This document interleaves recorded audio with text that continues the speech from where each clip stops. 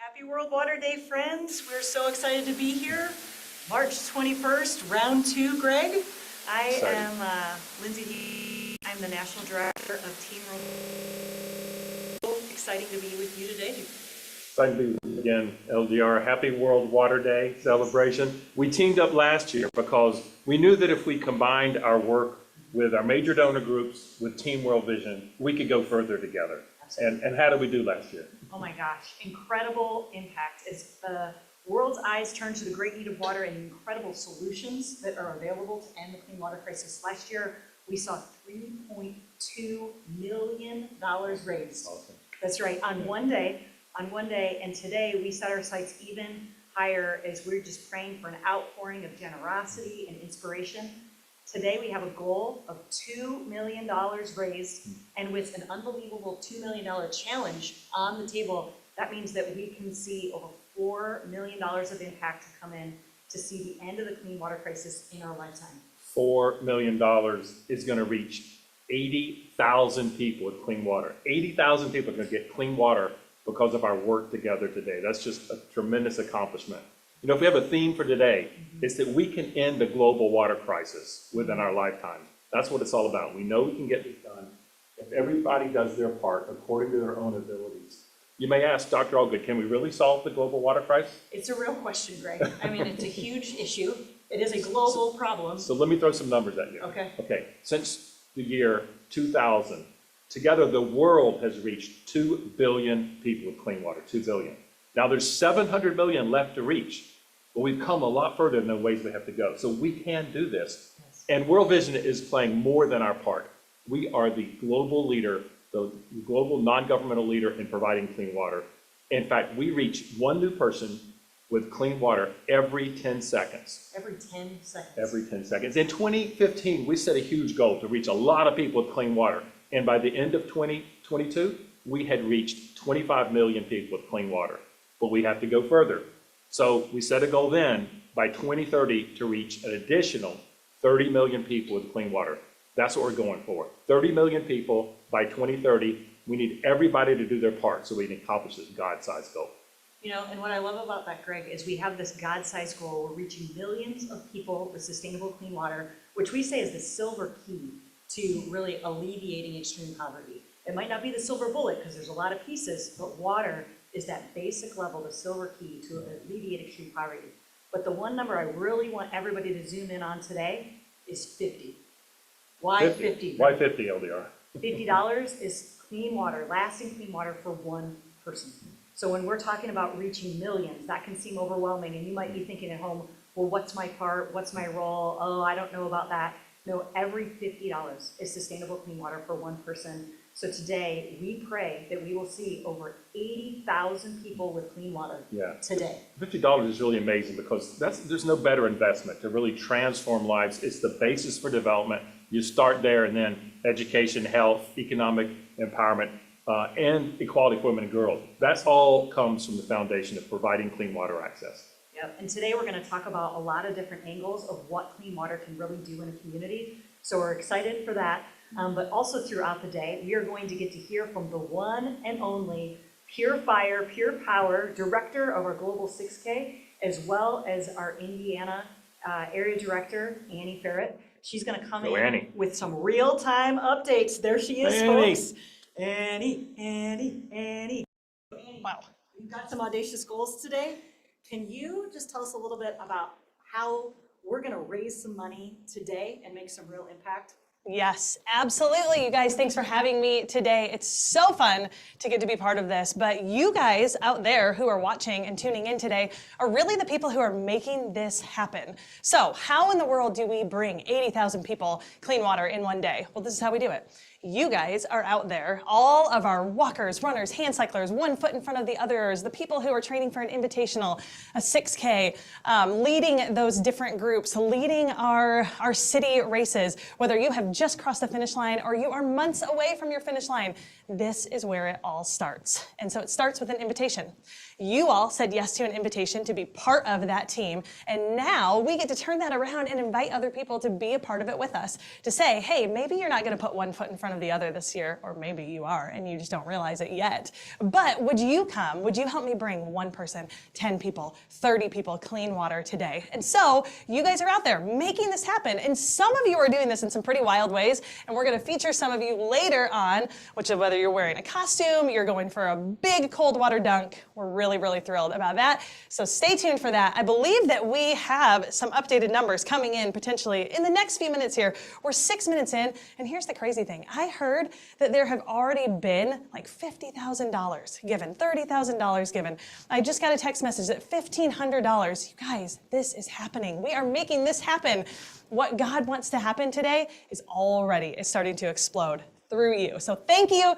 Keep going. Let's see what happens throughout the day. And I'm excited about the lineup that we have here on the live stream. You guys are going to get to tune in to some incredible stories. So I'm going to throw it back to LDR and Greg for what do we have going on today for the rest of the day.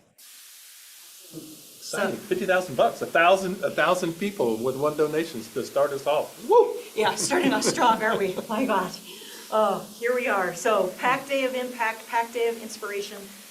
Right after this segment right here, we're going to start the day strong with our director of peer-to-peer fundraising, Brian Frazier, having an incredible conversation with Olympian and former Lost Boy, Lopez Lomong. This is going to just crack your heart open and blow your mind. We're excited for a strong kickoff today. That's right, Lyndsey. At 9 a.m., we're going to revisit a session we had last year by meeting Ryan and Holly Lambert again. They're part of our National Leadership Council. And since we had them on last year, there's been some amazing, historic, radical generosity that's happened because of the Lamberts. So we'll meet them. And then we're going to have our beloved map guy, Alan Hollabach. He's going to show us some of the latest maps, zoom us into Zambia, where we're committed to finishing the job and reaching everyone, everywhere we work. Then we'll go to Zambia with a live stream, and we'll have Collins Kalumba, our World Vision Zambia donor liaison, introduce us to a sponsored child and his mother, and show us the renovation we've had, the upgrade we've had in a health care facility in Zambia. Oh my gosh, that's going to be incredible. Following that 10 o'clock tour of that health facility, we get to go live over to our Houston, Texas studio and hear about how one company, Centric Energy, is changing the world through clean water and something crazy like a 200-mile relay we call Hood to Coast.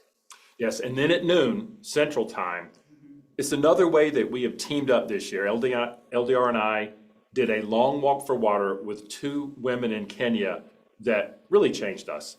It's our first showing of this film.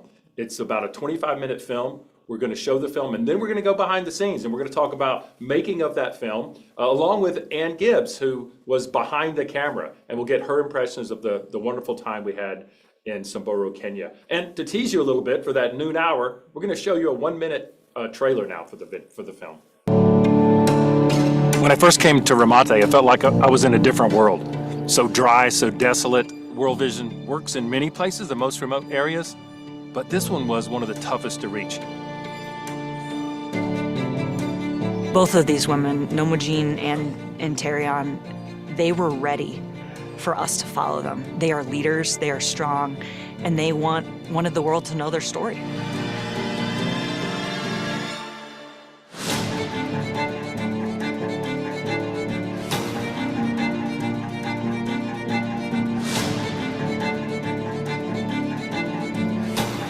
These women have had miscarriages, walking 9 months pregnant up the side of the mountain. These women have given birth in the middle of the wilderness, and all they have is their friends to help them.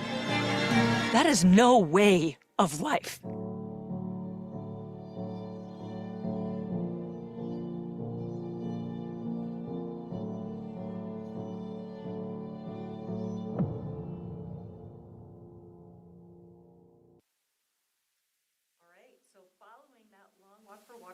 We're going to have an incredible conversation with Sharon and Tim Murphy, who are going to be in the studio here in Chicago with us live, and they're going to share a little bit about their personal story of transformation and global dedication.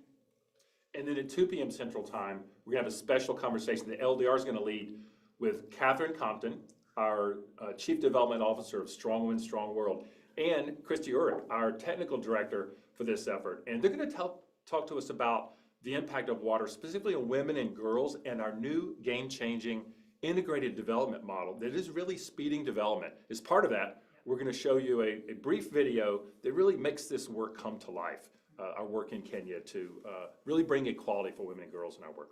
Yes, and after an hour of Strong Women, Strong World, we get to hear from another incredibly strong Team World Vision legend, Brianna Hammond. She'll be joining us, and I cannot wait for you to hear about how this tough mom found herself now running marathons and ultra marathons to provide clean water to children just like hers. I've had the pleasure of going to Ghana twice this year already, and on one of my first trips, I went with National Leadership Council member Lene Brown and World Vision donor Representative Deborah Padberg. Yes. And we went to Ghana. Lene's husband, Pat Williams, will also be with us. We'll talk about the trip that we had to Ghana, and we're going to launch a new Finish the Job effort in Ghana. We're going to reach everyone everywhere we work in Ghana. We'll provide the details of that for the first time on the call at 4 p.m. Central Time. So exciting. And then at 5, we get to hear from Mahogany Lawson. She's going to take us back to the time when she was just 16, my friends, and she promised the world that she would run a marathon every year for the rest of her life. Wow. Yeah, and this is 10 years later, Greg, so she is actually putting proof into the pudding, one foot in front of the other. So 10 years later, she will be with us here, still moving and able to tell that story. That's a great example of everyone doing their part. Then at 6 p.m. Central Time, we don't often talk about Congo, the Democratic Republic of the Congo, but we're going to have Lyndsey Watson here in the studio. She's the ministry specialist from the Evangelical Covenant Church, and she's going to talk about our historic partnership and the tremendous impact that we've had together in DR Congo. And then at 7 o'clock, as we're rounding out the day, it's 13 hours of live stream content today, friends. So at 7 o'clock Central Time tonight, Greg, you get to have an incredible conversation with National Leadership Council members Steve Brannon, Sherry and Jim Funk, Jenny and Doug Garrison, and then Jerry and Jennifer Rogers, I believe. Yes. And it's going to be a reunion of sorts, and we get to hear about our progress in Zambia, where we are also finishing the job. We are finishing the job next year in Zambia. And then we round it out at 8 p.m. We're gonna need some energy boosts. So we have the Energizer Bunnies, David and Carla Hillard. They are the co-chairs of our Everyone Needs a Believer effort. They're National Leadership Council members, and they really bring the energy. They're a lot of fun. And then we'll give you the totals. We'll see how we're doing towards reaching these 80,000 people today. Absolutely incredible. Friends, this year, some of you might know, some of you might not, World Vision is celebrating 75 years of belief and action in the world. And Team World Vision, Greg, is actually celebrating its 20th year of moving for clean water. So today, friends, is an incredibly special day as we look again at the need for clean water, the power of clean water in the world, and the sustainable solutions that we can be a part of to see not just the end of the clean water crisis, but literally a transition to transformation and fullness of life, right? So right now, to kick off our day, we are going to pitch it over to Brian, again, our Director of Peer-to-Peer Fundraising, as he is going to have an incredible conversation with the one and only Lopez Lomong. Thanks so much, Dr. Allgood and Lyndsey over in the Chicago office. Just so thankful to be here this morning on World Water Day, or at least the day that we celebrated here on March 21st, and to have a very special guest here this morning, Lopez Lomong. My name is Brian Frazier. I work at Team World Vision, and you'll see me in and around all different events and the programs that we lead. And I am so excited to get to introduce and interview today a very special friend of mine, Lopez Lomong. And for those that are not familiar with Lopez, or maybe not into the track and field world, Lopez is a two-time Olympian. He is a multinational champion here in the U.S. He has won, as far as like wide variety, for those that are kind of know the industry too, to be a U.S. national champion in the 1500, the 5000, the 10,000, indoor 1500, and then to be a two-time Olympian at both Beijing and London, and then multiple world championships in Berlin in 2009, Moscow 2013, Doha 2019. He is something else. But what makes him even more special is his story, which we're going to talk about here in just a little bit. And Lopez has been partnering with World Vision since 2012. And his life, and not just his story, but just who he is as a person, inspires me on a daily basis. So Lopez, welcome so much to today's call. Brian, great to see you and great to see everyone, and happy Water Day, World Water Day, and I'm so delighted to be with you today. Thanks, sir. And Lopez is calling us right now from Brussels, where he lives with his wife Brittany and their two children. And so, as we kind of do the interview today, he's going to be on a little bit later time zone, which is fine. It'll be his evening, or at least early afternoon, evening time. And so, yeah, so excited to have you today. I think, let's just jump even right into it, because we have a lot of things to talk about today and to get everybody excited about.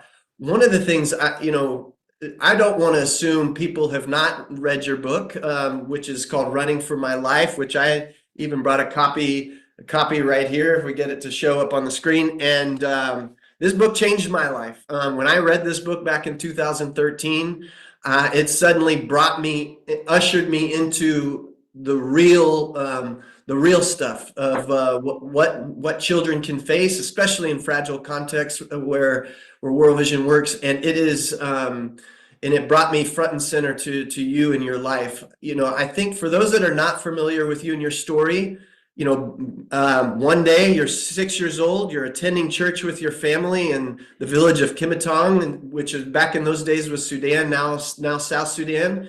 And then all of a sudden, trucks pull up, and from that moment on, for the next few weeks, everything changed. Tell us what happened, and bring us in.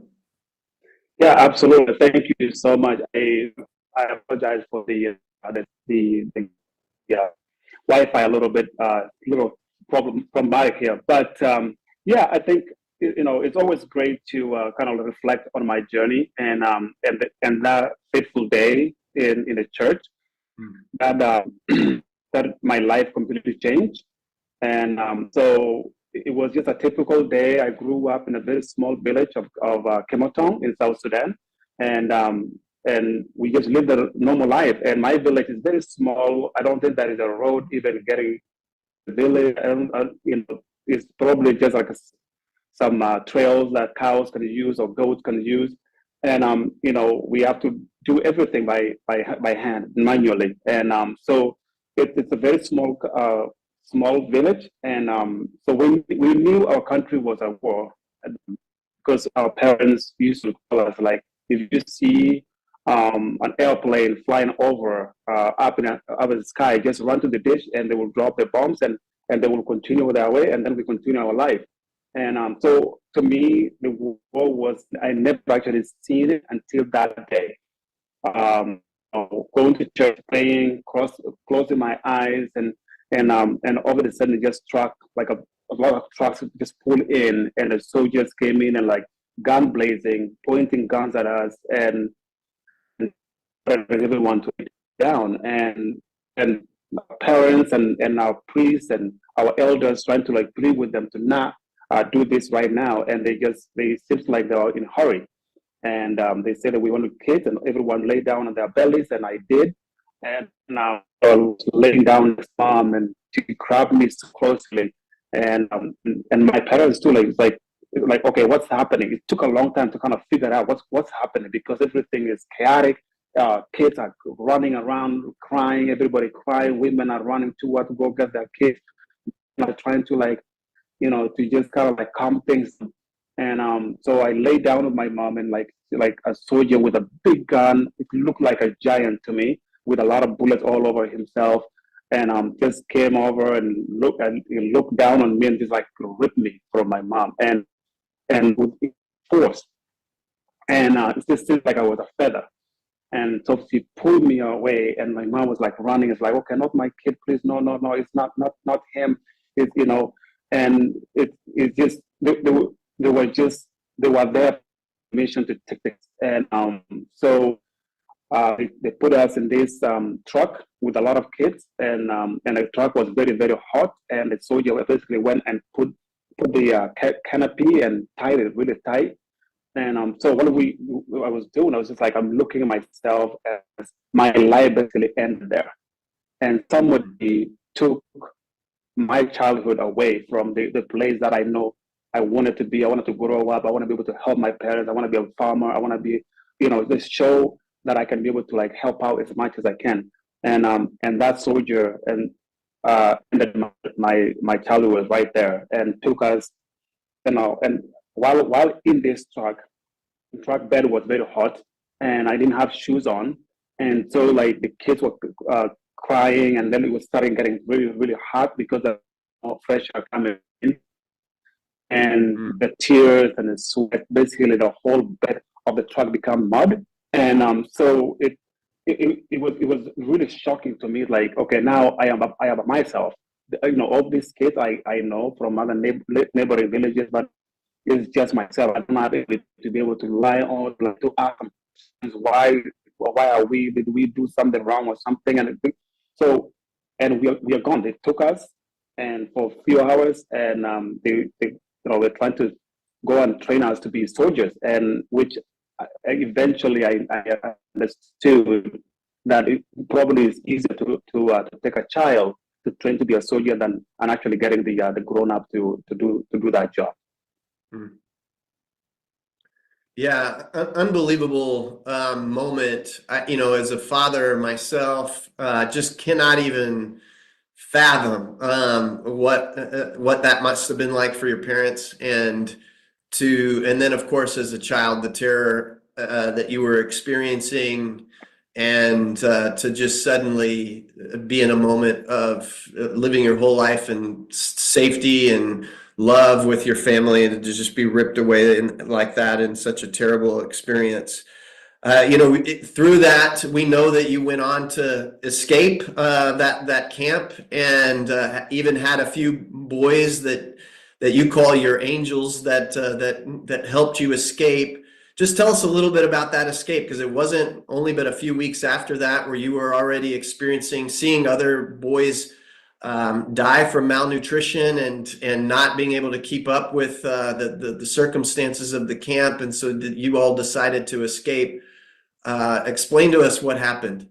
Yeah, that's a great question. Yeah, so after they took us, they put us in this one roof prison, and so basically there is no light, there's no windows, it's darkness, and the only way for us to know what is happening outside is how many people are talking. And then when you see like commotion, people are walking and talking, and then you understand that maybe this is the day.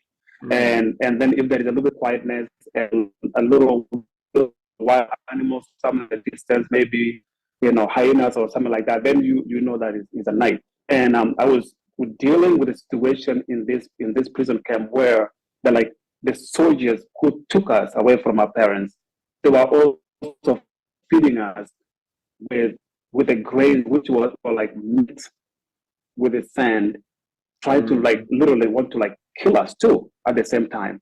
And I don't know if they thought maybe they made a mistake and they could not able to take us back to our families. Our prison became a bit like sewage. And I witnessed boys dying every day. And the soldiers will go and drag them, they never bring them back. Which to me, a 6-year-old kid, I know that I thought maybe they're just sleepy or something, because I've never seen anybody die before, and even to be able to just kind of fathom of like, oh my God, like that person is no longer with us, it's something like I never even knew about, and they will drag them, and maybe by leg and my hand, and then the head would kind of roll like this, So that day, while training, they stole the hole on the fence. And right away they came back. They're like, okay, today you're gonna be sleeping between us, in the middle of us, and we are going to see. We are going to take you to your mom. Like okay, we're going to take you to your mom, and without not telling, like it's actually like it's real, or like it's trying to comfort me to feel better, you know. Yeah. And so they were truly angels sent me to rescue me. I think it's just everything they say is like basically like resonate with my like it make me comfortable, it make me happy, it make me I'm being cared for. And so that even they got up, he picked me up like kind of noise. We are you jump other kids were sleeping, and they opened, they kind of cracked the door just like a little bit like this, and one went through, the second one went through, and then me, I went through, and the last one we closed the door, you know, because otherwise if you open the whole door, everybody showed up, then they would have opened the gun on us. This is something like I'm just figuring out right now, you know, like because back then I had like somehow I wasn't even like nervous at all. Something was like comforting my heart to just kind of like, oh, everything okay, because I have three of these boys who will take me to my destination, the place that I was taken away from. So we're crawling. Some of the soldiers were like, kind of like letting their, the cigarette, some cigarette. You can see a little bit of their faces, and the whole time my head was on the ground, literally on the ground. As the more they were talking, the more we were crawling toward this hole on the fence, and we went through the hole on the fence, and we just started running. We just ran, just away. We don't know which direction we are going. Just run away, and into this savannah, into like grassland, and like even like trees, stumps or something like that, like piercing all my leg, my bell, like feet, and I couldn't feel it. It seems like it's like something that scratched. I was like in this. It's just like this energy of like I want to run as far as I want to. I don't want to go back to this place. I don't like this place. I can run away. So we ran 3 days, 3 nights, and they were doing really good. They were like protecting me. They were carrying me sometime when I started getting weak, and they feeding me some water, and they were just there to protect me at all costs. So we left as we ran, and it got to the point of after 3 days, it got to the point that I was like, you know what, like the sun was too hot, and I just found a very comfortable place. I sat down. I said, okay, I cannot move anymore. My legs started getting swollen, and they also just like everybody was just like exhausted, and we are all kids at the same time, and so we sat down, and all of a sudden we see this like grass coming in, and like a movement, going toward us. I don't know what's going on. We just thought like, okay, these guys found us, and that's it. That's our. I didn't even know what they would do to us or something. I don't know what death even looked like. But I was like, oh, okay. So I cannot run anymore. So I just sat down there. I fell in peace. I sat there, and there was like a little mirage as well as they're walking toward us. You feel that kind of like the body, they're kind of moving, like a little water or something through the grass. And so they walk in, look at us, and like a little dress, different guns, a little older, professional. They offer some food, some water for us. Like it was just like I didn't even have like energy to pick up the thing, and it just like just drink on my field right there, and the other boys as well. They put us in the vehicle, took us to the UNHCR. To basically, they knew that like there's a lot of South Sudanese kids are always running to it on the border all the time, and they knew the protocol. Okay, once you find us, just bring them to the Lokichokyo, to the UNHCR, the registration office, and that's what we did. And they gave us some grain, some corn, kind of like boiled, And we ate just a little bit like our belly. Like sometimes we don't even know, we don't even have that kind of like, the food is not even getting to our belly. We just eat to eat. And we are basically exhausted. And that's when they took us to the Kakuma refugee camp, made up with so many other refugees, and to live our life there.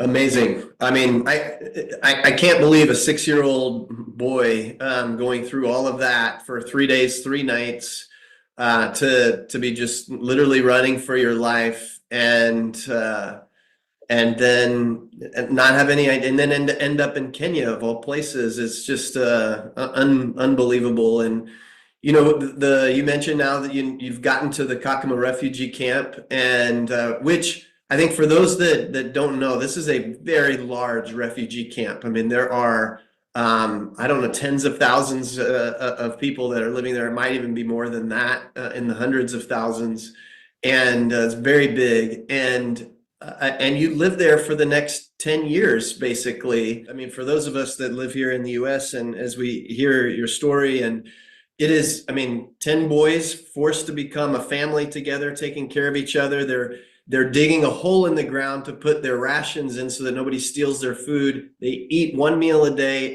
in the middle of the night so that nobody steals their food. Tuesday is garbage day. That's their favorite day, so they can dig in the garbage and have something besides whatever they're giving them the rations. And then on a daily basis, you're running 30 kilometers, that's 18 miles, around the edge of the refugee camp so that you can get a spot on to play soccer. And if it's the first ones who finish, you get to play soccer. Like this life that you were living for that 9 or 10 years is, there's this, as you were just describing, so much hopelessness that was there, so many reasons to be discouraged and negative, and yet you made it. Unbelievable. I mean, I think, and for just some additional perspective for everyone, as you've heard him share that story, this is, as he mentioned, this is Sydney Olympics 2000. And as I introduced Lopez at the beginning of the interview, his first Olympics was in Beijing in 2008. So literally from this moment, 8 years later, the kid who has been told by all the world standards that he's dirty, he's a nobody, he's a refugee, he doesn't have a family. He goes from that to now God doing something in his mind and his heart. And so that in 8 years, he's going to become an Olympian. It is unthinkable. It is completely unthinkable. Go on to become an Olympian, which, your first Olympics in Beijing, you were also then nominated to become the flag bearer by your fellow Olympians. And there you got to meet President George W. Bush, who I got the privilege of watching you reunite with George W. Back in November, just in last year. What was that like to kind of go back to those days of Beijing, get to shake hands and give a hug to President Bush and all of in that moment? Yeah, it's like it's like my dad, my grandfather, and it gives you that kind of a hope of the feeling of welcome, and you're being welcome, be careful. And I remember, even in Beijing, I was just like, oh my God, this is the president. He looked me straight up. It's like straight through me. And I was like, oh wow, this is tough. And after in November, united with them, it's like, wow, hi, you never changed. You're awesome. You look great. And he basically told me, like, he called me like, hey, this is my lost boy. How are you, buddy? I was like, doing great, Mr. President. How are you? It's so good to see you. Like, small little, talk there, and we just kept talking. And he said, are you still running? And I said, well, actually, I'll be running Tokyo Marathon for clean water through World Vision. It's like, he goes, why do you need to go all the way to Tokyo and that you can actually run in Houston Marathon with us? That's amazing. Now you and I have been friends for a long time. Ever since 2013 was the first year I met you at Hood to Coast. Yeah. And one of the things that was so special for me in getting to meet you, because by that point I had read your book. I was a runner. I had followed the sport. I knew who you were, and it was just such a big deal for me to get to do an event with you and just to get to meet you. And we ended up hanging out quite a bit of time in the vans of it, because one of the things I love about you so much is you were just one of the boys. You're just hanging out, one of the guys or one of the people, because it doesn't matter what group you're in. You get along and love to joke around and have fun with everybody. And I think that's always been, such a special attribute for you.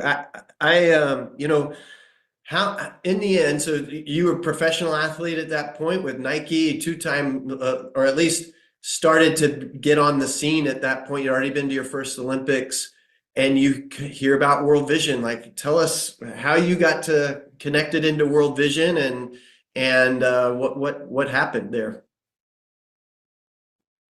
Yeah, I think it went back to in 2007 when I reunited with my family for the first time, and with HBO took me to all the way to the village, so I get to see how people live, how like the poverty that was going there over there, diseases like like dirty water that people are catching to drink, and I was like, it just seems like to me like I lost a little bit focus on what my angels were directing me to do, and witnessing a kid passing away, right? Because the mother brought the kid to say like, okay, give my kid medicine because you're from America, and the only medicine that I had was malaria pills that I was taking every day to protect me from getting a malaria.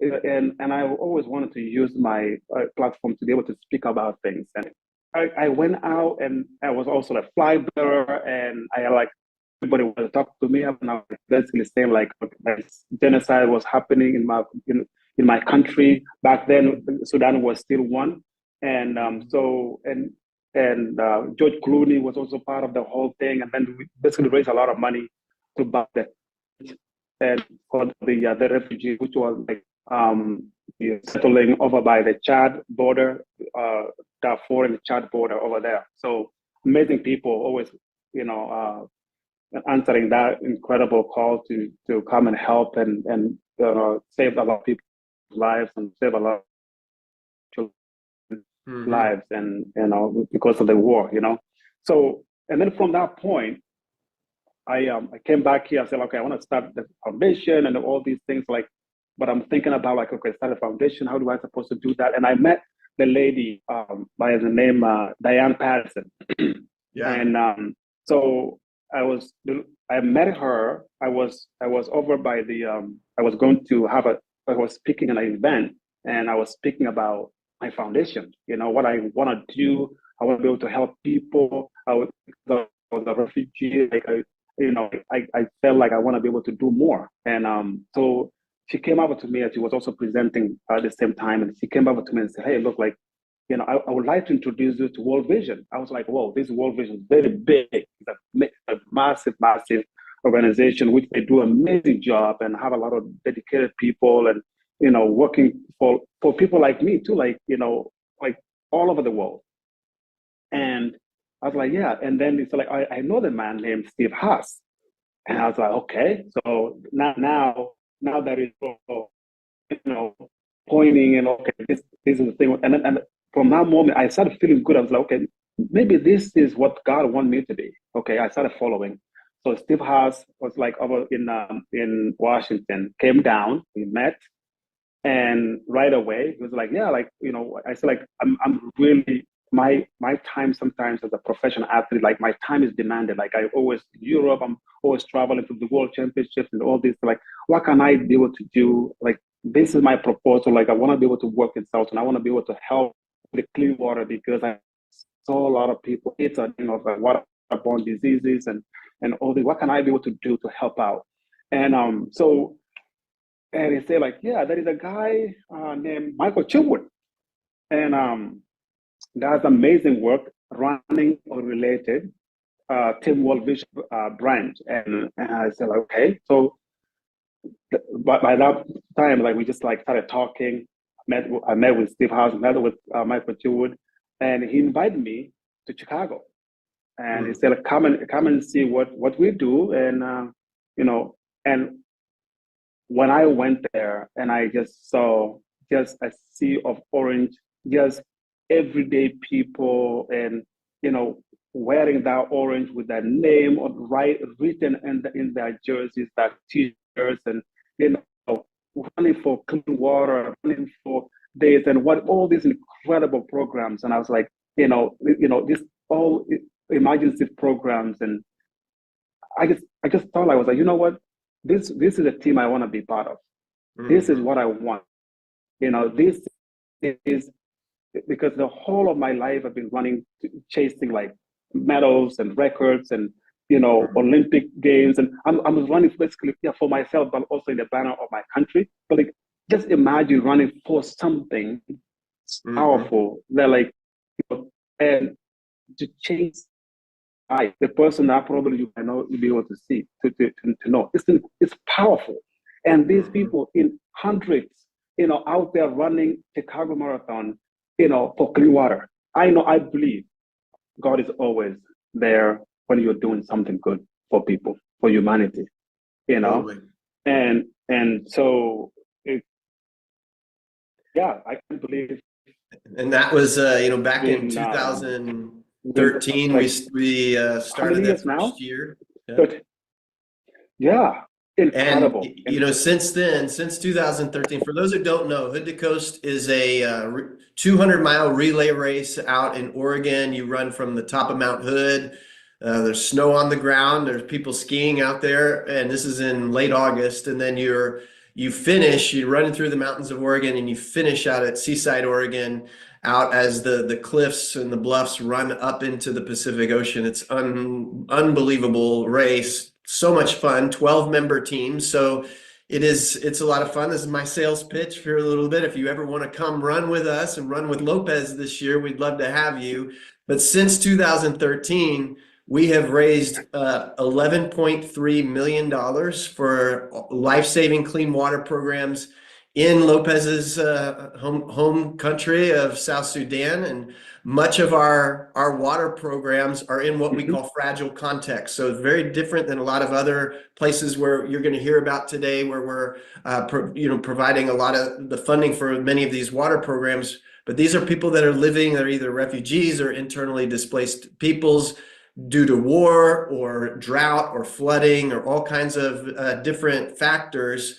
And we get to provide clean water and sanitation programs to those camps, to schools, to health clinics, and all in the name of Jesus. And it's all because of Lopez and his vision to start this event with us.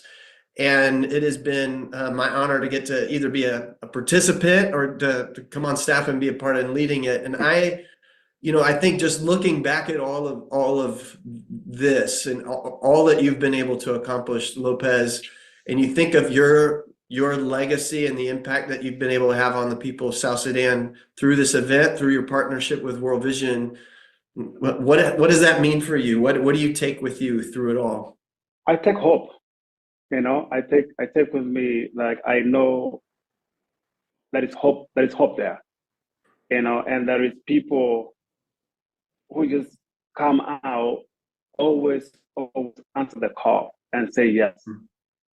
They always come over and say yes, no matter what, because there is something in their heart that there is something that they want to change in the world. They want to give hope to people who don't have hope, people who are lost, people who basically give up through their hands and say, you know what, that's it. Like, I think I tried all these things and I lived in this situation, and God is now probably literally forgot about us, and that's it. So the hope I was telling you, like, I take away from, it's like it's something, especially this organization, this World Vision, it connects right people, the right heart, people working so hard to be able to see the world a better, see the world like live in a better light for somebody else. And that is very beautiful thing. And that is something that it give me going, kept me going, give me that kind of like if we can be able to connect so many other people with that goodwill, we can do amazing things in the world. Well, and we continue to do it. And you're, as we've heard throughout your story and the impact that we've been able to have together, you are one of the most positive people I have ever met. And whereas, some people are half glass full people, you're full glass overflowing. And that is who you are, and every challenge that you have faced.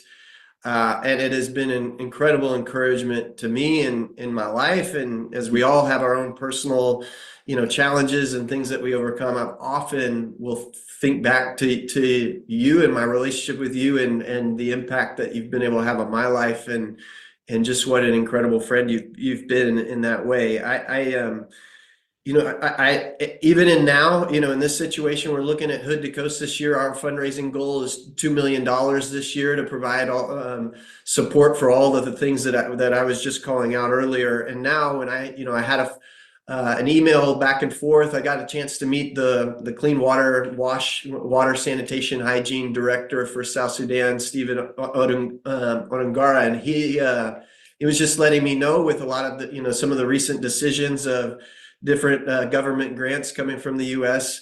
We're now playing even further behind in South Sudan than what we had before. I think if with just your experience at Hood to Coast, how incredible the event is, and just even the need of clean water, if there's any encouragement that you can give now for people who had been considering giving or being a part of what we do, and now that sense of urgency is even greater. And even in South Sudan, our budget now is cut by $3 million more this year than what we had before, which is just just one more challenge that we need to roll our sleeves up and get after it. And if there's any words of encouragement you could give our donors, our supporters, our runners today, I would love to hear it. Oh, absolutely. I think I can just say, please don't lose hope, and be on our side, and please just understand that, this is a big setback for to be able to have 3 million less money that goes to the people they need. And I think this is a time for us to be able to roll our sleeves and really stand our tent, to be able to come out without money and more, because we can do it. We can do Exactly. it because with our faith, and with all of you, rally around, get involved with even come over, as Brian said earlier, come support the team, come support us in Team World Vision Hood to Coast. The children will die, Yep. and that $3 million meant a lot to them. And then I think this is time for us to, can we be able to cover? I think we can do it. I think, I believe in miracles. I saw a miracle. I came through 3 teenagers rescued me, and now I'm sitting right here and talking to you about the urgency about what is about to happen with the people of South Sudan. Please don't lose hope. Come, let's work together. Let's think about what we can be able to do together to help those kids and help those women and help those poor people of South Sudan to have clean water, healthcare, especially, and even 5-year-old, a 4-year-old, 4.5-year-old kid right now, because if that kid is not getting help, he cannot be able to make it to the 5th birthday. If it's gonna go back to drinking waterborne, a contaminated water over in the dish somewhere, okay, maybe this is clean water, this is water for drinking.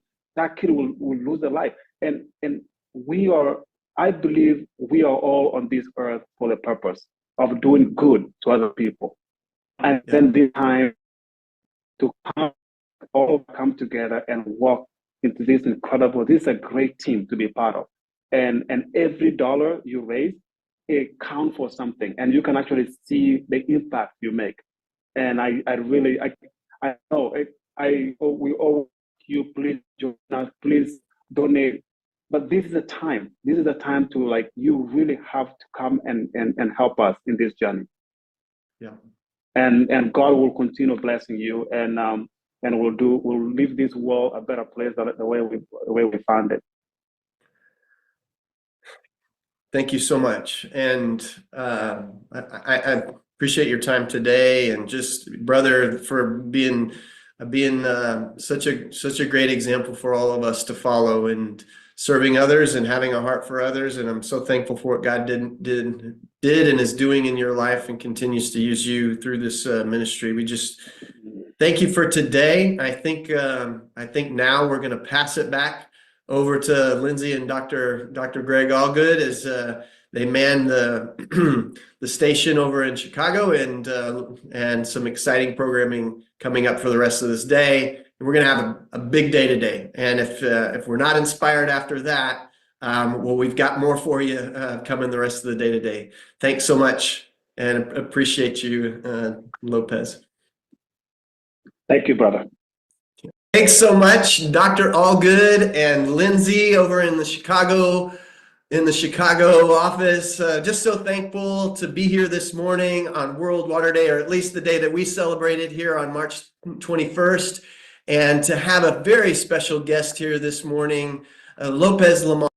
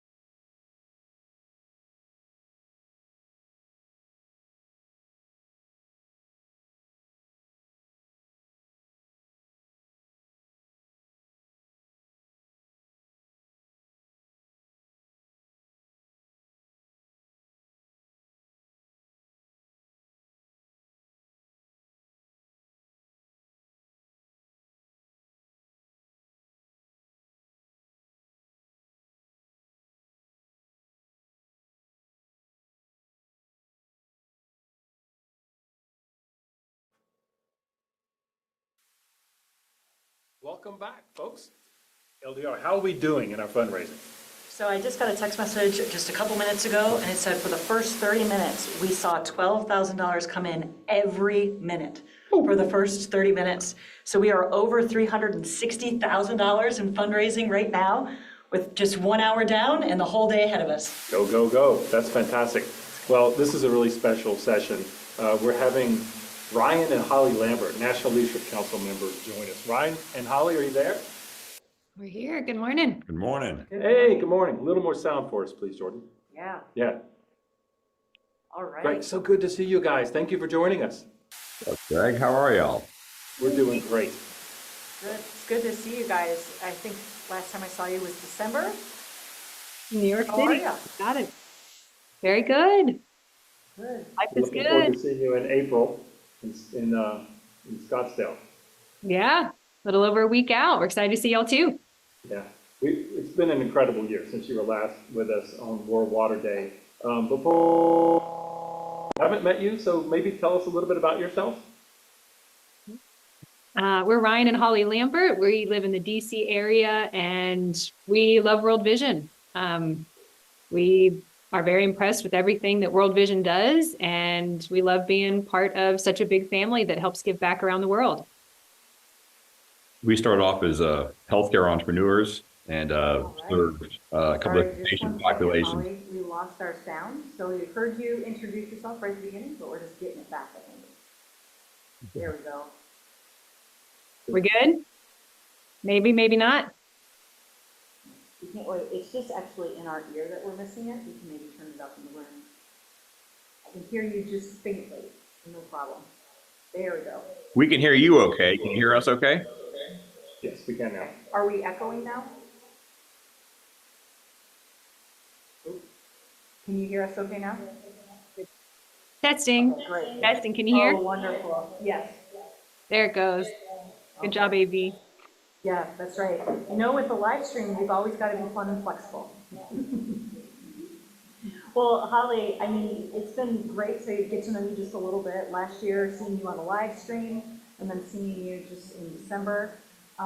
You know, I've heard some of your story, and again, some folks listening haven't, but you guys sold your business.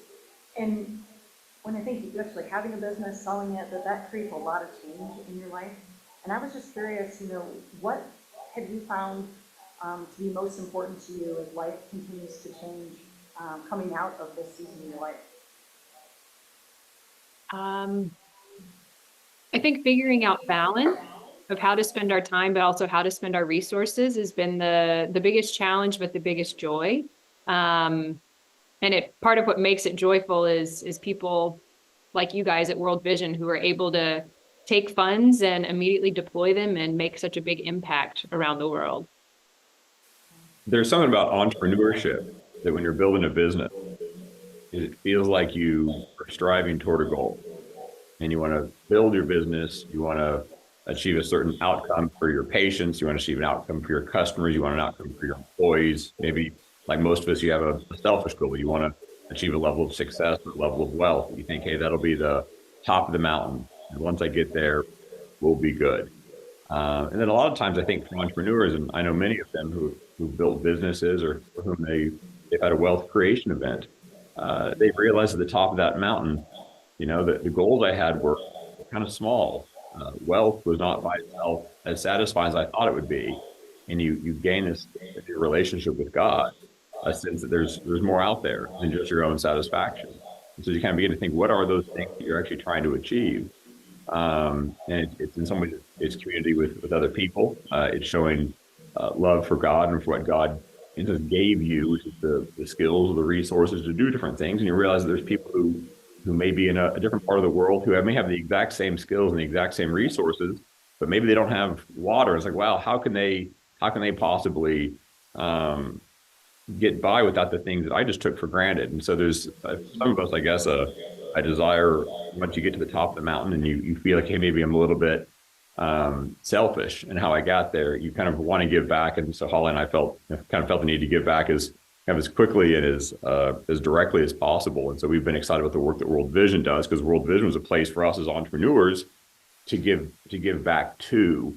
the infrastructure already existed. We didn't have to build the infrastructure. We didn't have to go build our own nonprofit. We didn't have to, in some ways, have the temptation of building something one more time that would go serve a need that we knew existed in the world. World Vision was already best in class. And so for a lot of entrepreneurs who build a best in class product, whether it was in tattoo removal or whether it's behavioral health therapy or whether it's making skateboards or pouring concrete or doing real estate, whatever it is that people are accomplished in being able to do in their professional lives, their philanthropic lives, they probably want to have some of the same quality outcomes. World Vision for us was a venue to do that. And it let us do it faster versus have that temptation of, oh, we'll do it in 10 years or we'll do it in 50 years. The need is existing right now, and the organization exists right now as well, to have those funds go to. So that's kind of how we maybe thought through that, and maybe that to some of the people who are listening today or in the future, that'll speak to them as well. I think you really answered it, because a lot of people we know, a lot of people that now invest with World Vision, first go down this route of trying to create their own not-for-profit. And like you, they're smart, they're creative, they're entrepreneurial. That's how they develop their wealth. But they decided to do it themselves. But you guys didn't do that. Anything else? You answered that really well. But anything else you'd like to add to that? I mean, a big part of it is just, where is your time and how do you spend it? We have 2 young children. And so us going out and trying to reinvent the wheel right now in our lives, we just realized it wasn't possible. But we also wanted to give back but also be part of something bigger than ourselves, and answer a call on our heart now versus just waiting. Yeah, I think it's great. I so deeply appreciate how intentional and reflective you both are, because, I feel like life can kind of live you sometimes, and you have to make a really intentional choice to live life. And from selling a business to having small children, just taking good care of your marriage, being a good neighbor, to not let life take over, but to really direct where you want to go. It takes a spiritual maturity and a lot of intentionality and time. And it's just personally really encouraging to me. But Holly, too, I guess on this process, as you've made these decisions and carefully walked this path, and now, a year later or more working with World Vision, what about the work really resonates with you as a woman, as a mother, now that you've been around a little bit? What fires you up? I think it's 2 things. One, it's just the efficiency and effectiveness of all the World Vision team members out there. After decades of experience, y'all are just really do a great job of being able to get things done, get it done well, but with a long-term vision in mind, versus just showing up, fixing something, and then disappearing. And the people on site there don't necessarily know how to keep it running. How do we keep their lifestyle or keep their water well going, or how do we keep their businesses going? Like, you all work with the people and train them that way they can stand on their own 2 feet. And whatever that means in their different cities or their towns. But also just every single person we've met that's either on the World Vision team or gives to World Vision, they're cool people. They have great hearts, and they're smart, and they're hard workers. And we just, from the very beginning, have been so impressed with everyone we've met. We're like, yeah, those are good people. They're cool people. They get it. And they also have other backgrounds to prove that they get it, and they know how to figure out hard things.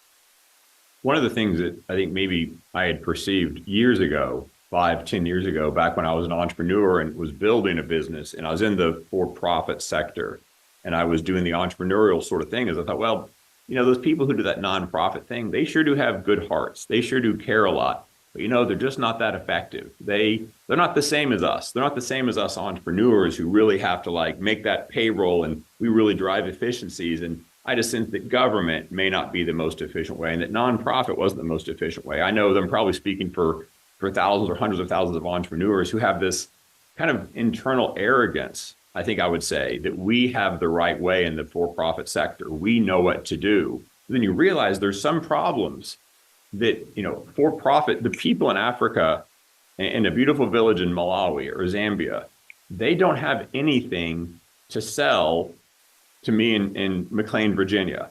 I can't personally make any money off of them today. And so the calling is one that maybe the for-profit business community simply can't solve. And so you have to find someone who just has love for these people and who wants to care for them and who wants to serve the least of these. And so it's going to have to be someone that does it. And then once I realized, once that light switched in my head of, oh, wow, World Vision is running things as efficiently as possibly can be done. And they're doing such a good job on the ground. And the dollars that we invest are being spent as well or better as the own dollars that we as entrepreneurs would invest. It's like, oh, I was kind of seeing this thing the wrong way. I was painting with a broad brush that nonprofit and government wasn't able to do a very good job to solve these problems. These are persistent problems that will always exist. I can tell you hundreds of entrepreneurs I know who believe that about the nonprofit world. And so now we're kind of on a mission, I think, to be able to share the word that, no, guys, that's kind of just an excuse. It actually doesn't happen to be true. And once you think, oh, wow, maybe there is an organization or 2 or 5 or 10 that do a great job, that are efficient with how they spend money, and it is a good place to put your dollars, and you can affect a lot of lives. You're probably 90% of the way there. The final 10% of the way there may be something that happens personally. Maybe God works in you in a mysterious way and you don't quite understand it. Maybe you have a diagnosis of cancer, which some of us on this call have had. And you go through a period of time where you kind of have a humbling experience. And you think, wow, maybe I don't have all the answers. Maybe I'm not kind of like absolutely in charge of every single step along the way in my journey. Maybe God is really kind of playing a role in moving me where he wants me to be. And you think, oh, wow, maybe I was wrong. And then you also at the same time have the realization that maybe nonprofits can do a great job to solve problems of people who are desperately in need, who won't get help otherwise. And those kind of two things together, when they move together and converge, and then God introduces you to people at World Vision, you say, well, here it is, let's just do it. Let's obey. And so that was kind of the full intellectual and emotional journey, I think, that maybe we have gone on. And maybe that speaks to other people as well who have achieved one of those two pieces, and they just need to get that other piece. Maybe we can merge those pieces, kind of form together. So wise and so appropriate in these days now that we're facing of, what's the role of NGOs in doing the work? You answered that so beautifully, Ryan. Thank you. Well, Holly, last year, we were so excited when you said, I think we're just getting started with World Vision. That was pretty prophetic because Ryan, what a year since you guys were on last year on World Water Day. We were at a conference and you guys showed radical, historic generosity. You finished the funding for our efforts to finish the job in Zambia and reach everybody everywhere we work, 1 million people. But you didn't even stop there. You funded nearly 100 healthcare facilities, our upgrading of those facilities so they have clean water access, so that they're a place safe to deliver, and that's gonna improve the health of hundreds of thousands of mothers, babies, and community members. So thank you so much for that radical generosity. What was that? When we told you about the needs, you said we can do that. We can do that. Which is just tremendous, and we thank you. But what was that experience like for you, and how are you feeling about it now? I wasn't a great student. One of the reasons why teachers probably didn't love me was I'd interrupt them in the middle of their presentations in class, and I would either point out something that maybe they were saying that was incorrect, or I would want to move forward, or I'd want to kind of quickly get to the point and kind of move on to that thing that was critical. I was there, and Holly was in Virginia taking care of our 2 wonderful kids, and kind of without having consulted with her on it first specifically, but knowing that thematically she and I were of the exact same mindset on this. When you said, hey, there's work to be done in Zambia, and we need to finish this thing up, I think God put on my heart and kind of our hearts generally to kind of interrupt the middle of this presentation you're doing to a couple hundred of our new friends at the National Leadership Council. And we said, hey, we'll do it, or we can do it, or we got you. And, it's kind of like my voice is, it was loud enough to kind of overgo my table and go all the way to the front. And then you came down and gave me this big hug. And we had this important moment where things were moving. And you could kind of feel the Holy Spirit in the room. And then you said, hey, wow, okay. And then there's this thing in Niger. We have these clinics in Niger. And I remember I used to spend time in West Africa working. And I knew a bit of the story of Niger. I mean, Niger and Haiti were always 2 of the absolute most impoverished countries in the world on the Human Development Index. They were always kind of at the very, very bottom. And I knew some people who were there, and I spent some time in that area, and I know of the struggle of the people, and I know that there's a lot of really good work to do. And I saw that World Vision was actually, I didn't even know that World Vision was serving in Niger. It wasn't even super clear to me that that's where World Vision had a big project in its health clinics to serve the most vulnerable people in areas that are really, really difficult, right? It's difficult from a geopolitical perspective. It's difficult from an access perspective. I remember being there and it was 45 degrees centigrade, and I'm not good at converting from centigrade to Fahrenheit, but that's pretty hot. And that wasn't really even a hot day. And I imagine not having water, not having health care, and being in the middle of the desert, and God love them, people all over the world deal with the conditions they have. But when I live in a beautiful air-conditioned home, and I have all of my kind of physical and material needs met, and you know that there's a small investment, relatively small investment, can make massive changes in the lives of millions of people to get access to the kind of healthcare that we absolutely take for granted. And during my cancer experience and that of many others in the U.S., we take for granted the fact that we have life-saving care. We take for granted the fact that we have doctors and nurses and healthcare professionals of all sorts who can offer the most advanced therapy and save our lives.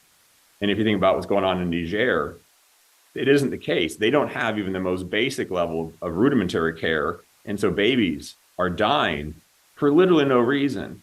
And you see in the US, people who care deeply about the children they have, and they do everything they can to make their children comfortable. Sometimes they even go too far and really worry about, things that maybe aren't even realistic concerns, because we have this excess. We have excess food, we have excess medical, we have excess everything. You go to the doctor for the kid has a sniffle, right? And in Niger, the child is dying.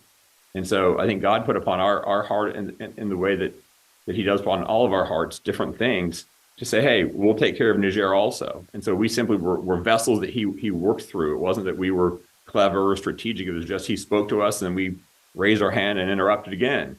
And that was kind of part of our fun journey, was being able to be used by God to do something that needed to be done. And World Vision is the organization that I think is out there to help get that work done in the field. And so whether it's the Civil War, whether it's the Tuaregs, whether it's the US or Russians, the geopolitics of it all, World Vision continues to put that work in. And so it's easy to say, oh, this is a confused place. It's hard to get care. It's hard to do things well. There are nonprofits out there like World Vision who can, despite the fact that there's geopolitical crisis, still be caring for people. And so that can't be an excuse for any of us. And just to highlight what you said about the Holy Spirit filling the room, I know that the 100+ friends that we had there, we all, you included, we all felt like it was a miracle what happened. And I love that as we hugged and cried about this miraculous investment you're making, we were pointing to Jesus, and I so appreciate that. Well, and it's really incredible to kind of hear your trajectory, and again, how you're saying, like, emotionally, psychologically, as well as just physically, how you all have ended up in the place that you're in, and life does disrupt you, and when that gets shaken up, you have to figure out what matters and where you're headed and what sort of life do you want to live, and it's just so beautiful that God has allowed World Vision and your all's life to collide, right? And Holly, for you, stepping into this, how has World Vision maybe just reshaped your thinking or helped guide your thinking around global poverty, and what can be accomplished? I feel ill-equipped to answer that question. In terms of what can be accomplished, the need is so vast, and the opportunity to make massive change is there. And there are wonderful boots on the ground that can make that happen.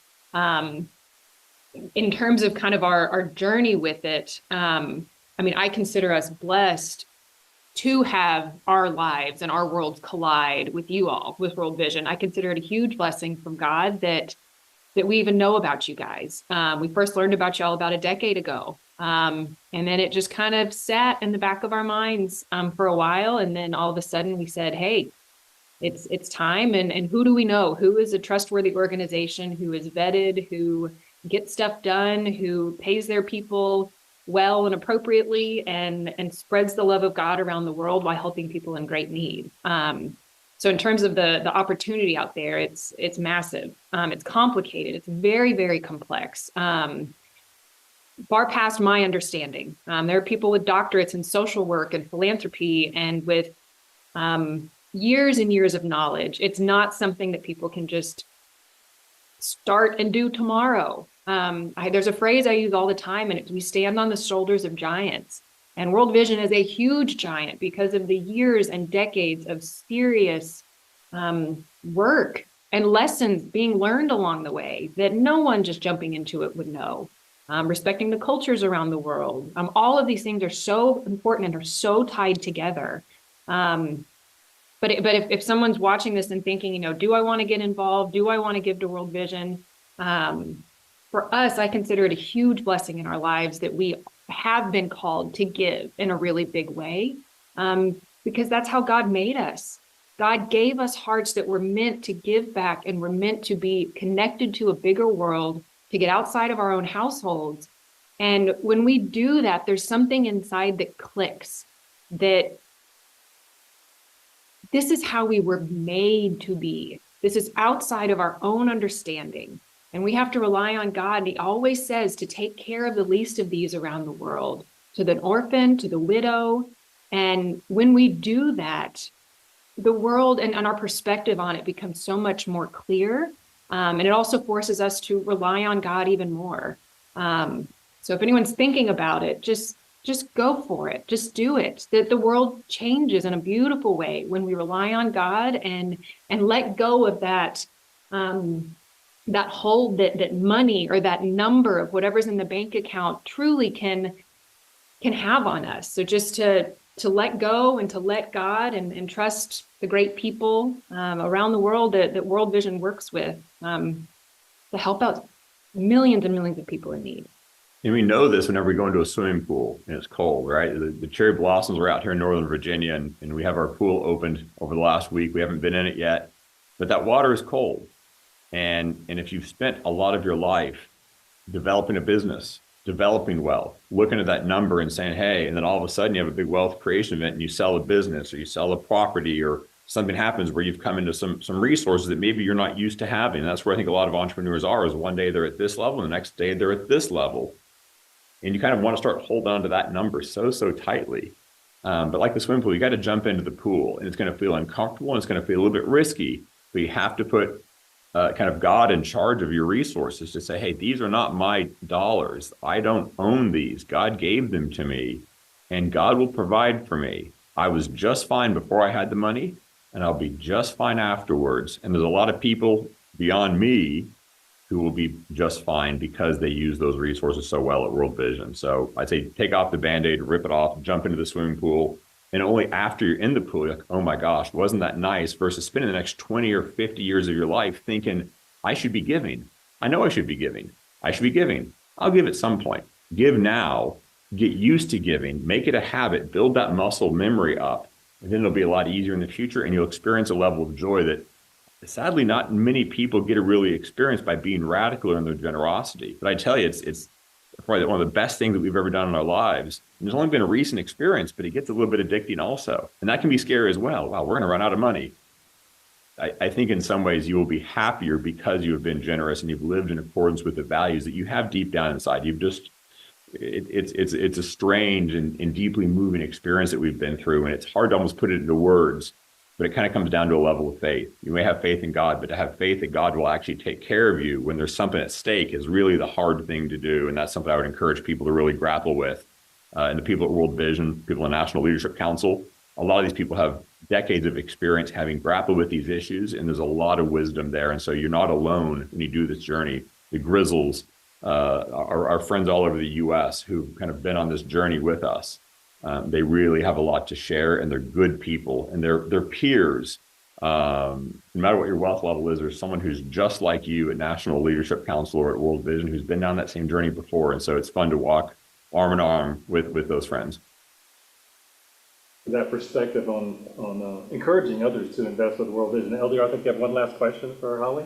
Yeah, I just really was resonating with what you're saying about generosity, and I feel like when we step into a currency of generosity, that's like the currency of the kingdom, that God is so abundant, right? And that we serve a God of abundance. And when we're, like you're saying, kind of stuck in that loop in our head, it's like, it's this scarcity mindset.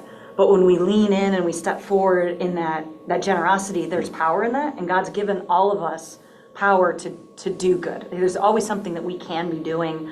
And when I think to your point, last year you said, sometimes you just got to do it. You know, and what you're saying now, like flesh that muscle, just do it. When you obey, then almost the trust comes afterwards. When you jump in, you get going, God can really show you a new level of faith and a new kind of experience of life. But when I think about World Vision, you know, kind of globally, Holly, and you know, as moms, a good friend of mine, actually Annie Ferret, who is here with us today, she said that one night when she was running, God gave her this vision, and she heard, "You're moving for mothers." She said, "Mothers like me with kids like mine." That there are mothers like us with kids like ours, and that when we all come together, you know, that's the answer. You know, that God brings all of his people together, and that's how things happen. And I guess my question to you, before we get to go to Zambia and we get to, you know, meet some children and some mothers and see this healthcare facility, I'm curious if you can share just how your children connect with this work with World Vision and how that kind of drives you or connects you. We were given a book by our World Vision rep, Catherine. It's called God's Love for You. And it was written by Rich and Renee Stearns a few years back, the former CEO and his wife of World Vision.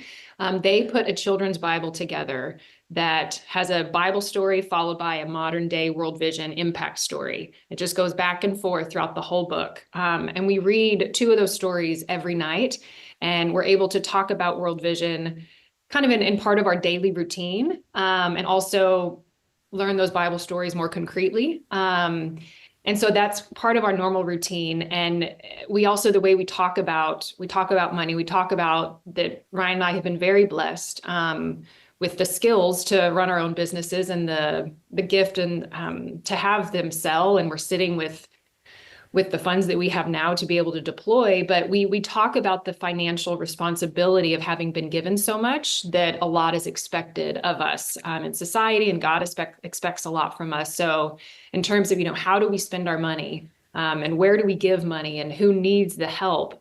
We try and incorporate that in our conversations with our kids. At some point, they'll be old enough and we'll go on some vision trips. And I know there are countless transformations that will be part of that we don't even know of now. But I think making it part of the regular conversation is really important for the impact, but also just the perspective. I think one of the most important things when raising children and also just as adults is perspective in life. If we live in teeny tiny worlds, teeny tiny issues become big issues. If we zoom out and we realize the world is a really big place and God's people are all over it with all different needs, and me having to go to the dentist is no big deal, just in terms of little kiddo things, right? Or to be thankful for the food on our plate. It's all these little things that add up to bigger things. And then as they get older and they learn about financial responsibility and also how they're going to spend their time, are they going to spend their time just focusing on themselves, or are they going to try and look at the world at large and see that there's massive need out there and they can be part of the solution to make the world a better place and to spread God's word? I think all these things are tied together. And one of the most important things is, as a mom, as a dad, it's so important to teach your kiddos the little things along the way, because little bitty grains of sand or salt they have massive fruit when the children are older. So it's one of the most important jobs in the world to be a parent, and to teach our children the little things that matter have really big impact in their futures.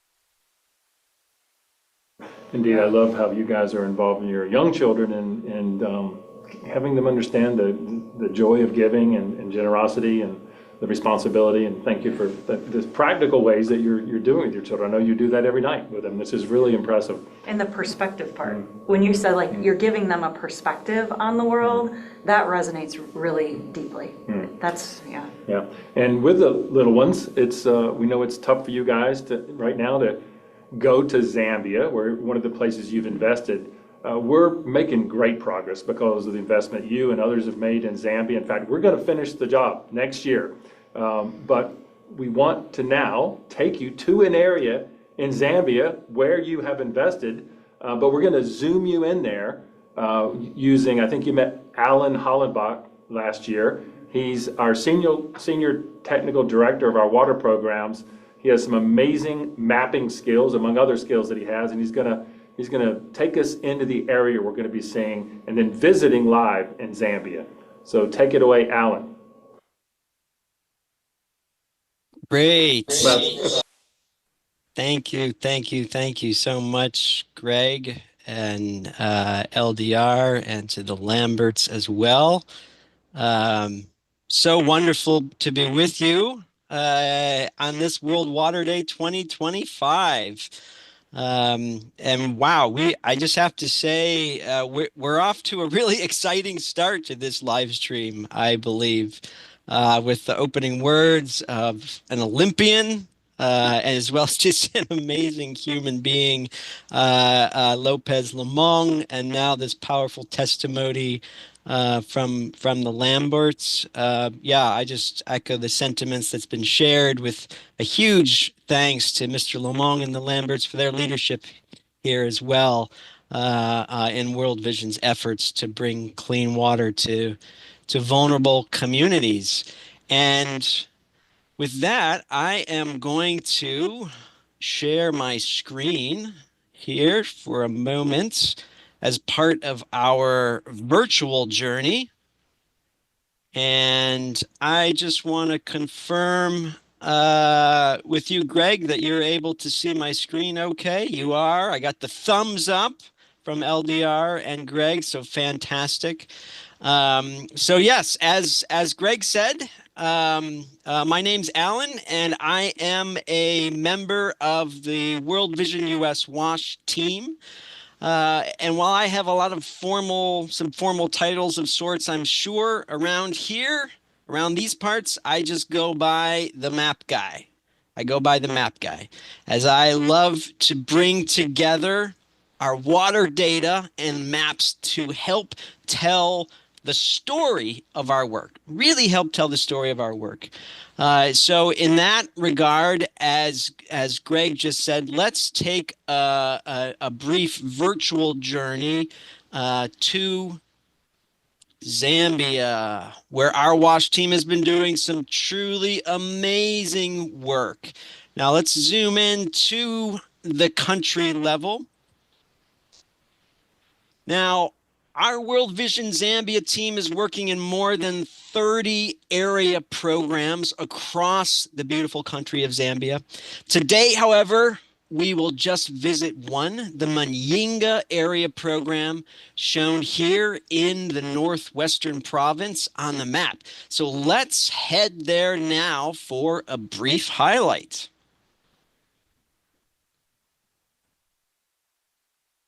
All right, so here we are in the area program of Manyinga in northwestern Zambia. Amazing at how fast we can travel together when flying around this map, huh? Just get there in just the snap of a fingers. I wish it was that easy on the airplane out of Dulles International Airport in Washington, D.C. But here we are in the snap of a fingers. Now, Manyinga is home to about 60,000 people. And to get a better idea of where those people live, which I must say is really critical to our planning and monitoring of our work, let's bring in the population data of Manyinga as represented by these small gray dots or pixels that you see across this map, especially those concentrated along the road. Now, importantly, those gray dots are based upon satellite imagery, satellite photos, which are used to detect and count building footprints across the entire landscape of Manyinga, Zambia, and everywhere we work. We use this kind of technology to help us understand where people live. And what is notable about Manyinga here is the heavy population concentrated right along this main road areas, which is where we've really concentrated a lot of the work as well within the Manyinga area program.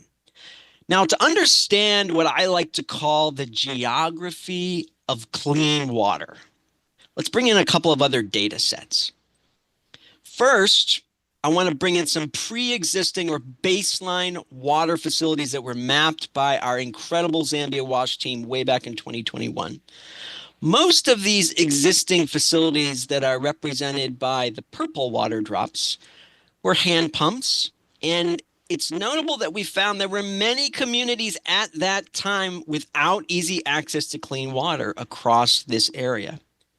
However, over the last 4 years, our team has really done some incredible work in Manyinga in collaboration with government, community partners, and partners like all of you on this call. We have supported the installation of 264 water points across the area program of Manyinga, including 8 piped water systems represented by the dashed circles on the map. 8 piped water systems. Now, this has really transformed access to clean water across these communities. And this is really something to be celebrated, truly celebrated, I believe, on this World Water Day. Just as an example, World Vision has supported water taps for households in communities like this one in Lumwe, taps for institutions like this one at Chilemba Elementary School, and in areas with smaller, less populated villages, new hand pumps like this one in the village of Mnyumbe. Now, what's the takeaway from all of this data? Well, our goal here is for clean water to be as close and convenient to the communities where we work. And for us on the data side, the monitoring geeks, that means we want to see targeted communities with access to clean water within a maximum distance of 500 meters, as shown by the blue shading here on this map around all of the water points.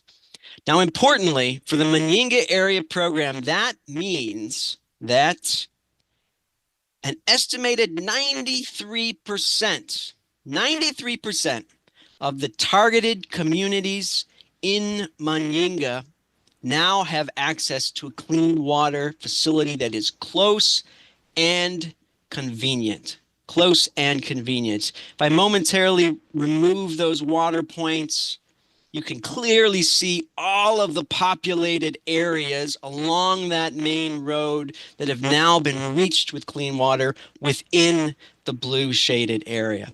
Again, truly remarkable work by our Zambia WASH team and worthy of celebration on World Water Day 2025. And of course, we could not have done this without our water champions, like Mr. Lomong, like the Lamberts, like many other of you who have joined us on this live stream here today. Now, finally, to round out our virtual map tour of Manyinga, let's briefly zoom in and take a quick drive, just a quick drive, at the village level down in the western corner of the area. Arriving in the western corner of the area program, we see 2 neighboring villages. The map includes some building locations, pre-existing water points in purple, new water points supported by World Vision in orange, as well as a healthcare facility that we have just been referencing on this call in our conversation already. But I want to take us one level closer to 2 sites in particular. A community hand pump site in the northern village, and then a piped water system at that healthcare facility in the southern village. So zooming in again. By creating a 3-dimensional model of the site, we can gain a different perspective on the communities, on the places where we work. Based on our M-Water survey data, I can see that the hand pump that we are circling in and zooming in on now, which is an India Mark II model used widely across Zambia, pulls water from 63 meters deep, and it was mechanically drilled in August of 2023. In total, 255 people rely on this hand pump to meet their everyday water needs, including Kamiji and her son Charles, shown here. Charles is the sponsored child of the Lambert family that we talked with just a few moments ago, and Charles and his mother utilized this specific water point for their main source of clean water. And now let's lastly visit that health post just down the road.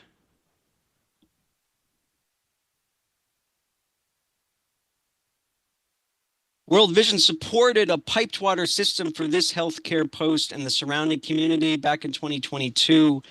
The system has 32 access points, 32, including facilities that serve households around it, as well as outdoor taps, like this one that we're taking a look at on the clinic grounds, as well as indoor taps at points of care. Now, clean water is, of course, critical for nurses like Patricia, shown in this picture, to provide improved levels of care, to keep both staff, herself, and the patients she is serving every single day, to keep them safe when they are giving and receiving life-saving care at this facility. Without clean water, you cannot do that. So, thank you so much for joining our virtual tour of Manyinga and traveling with me. And I now would like to turn it back over to Greg and to LDR to transport us from this virtual clinic that you just saw, hopefully, to the real thing through the magic of technology, if it holds with us. Greg and LDR, back over to you. Maps. Wow. Alan, you're just so impressive. That was so neat. And for those it's so much to take in, but for those of you, we're still catching up with all his amazing technical details. We are using high resolution satellite images, using machine learning to resolve them down to where we can find individual dwellings, sending in our field teams with GPS devices to map every water point. And Alan and the team in Zambia, they've mapped 20,000 water points in order to finish the job. So we call this from space to village verification. Just super impressive. Thank you, Alan. Yeah, and Holly and Ryan, as you were talking about, just your entrepreneurship, your brilliance, what you have to offer, but also then respecting the other experts in the world, that you can invest and they can do the work that needs to be done. Things like that just blow my mind, right? The expertise, the integrity in which we function, but the urgency, right? That like these kids and these moms need water right now. And Ryan, I appreciate you being vulnerable about your cancer journey. And, I'm currently working through mine and cancer-free currently. Yeah. But this context specifically, having water in healthcare facilities has hit me so deeply in this season of my life. So to know that you all have had a hand to help make sure that these communities have clean water, that these healthcare providers have clean water, so that things like preventable infections aren't going to kill mothers, kids, patients who are coming with expectation to be healed, right? This is what we get to do. So from the data to the real deal, we are going to connect right now with our dear colleague Collins, in Manyinga to see this healthcare facility. So here we go, Lord. We're going to go to Zambia. Let's do it. Collins, You there? There's his beautiful face. Here we go.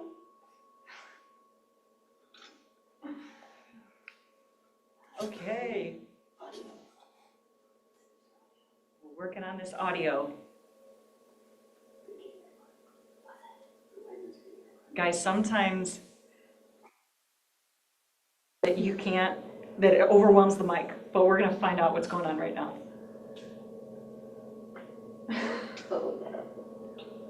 Look at his joy. Let's see what happens.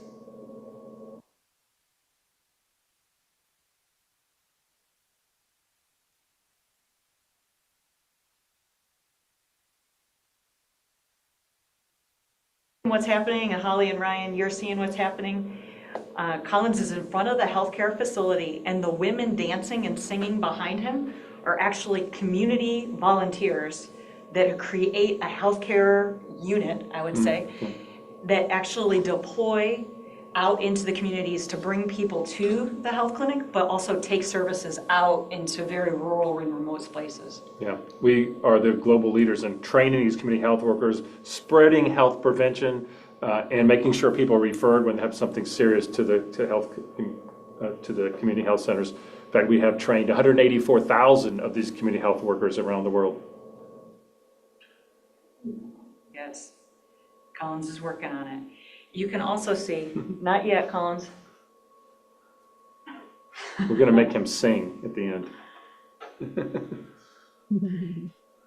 He actually has an incredible voice.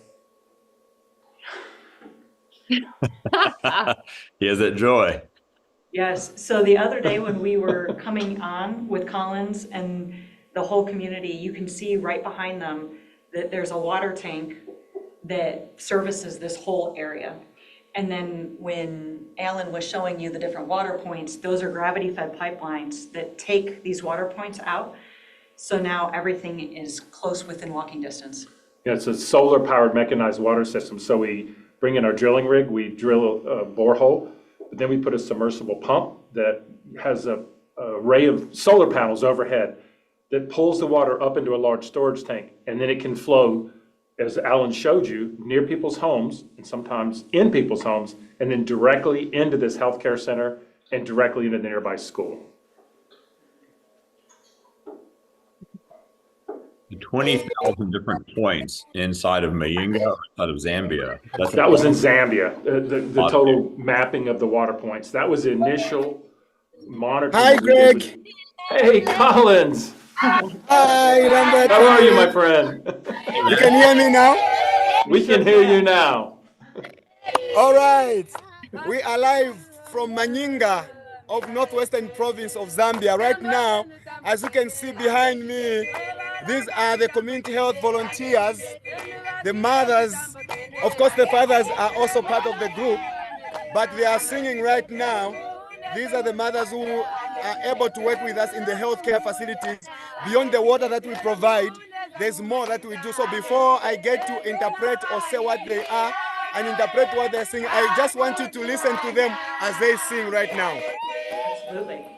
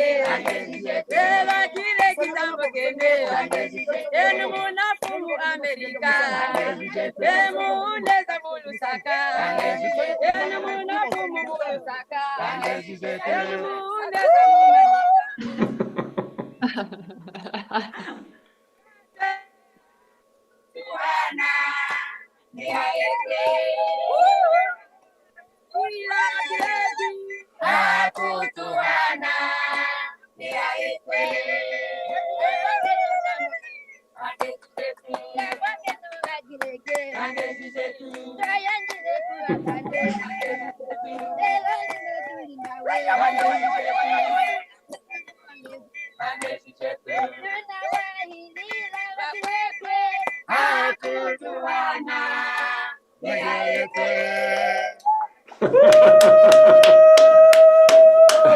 World Water Day, Collins. Wow. So as you can hear from them, they are actually, you are saying that they are saying that you are welcome. Lamberty, you are welcome. Greg, you are welcome, and everybody else, you are welcome. Why? Because Kaluma. you have blessed us with water. We are able to drink clean water right now. So you are welcome. Thank you for giving us water. And you saw me doing this. They are saying, thank you for giving us water. Thank you. So as you can see, this group is a group of mothers. They are happy like this because some of them have had a good experience at this place. They have also had a very bad experience right at this place. Some of them have never actually gotten to enjoy what the others are enjoying right now because they have become grandparents at the moment. But then they have offered themselves to be what we call the community health workers, whom also we call Safe Motherhood Action Group members. And so the role of our Safe Motherhood Action Group members, we say SMAGs in shortcut, these are mothers who volunteer without being paid anything to be able to go around households using the World Vision tailored kind of materials with drawings and some write-ups. They're able to go household by household to teach families to be able to realize that when a mother is expecting, it's not a responsibility of that mother alone, because culturally here in Zambia, maybe generally, I'll just say almost in every tribe, when a woman is expecting, it's the responsibility of the woman alone. Not even the husband, not even the family members have to take responsibility. So they go through a lot in terms of starting from preparations, but also they are not given time to rest. They continue working as normal without actually considering that if they are succumbed to very difficult circumstances, they can actually lose their babies. Beyond the hardships of having to walk long distances to access a healthcare facility, but also going to a clinic that doesn't have clean water, a clinic that doesn't have a lot of things that we are doing together through your support, the Lambert family and many others. So these mothers go household by household to teach the families to say, from the beginning, this woman is expecting, allow her to go for antenatal services. So they will begin to support the woman not to walk alone, but to go with the support of the husband or any other family members. They're educated together. Then they begin to monitor the family, and they teach them using the manual books to show them that when you see certain signs, those who can't read, they read for them and show them pictures that when you see such signs, it means these are danger signs. You need to go to clinic. For example, bleeding or having headaches that cannot stop, or you don't even have to miss antenatal clinics. So they teach them all that and encourage them to come to clinic, and they have to come until they deliver. From the time they deliver, they keep following up the family to the time when the child turns 2 years. And so this is the role that they play. However, they also get interested in supporting the family to ensure that the child is able to eat very good food. And that is the responsibility they hand over to the nutrition group, which is also supported by them mothers. Lastly, what they also do is that beyond just being able to support these mothers to go and access this, they make sure that this mother is also taking care of herself to make sure that she doesn't actually get, maybe malnourished or certain struggles. They keep supporting this family to the end. But to bring this child to life, the most important of all, which I think we are doing together through your support, is having access to clean water in health facilities. So thank you so much, Greg and LDR. I hand to you for further discussions. Yeah, Collins, thank you so much for telling us about this critical work of the community health worker, ensuring safe deliveries, ensuring the safety of the mother as well. And they go beyond that. So in addition to ensuring safe deliveries and follow up with the children and the mothers, they also diagnose and refer for the top killers of kids: diarrhea, pneumonia, malaria. There's a lot of malaria in Zambia that we're tackling through these community health workers. And they also screen for malnutrition. But in some cases, because of the drought in Zambia, there's a lot of severe malnutrition. But in the areas where World Vision works, we're able to address that through these community health workers and these upgraded health centers. Collins, I know you have a very special guest with us. Alan mentioned it when he was talking. Who's with us? All right, you can come with me just briefly and see the special guest we have who is with us right now. Please come. I want to hide the special guest.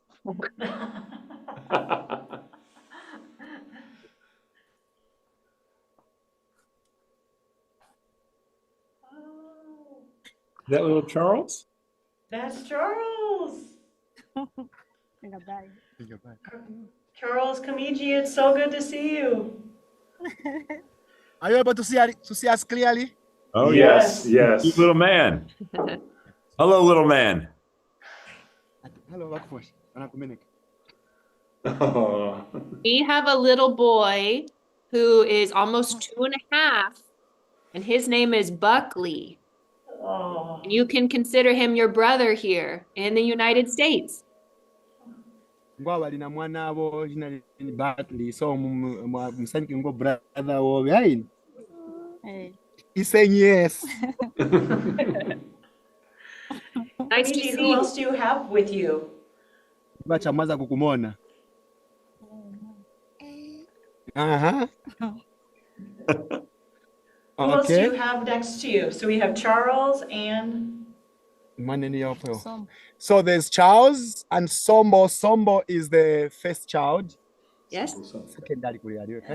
So first child, and then this is the third child. So the second one is not around because I think she's somewhere else. So this is the first child, the girl, Sombo. Her name is Sombo, and she's also she's in grade what? She's in grade 6. right. And Charles is the one who hasn't yet started school. Okay. Neat. Kamiji, is there things that Charles really likes to do? Tell us a little bit about him. Ngwai kama azanga kumulingira Charles yebo azanga kumulingira hakumbi. Charles. Kumulingira mukula ni Musana. musana. Nampenda. Abanga msaji motoka. Londa. So Charles loves playing with cars, like driving cars, doors of cars or toy cars. And then also he loves playing with toy bikes, motorbikes.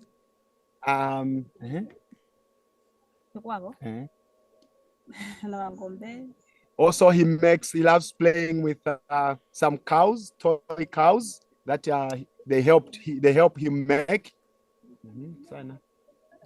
Sana. Alikumbini. Sana ngaka tatu. He also loves to be bathed by the mother every day 3 times. 3 times. 3 times. Good. He loves to bath 3 times every I day. understand. And what is Charles' mom's name? My name is Kamiji Mulosa. Kamiji Mulosa. Kamiji That's Malosa. Kamiji. Kamiji Malosa. Yes. I'm Holly. Yeah, And this is Ryan. Nice to meet you. Hello, friends. Thank you. How exciting. Do you have other questions that you want to ask Tamiji or about Charles? It's beautiful. Our little boy and girl, our little boy loves trucks, and he likes blue and green trucks. He'll have you know. He's about 30 months old, so about 2.5. And then our girl is 6, and she's not quite in 6th grade, but she's just 6. And she loves to learn, and she loves her school. And so it's funny to see our friends, our family on the other side of the world, but to see that kids everywhere want some of the same things, and to see how we all have so much in common. And I'm so thankful for technology to kind of be able to meet our friends on the other side of the world. And we look forward to coming to Zambia if you would have us to come give our love to you in person at some point. It'd be an honor to be able to meet you. We'd love to be able to come and share love with you. wabo wanawahilila wali na mwana wake walunga fanange Charles sepalya Charles sepalya Charles mwanabo ngwazanga kwemesa matoya makala ya blue na I think na green banambe azanga kwemesa bizo bimatrack bizi chekana ngwa wanawahilila kukumona Charles ngwa wanawahilila kukumona baze basepalyowe baze badadi ngwa bazanga kukumona momo ngwa yowe ulunga wa mwaza ngwa ulunga lya mwaza yowe bana kusaka bakeze bakakumone ngwa na bakeza kuzua unevuko ngwetu mwana wasakwile mwana. Thank you very much. Thank you guys so much.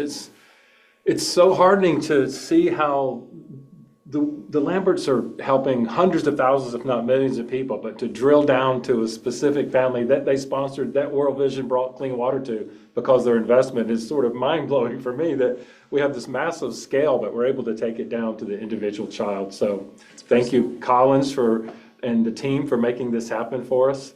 I can see that it's getting late there, and I know that Kamiji and Charles need to get back home before dark, so we want to respect their time and the Lamberts as well.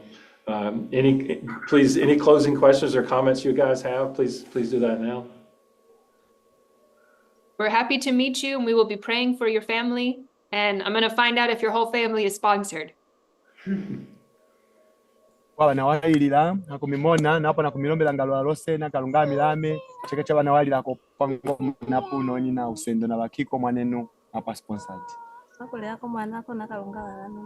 Thank you very much. May God bless you too for what you are doing for us. Yeah, God bless Zambia. Happy World Water Day. Thank you, Ryan, and happily God bless you. We'll see you soon. So wonderful to see you. See you soon. And Collins, you're staying with us. Bye, Charles. Bye, Kamiji. Yes, I'm staying with you. Yes. Bye. Yeah, you can go home late. Yes, it's fine. Thank you. Oh, man. So, Collins, you actually grew up in this area. What's it like for you to see these healthcare workers celebrating new life and new opportunity and greater health, and then to sit next to Kamiji and Charles in the area? What does that mean to you? Wow, it gives me so much joy because when I look at this health facility and I compare it with where I was coming from, where I was being taken care of, it just gives me like a total different kind of a picture that gives me so much joy because I grew up from a village called Kawanda. I was the time that my mom was ready to deliver me, it happened that there was nobody at home. It was a normal day. Everyone had gone to the field to cultivate. As you have seen from the map that was shared, most of the people live alongside the road. They live the other side of the community for farming. So they would leave home and go further away to go and cultivate and then come back in the evenings. And so it happened that that day when my mom got into labor, there was nobody around. But there was this woman who just shared with me at some point that I loved your mother so much. And mom told me that she loved me so much.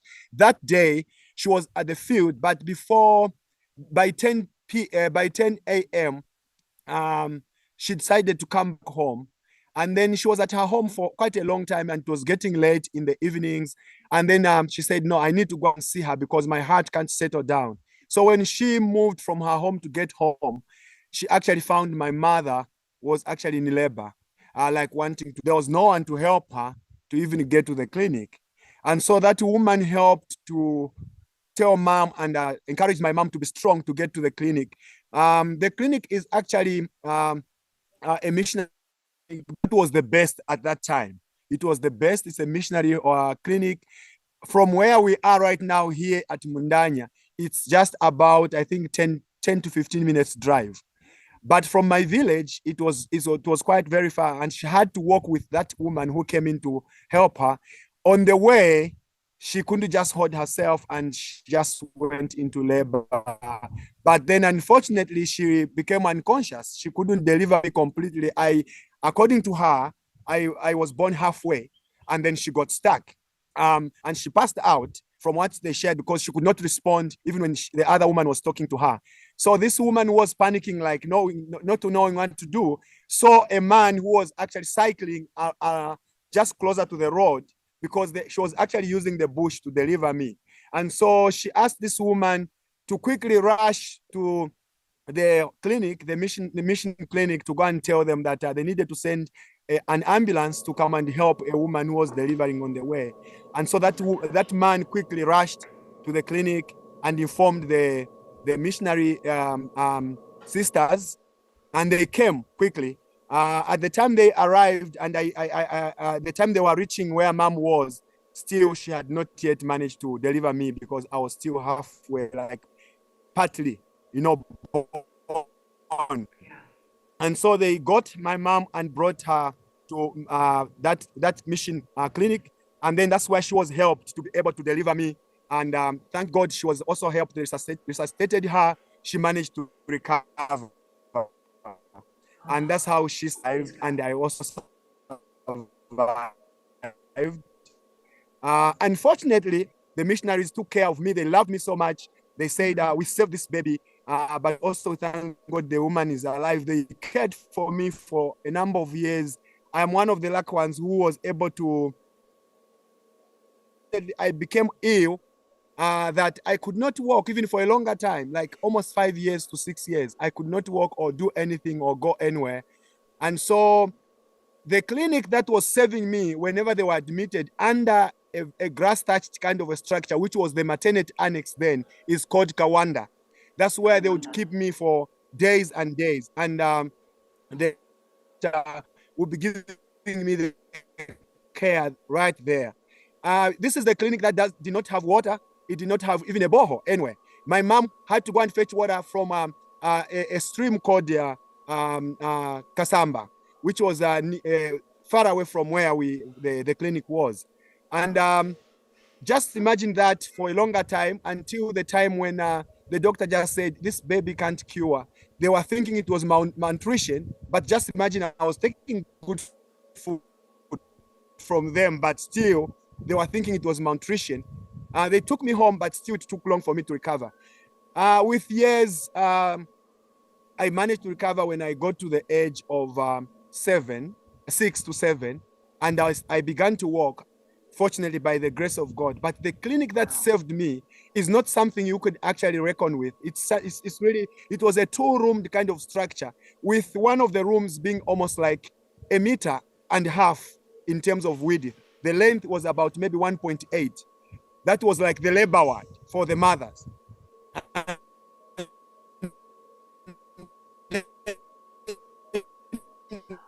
The other room where they were giving the drugs from.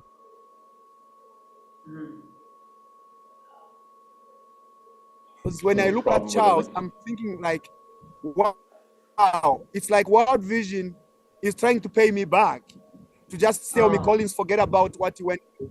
Because I see Charles, I see myself in Charles, and I thank God for what World Vision has done to make sure that Charles is able to enjoy his life, being born at this clinic with this clean water that you have provided. Beyond that, the mother was able to have time to bath, despite that, yes, the clinic right here, they are using the bath, they have been using the bathrooms outside, but yes, the most important of everything at a clinic is the water that you have provided, which I feel personally like a fulfillment of everything has been done on my behalf. And for years, I want to tell you the truth, for years that I've worked for World Vision, now I'm turning my 18th year. I've been praying to God and asking God, why isn't World Vision going to my community just to experience and enjoy what others have enjoyed? Not that I don't like the others. I thank God for what World Vision has done in the entire Zambia. But my prayer was for something to be done for people to feel it really like this is where I came from, and it has been done, and I think I've been paid back. So I'll be retiring World Vision whatever time it comes with so much joy. Thank you so much for the great work you are doing. Oh, Collins, thank you. We're so sorry that you went through that. It's a dramatic, tragic story. But I can tell you, God saved you for a reason, and the work that you're doing with World Vision is so critically important, connecting our donors that are able to visit Zambia to go and see the impact they're able to have. So, wow, thank you for sharing that story with us and connecting it to now and the work that we've done to upgrade this health clinic. Can you give us a little tour of the clinic? Yes, we'll tour. But before I take you to the tour, I just wanted to say one of the joys that I have is that now there's a maternity annex at Kawanda. There's a maternity annex that World Vision has built, and it's beautiful. Everything is great there. Let's have a tour at this clinic where Charles was born, and we get to see how they are benefiting from the water that we've provided. Fantastic.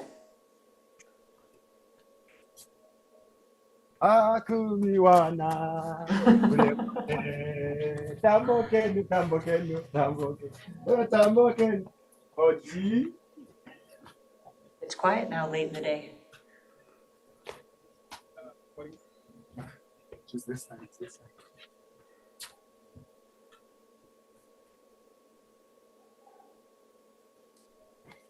All right, so this is Mundanya Rural Health Center, and I want to introduce to you that you get to meet the health in charge who is here, and he'll introduce himself, and you should be able probably to ask some questions, and he'll give us maybe a tour after those questions. Please, Greg and Eldia can take it up. Meet the health in charge at Mundanya. Hello, sir. Your name Hello. again is? Hello, Christopher Kachongo, the in charge for this health center. Hi, Christopher. I'm Greg. And I'm Lyndsey. Nice to meet you. How many Pleasure is people mine. does your clinic serve? What's the catchment area there? It's 8,822. About 8,000 people, which is pretty typical for the healthcare facilities that we reach. Busy place. So how has clean water access changed things in that community at the health center? Clean water has changed a lot of things. I can say water has prevented actually even a lot of infections. People used to go to the rivers, to the wells, which were not safe, like for their health. So now clean water, like World Vision, when they brought clean water here, even the cases for the infection rather, which we have been seeing during the week or rather during the day, has decreased. Yes. What sort of illnesses, what are the main illnesses that are bringing people to the clinic before World Vision brought clean water in the community? Diarrhea diseases, bilharzia, scabies. Yes. Which are all, scabies and bilharzia are all diseases caused by poor hygiene, and it's impossible to have good hygiene without clean water access. Yes, scabies, bathing in these streams, bilharzia, drinking this dirty water and bathing definitely in these streams. Diarrhea, the water which they are taking, there are some bacteria, E. coli, and other bacteria which are found in these dirty waters. And do you also have malaria in that region? There are a lot of malaria cases also. Yeah, that's where work with community health workers to diagnose people with malaria and then get them to a clinic is so critically important to save lives. Is pneumonia, respiratory infections, are those also issue in your area? Yeah, there are a lot of respiratory tract infection also affecting a lot of people. Most of the infections which are affecting a lot of people here, they are malaria, diarrheal diseases, non-blood, respiratory tract infections. Yes, these are the common infections which are affecting our people in this catchment area. And as I understand, you guys collect the data, you know exactly what's coming into the clinic, and then you submit that data to the Zambian Health Department. So you have records from before World Vision came to that community and to now. Have you seen any changes between those two periods? Yes, there's a change. As I've put it to say, before World Vision brought clean water, especially at this facility, to be specific, we had a lot of cases of diarrheal diseases, although they are still there, but they have reduced. Because back then when we never had this clean water, we just had a lot of these diseases, but this time they have reduced. yes, to a minimum number. Excellent, excellent. Well, thank you so much, LDR. Questions before we get a tour? Yeah, I was curious, for you as a healthcare provider, how has clean water really helped you do your job? Or how has Okay. it helped even your own mental health while you're trying to care for these 8,000 people? We talk of infection prevention. One effective infection prevention is hand wash.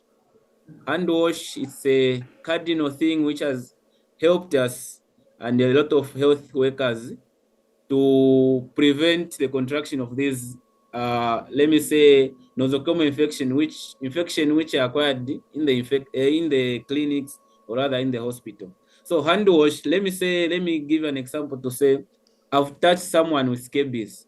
From there, I'm supposed to wash my hands.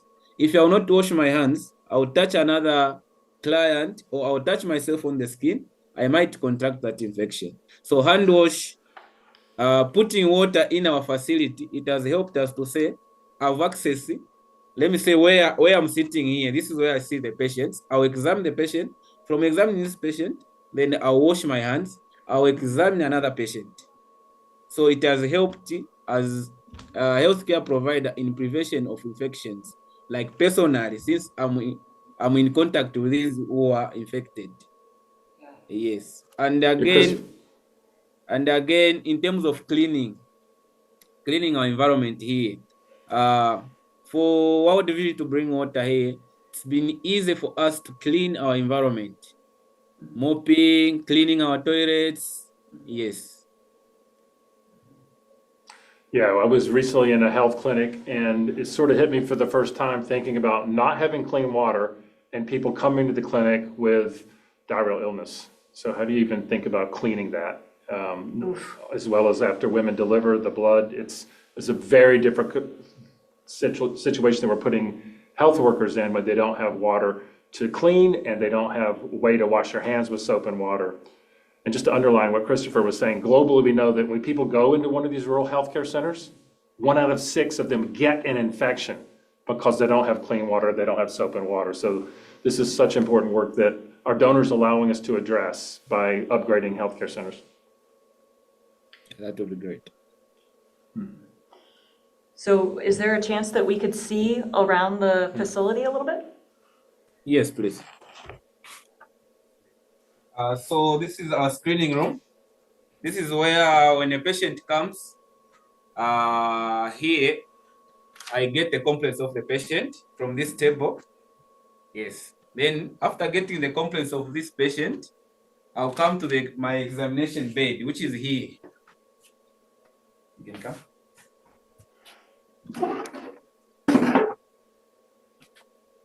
So this is where I examine my patients. As I had to put it to say, after examining this patient, I have to do my hand wash.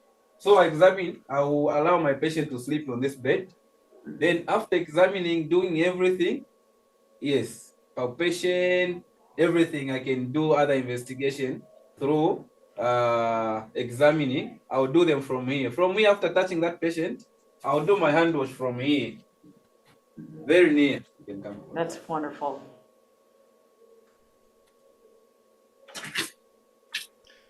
So I'll do my hand wash from here. Just near the bed here. I'll do my hand wash. Definitely, if you had to contract some bacteria from this client, which I'm from examining, I'll be okay. Yes. Yes. Yeah. Then I'm done. Okay. Would you take us? Then we can go to another room. This is another important room here. our store room, like a pharmacy room. This is where we store our drugs. Okay. Yes. We'll go to another room.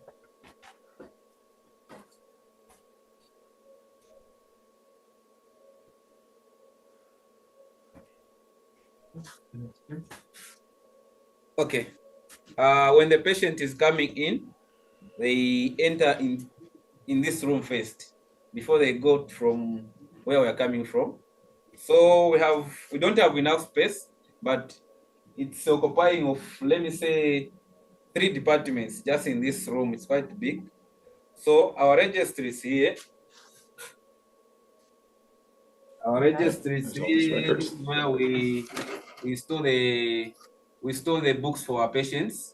Mm-hmm. Then after retrieving their book, a patient comes to the card. We usually give them the number. After retrieving their book, we come here on this table. This is acting as our main lab. We normally do with RDTs only here. We don't have that big lab. So this is our main lab. If they are having symptoms of malaria, other infection which we can do RDT, like rapid diagnostic test, we do them from this table. So we do the test for malaria from here, and the weighing we do just it from here, the vitals, the vital signs. We do them from this table. Yes. Then from here the patient goes where we are coming from, screening now, examining whatever, we look for diagnosis. Then from that room, we have put our dispensary here for the drug. Okay. This is a small table where we have put like a dispensary table. We have put our. What are some of the medicines you have there? Antibiotics? Antibiotics, we have amoxicillin. Amoxicillin. We have cotrimazole, which is here. Cotrimazole is this one. This antibiotic. We have Benvi. Paracetamol, which is Tylenol. We have metronidazole. Yeah, these are antibiotics which are helping us curing these patients who come with the respiratory tract infections, non-blood diarrhea, yes. And we have Coatem, ACT, yes, a treatment for malaria. So this is our dispensary table. Thank you. Then from here, we have taught our colleagues, or rather my fellow providers, health workers, to say infection prevention. So actually in this room, including this table, those who are retrieving books there, these who are dispensing the drugs, we have a hand wash basin here. Oh, before we come here, even our patients, they usually sit here, like waiting to be attended to. These are the benches, although some are being just used outside from where we are coming from.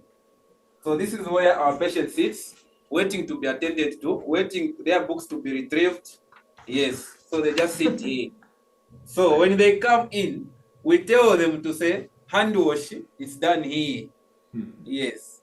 So there will be someone who will be ushering them, orienting them to say, if you want to take your medicine, wash your hands or get water from here. You take your medicine from here. So this is our basin. This is our hand wash station for this department here. Fantastic. Yeah, World Vision standard is to put hand washing stations, permanent hand washing stations, very much like this, every place that patients are seen throughout a healthcare facility that we're upgrading. So we have running water, which makes us prevent ourselves from other infection like the infectious prevention infection. And do you do deliveries at the clinic, Christopher? Yes, we do. So we are going to the most important room right now. All right. The most important room at the clinic. Labor room. Labor and delivery. The room of life. Bring back memories. Yes, of you and Thea.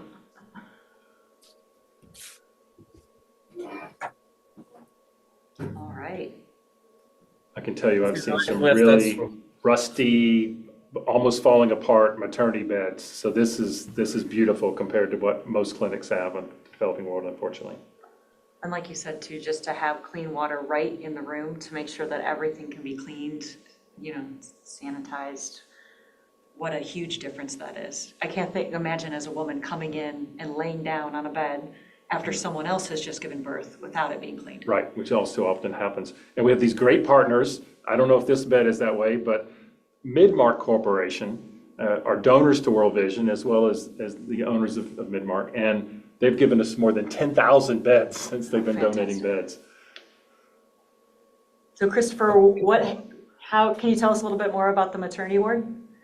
Okay, this is our mini maternity ward, call it labor room. So this is our delivery bed. We only have one. This is our delivery bed, and that's our postnatal bed.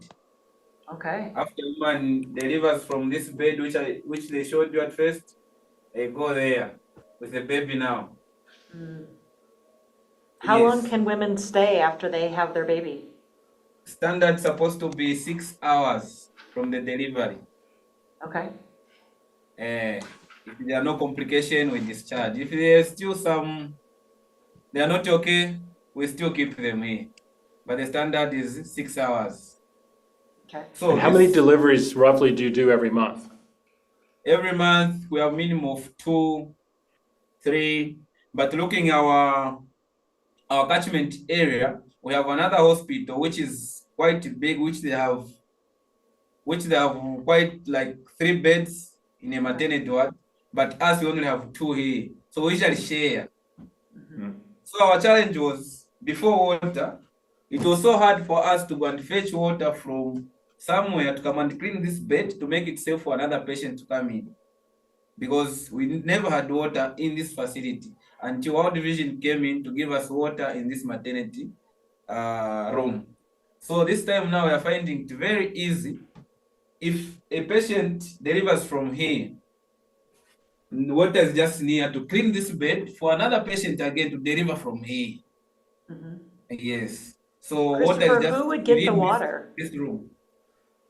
Prior to having water on the premises, who would bring water to clean the area, for the mother, for the delivery? Who would carry that water? We have a general worker who takes care of cleaning. Okay. After I deliver, me as the qualified health worker, then I call my general worker now to start cleaning. But mostly for this bed is quite critical, because that one is not allowed to come in the labor room. It's only me who is allowed. So this bed, it's me who cleans it. Then I secure the privacy of the client. That's when I call that general worker to come and clean the floor. You know, the labor room, the way it is. There was some blood flowing on the floor. Yes. That's such critical work that the cleaners in these community health centers do. Lyndsey, as you know, many women have to bring their own water to a clinic before World Vision upgrades it with water. I was just in a clinic 2 weeks ago in Africa, which we had not yet upgraded, and there they chose to dismiss women immediately after delivery before they were clean because they didn't have any nearby water. And so women had to go home to wash themselves and the newborns after giving birth, which is just unimaginable to me. Very true. We have been also, before we had water, we have been going through that. You find to say we are even failing to follow the standards, because water we are fetching it at a bit distance. So in my case, to say I'm alone at a facility, I'm in the labor room attending to this woman, I'll definitely tell those who have brought that woman in labor to go and fetch water, which again inconveniencing them, which is not supposed to be like that. So after World Vision now came in, it's no longer there. This time, we're just after delivery, water is just say, I will do my needful. Yes, so it has become very easy. Even a woman now can clean herself because there's a running water. Praise God. Despite having just a small space, but we are able to handle because we have water now. Excellent. Yes. Other things to show us, Collins? Yes, so he's just showing you about the labor room. By the way, this is where the tap is. When you get closer, come on, we like they open just for you to see the water that is here in the labor ward. Fantastic. Christopher, your hands will be very clean now. Yeah, very much. So that's great. Yes. But for now, so after using those instruments, these are our buckets which we use to clean our instruments. Like we call them decontamination corner. Supposed to be so do you put chlorine in there? Decontamination to clean the instruments which I've used on that woman who was delivered. I clean them from here. I put water in here. There's a formula which we follow using jig, clean. Which is chlorine. Yes. Excellent. Yeah. So before we move outside somewhere, but I just want to open the door from the labor room, which you see something outside. I know it's against the light, but Kamani, try to come out a little bit so to show it. Just show the same. Show the We have water. a newborn. Did you give any deliveries Yeah, in the I last day wanted to or two? see. Yeah, so as you can see, so we can maybe see. yeah. Are you able to see the bathrooms? Yes. Barely. Okay. How about here? Yeah. You're able to see them? Yes. So are these separate facilities for women and men? Yes, for women and men, but also for the members of staff at this clinic. So when they come out, they bath from there, at least because they have clean water nearby. As you can see right there, there's a tap. Deliberately, we left it to have some dripping. Are you able to see the water dripping Yes. there? Right in Yes, between the so- two buildings? Between the two buildings, yes. So let him just open the tap so that you can be able to see the water coming out. Yes, we can see that now. Absolutely. Yeah, so the water is very close to the facilities so that they're able to access it easily from there and use it to clean, not just cleaning the toilets, but also for mothers to take care of themselves. So this clinic has got 3 spots for the same kind of water taps. So there's one here behind, and then there's another one just in front, but on our east side where we sat and placed our back with Charles when we sat. Behind there's another tap, which the community members who are close are able to use. But then we'll just go outside so that you can see the structure of this clinic, but also see the other tap on the other end, which also the community volunteers or other people come to use when they want to access water. So maybe we walk back. Sounds good. Inside and walk. Looks like it won't be too long and we'll have an African sunset. Yes. I think one thing I want to clarify with Collins is when did this facility actually receive water? I think they said 23. So,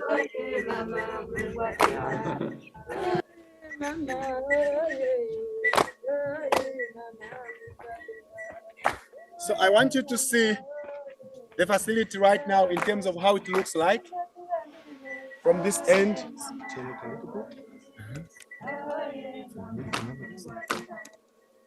So we've got all 3 rooms, 3 water points, 2 latrines. So that's why we have the 3 rooms. That's the structure. And so, as you can see, the mothers are still dancing because they know they enjoy this place. Then further there on our side where I mentioned, that's where the other water source is. okay. Yeah, and the tank is right opposite that same place. It's right there. Oh, right, we can Yeah, see we it. can see the base Able by to the see it? trees. All right. Is that the solar panels at the bottom? Yes, that's the solar powered, that's the solar system at the bottom, then the tank up there. Nice. And it's at a high point, Yeah, so then then, gravity flows water throughout the community. Yes. Yes. So now I just want to show you lastly the water source, which is also just close to the clinic in front here. So just come with me. If I'm counting right, this will be the 8th water point in this facility. Oh, you are counting from the sinks to the outdoor points, water points? So as you can see, Yes. It's a beautiful thing.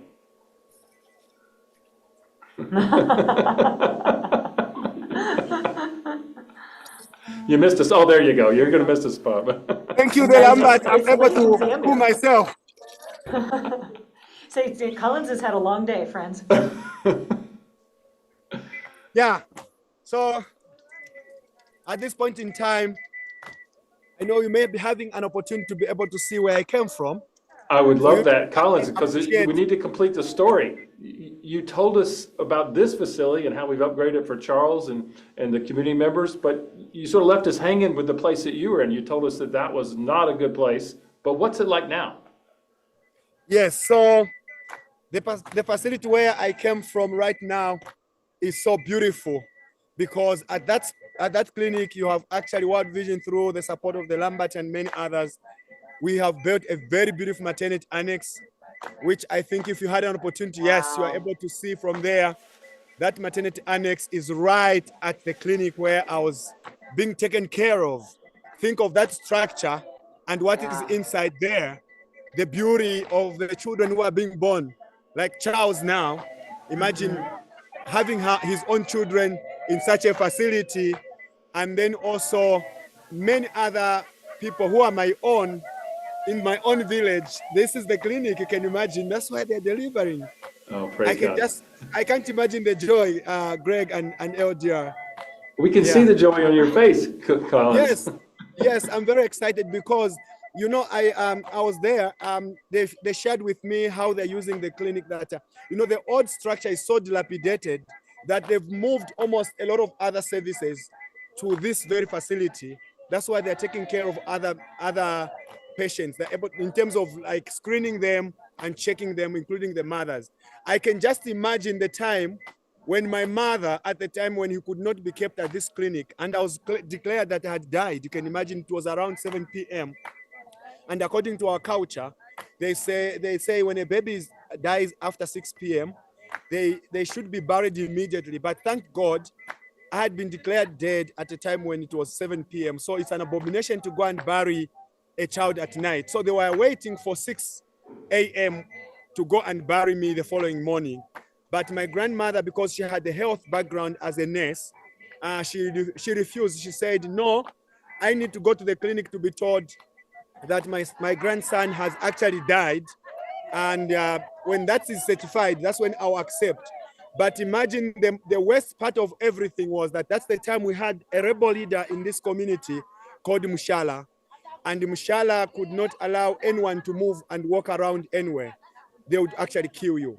Or if it's a man, they're abducted to become one of their soldiers. So at that time, my mom and my grandmother risked. They said, we are going, whether without men accompanying us to the clinic, we will go.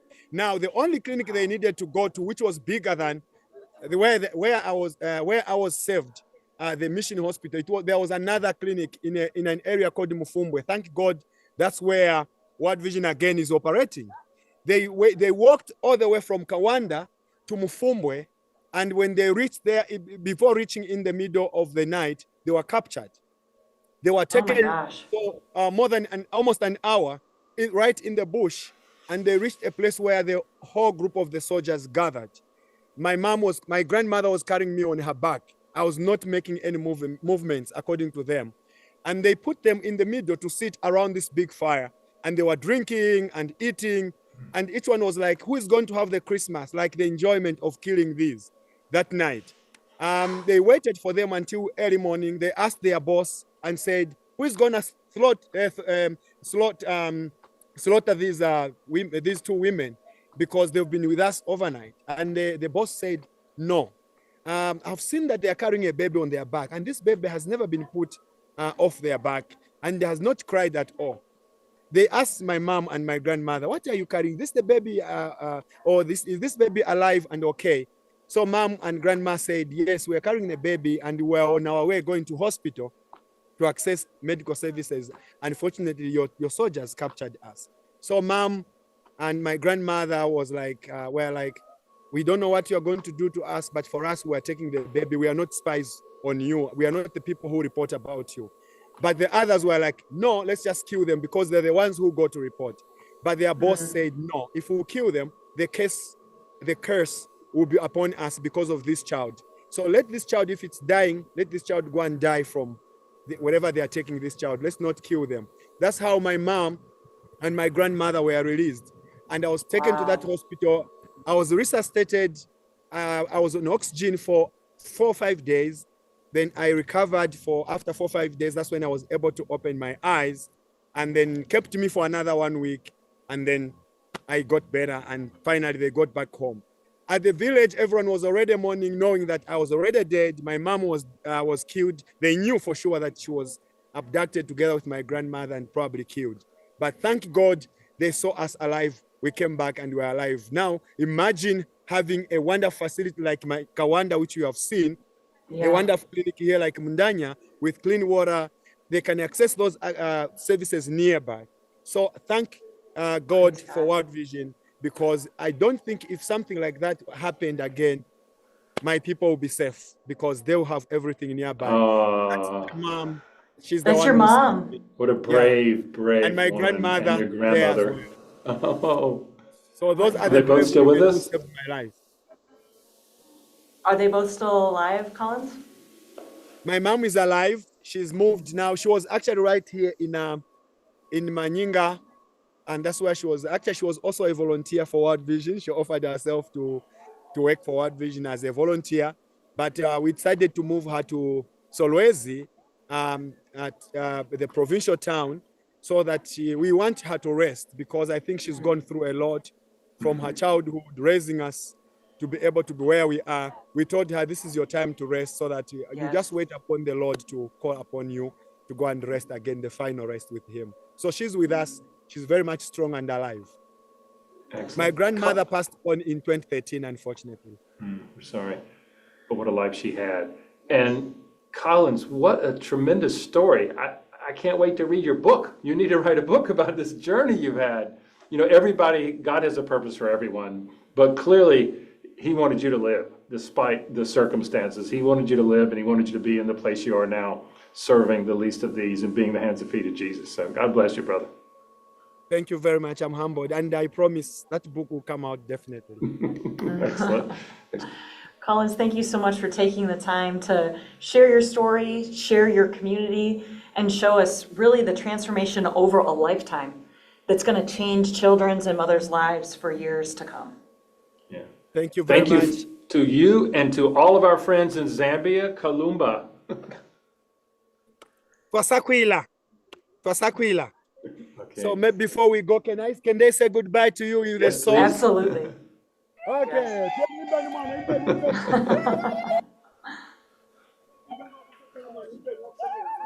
Zambia.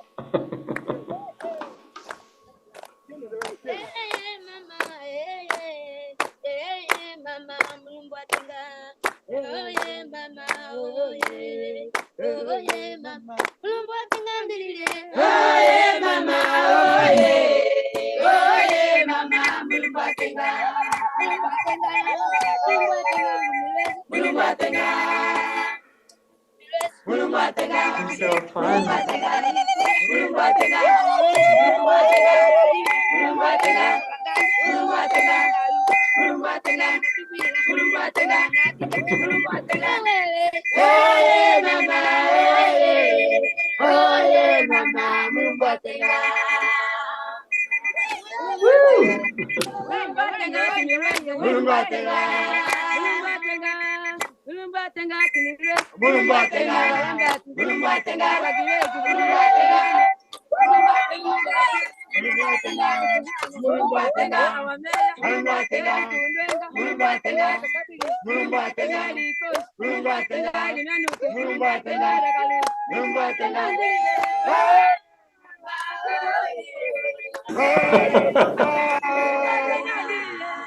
Thank you Bye, so much, guys. Collins. Goodbye, ladies. God bless you. Bye, guys. Thank you. Wow. Big transformation. Thank you. Bye-bye. Incredible tour, just to see the huge changes that have occurred in that community, and to be able to, this whole 2 hours almost, that going from the high level, the radical generosity of the Lamberts, down to find their sponsored kid and the place they invested in is, wow. And I think too, I just take away, it's so personal, right? For all of us, I think of these women who are dancing, and they're dancing that whole time. To see a sink in a room in a healthcare facility might not seem like a big deal to us, but I can't fathom the idea of having my 6-year-old daughter in a facility that you can't wash your hands. Yeah. There aren't any soap. And then really when you walked outside and showed us the bathrooms. Yeah. Can you imagine not having a place to go to the bathroom if you're a doctor or a nurse or a pregnant woman or just someone who's incredibly sick? Like you said, if you have diarrhea, you're coming to a clinic and there's nowhere to go to the bathroom. Yeah. These are very simple things, but they're solvable problems. And that's where every $50 really can transform people's lives. Absolutely. Yeah, and the dignity that comes with it, right? So I would be dancing too. 100%. We'll go do that in Zambia when we finish the job. That's good. That's the plan. All right, friends. So we started our challenge at 8 a.m. People have been fundraising since midnight, and we want to throw it over to Annie for our impact update. Guys, you guys have done some incredible work this morning already. You guys, here we go. Can you start a drum roll somewhere, wherever you are, on your legs, on a table, somewhere? We have raised over $800,000 in one day. That is mind-blowing. Please take a moment and pause on that and just give God thanks for what has been done already. This is wild fundraising.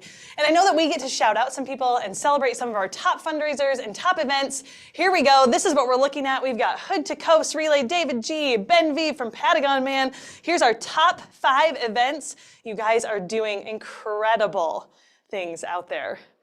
Fantastic. And you guys, I know that some of you are doing some wild things. Some of you are dressing up, some of you are jumping into cold water, but right now I want to show you guys and highlight our friend from Grand Rapids, Jessica Van Ree, who every hour is taking on 2 miles today, every hour during a 13-hour stretch to represent 2 of the events that she's doing. She's doing Hood to Coast this year for the very first time, and she's taking on her very first full marathon here in the streets of Chicago. So let's kick it over to her.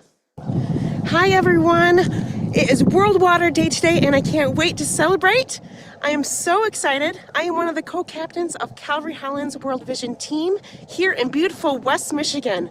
It's a little cold, but I will do anything to raise money for clean water for people around the world. So today, for 13 hours straight, I will be moving my feet like I'm doing now, 2 miles every hour so that I can raise money for clean water to represent my 2 running events this year. I'll be running the Hood to Coast relay race in Portland, Oregon in August, and I will be running my very first full marathon in Chicago, the Chicago Marathon. I'm so excited. Join me today. Follow my page. Donate. It's a beautiful day. Jessica, I love it. And did you guys see that? Did you see her cape? Her cape was showing. I know that there are so many other heroes out there. You guys, this is another great day. It's been a great day, and it really has only just begun. And at the top of the hour, we are going to go with Liz and Centric Energy. Stay tuned.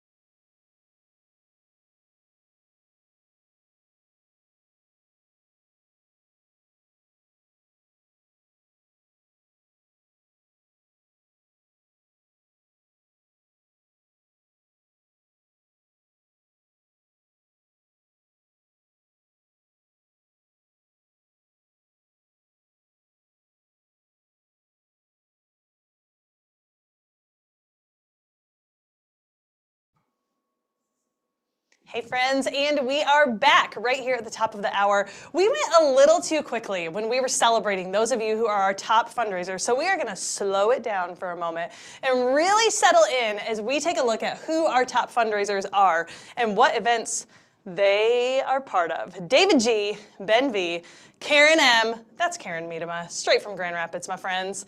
Angie, she's right here in the studio with us. And Chris D, you guys, thank you for everything that you have done. And friends, there's still time to chase these people right here. And can we get our top teams up on the board for a moment? So we can sit in that. Top teams. There they are. Chicago Marathon, Hood to Coast, Berlin, Patagon Man, and Grand Rapids is tied with Women for Women. What a battle! I love it. All right, so here at the top of the hour, we have now celebrated well, and we are getting ready to kick it over to our friends in Texas, Liz Setzer, who actually started her journey with World Vision at Team World Vision, and is now sitting in Texas with our friends from Centric Energy. Well, thank you, Annie. We are so excited to be here with our Take it friends from Centric. With our friends from Centric, and it's been such an inspiring morning so far, and we're only a few hours in, and we're just excited to get that keep that inspiration train rolling. And so I'm going to have our friends from Centric introduce themselves, tell us a little bit about what their role is and who is Centric. So Robert and Kevin, over to you. Thank you, Liz, and thanks everybody. Before we hop into it, I just want to say a quick thanks to the staff of World Vision. What you guys do is just incredibly impactful and transformational for so many people. So thank you guys. Really appreciate it. And us being able to do our little part is just the beginning. Really, you guys do all the work in conjunction with the folks in the communities. Well, happy Friday. We're super excited to have World Vision here in Texas with us at Centric. My name is Robert Barnwell. I'm CEO of Centric Infrastructure Group. We build strategic infrastructure, middle and last mile in the natural gas utility and transmission space. And we also build telecom assets, fiber optic to the home, middle and last mile. And generally speaking, we partner with big builders, so the top 10 national builders and some of the most prestigious master plan developers across the country. And we identify supply points, and then we build the infrastructure from the supply points all the way to residential and commercial end users. Currently, we're in Texas and Florida, and we have ambitions to grow elsewhere, but we'll see where the good Lord takes us. And I'll turn it over to Kevin. Yeah, thanks, Robert. And I certainly echo your comments about the staff from World Vision. You guys are doing amazing work and making it possible for people like me and Robert to jump into a platform where we can really feel like we're making a difference. So I really do appreciate that. And my name's Kevin McKenna. I am the Senior Vice President of Business Development here at Centric. So I help Robert develop these relationships with our builder partners and our developer partners, and also try to make sure that, and we do make sure that the infrastructure gets where it needs to be on time. So that is that's a full-time gig around here because we're growing really quickly and there's plenty to do. But it's a lot of fun, and we believe that there is a bigger purpose that we must be working towards, and that's one of the main reasons we're so excited to be working with World Vision. Yeah, that's a great point. World Vision is kind of an international Christian service, purpose-driven type organization, and we try our best. We are not perfect by any means, but to provide a level of service to our partners and also our consumers, and to help expand in areas of high growth. And so there are a lot of similarities in really the values. One of the things that was super compelling for us, the more I got to learn about World Vision, was just the similarity in values. So with respect to values, our core values here are safety, humility, gratitude, integrity, innovation, our people, teamwork, and diversity. And I think there's a good deal of overlap there with you guys. And so the more we get to learn, and by the way, we're still novices here, the more that we feel like we can partner with you guys to make an impact. We are so excited to have you guys. Yeah, it sounds like there's some natural like integrations, right? Like you guys are moving forward, right, and trying to innovate differently to grow at scale, right? Which is similar to the work that we're doing in our wash space as well, right? So definitely some overlaps there. We both kind of build infrastructure too. So, maybe we can get together and partner on something here. I love it. So good. So with that, I always love to hear kind of how did people first learn about, right? So I always love people's like entry story into World Vision. So for both, a question for both of you, what was kind of your first exposure with World Vision, and when did you first kind of jump in with us? Yeah, so Kevin, I think, can speak for himself. His was through the commercials. Mine was through a close friend named Cody Nath. Shout out to Cody if he's watching this, and Refined Technologies. Cody's a great friend and an even better supporter of World Vision and a lot of the different initiatives globally that you guys are pursuing. And so Cody's passion, it runs deep. And that passion actually got me motivated to learn more. And he invited me on a trip to Honduras. And like most things with Cody, I had no idea what I was getting into. And those on the call that know him can probably are shaking their heads and can attest. And so we go to Honduras, and I meet Amy Thompson, who's equally as awesome. And we had the most amazing trip. And I came back. Kevin and I have been friends for years and years and years. We've only worked together 4 or 5 years. Yeah. But we've been friends a lot longer than that. And so, he said, "What the heck were you doing in Honduras?" I told him a little more about the project and just, how much of an amazing difference it makes to these communities and the kids and the happiness and how it kind of propels them to this next level. And it's hard not to be attracted to something like that. And then I learned more about the ways that you do it and the permanence of a lot of the infrastructure that you're building. My first question was, why are they not using excavators?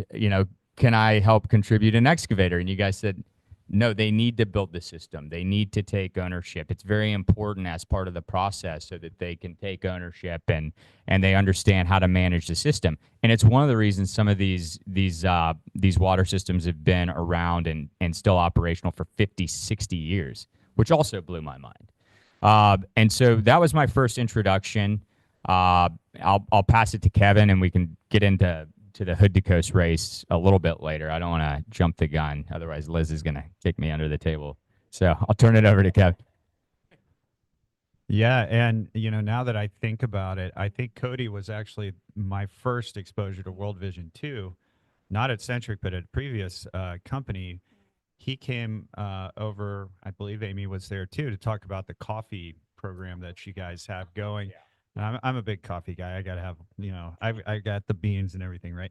So they came to our office, talked about the beans that they were sourcing and selling them to various companies around here. But at that time, they also educated me about what Robert was talking about, the sustainability of any kind of charity work. You can dig a water well for somebody, and in 5 years, it's going to be abandoned and nobody's using it. But when you teach somebody to develop a water system and care for it, then they truly have sustainable water for the future, right? And that's important to me, So that was my first exposure, and then of course, here it is again at Centric and more opportunities. Yeah, and I'll second that. I mean, I think the passion, never underestimate the passion of one person, because passion feeds passion. And we're seeing it right now. And the more we expose our team to the great things that you're doing, the larger of a net we're tossing out there. And I think that, that is what we ought to be doing. And I guess the other thing with Honduras was it was a little frightening and daunting, because it's not easy to just get into something that you're not familiar with. So there is some anxiety, but when you do it, it's so rewarding. And you can't allow that fear or that hesitation to dominate you. And if you let go of that and kind of see what the organization is doing and you be a part of it, it's infectious, and I think it'll spread. Yeah, absolutely. When you think about, getting to invite your company into being a part of, right? Like the fact that World Vision is reaching one new person with clean water every 10 seconds, right? Like that's something to be excited about, right? And really energizes them. So like on the topic of water, Robert, I know that your family has been partnered with Honduras Water kind of since you went with Cody and got to see that. And I know, Kevin, you're going to be jumping in with us, right, in terms of fundraising through Hood to Coast. What is it about water that really is the thing where you're like, I got to be a part of this. I got to make a change in this. Like, Robert, was there a story for you or a moment kind of with seeing the work that impacted, or Kevin, for you, is there a statistic that kind of comes to your mind when you think about it, where you're like, this is just unjust and I have to do something about it? But I would love to hear for you, why water? Why are you passionate about that? So I'll just admit I didn't understand how important water truly was for these communities and how it's at the core of everything. My moment was when I was actually in Honduras and I got to see them designing the water systems. And the other thing I got to see was it was a young man who owned water rights to, it was like a waterfall uphill basically, and the community needed the water. And he could have tried to monetize this, but his wife had passed and he had a young child. And the young child, I believe, was with special needs. And he said, I don't want any money from this. My wife wouldn't have I get emotional thinking about it. My wife would have wanted me to give this away, and I want to give it away to the community. And that just hit home for me. I mean, it was so incredibly profound. And it also kind of underscored how important water is. And Kevin can get into it a little more, but for me, that was it. And prior to that, I just didn't really know. Yeah, and I would build on that. So I've been exposed to water issues through my wife. A little shout out to Jenny, because she's the director of outreach at our church, and our church is involved in some of this type of work. But the way I think about it is, all right, I got up this morning, I took a shower, I shaved, I brushed my teeth. So yay me, did a good job today. But We're grateful for you. yeah, Grateful for the teeth brushing for sure. all of that water I used, I could have drank it. Maybe we're like, hey, I only want filtered water, right? But no, all that water was fine to drink. I didn't really think about how long my shower was. I wasn't too worried about how much water I used when I shaved. That is such an incredible luxury that we never think about. But if you're in a place where there's no clean water, that's the only thing you're thinking about, right? You probably have lots and lots of problems, but your biggest problem is you don't have clean water. You have to drink the water anyway. Your kids are getting sick. Some of them are dying. A lot of them are dying. And it's just, to me, something like when we're given all of these gifts from God, I feel that, we have a duty to do what we can about this around the world. They were just talking about the 10-mile walk. Yeah, that's a great point. One way. Yeah, I mean, if you don't have water, so women spend most of their day getting water. What does that mean? That means they can't be educated. That means you can't really elevate your standard of living because your community is not getting better educated. The young men in the community, the boys, they're also not getting educated because they're working, right? And so it is very difficult to get to the next level up until you have water. You really can't do anything else. Yeah, we oftentimes talk about, right? It truly is the foundation, right? Nothing else can build on that unless we have that. And so, yeah, we're so grateful for you guys and what you're doing this year to say yes, to say not on our watch. We're going to be a part of the solution to this. I did want to kind of just touch on one thing, because I know kind of through your Hood to Coast journey, you came back and actually invited your daughter into being a part of the water. So will you just kind of share what you invited your daughter to help be a part of in terms of water and sanitation? Yeah, so that was never really the intent. I went on this race, and everyone, again, this was a Cody Nath inspired participation where I think he invited me a year in advance. I was with Lopez, so there was and Amy. Everyone was pressuring me to join, so I did. And I thought, well, it's a year away, and maybe something will pop up. But a year goes pretty fast, and so we come around on a year, and I said, you know what? I'm not bailing on this, even though, again, I was kind of hesitant and I didn't know a lot of folks running on our team. I said, this is something I just kind of feel like I need to go do. And I'm sure we'll get into the race here in a minute, but it was awesome. And I think my family was really intrigued. Like, what are you doing? And so, you know, when I came back, my daughter was super engaged, and Liz was able to schedule an introduction and a dinner with some of the folks from the Honduran team. And when she went to dinner, she began to understand the importance and said, kind of, how can we help? And Liz came up with a specific project, specifically, you know, a sanitation hut that we're trying to build. She has yet to raise the money, so we're trying to organize that. We will get it done. But it was pretty cool that, you know, when you start participating, people get interested and they want to know, and that passion feeds passion. Yeah, absolutely. And we're so excited for her to join into the fundraising effort and to see what she does with that. So kind of speaking about fundraising, and right here around Team World Vision, we like to invite people, as you have experience, into some pretty crazy adventures, right? On behalf of helping, you know, more people gain access to clean water. And so Robert, you kind of mentioned, you know, alluded to this. You got to participate in Hood to Coast with us last year, right? Through some convincing. And so, we spent many hours in a van together. It was a lot of fun. Robert, will you just kind of, what was that experience like for you? We spent more hours in a van than one should spend in a van, is what I would say. It was awesome. I mean, I'm kind of like at a loss for words. So we get there, and number one, Brian and staff and Liz and Amy, it was knocked out. It was super organized. It was very easy. There's nothing to be intimidated about, period. It's about having fun, being safe, and raising money for really an incomparably great cause. And that's the bottom line. So from the second we got there, I was a little bit nervous. I quickly kind of settled in. And then that next morning, Brian's playing the guitar. It's super early, but it's kind of relaxing. And you have an excuse to eat as many carbs as you want as well. So, you know, they got this full buffet, and you get something to eat. You get in the Sprinter van. You don't really know what to expect, and there's two vans.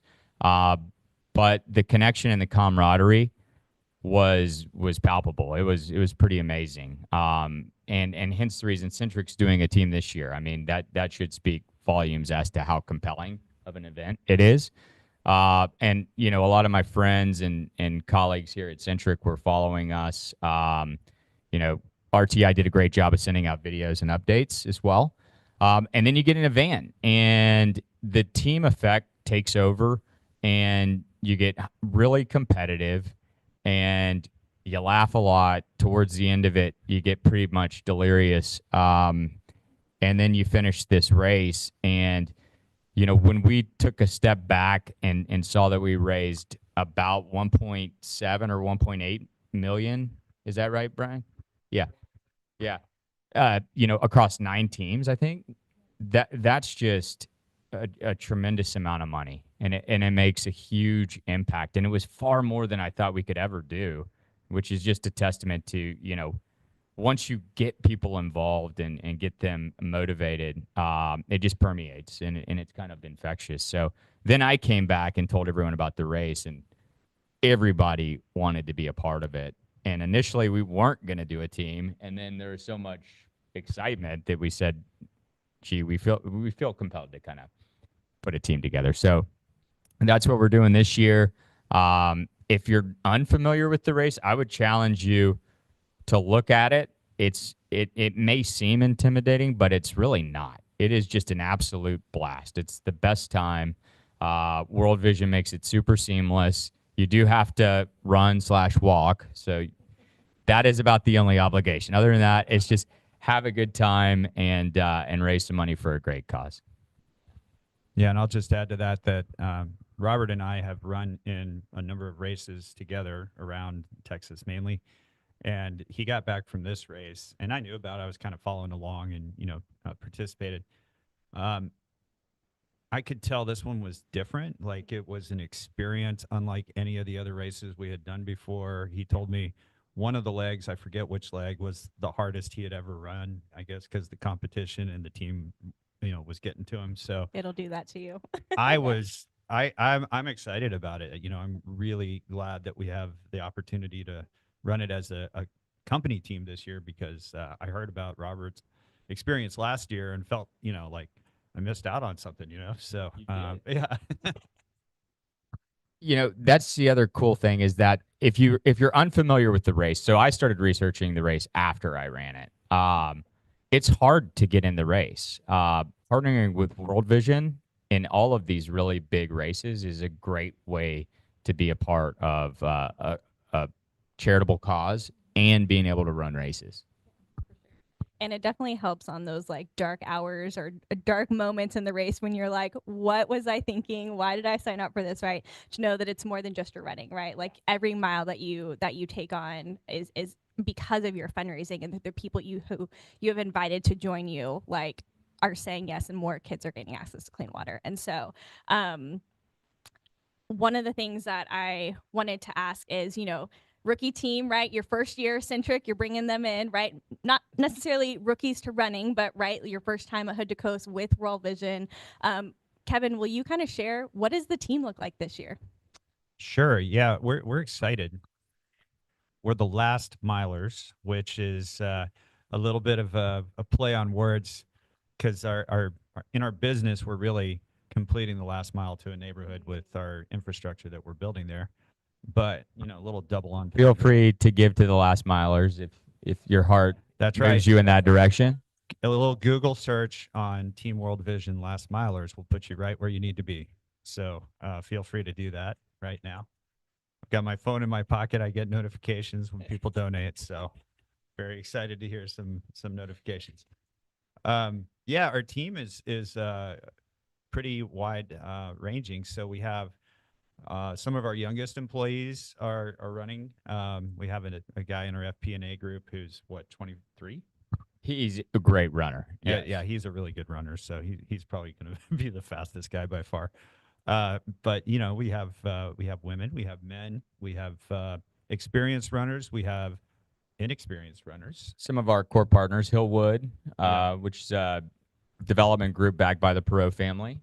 Danny Ellis, give a shout out to him. Yeah, and Nick Garcia from Home Pro, who's one of our sort of operating partners in some of our communities. So it's a group of Centric plus Centric adjacent people. So I think it's going to be a great crew. Yeah. And I think one of the important things is it can be a little daunting when you think about the dollars that you're trying to raise, because who's ever raised this much money before, especially some of the younger guys. And I would just say, hey, take a leap of faith forward on that, because you have so much support through World Vision, through partners of World Vision, that I think you can do it, with a little bit of effort and a little bit of faith. So, yeah, the intimidation is both on the fundraising front and the race. It's a great point, Kev. Yeah. Don't be intimidated. Yeah. Well, yeah, exactly. So I think that we'll get there, right? And God will provide. So that's what we gotta remember. Amen. Well, we are so excited to have Centric at Hood to Coast this year. It's going to be incredible just to kind of hear their journeys, right? Like they're pushing through fear on a lot of fronts, through actually running the miles and also putting themselves out there to invite people into helping get more kids access to clean water, right? Like a worthy cause, but those can be intimidating. And so we're excited to see kind of the stories that happen through people putting themselves out there and being surprised by what God does, right? How he shows up for them in the physical sense, but also in their fundraising efforts as well. So I just want to pitch it one last time back over to you guys to see if there's any final words that you have to say. Anyone, we have lots of maybe companies or individuals who are joining. What would you kind of leave them with? Any encouragement? I was going to ask you a question. Are you going to be a navigator again this year, a driver? Of course. For you guys, anytime. I like it. Words, really don't be afraid to get involved. I'll leave it at that. It's that simple. The second that you begin to explore what World Vision does, it's life-changing, and it is going to suck you in. That would be my only warning sign, but it's okay. There's a lot going on in the world right now, and it's important for us to think bigger and to think about people, other than ourselves, and to try and make an impact out there. So we're flattered that World Vision is here today at Centric, and we're excited to be a part of it. Yeah, I definitely echo Robert's comments there, and I would just say as well that you'll be surprised. I was surprised once you start really thinking about your fundraising, thinking about what we're doing, and you start talking to people about it, how receptive people are to hearing this story. They when you believe in something and you start telling people about it, that they're going to respond to you. At least that's what my experience has been. So that in itself is pretty rewarding. Yeah. Absolutely. Well, thank you guys so much for joining us today. Yeah, we're excited for what August will bring as you guys make your way down the mountain with your team in the vans. Oh, Rob, you got one more thing? I got one more thing. Shout out to Lopez, number one. And then also, if you do run in the race, you get to run with Lopez and meet him. He's an awesome guy. Definitely. That definitely makes the experience, right? For sure. Well, so good. Well, we just enjoyed getting to hear from you guys and to hear your heart kind of on the global water crisis, why you're excited to bring Centric on board. And yeah, we'll see you guys in August. But thanks so much. Annie, we're passing it back over to you.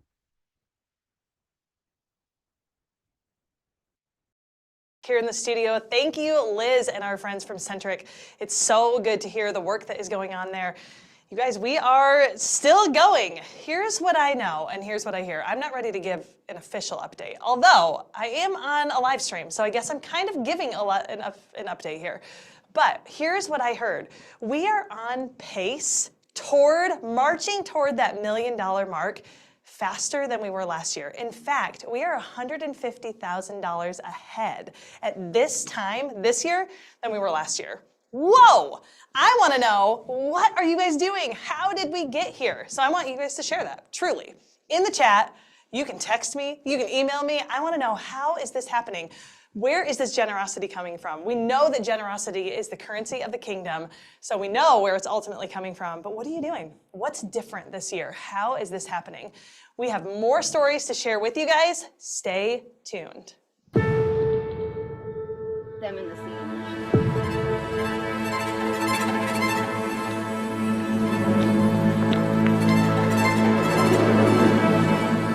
We started at 9 and it's 1 o'clock. So for 5 miles. We walked across the riverbed, across the forest, across several dry riverbeds, and about 700 feet up this mountain. And LDR, this is the bad part. This is the water. Yeah, when we crossed over here and they started putting up camps, and I said, "This is it," and they were like, "Yeah." Most of the time, when they reach that dry riverbed, they have to dig deep, deep into the sand, as far as 20 feet, to dip out water that they then haul back home.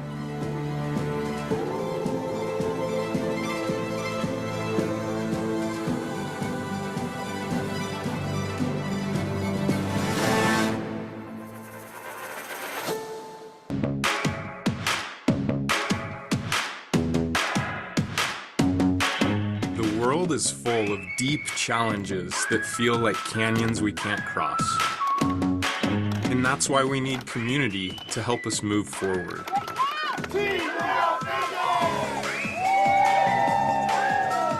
Rim to Rim is a World Vision event that brings people together to cross 18 miles of the Grand Canyon, raising sponsorship for one child per mile. Oh, this is fun. Oh, this is cool. We discover what's possible when we descend life's most challenging canyons. Then we rise up together, moving like tectonic forces, changing the world for generations.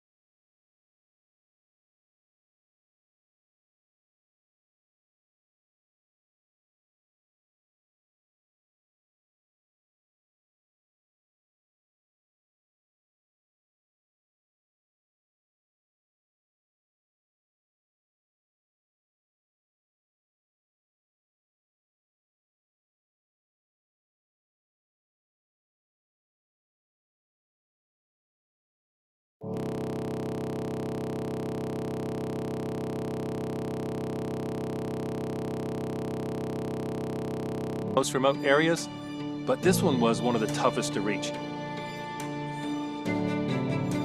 Both of these women, Nomojin and Terion, they were ready for us to follow them. They are leaders, they are strong, and they wanted the world to know their story.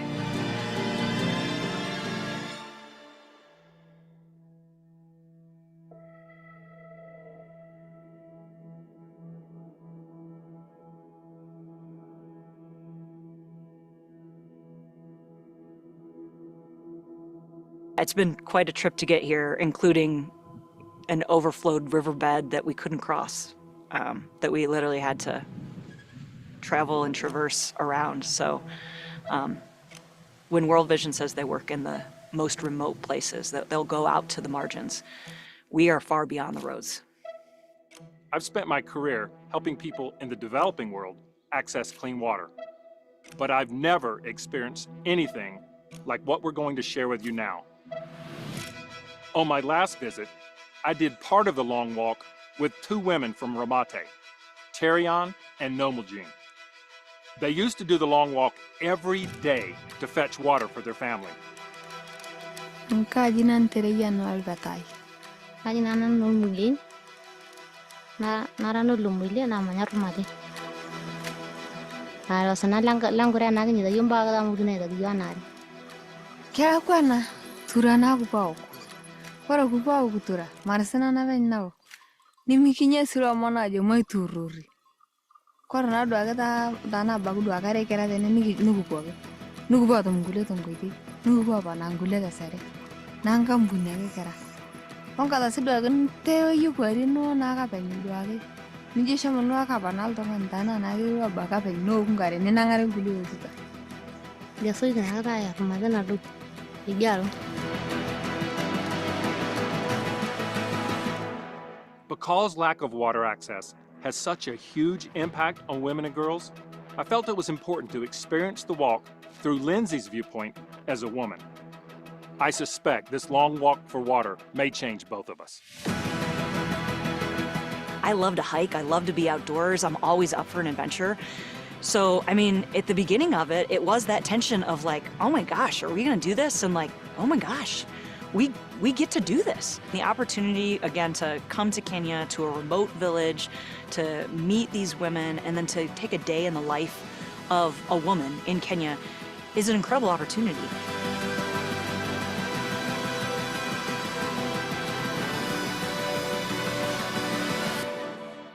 I was really conflicted with the idea that we were going to ask these women to take this treacherous walk again. I was thinking, why would these women ever be willing to do this again? When I heard that they were excited and proud to show us, what they said was the suffering that they went through every day so that other women wouldn't have to do it again, I was on board. But until I heard them with their own words and their own powerful voices say, we're going to show you this suffering so that other women don't have to suffer.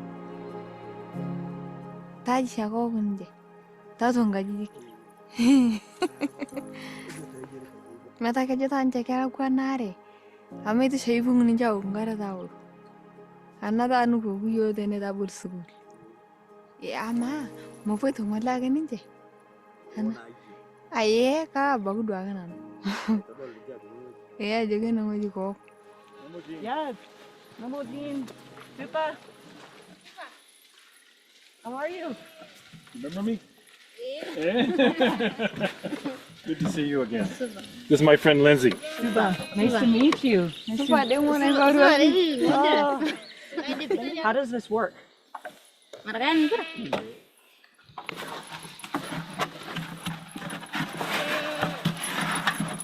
These are like, you said 20-liter barrels, and you carry one on your head and roll one behind you.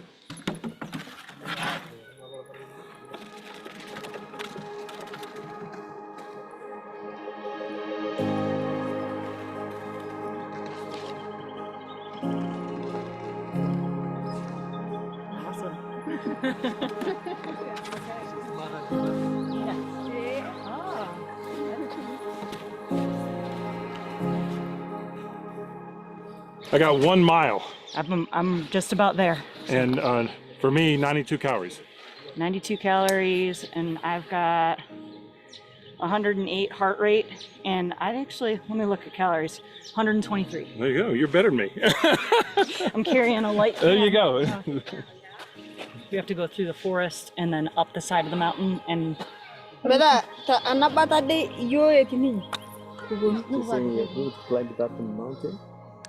how long throughout her life has she been taking this path?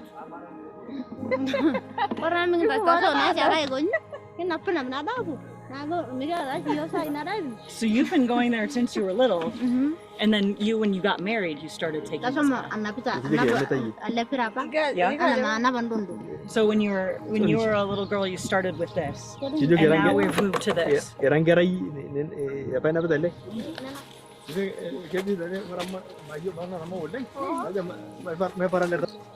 So Lyndsey, they told me this place is called Ramate, and it means dry place. And they use these acacia pods to feed the livestock during the droughts. Animals can go a couple of days without water, but humans have to have water every single day. So they stay here because it's good pasture land, and even droughts the animals can survive, but the humans have to walk for water.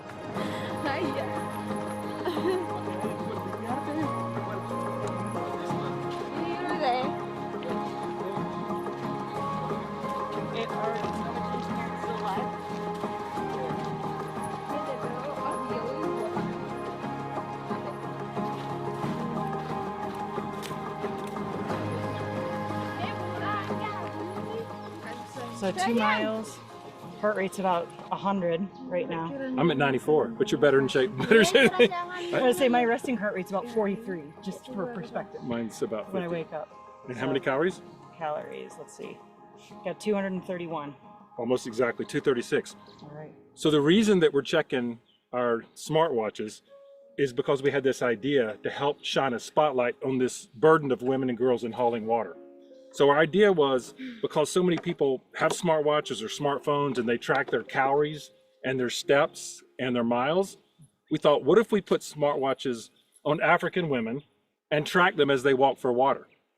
And what we found is in this community, they were walking 10 miles for water. And so that's why I wanted to bring you to see this walk that we're having to do for clean water. Well, and after training for half and full marathons, to pay attention to everything from heart rate to caloric burn, VO2 max, all this stuff, it's really incredible to see, even just like we're saying, kind of heart rate levels and what's happening as we walk. So it'll be interesting to see as we go. And that mountain still looks a long ways away. Yeah. So, well, let's go. Let's go.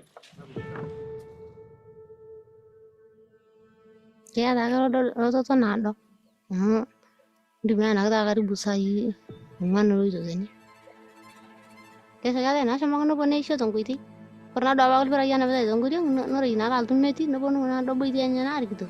Man, I'm going to shank it out of the river. Wabanagama, you told me. Bernada, when there was done to Bogno to run Albera, I didn't want to get on Gary. The one on the Albera, no, Nayana on. I said, so that's an elephant. Yeah. There's the elephant print. Oh, wow. Yeah, you can see. Wow. So now they are saying it just gone that way. Okay. Oh, because here's another one. Here you go. Yeah. Oh, wow. Is that it? Yeah. Tracking Brontosaurus. Can you show me, you said from the elephant when you were a kid. Can you show me and your leg? Yeah. Can you remember any of that? Were you too little? Yeah. Kabaru, Nabonaga, and Botor Nagaraben, or no, you are going to Namada? Naga to Naipu to Yamangara, Nagaram Dana, long ago, another opinion, another yay. He drove Through its, you literally ran through its legs? So after the elephant started going, he ran home. We're glad you survived that. I win.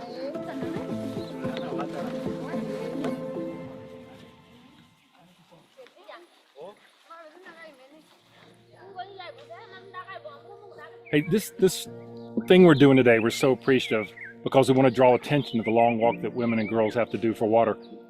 This has been so ignored that there was no estimates of how much women and girls had to walk for water. But just recently, the World Health Organization has come up with an estimate.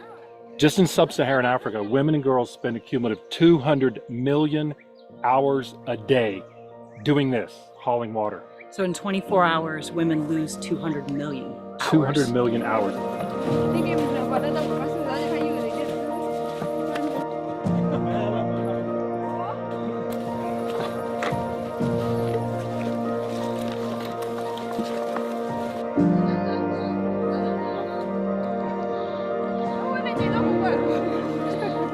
Where do we go to that? Yeah, we are still going up there. Excellent. We're going up there? But you can, when Up there. you cannot do this downwards. So that's why No. So where are we going? I don't see a path. I mean, did you bring ropes? Do we have ropes? Yeah. I'm not even being funny, Greg. I don't see a path here. Oh, she's just taking us to the viewpoint. Oh, okay. Thank God. I was asking them about the elephants. If they get up this high, there's an elephant. And they said, elephants can't get in the way of our children. They can't stop us from getting water for our children.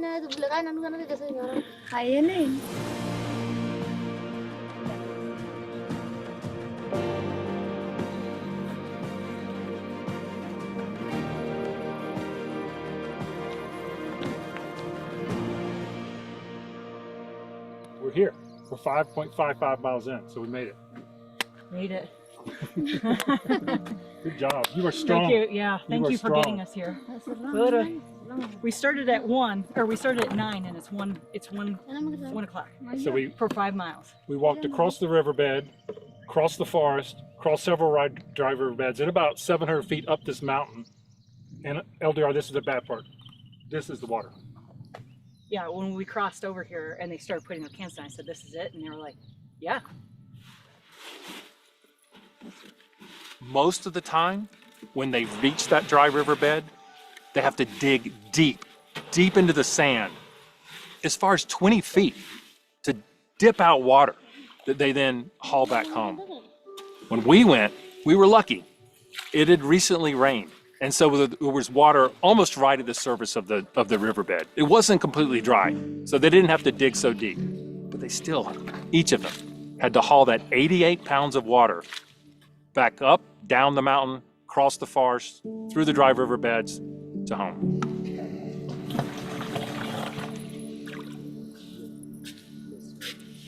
I would just think that to do this every day would just be so defeating. Just every day that this is what it is.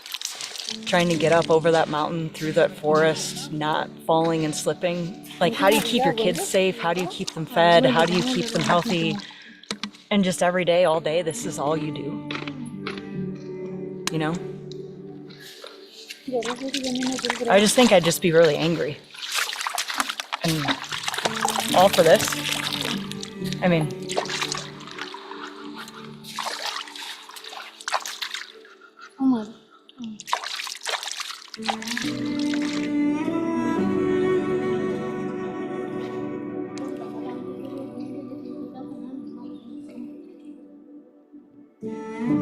the women in the community would take care of them after they gave childbirth. But then, as soon as they could, they strap their newborn babies to their chests and these barrels to their back, and they walk every day. Every day.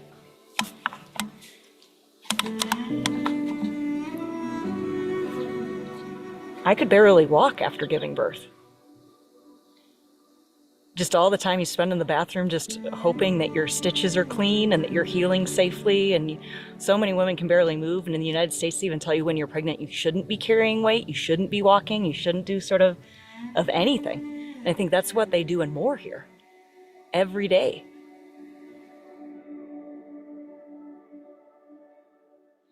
We think of stress and anxiety in life. I couldn't imagine trying to keep my daughter alive. And they do. and they love their kids so much, and they're so full of life, and they're so beautiful.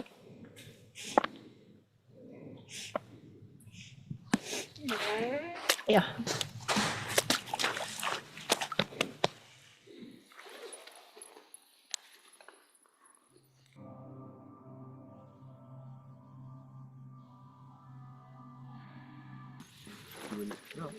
Wow. How's your neck right now? They squatted down and they grabbed the rope to this roller, and it was just a direct incline. And not only was it an incline, but there were huge boulders and stones that couldn't even be kicked out of the way. Like, you have to move them. And to see them yank on these ropes with 42 pounds of water strapped to their head on their backs, I just thought, how are we gonna get home?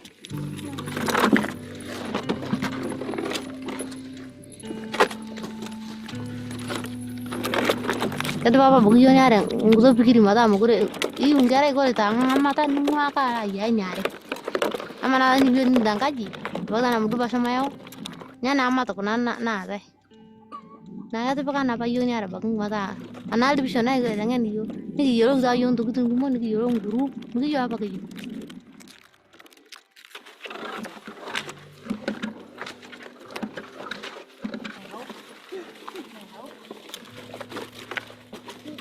Definitely not easy.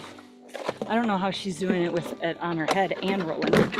How to balance out all the weight. But this is definitely a workout, to say the least. And a game of mental gymnastics, trying to figure out how to get it down, how to not fall, how to not break it. I can't imagine how demoralized it is if this were to break and you lose everything you just worked for. Yeah? I'll follow you. Yeah.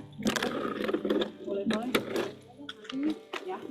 And I knew in that moment, they have been telling us all day, we're here to show you the struggle. We're here to show you the suffering so that other women never have to suffer again. And I thought in that moment, but you don't have to suffer through this walk. You've already suffered through enough. So we'll do enough to get the footage that we need so that people can see that this is real. But then we have to help. We can't let them do this. We can't just stand alongside.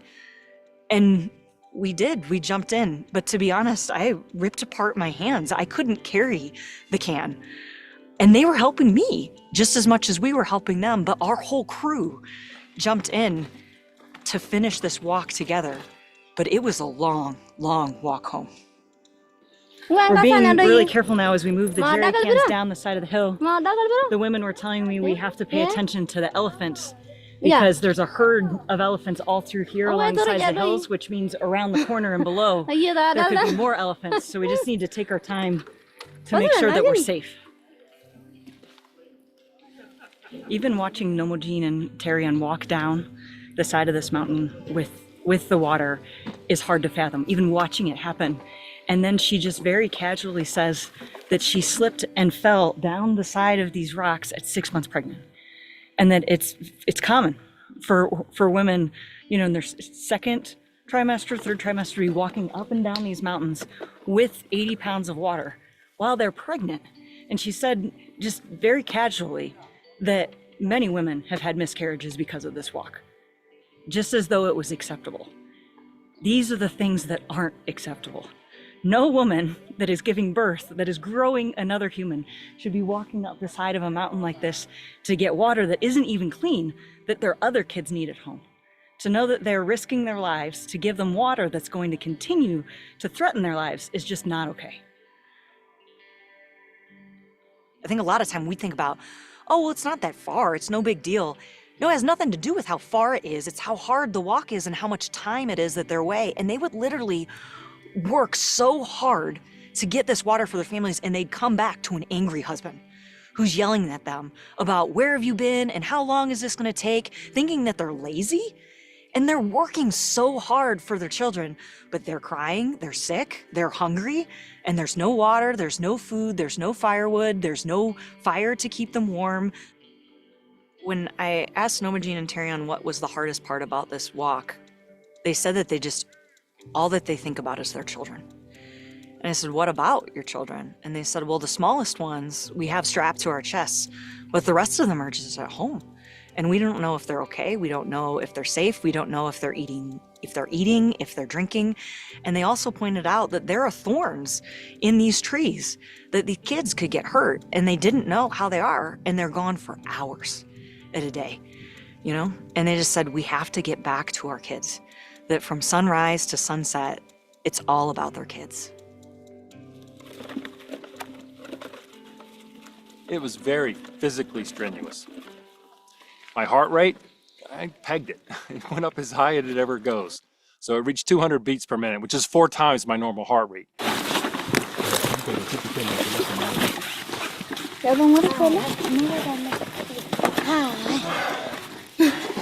How you doing? You okay? Sawa? Sawa. That's sawa. Yeah. That's sawa. And so it's, Some people have this feeling that when women lose this social time together, that they lose something. But they've told us there's nothing good about this walk. Yeah. And that, I mean, you can imagine, you don't have time to think about things when you're navigating all these rocks, and carrying 44 pounds of water on your head and back. It's just, there's nothing good about it. There's no reason this needs to happen. So while the physical burden is unbearable, I understood from them that the mental stress and the anguish of what does the future look like for their kids far outweighed any can that they were going to carry. To think that every day women wake up before the sunrise and they get their cans and sometimes grab their daughters and they start this walk. Like, I could not imagine what it would be to be out there all day in the scorching sun by yourself. And they said, no, we're never alone. We're always together. But to know that when you're out there, there's no one with you other than your good friends and your daughters or your kids, and it's scary. If there's anyone out there that wants to take advantage of you, kidnap you, abuse you, exploit you, there's nothing there to stop them. Whether it's an animal, whether it's a human being, there are men that know that women are walking for water every day, and they take advantage of them. And rape is real. There are many women whose lives are changed forever out on that water walk, and they have to get up again and do it the next day. This hike is no dream, it is a nightmare.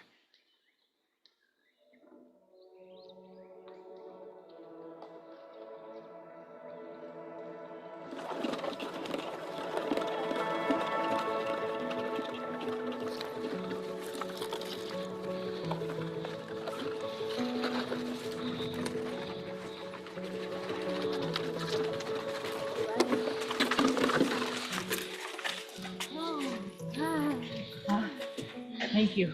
Thank you. We did it. We did it. Thank you.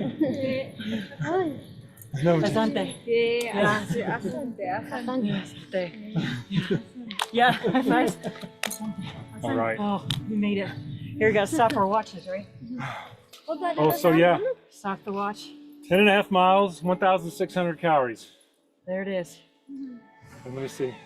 7 hours, 43 minutes. And I have almost 26,000 paces. But that doesn't even capture. That doesn't do it justice. The weight. It's over. Yeah. It's over. Never again. Yeah, never again. Never again, right? Strong women, strong world. Amen.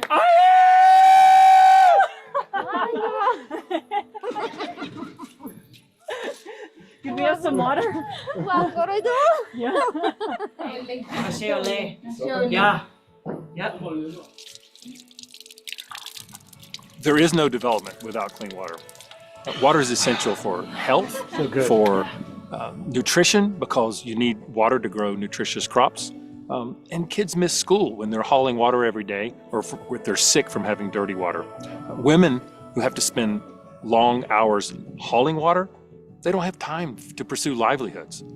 But when you provide clean water, it changes everything. Kids can go to school because they're not sick or they're not spending time hauling water. And women are freed from the drudgery of hauling water. And they have time so they can do other things like pursue economic opportunities. And this walk has changed me. I'm never gonna look at my family the same, or my life the same, or my faucet the same. I think another thing that changed me on this journey was to hear Lomong and Terrion say, there is no quitting. That this isn't a joke, this isn't a game, this is life. And you can't step away from that. There's no sidelines in life. This is our world. And if we want a stronger world for all of our children, we have to see each other.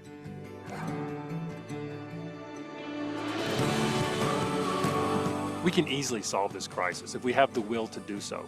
You know, since 2000, we've provided more than 2 billion people with access to clean water. Now, there's still 700 million left to solve the global water crisis, but we've come much further than the way that we have to go now to finish the job. So why not? Why not invest in a future of hope and life? Because this is our world. This is our future. This is our chance. Please join us. Please help us end this long walk for water.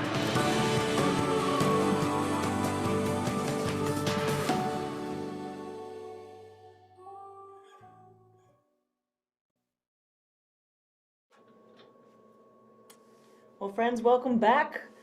We hope that you enjoyed the premiere of The Long Walk for Water. And for this segment, we're going to go behind the scenes a little bit and talk about the making of the film, kind of the backstory of how this all came to be. And joining Greg and I today is Ann Gibbs. Thank you. Yes, it's our kind of video producer. Yeah. That was with us on site, behind the camera, and really coordinating a lot of what you just saw today. No, thanks for bringing me out from behind my camera today. Out of your comfort share zone this a little story. bit? Out of my comfort zone a little bit. I love being behind the camera. I love witnessing the stories. Being somewhat like the one who gets to soak it in and bring it back. So, but I'm here for it today because I'm happy to share the story that we captured in Ramonte. Yeah. Well, and we were just reflecting, the last time we were in person together was flying out of Kenya, leaving that trip just at the beginning of August. So it's a powerful moment to sit back together and look back. Together. Yeah. So Greg, kicking it off to you, you called me late spring, early summer with this idea of, journeying with these women. Where did the making of this film really come from? Yeah, so we know that women and girls spend tremendous number of hours hauling water, but it is so neglected. There's not even good data on that until very recently, which I mentioned in the film. So we were trying to figure out how we could shine a spotlight on it. We had this idea of putting smartwatches on women as they walked for water. We did that in 4 countries, and I said, I want to go back to the place where they are walking the furthest. And that was where I met Lomong and Terrion, and I walked just part of the walk with them. And I took a short social media video just on LinkedIn. It went a little viral. It got about 60,000 hits. Little viral. And I knew it was a big idea even before I heard that, because it's the spirit that these women had and the tremendous physical burden. And so I said, we got to come back. We got to bring a film crew. We got to do the entire walk, because I just got to where I could get close to the mountain. I didn't go up the mountain. And I had to have see this through a woman's eyes and a mother's eyes, because that's the burden. And I was lucky to tag along as the science geek, which was a pleasure. And so I thought immediately of you, LDR, because of your passion for bringing clean water to people. And so I remember I was on a visit in the U.S. with donors, and I gave you a call from the parking lot and asked if you would do this. Yeah, I can actually remember that phone call and you really laying it out and saying, hey, I was just back in the Samburu country and meeting these women, and they said, we have to come back and take the rest of the walk. And you saying, would you do it with me? And immediately, I was just humbled by the opportunity to visit another community, but to be in such close proximity with these women and them allowing us into their lives. I just thought, what an opportunity. And then you had said, well, I need you to understand that, we're gonna go through a dried up riverbed, and it's kind of like a desert, and then there's gonna be a forest, and there's a mountain, and there are also cobras. And I thought, elephants I can do, cobras, I don't, I'm not even so sure about that. But, I left that call with a lot of excitement, but I think I also told you, I need to talk to my husband. Yeah, George. First. And a lot of you folks know listening, I have a 6-year-old daughter at home, and Rumate really is incredibly remote, which we're going to talk about in a minute. But even talking with George, he just said, this is an opportunity of a lifetime. And the fact that you could come alongside these women and help them tell their story so the rest of the world would know, we would only hope that someone would do that for us. So we were all in, and it was like, just fast forward, we were on planes to the other side of the world, it felt like, yeah. And Ann, what did you go? Yeah. Well, so I'm new to World Vision compared to you both, right? I've only been here for a few years, and I had only ever been to the field one other time with World Vision, to Zambia. So when we saw the project request come in, selfishly, I wanted it for many reasons. One, it said it was a 10-mile journey. Yes. I live in Colorado. I'm a big mountaineer. I'm a marathoner. Pridefully, I was like, I love doing Strong Women, Strong World stuff. Yes. I want to be there. Two is like, I've never been to Kenya. I want to go. Yeah. It said like, we're way out there. And I thought when I came to World Vision, I was promised that I'd go where nobody else gets to go and I get to see what nobody else wants to see. Because we go to the farthest Because we places, really do. And honestly, a lot of people also don't want to, and that's okay. Yeah. That's completely okay. But for me, whenever I chose this career of storytelling, it's because I've always wanted to go and see it firsthand. And oftentimes you always say give a voice to the voiceless, and it's not that people don't have a voice, it's that maybe they don't have a platform. Yes. And so if I can be that bridge by allowing these women in Kenya to tell their story to whoever we can reach, like now there's a relationship bonded between the viewers and them, and it's up to the viewers to decide how to use the new information they've been given. Yeah. But for me, I just see myself as the messenger. Yeah. So it was a really great opportunity to hop in and see firsthand just what World Vision means when we say we go to the hardest to reach people. Yeah. We work with people that nobody else can get to. Yeah. And we really do help them find solutions. Boy, we did go to remote areas, but that World Vision works in these very remote areas. Been doing this type of traveling with World Vision and other partners for 20 years, and the remote areas are where people lack water access the most, and that's where the kids are dying. It's in these remote areas, so that's why World Vision is called to these remote areas. This was a good example of a remote area. How was it to get to Ramate? Yeah, well, I've lived overseas, so I've spent my time living in the Andes in South America. I've done a fair bit of traveling even with World Vision. Like you said, I've gotten to have the blessing of seeing our work in multiple countries and have been to Kenya. But when you said, this is a whole different area of Kenya, I thought, oh, okay, I'm down for it. And we met in Nairobi and woke up before the sun came up, and we caught not one but 2 bush planes to get into a Jeep where there were no roads, no electricity. We didn't see for another week, just to go out. We actually, I think it was supposed to be, about an hour and a half, 2-hour car trip to get to Ramate from where the plane landed. And then there was a river, or a road, I guess, it was completely flooded out because of a flash flood. I think we have a little short video to show of that. Yeah, it's just all conservation land, so we were just wide open, beautiful country, and we're just rolling along, and then all of a sudden, literally a flash flood came through, and we were thinking, well, we have a timeline here. We have a schedule. We're supposed to meet these women, and we have to be there before the sun goes down, all of these things. And sure enough, we sat for probably 20 minutes, and the driver said, this isn't going to happen. So it ended up being an over 4-hour trip to meet you and the team in Ramate. And you'd been there for We had already a long been there time. for a What week. What was it like for you, And traveling? so every day we did have to take the bush plane in, and then we drove this road. It was still a 2.5-hour drive, and it was beautiful. You go through this conservation land, and one of our World Vision drivers was a former safari guide, so he'd always be like, Ann, do you see it? Do you see it? And sure enough, there was elephants and giraffes, and you're just like, we are in God's land right now. 100%. It's beautiful. And then you pass through some of these smaller villages, and then literally we rock crawl down the side of a mountain. Yes. Yeah. And our drivers are so skilled to be able to maneuver the way they have. But that's one of the reasons why World Vision can get down there, is because we have the capable vehicles and these trained, skilled drivers who, like David, our driver, is Masa. He's from that community. He's used to this land. But literally every day, Max and I were just like, how long is it going to take us to get down here? It had been raining on and off, which is very different. It's supposed to be the dry It was season. supposed to be the dry season. And it rained on us every day. So it's like, are we going to get stuck in Ramate? Are we going to get stuck crawling back up this mountain? But we did. We were committed. So it was a 2.5 hour, maybe 3 with the plane ride, 2. And then we would record as much as we could. And then we had to book it back before 4 o'clock in the afternoon because the plane had to take off and land before the sun went down. I mean, it was a hustle. Yeah, and even the first afternoon that we were there, because we were so late, we got to meet Lomong and Terrion, and we talked about our kids and just got to know each other a little bit before this walk. But Terrion kept looking at the sky, and she kept saying to us, you need to leave.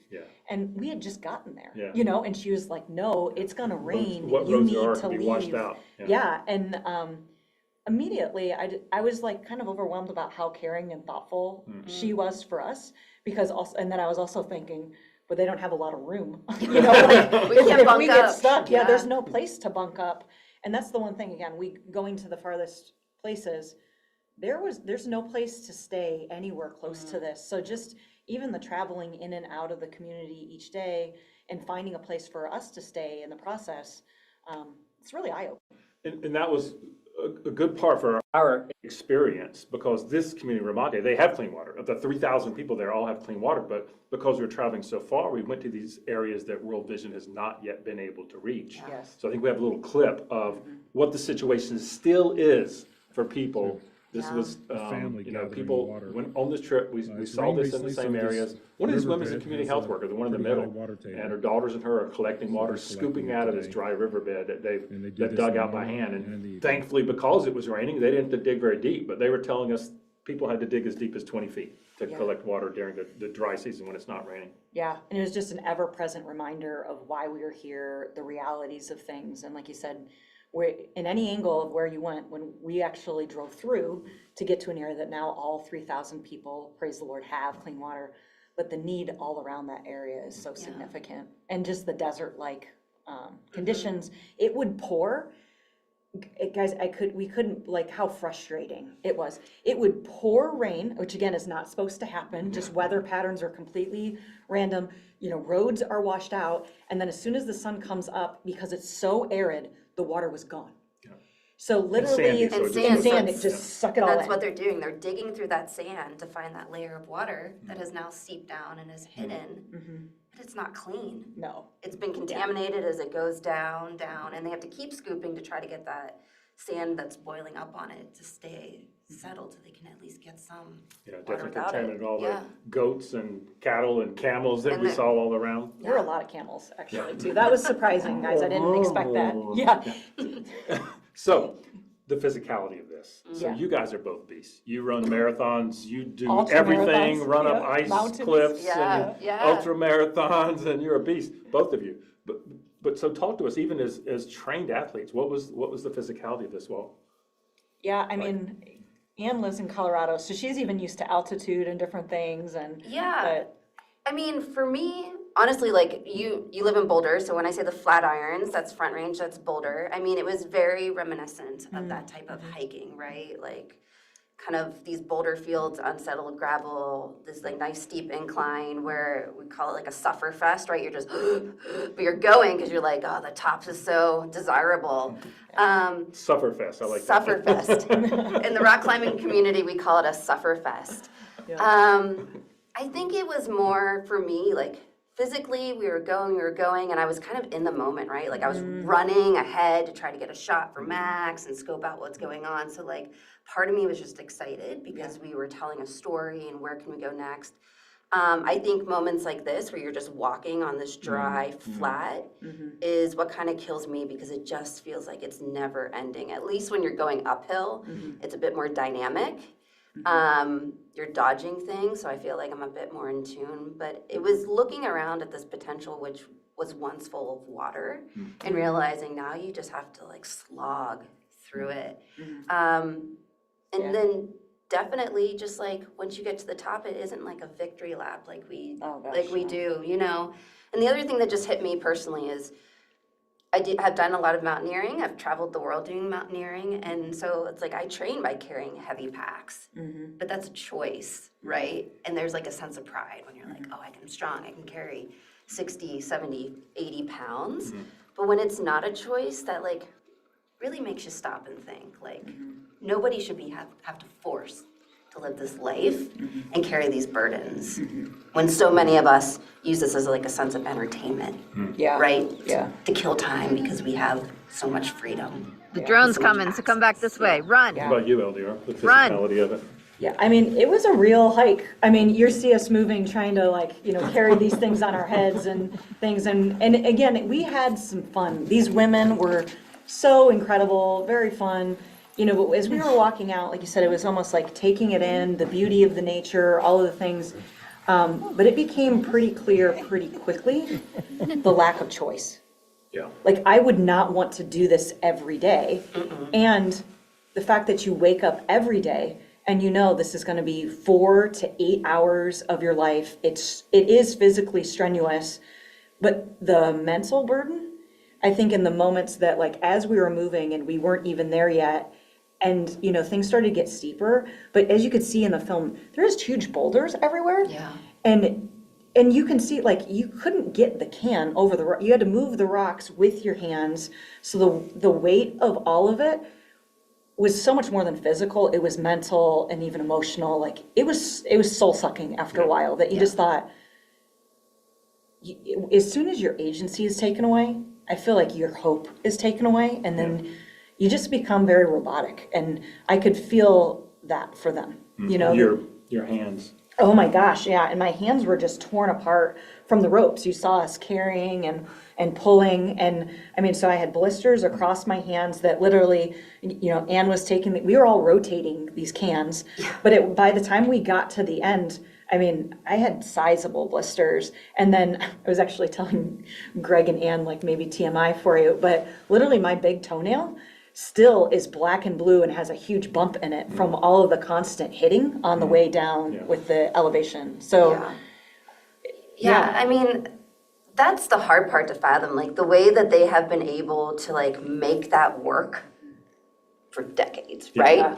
Like, and the way that they know they have to carry that much water to provide for their families because it is so strenuous. And the women talk in, you know, if they're pregnant, they just carry less water, but that means less water at home. So more trips stress. More trips up the mountain. And then their neighbors try to bring them water whenever they're just like going through labor, but it's not enough. You know, and as you said that, I want to interrupt you for a minute because I hadn't ever thought about that. Like, we think, oh, a lighter can, a less of a burden. But in all reality, the lighter the can is, the heavier the burden of responsibility for your families. You know, it's awful. It's awful. So many of these, I mean, we heard stories from all these women there, right? So many of them grew up as little ones. Nomagen was from that community. Terry-On was married into the community, but Nomagen is from there. And her mother taught her how to assume this responsibility. You know, it's a mother's job to pass this along to her family, to her daughters, to instill this practice and this mental fortitude that like this is the burden you carry.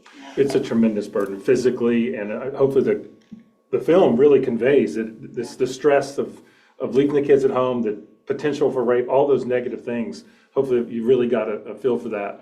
But maybe what we didn't have as much time to show in the film is that we had a lot of fun. We did. We had a lot of fun with these women. And Ann, you were there first and started spending some time with us. Tell about them. Well, I mean, the first day I went into the community, it's common practice for everyone to sit in a circle. The elders will come and the chief will greet you and they will pray over you and then you ask permission to be there.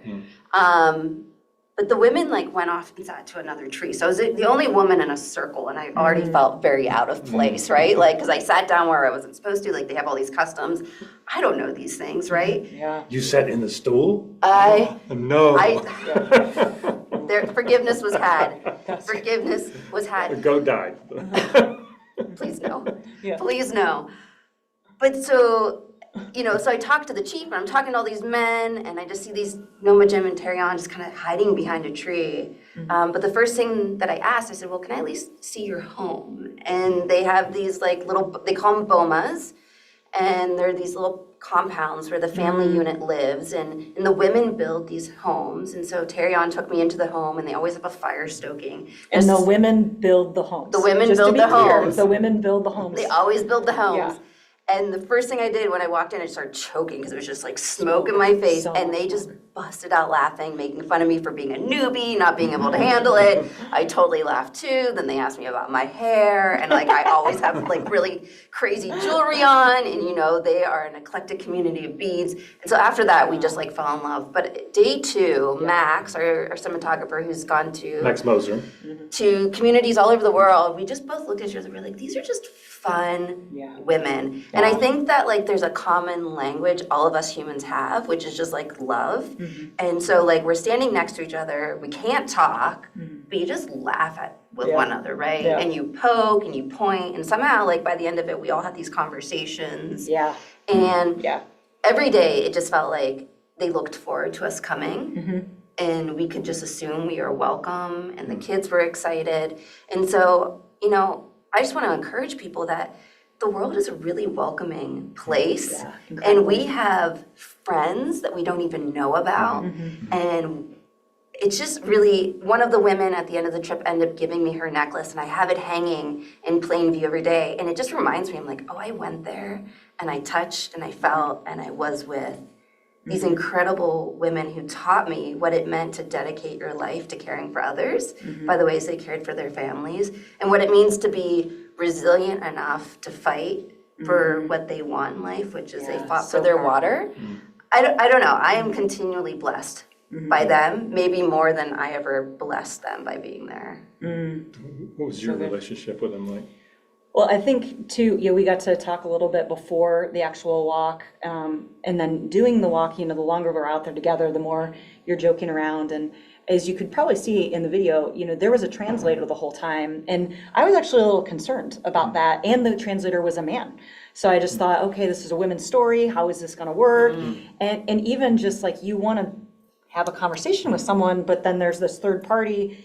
And it was Lacona was the translator, who was a local teacher in the area, incredibly trusted man, who's a huge advocate for women. He would like jog next to us and was like right in it and would stand back, and like we would be talking and he was right there interpreting, and there's just so much laughter, and you could see even this, they had just such a pride that they were showing us their life and their community, and that we got to be a part of that. And you kind of pick that up in the film too, that she's like, they probably never even walked for water. Like they walked to a, but they were so playful and joking. And particularly after we finished the long walk, because we had to do the whole walk. And then we had to go back to some of these areas to get the scenes, to film the epic shots.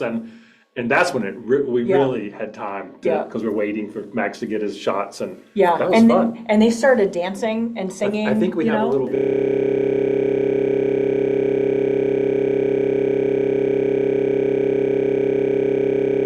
The dancing. We'll see if we can get that pulled up. There you go. Yep. And she's singing now. They're both singing. Yeah. And then they were trying to kind of teach us this whole like, There you are. I think you got like a good little bob. Like music is like just like the language and just the necessity of these places. Yes. So this Noble Jean, she always looked like a point guard. She's feisty. She's small and petite, but she's tough. She's a tough little nut. Oh my gosh. Yeah. I mean, it was really an incredible time. And I think she even was at Noble Jean. We were carrying, just trying to see like, what does it actually feel like to attach, basically burlap to your head and carry 45 pounds of water on your back. And then they're dragging the other 40 plus, so it's like 80 pounds. And I think it was Noble Jean was like, oh, can I, you carry my water, I'll carry your backpack. Yeah, that was cool. I love that she was carrying my backpack. I think we showed that slide earlier, but if not, Jordan can put it up. Oh, there she is. Yeah. There so she is. cute. There's two shots there. Both of them with Noble Jean with my backpack.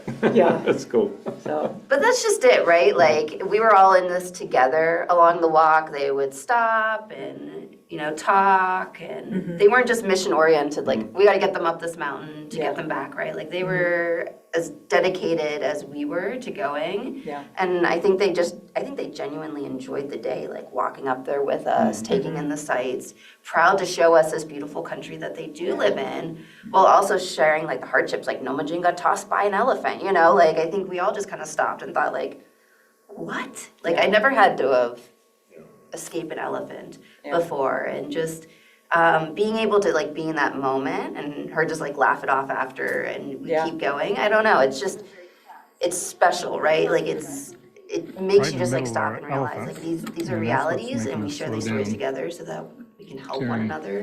One of the ways we connected was this work that we're doing in this area is called Strong Women, Strong World, because it really focuses our development on, there you go. Repping the brand. And, and at 2 p.m. you'll hear a lot more about it when we talk to Catherine Compton and Chrissy York, LDR, do that interview. But because Strong Women, Strong World is there, they know Strong Women, Strong World in the local language, Mai. Yes. And so this became a connection for us. You guys were doing. Tell us about that and Thea. Yeah, it was so fun. So it was in Camp, Nagot and Camp Nagot. And they would always they were Strong Women, Strong World. And it was really a beautiful mantra that they always do this. Yeah, as they do it. Yeah. So it was just incredible. And so I have, of course, some clips of them doing it and us doing it together. And I was editing it one day so that I could have it. And I've just, it's playing. And my, at that point, 5-year-old, but now 6-year-old daughter walks in the room and says, Amanag Nagot and Kamp Nagot. Like, and I was like, what? And she was like, and I looked at her and I laughed, and she said, Strong Women, Strong World. Because she kept hearing that. And I thought, these strong women have shown my daughter what true strength in women look like, and I thought, what an incredible imprint of the world. And Ryan and Holly this morning were talking about perspective. Like, what a blessing that we can give our children perspective. Absolutely. And the fact that these women are part of Thea's story is just so fun. I think we have one more. Strong Women, Strong World. It was so good. And that was while we were out and singing and dancing and doing things. Yeah, Greg was like, what song can we sing? What dance can we do? And I'm like, the chicken dance? He was like, no. No, we're not doing it. I lived in Cincinnati, but still not going to do that. Yeah. But at the end, too, Greg, Ann and I have both been a part of a really powerful and special new event for Team World Vision called Women for Women. So shout out to our Women for Women folks who are, 100 women in Santa Barbara, California every year that move from sunrise to sunrise for women worldwide. And the funding goes to Strong Women, Strong World, Beyond Access, and this type of work that's centering women in our development through an integrated model that we're going to hear about. And we haven't finished the work in this area. Actually, the coverage is only about 1/3 of the people in this area. Nomajin and Terrion, their community has it, but there are a lot of communities in this specific area that we have not reached, and they're still having to walk for water. Yes. So we had just finished our second Women for Women event just before this trip, and we were able to bring 2 of the medals which are wooden and hand carved by one of our runners. Shout out to Elaine. And we were able to bring them and give them to the women and just tell them that like these medals signify strength and accomplishment in a future. And, we want to give these to you as a thank you, and to just celebrate who you are and what you're doing in your community. And again, both women were so strong, but so tender. And the 3 of us, all 4 of us, 5 of us, all really had a really sweet, tender moment with that. Tears in our eyes There were to tears. say. Amongst all of us. That you don't ever have to take that walk anymore. And you have a whole journey ahead of you that's about life and not death, and full of agency and choice. And and the beautiful thing about Women for Women, the race itself, is that it is women coming alongside one another to support women, both the women who are running and women afar. And the women of Ramate are very supportive of one another. Nomajin is the kiosk manager. But one of the things that she takes a lot of pride is helping elderly get access to the water. Helping them make sure that they can, when people actually have to pay for the water, it's very minimal, and then that funding stays at the water kiosk, so if anything breaks, that community can support it.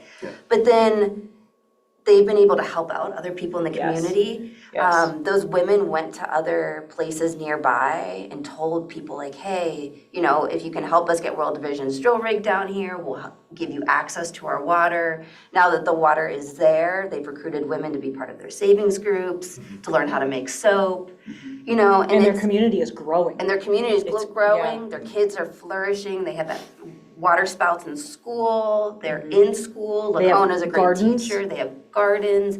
And so what I love about seeing our work is that it's not just us coming in and providing help, it's then giving them the responsibility to pass it forward. And these women really are owning that leadership position with like so much love and enthusiasm that it's just like, stand back and take notes on like how this is done. Like they're leading the way. Yeah. So they just really represent the Women for Women, the Strong Women brand, and World Vision's like our hope for all people, right? Yeah. What a pleasure to spend the time with them. Yeah. Well, and Greg, your insight to say, let's come alongside these women and let them share their story, and let's see what this really is, so that we can understand the struggle, so that we can really celebrate the transformation and the impact. Yeah. Because I think as Americans, you know, you might see like earlier a sink in a healthcare facility, and you're like, oh, well, it's a sink. That's great. But to know that women are delivering babies, you know, on dirty tables that someone else had just had a baby on, that sink means life or death. It means the world. It means dignity, you know. And this walk, I mean, like we said in the film, women are having miscarriages, you know. Or The just, risk is. I mean, as we were walking, it was just like, we would have these side conversations, like, could you imagine like not being able to shower after this walk alone, let alone your kids, you know, like everything that they were telling us, I feel like you and I would kind of stand back and just say like, oh, you're right. Like, I've never had to, if I don't shower, that's like kind of a point of pride. Like, yeah, I get to be a dirtball for the day. But for these women, you know, their water has to be divided. And that's what Terry-On said when she first came to this community, is that there wasn't enough water for everyone to bathe, so everyone just looked old.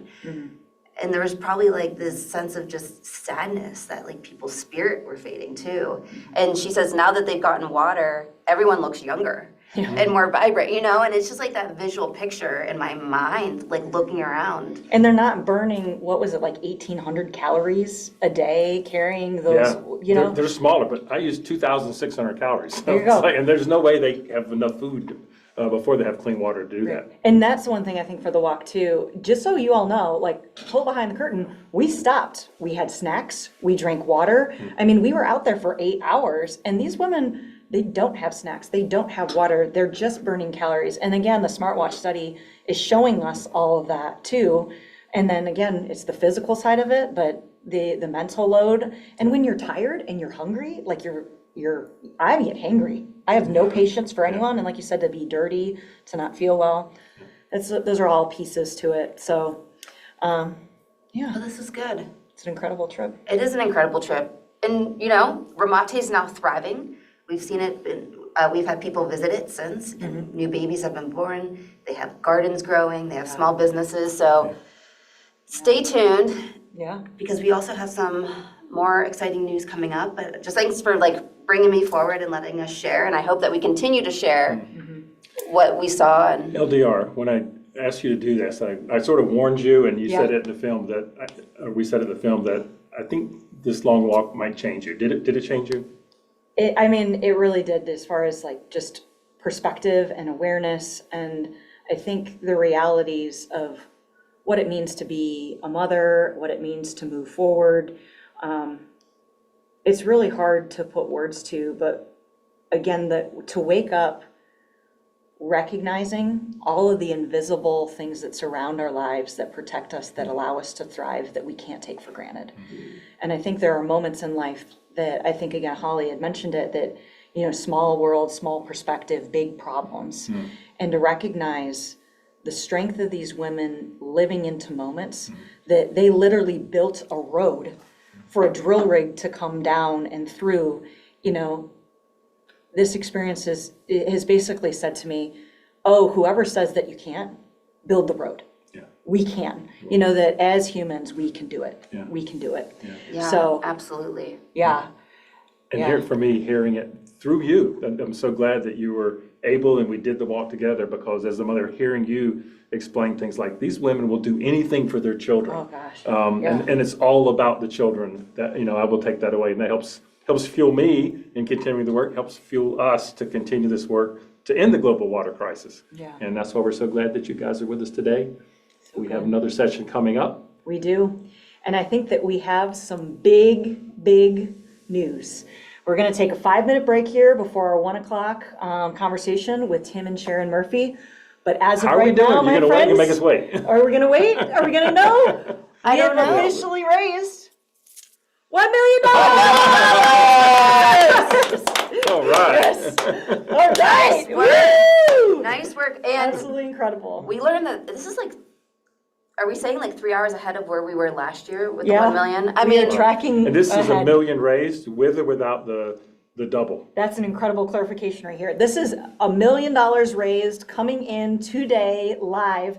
And then we have additionally the challenge funds on the table. So we've seen Doubles at it. least $2 million of impact today. 40,000 and counting. people are getting clean water because of the work that you guys are enabling today. So thank you and God bless you. and we're still going to be live for another 6 hours. That's right. Yep. 7 hours. We're going until 8. Yeah. Yeah. Oh, yeah. 7.5 hours. So Yep. like, keep it coming. Yes, and again, incredible stories coming up. We get to hear from Tim and Sharon Murphy and others. So stay tuned, take a break, get a snack, and we hope that you're having a great day. Keep See it you going, soon. friends.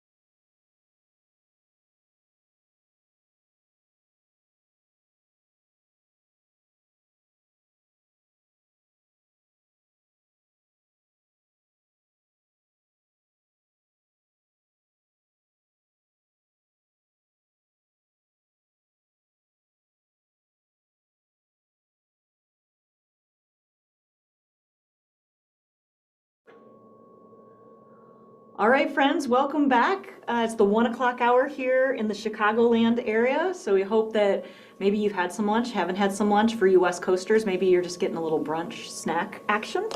But if you missed the last hour, at the end of the last hour, we announced we have raised $1 million today. So yeah, 20,000 people with clean water. And right now we have with us the amazing Sharon and Tim Murphy coming in actually live into the studio, which is really fun for World Water Day. Thanks so much for being here. Absolutely. Yeah. Glad to be here. Yeah. So as you guys already might pick up, these guys here, I'd say, are a modest Midwest couple. You know, they do their thing, they're living their life, but these folks inspire integrity and loyalty and action. I've known you now for, I don't know, probably almost a decade, from afar, more so. And to see how you all have chosen to live your lives and just strong and steady, you know, not necessarily upfront, you know, but just the consistency just continues to inspire me and really makes me consider what kind of parent I want to be and what kind of presence I want to have. So just thanks for being awesome. You have to take the compliment. You have to take it. It's received. We're trying, but it is not easy. Yes, no.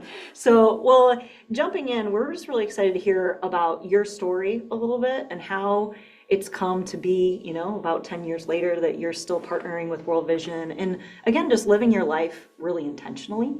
So the first question straight out of the gate, either of you can take it. We'll see who steps up first.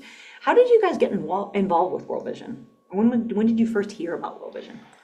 With Tim. Yeah. So I was just on Donor Drive looking at giving history because it started out with me giving a gift for, I believe it was Hood to Coast 2014. Okay. A client, or it was a former client, was doing Hood to Coast. It was a last minute. He was in addition to a team, and I'm like, oh, you know, that looks like a fun event and a good cause. And so I made a donation. And he had a great experience. A couple months later on Facebook, saw that one of the daughters of a friend from college was doing the Mankato half marathon. Cool. And gave to that. And kind of little did I realize that at that time that those were kind of precursors to becoming involved with World Vision and with Team World Vision. And so those two donations in 2014, I started running in late 2014, preparing for a January winter run in Indiana. Okay. At night on trails. Okay. So Because we start big. Yeah, I was gonna say that's not a low bar entry level type of experience. Not paved trails, but trails through the woods. And I did that in January. At night. At night, and it was muddy. And I'm like, oh, that was fun. It was a quarter night trail marathon is what I did. Wow. So six miles. And it was like, oh, I wonder if I could do a half. And so that's how it happens, right? You do something, and then there's this little question of what if, you know? So I basically did a half, and I was like, oh, that was interesting. And then I'm like, okay, so the next logical is, what's next? So I'm like, okay, if I'm going to do a full marathon, I need to have like training plans. I need to probably have some community. And I'm like, I wonder if there's a Team World Vision in Indianapolis. All right. Well, as it turns out, there was one that ran at a park just a few miles from the house. And so my first experience was with a part-time World Vision employee and the McBrooms. Oh, yeah. So that first run was in July of 2015. Okay. That first group run was in July of 2015. And I felt very welcomed as a newbie. Wasn't connected with a team because it was just like out of the blue. It's like, oh, I can sign up for that. And kind of the rest is history from the standpoint of we've had lots of leadership changes in Team World Vision in Indianapolis, and but through that we've developed relationships with people that are now all over the place. Yeah.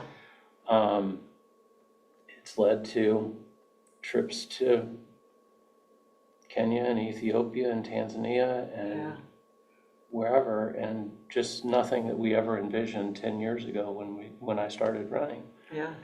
And nor did I anticipate that Sharon would do the Chicago Marathon. That's right here, friends. I was going to say, so what's the back end story of that? Tim's like, oh, I'm going to try this and I'm going to try this, and you're watching this all happen. You see him go to that first group run. You know, you can, as a wife and a partner in life, like, what's the back end of that? You know, the other side of that is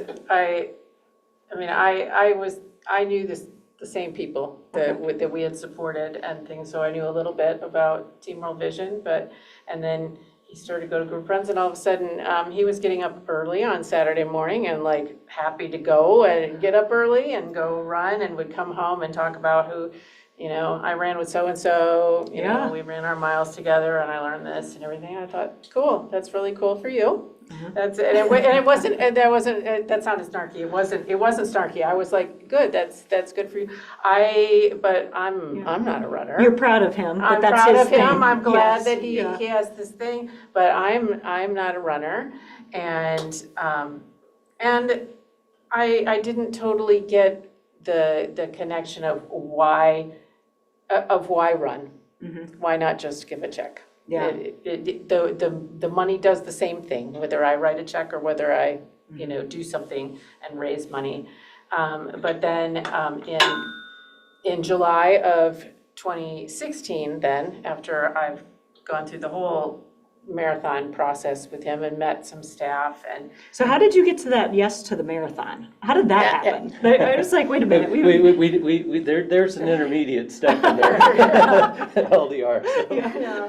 But we, Tim got invited to go to Hood to Coast. Yeah. The timing was not ideal. I did tell him that I thought he should say no. He did not say no. And it all worked out. It happened to be the same weekend we were moving our younger daughter into her freshman year of college. So there are things happening. So there are things happening. But she and I handled the move in ourselves. And he went. And it's still held over my head. No, because it happened twice. We've let it go because of what happened. Because he went off to Oregon. And you felt really led to go. You wouldn't just not go move your daughter into college. No, I just want to clarify that. Yeah, it was a last minute opportunity. It was a specific invitation from a staff member and to go, and he went off to Oregon to do this race that I had some vague understanding of what it was, and as I explain it, he went to Oregon as Tim and he came back as Murph Dog. He came back as not just doing Team World Vision, but like as a part of Team World Vision. And I was like, wow, this is different. And then from that, we ended up going to Ethiopia, and it was in Ethiopia that it all came together for me. And I was like, okay, giving a check is great, but to do something with your body that honors the journey that women and children are making for water, that is important. And that was when I then signed up for my first half, and then the ball started rolling. And there is something though, like when you do this much and then you start, you know, what am I going to do next? And for me, it did end up in 2019. I did the Chicago Marathon, and which still astounds me. And once a marathoner, always a marathoner, my friends. That is absolutely amazing. And so that first trip to Hood to Coast was kind of we got to know a couple of key staff members at that time. Yeah. Both of whom have moved on, but we have relationships with those people that now are 9, 10 years old that we view as our bonus kids. Yeah. You know, it was on that trip to Ethiopia where Sharon experienced team for the first time was when we were doing the Great Ethiopian Run, which is a 10K street party. Is it 10K or 10 mile? 10K. Anyway, it's one of the world's biggest street parties. Yeah, by that all also happens to go up and down hills. Yes, like a this. very, very hilly street party. And the fact that everybody on the team was at the finish line waiting for Sharon to finish. And the fact that Tamaru, who's the donor liaison in Ethiopia at the time, he had trained to do the run. Yeah. And he was like, I'm going to give up my own event to run, and I'm going to be with you guys. And that kind of started that whole process of really understanding that the sacrifice, Yeah. how much people like Tamaru or Justice or in Kenya, how much they love the donors that come and learn about what's happening on the field. But that's really where kind of Sharon's passion and understanding of the purpose really was in that first trip to Ethiopia. And then I also have to add, then a couple months after the first trip to Ethiopia, I went to this thing called NLG. Ah, yes, our National Leaders Gathering. This is true. And I heard this powerhouse young woman preach about dry bones. Oh. And it was a time when I was feeling pretty dry, and that spoke to my heart, and I thought, okay, this is a place where I need to be. I need to stay. Amen. Amen. And I don't know if you all can see this because we're not zoomed in very closely, but Tim, you've got some tears in your eyes as you recount these moments. Can you tell us a little bit more about that? What's stirring in you right now?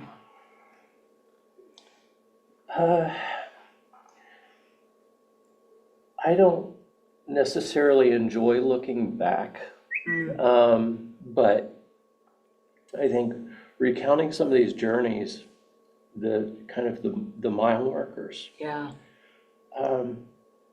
It is about relationships. We continue to do it because of relationships with existing staff. It all comes down to, at some point in time, I'll say that the majority of our journey was because Carrie Schlew said yes at some point in time. And then Carrie Schlew was an incredible staff member. Who here on served with staff World in Vision Chicago. well over a decade. Absolutely. Because Carrie said yes, she convinced Gregory, her brother, to say yes as well. And it was that extension of his yes and coming on staff eventually, and developing a relationship with him. He was the one that said, last minute, to Sharon's annoyance, come to Hood to Coast. Which is a 200-mile relay from the top of Mount Hood all the way down to Seaside, Oregon, overnight, about a 36-hour kind of adult road trip on wheels, summer camp experience. Yeah, and a great way to get to know people. Yes. And so it was, I can't even remember everybody. It was Greg and Carrie, and it was, I think, one of the Vanderbonds, actually two of the Vanderbonds. And it was just like, okay. And our yes isn't the traditional yes, because it wasn't our yes in a church. for us, it's never been about a yes in a church. We've participated, we've seen the yes video, I don't know how many times. The old yes video, we could probably, say, here's gonna be what's next. Yeah. But it's just been a lot of just consistent, we love hanging out with people that wear orange. And the relationships that have been developed over the 10 years, and it's just been a fun journey. Yeah, so good.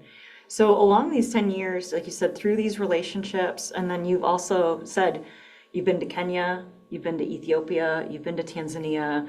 You're continuing to not just go deeper and get closer to people here wearing orange, but you mentioned Tamaru, you mentioned Justice, who are incredible donor liaisons who have dedicated their lives to working with communities to help them lift themselves out of poverty, right?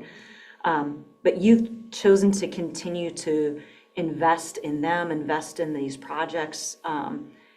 How has that continued to just transform you and maybe expand your worldview? And like you said, you didn't have a traditional yes in a church moment, but you're deeply rooted in a very gracious and generous faith. It's inspiring, it's intriguing. How has this journey helped you in those types of spaces? What I would say is that my day job is that I manage finances for nonprofits. I look for impact. What I have experienced and seen in the field has been impact. I've seen my dollar combined with tens of millions of other dollars make impact. And that has been one of the reasons why we've remained connected, why we've gone so deep. We have a village of Kenyans that we consider our family. There are 18, 19 kids in golly jeepers, in Mwala, Kenya, that I've had the opportunity to visit 3 times. Wow. Each time the party gets a little bit bigger. The first time it was with just one, and that was in 2018, before Chosen, before Soul City Church was the big guinea pig, and now there's a lot of kids in Mwala, Kenya that have been sponsored, and we made the conscious decision to go deep with that community, and it's exciting to go back. A lot of donors don't get the opportunity, a lot of runners don't get the opportunity to experience the field, and for us, we've been able to experience that same community and see transformation that's happening.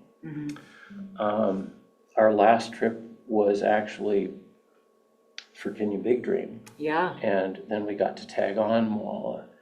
And so... Can you tell us real quick too a little bit about Kenya Big Dream? And what is now the Big Green to... I think Sharon can tell the story better about Kenya Big Dream. Kenya Big Dream is the big dream to end child marriage. Amen. And FGM. FGM and just female genital mutilation for anybody who's just picking it up. And just so much hardship and pain for young girls in Kenya, and we were able to visit in Samburu County and met so many delightful girls in middle school and high school age that are in school, some of them because they willfully removed themselves from dangerous situations and went in search of someplace safe. some because the safe places are now available. But I stood on a stage at a high school in Samburu County a year and a half ago, and I looked at these faces and I felt compelled to, they always want somebody to say, in Kenya it's always, introductions and talking, and they're like, somebody take the microphone, and I felt compelled to tell these girls that, even though they came from hard situations, that they are the future. Absolutely. They are glorious, and they are the future. They are the future of Samburu County. They are the future of Kenya, and they are the future of the world. Yeah. We have, when Tim talks about our gaggle from Walla, we have a bowl, a carved bowl that we received as a gift there, and in that bowl is a collection of those red, black, and green beaded bracelets that are everywhere in Kenya, and they have names on them because when we were last in Walla, the kids all got together and they're like, we want to give them, our sponsored parents, a gift to take home so that they can remember us, but it can't be big because they can't take big things from all of us, so they each got a bracelet with their name on it. And so I can walk by and I sometimes will just look at the little pile, and sometimes I pull one out and I think of the face of that kid. Yeah, so good, so good. To watch you guys too take this journey, running some miles, meeting some people, giving some clean water, then, sponsoring a child, making that connection. And for those of you that are watching, sponsorship is, about $35 a month, but it's investing holistically into healthcare, into water, into schools, into child protection, into economic development, right? And it's doing that work holistically. But then, like you said, to continue that work, to really then lean into the programming that is holistic to end child marriage, to protect girls from harmful cultural practices like FGM. You guys have really seen the big picture, really, with that big dream, and have offered yourself to it. But the more I see you leaning in, the more I see you coming to life, and that's inspiring, that's what I think, that's a picture of the kingdom right there. I think one of the things that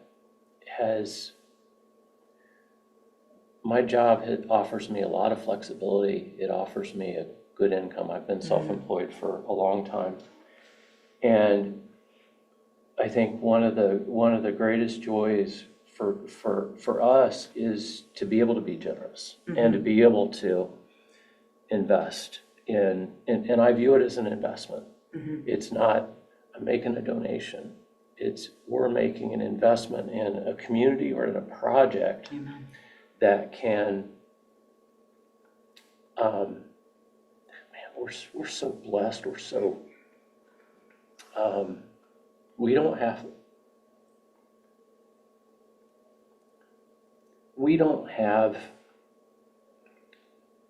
there are some in our country that have a life maybe as bad as someone in Kenya or Ethiopia or Uganda.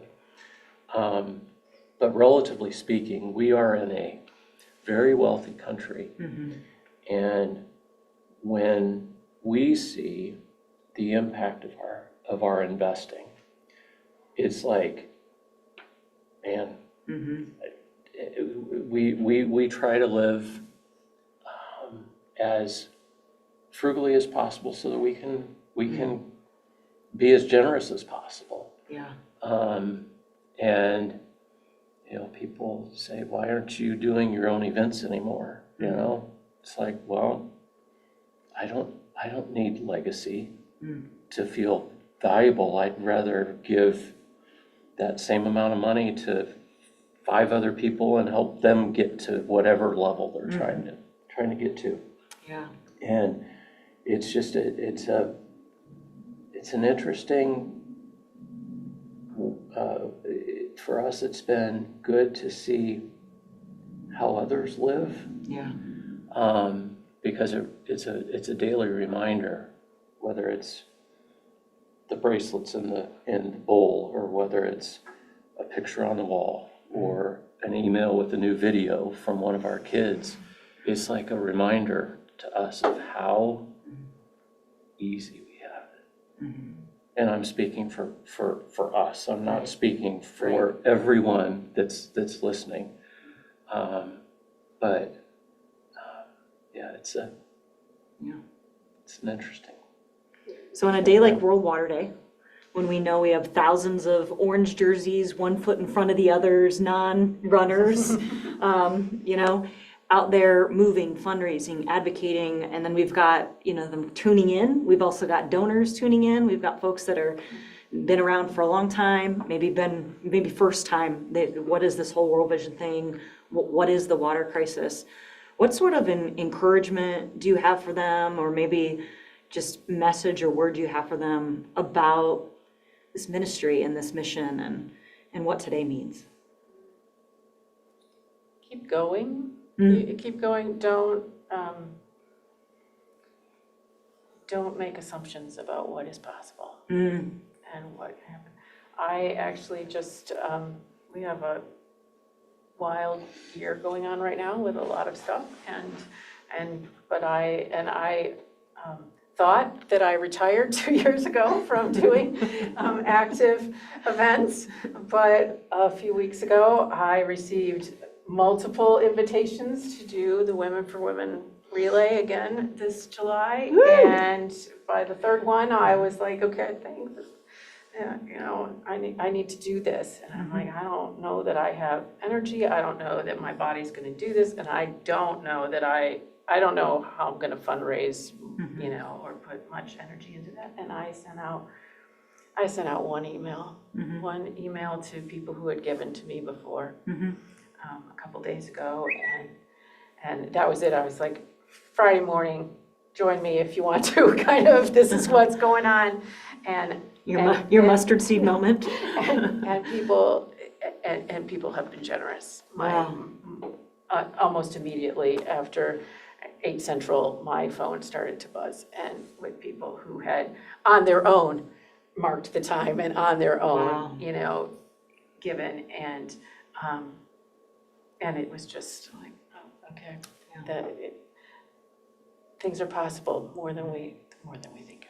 I love that too, the power of the invitation. The invitation kept coming back to you, even though you kept pushing it off. It kept coming back to you, but then you took that invitation and you gave it to others. And now today, you're seeing that come back, but as it comes back, it's really going out to more people in Kenya who are going to be affected by this Strong Women, Strong World Beyond Access programming that's water, it's economic empowerment, it's empowered worldview, really recognizing the dignity that we all have and saying, hey, you have something to offer. Let's come around you and support you so you can live into the life that you're designed to. Yeah. It's not just about here's this thing that you need. It's we have resources. Let us help you be everything you're meant to be. I think one of the eye-opening thing for us in our first trip in 2016 to Ethiopia was the approach, which is so different than so many other nonprofits. We are not from the West to save you. We are from the West. Help us learn what your needs are and how we can come alongside you and partner with you, rather than us being the white saviors. And that approach, I think, has resonated with us because it reflects the dignity of the individuals in the communities that World Vision is serving. And it's a partnership, not something that creates a dependency. Ultimately, I love the model of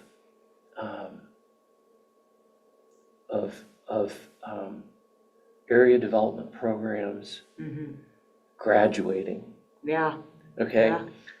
In my business, I love it when a client graduates, when they get to the point where they need a CFO full-time. Yeah, absolutely. It's something to celebrate for Yes. me. Yes. Okay, yes, I lose a client, but it's like, hey, good for them. Things are going well. They're growing. And I love that about graduations of ADPs going through their 10 to 15 years of development, however long it is. We've lost sponsored kids because their ADP has graduated, and that's something to celebrate. Absolutely. Yeah. And so we really like that part of the model because it's empowering and providing dignity to those that are being served. Yeah. Yeah, and I think that is something to celebrate today. Like we're saying, we want to turn everybody's eyes to the great need for water, but moreover, the good work that's happening, the solutions that are at hand, how we can truly, like you said, not just give to a charity, but make an investment to help really strengthen our whole world. And that's something that really drew me even to World Vision, like you're saying, is, hey, these area development programs, these communities, there are 15 to 20-year plans, and nothing starts without an idea of how we're going to transition. And there's always this idea of self-sufficiency. So when we're talking about a water crisis, when we're talking about a hunger crisis, when we're talking about global development, we're not talking about sustained aid, but overall development and transformation and fullness of life. So thank you. Thank you for being those people that continue to lean in, to listen well. One of the prayers of Bob Pierce years ago, right, was to let our hearts be broken with the things that break the heart of God. And a speaker came to my college chapel years and years and years ago, and she prayed the prayer, invited us to pray the prayer. Lord, open our eyes to see the world as you see it. Break our hearts with what breaks yours, and empty us of all but love. And I have been the beneficiary of your eyes being opened, your hearts being broken, and that love pouring out in the world. So keep on keeping on, Murphys. And we'll just try to keep up. How's that? And thank you to you as well. Yeah. You do so much for this organization. Yeah. There are a lot of us that would not have kept on without you. Thank you. It's a joy. So, well, friends, with tears in our eyes, I think we're going to wrap up this one and keep moving forward.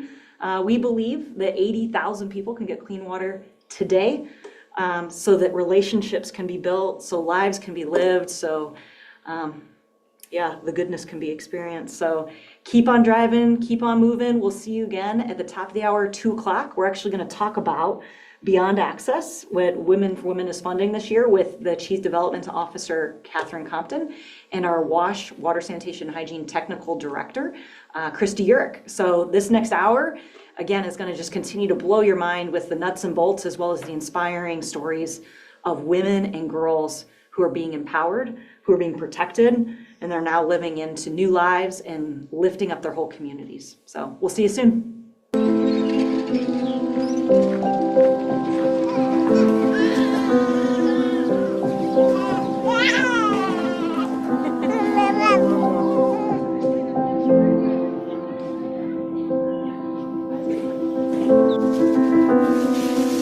My name is Felix Kadzanja, a nurse midwife working here at a facility with no running water.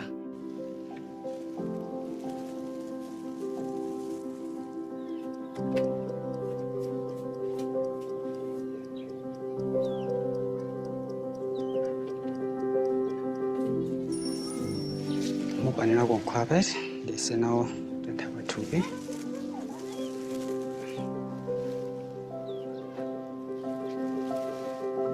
Ero muzika enda kumasoko makodza pafu bicholinga mwana asitsika.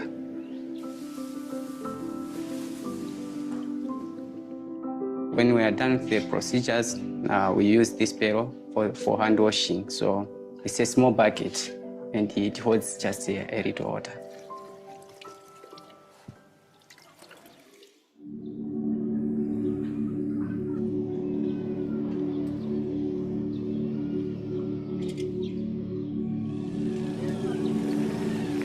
serve about 53,000 people in our catchment area.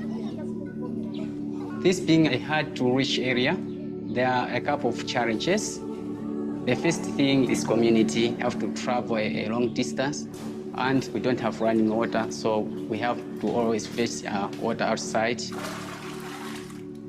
Having no access to clean and safe water is really a challenge. Water is life.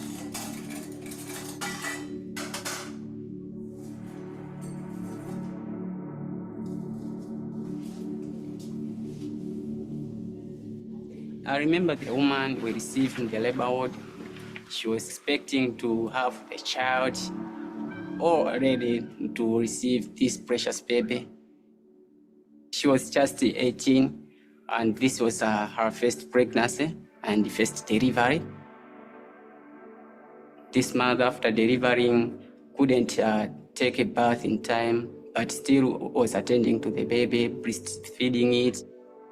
Just before discharge, the baby was found with fever, and she was not good.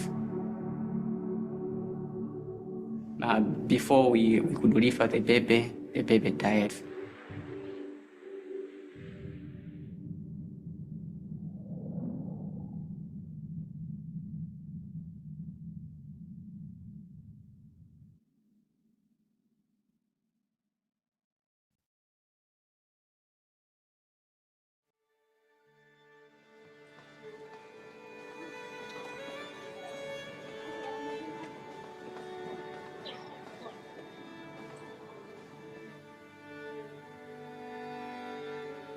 We have one child who is sick, so he's here to get some medication.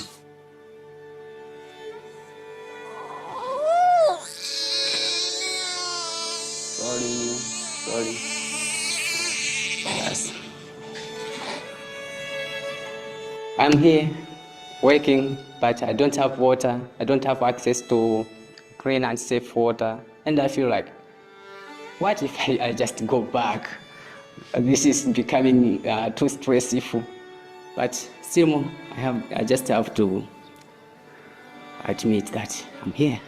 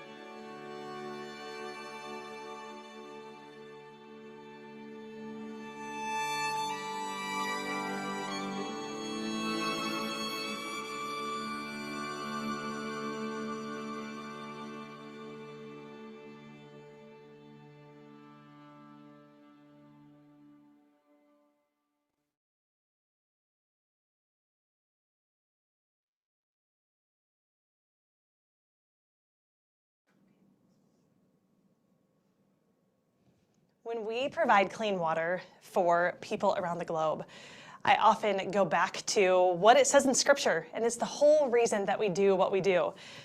That in Galatians 6:2, it actually says, help each other in troubles and problems. This is the kind of law Christ asks us to obey.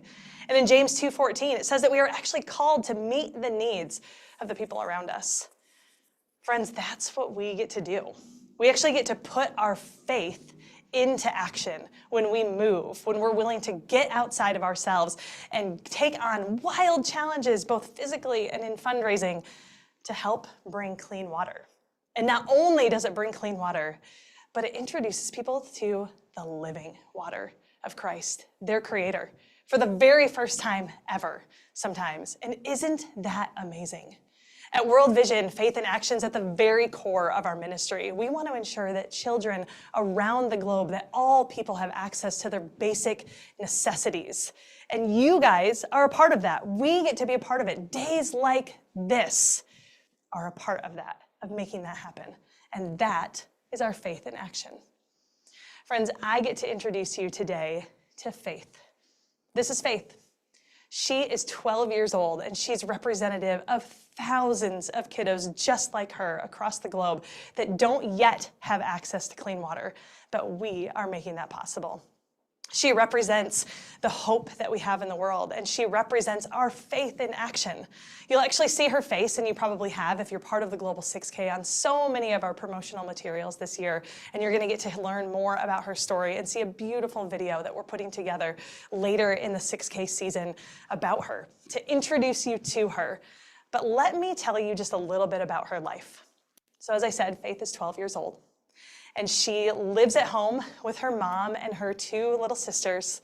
But her mom often has to leave for several weeks at a time to go and work just to make ends meet, to give some of those essentials back to their family. When mom is away and she has to do that, that puts Faith, at 12 years old, in charge.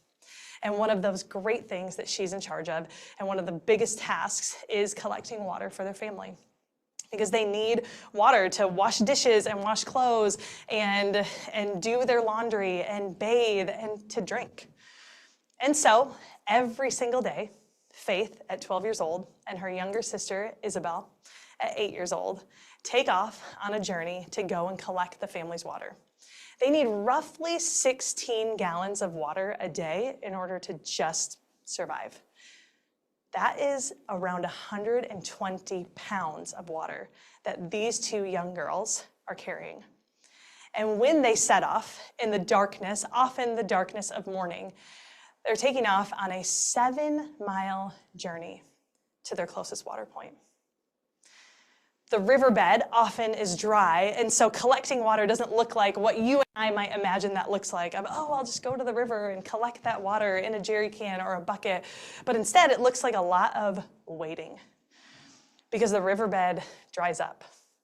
And so these 2 young girls get there and they watch everybody get in line to get from that same water source. And when it's their turn, they wait for the 6-foot deep hole to fill up with just inches sometimes of water. And they go down and they bring that water out and then they carry that back home.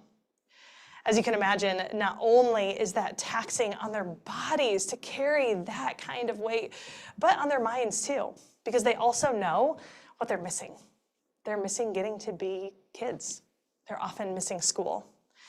Because they leave so early in the morning, they're then late for school.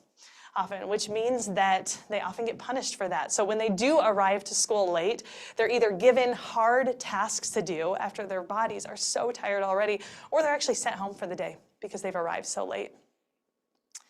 Faith has a dream of being a nurse. She wants to be a nurse. But that dream is in jeopardy because she doesn't have great grades. She doesn't get to go to school like the kiddos that we know around us get to. And she's often sick because the water that she's drinking is diseased and makes her very, very ill. But she has dreams. Isn't it incredible that she still has these dreams of what she wants to be and the life that she wants to help provide for others around her?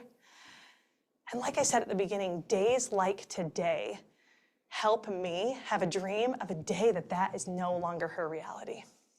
That we get to step in and help that not be her future. She's representative of thousands, millions of children that have dreams, and that we get to step in and step out and go above and beyond things that we are comfortable with doing. Again, physically challenging, fundraising, doing wild things that we never thought we could do and never thought we wanted to, going 26.2 miles or up a mountain or back down it, whatever that is. And we are doing that to bring an end to her walk, to bring the future and those dreams closer. Wow. My mind is blown that we get to be the people that God has put in this place right now to let us extend our arms around the globe and invite others to be a part of that with us. And that's the really unique thing about what we get to do with the Global 6K or with Team World Vision, that it not only allows us to wrap our arms around the globe and say, hey, God sees you and you are more than this, but it allows us to wrap our arms around the people in our own backyard, our own communities, our neighbors, our colleagues, our friends, our family members, and say, would you come and be a part of this with me? And maybe, just maybe, we're introducing them to that living water for the first time too. My mind is blown that we get to do this work. And so I'm at its very simplest reminded that every single step we take is one that someday Faith and the millions of children around the globe just like her won't have to. This is our faith in action.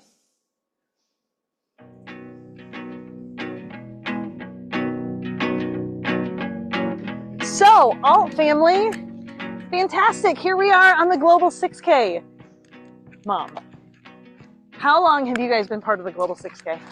Well, we did our first 6K in 2019, so this will be our 6th year. Wow. Yeah.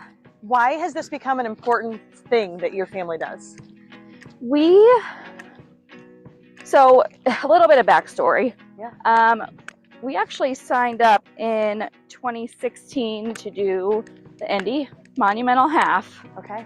We were also planning our wedding, and I was about to go to graduate school. And so just a few things going on. Yes, a lot of things going on.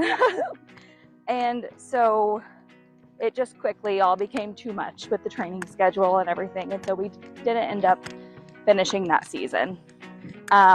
But the desire for like world change in this way and just, changing the world and moving our feet didn't go away. So when the 6K became a thing, we jumped on it. Remind me, I think that have you invited other family members and friends into this Yes. as well with you? Yes, absolutely. We've had grandparents do it. Ethan's aunt has done it, some cousins, my family, my mom and my sister. We've had, lots of our family join us in it. Why is it important for you to have your kids be part of something like this? Like, you could just do it as adults. You might end up going a little faster. Yes, It might be a little absolutely. simpler, but why is it important that your kids get to be part of something like this? We just think it's so important that they see that the world is bigger than us, and that we have a job to do in making the world a better place and serving the Lord and those around us. And this is an amazing way to do that. And I love it. So what has that led to for you guys? I know that you've continued your partnership with World Vision in different ways. What has that looked like for you guys as you've continued to do the 6K every year? What else have you been involved in? Well, this past year I completed the Indy Monumental, the half, which was an amazing experience. Stretched me in a lot of ways, so I'm thankful for that. And he has a child that he sponsors through World Vision. And then we recently sponsored another one that's around the same age as Aiden. Wow. So he can kind of be a pen pal of sorts. Yeah. That's awesome. Okay. I love that you guys have sponsor kiddos and that you have invited those into your family. Shawnee, tell me a little bit about this next adventure that you have here in 2025. I'm super excited. I've signed up as part of a team. Here, I'll swap you. To do Women for Women in Santa Barbara, California. Woohoo! Yes, we're super excited. Well, I am. I don't know about him. But I'm excited to be a part of this and just to continue making an impact, but also just being a part of an incredible community of other ladies wanting to do the same thing. Yeah. For those people who might not know what Women for Women is, what is it? And why did you decide that was the next right thing? So Women for Women really just is trying to impact women and girls around the globe, because we know when women and girls are empowered, the whole family, the whole community thrives. Okay, look at it. Kids need big, kids need more water.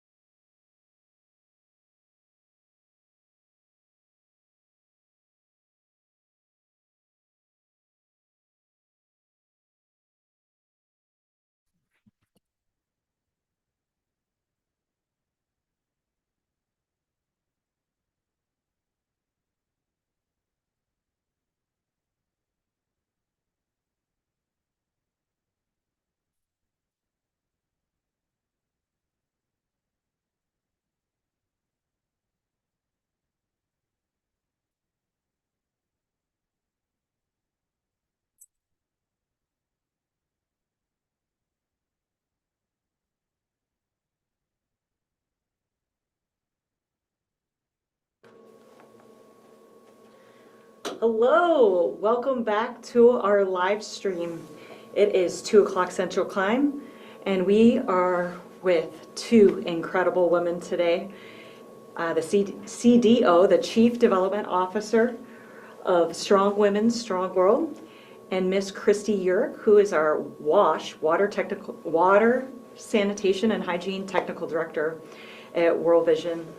And this hour, we get to kind of go behind the scenes of the Long Walk for Water that we just saw a couple hours ago and see the holistic picture of the women of the Samburu County and how their lives are really being transformed holistically through our new development model that has an integrated approach.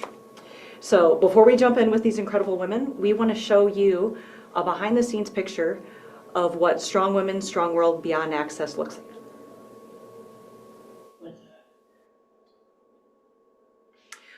Oh, we have a video for you, but that's going to be in just a little bit. Oh, watch.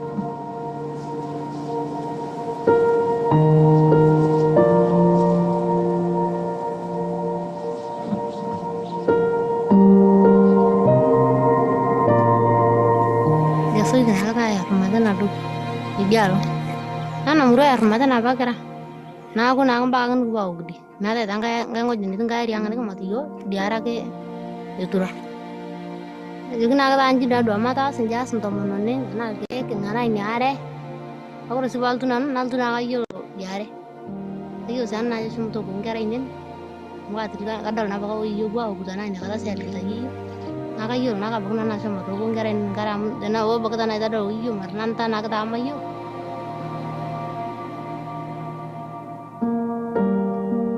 Papa begitu nyare, nguzo pikir mata mukure, iu ngare kau tang mata nunggu akar ya nyare. Amana ni biar nindang kaji, waktu nama dulu pas sama yo, nyana mata kau nana deh. Nah itu pakai apa iu nyare pakai mata, anal di bisa naik ke dengan iu, ni iu orang jauh untuk tunggu mau ni iu orang guru, ni iu apa iu? Ya dah kalau lo tu nado, di mana nak tak ada busai. Mana lu jangan? Saya ada nasi makan apa nih? Saya tunggu itu. Pernah ada waktu beraya nabi saya tunggu dia nuri nakal tuh nanti nabi nuna dobu itu aja nari gitu. Nah, nang nih misang kita ada terlalu berat. Kita rano wale ngafia ngapain ya kata? Kita risio na yu, itu risio tungan lelere olar.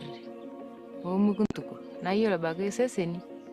Mada tongani lunga raja ke lelere na la am ke sobat sesen tangkara ke na ko lokasi ni likinyita ko nyita lokasi nula bagnu tu munda nila ungkare ni yeye ana ilo nula ya ni are nila ne pita sa isha kana yari ba nyenda yoro da ba ni ko ne tanga sinye ko na bo bunu wal division ne jegi yokin ta inkare ne pe mengoji ne jegi tinkare ne jegi ti abango itinari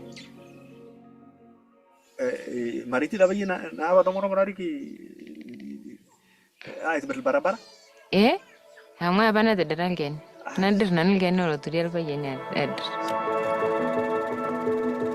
ne jegni yo bago imbero tunia kana ngor bayi rutuniar ni jama de vindo mana ka ngor mo puntal bayi me asa dal bayi ni nyoto to yonto mana ko ni gungwana ni kutumuda dal mali mo ile ko na medere to yo del big le nyana pinyada o ni are ni kubadil kilomita ni odo apa itu berlaba ni kana petanda ngo subiria ni nuba yerte ni nuba dungulo ke ni kipe na duana ke ndo kana duana minteki mara itu dua iyo bejo ngol tangane ke ewo na minteki mara itu dua la sabuni akilo ke yaje ke sama ke yo ke kim bandili seta ko mo gore sebuni bara bagone to ke dum yo alusho sama ke daga wai masha mnaga baga nare na ya ka na mo gore ai nanta ba ko na ta ko kasha amge kum mo ga sina ine na baga bara ko uru da banga jitia tua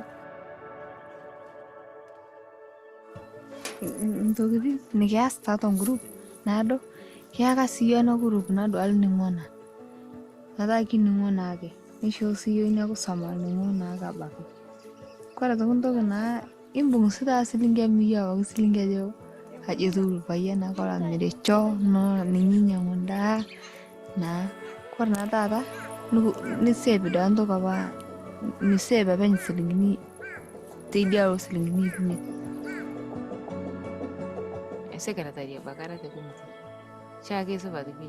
Shakora ba yo wane to ya unda ni na committee ni. Shagu ita ba yo ol bayeni. Na gora to gimira na go ri enta mana ol bayeni. Yo tata e to kai bundu yo ma tumoto. Na ge ta ya baganta mana ku kummo. Aranga bakal bayeni. Tene galni. Na me ta balto ngani turia kam ya ta kumbu itinu. Na yo bagata poro. Nora kam gore bagabagidi ndogel tawa dugana bagata no shigure tishu. Dulu apa yang gak ini tuh kemana lagi tidak asal, gigi yang dilihat rumus. no tata ye ke pundu sabiyo sampai barangang di mana tal tongan lino ku nampak anak ada sokoma sipinas na kutungku nyanya biasi no si kini tuh kejo na bato kita ngasih dal sampai dende.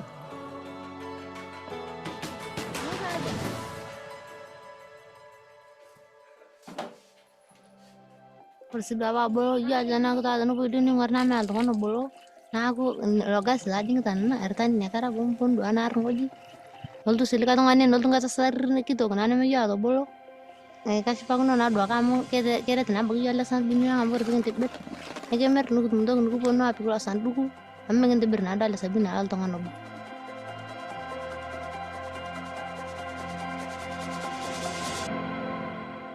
Kai korda na ditata karada da secretary yang group na girsho tangara ku mitiana ko banado tongane sama dana na saidia gerre getabu na ligi na baga je ne jumu saving ne kan take ngule lakini secretary ara tata na kai saidia baga iken kange dana wole ngamu yolo na akora bagi sintito ninya kana na rabo ngotanya Ya kali kesuatu lengamu.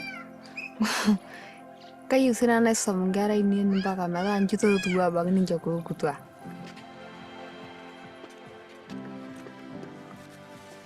Tiago de romate la ri nimmet igoni tutu mangari. O gola ta ligiti ki pandili se bolleng. Am kiti da anga maisha tata. Na kira da tungana wero betata. Ta na ko patani kiti. Ke bandili se la ri nimmet ko to ka mi ga dangare. Na gor tata do gulgule immeto oponu. Igende mada igi shomo ay kutukuta bunde.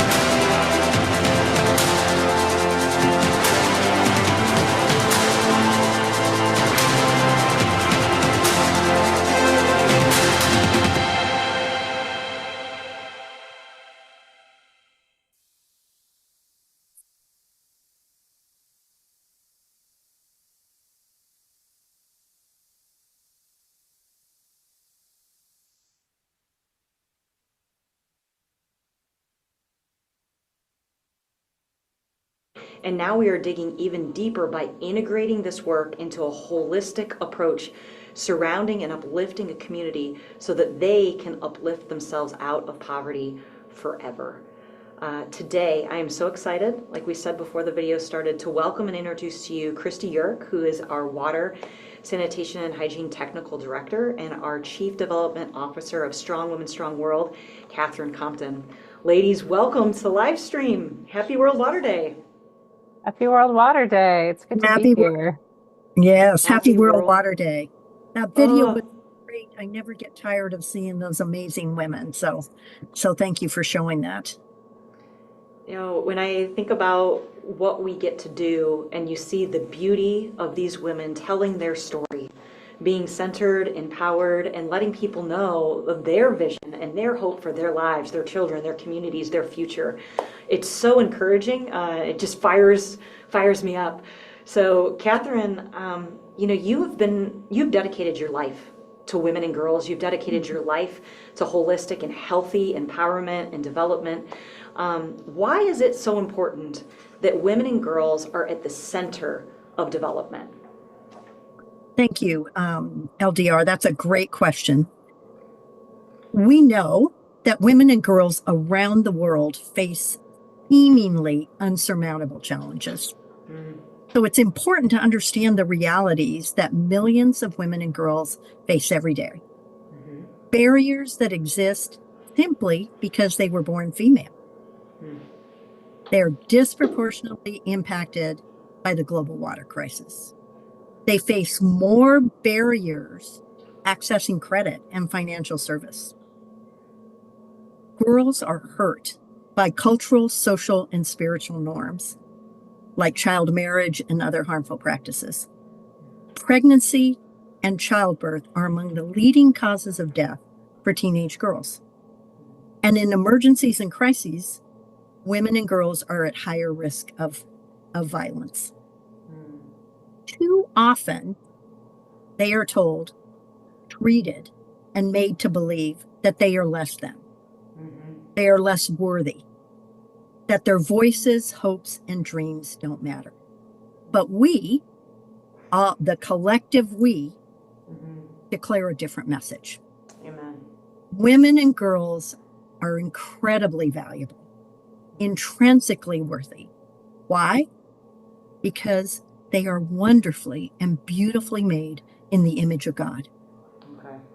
Treasures to be valued and honored. Daughters of the King, created to live and thrive in rightful relationships with men. We know, and we heard it earlier in that video about the 6K, that when women and girls have equal access to opportunity, children are better cared for. Families are stronger and communities are more prosperous. We also know that ending extreme poverty will not happen if we do not intentionally include them in the solution. They are half of the global population. Right? So we have to have the full picture. And so World Vision believes that equal opportunity for women and girls is key to sustainable and effective development and to the creation of a peaceful and stable world.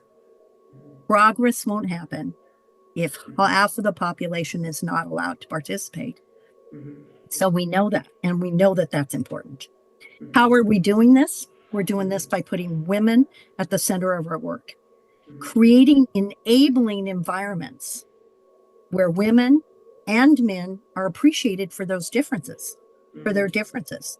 And those differences are no longer a barrier to opportunities, but are transformative so that experiencing life in all its fullness is a reality. That's why. Good. That's why it's important to put women at the center of development.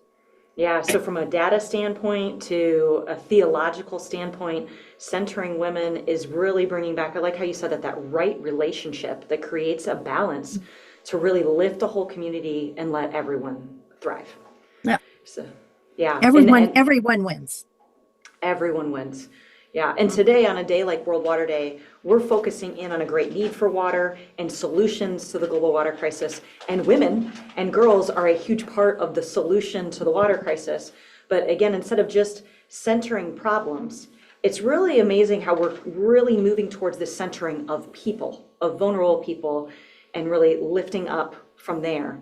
And Christy, this is where I think, from the data as well as the theological perspective and the framing that Catherine just gave us, I would love for you to dig in a little bit from a programmatic standpoint.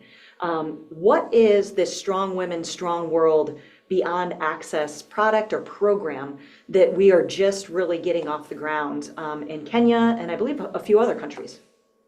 Yeah, thank you, Lyndsey, and thanks, Catherine. I really value and validate how you've set up the importance of centering around women because it is, they are created in the image of God as much as any other human being, and they are most affected by the water crisis, both the lack thereof and are most impacted when water is there. So the Strong Women, Strong World Beyond Access program is started in late 2022.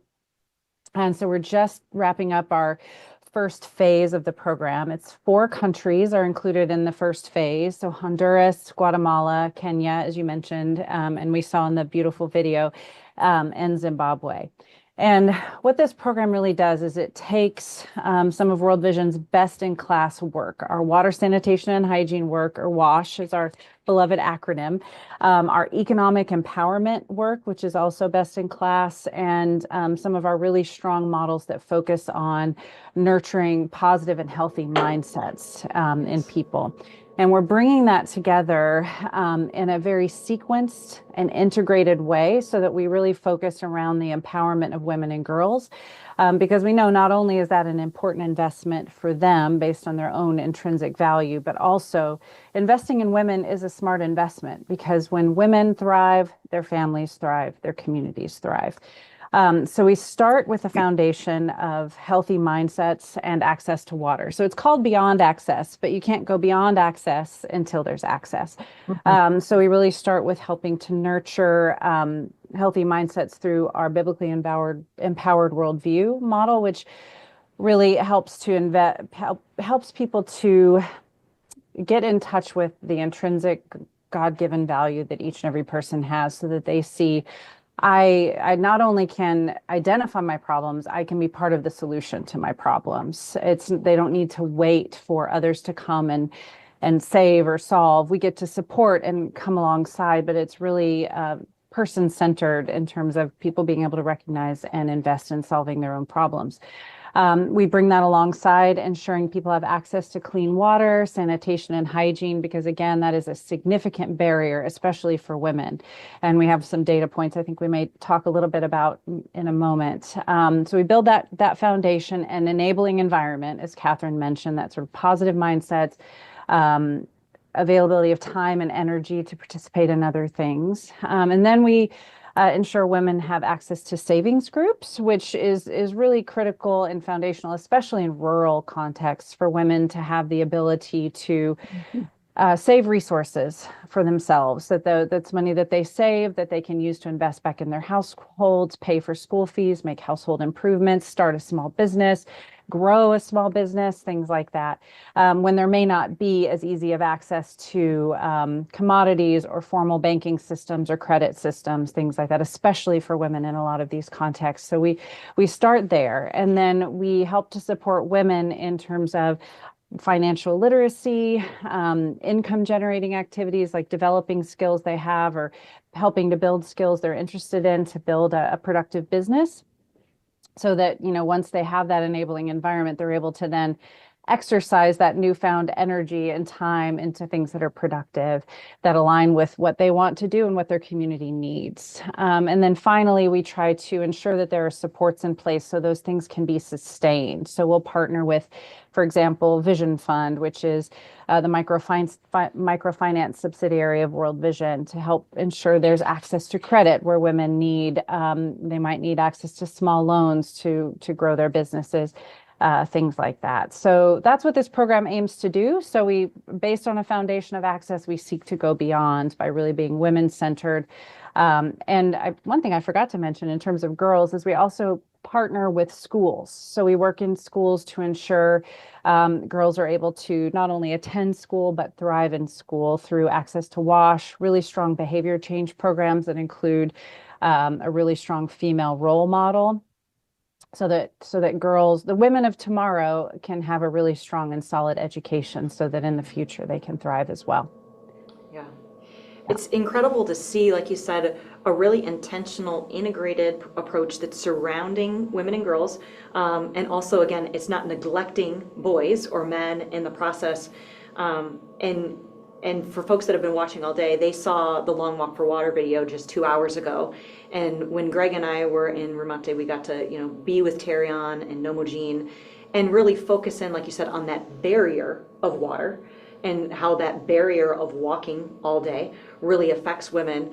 But simultaneously, we could see the effects of this empowered worldview. We were watching these women grow in their confidence and in their ability, like you were saying, to say, I am valuable and I am a problem solver. So they were building businesses at the same time. But as we walked, we were hearing about what they were hoping for and what they were looking for. And it was really, as we walked away from that water source, they were walking towards their future. It was incredibly empowering to see that.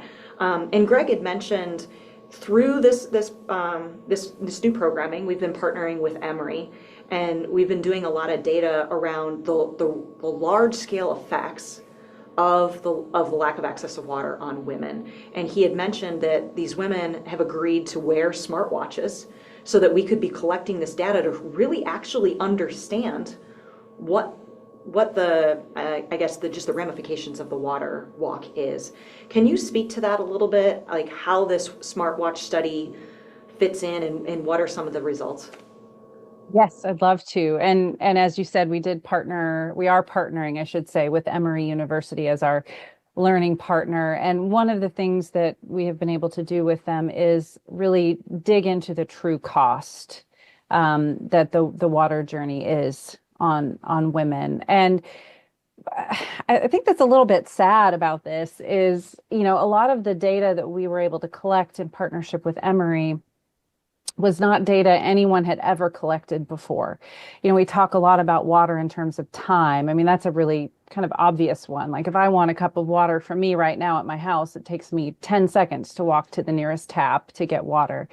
So that doesn't cause me any time. You compare that with even a 30, 45-minute round trip, that's a big chunk of my day compared to 10 seconds, right? And then you're also thinking about a lot of other things, but we've only really thought about that in terms of time. We've not really ever collected data around the other costs that come along with that water journey, which hold women back. So it's not just not having time. So what, as you said, Lyndsey, what we were able to do in partnership with women and across all 4 countries, not only Kenya, women agreed to allow us to ask them to wear smartwatches.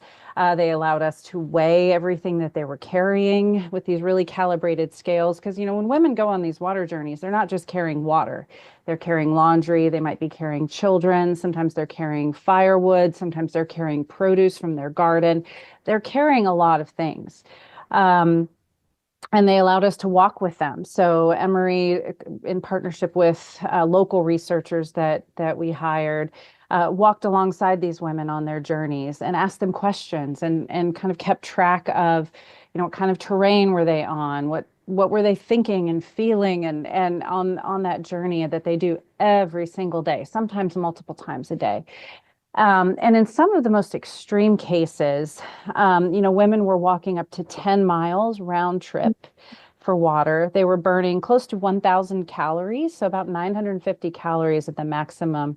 And the thing to think about with that, being an American, I'm all about like how many calories can I burn? Because I sit a lot, and I'm of a certain age where every pound wants to hang on. It's not like that for women in these communities. They often eat least and they often eat last. They're not consuming the amount of calories that they don't even have access to the amount of calories oftentimes that we do here in the US. So 950 calories is a huge, huge amount of calories and energy burned. And think about how tired you are after a good workout. I mean, imagine how tired a woman is after this obligatory effort every single day, regardless of how much you eat. And they were carrying, in the most extreme case, up to 110 pounds. So that's water, that could be wet laundry, as I said, all the other potential things they were carrying. Usually that, of course, was on the return journey. So the part of the journey when you're the most tired is the time when you're carrying the most weight. So I think, especially for the women on this call, but I think our male friends can understand this too. I mean, think about the mental load that is, because I think the other thing I'll add is the quantity of water they were carrying in Kenya, where the most extreme cases were. they were carrying on average enough for each person in their household to have 5 to 6 liters of water for the day. Now, the World Health Organization recommends in an emergency, which is like the most dire situation, everybody should have at least 20 liters per day for the basics.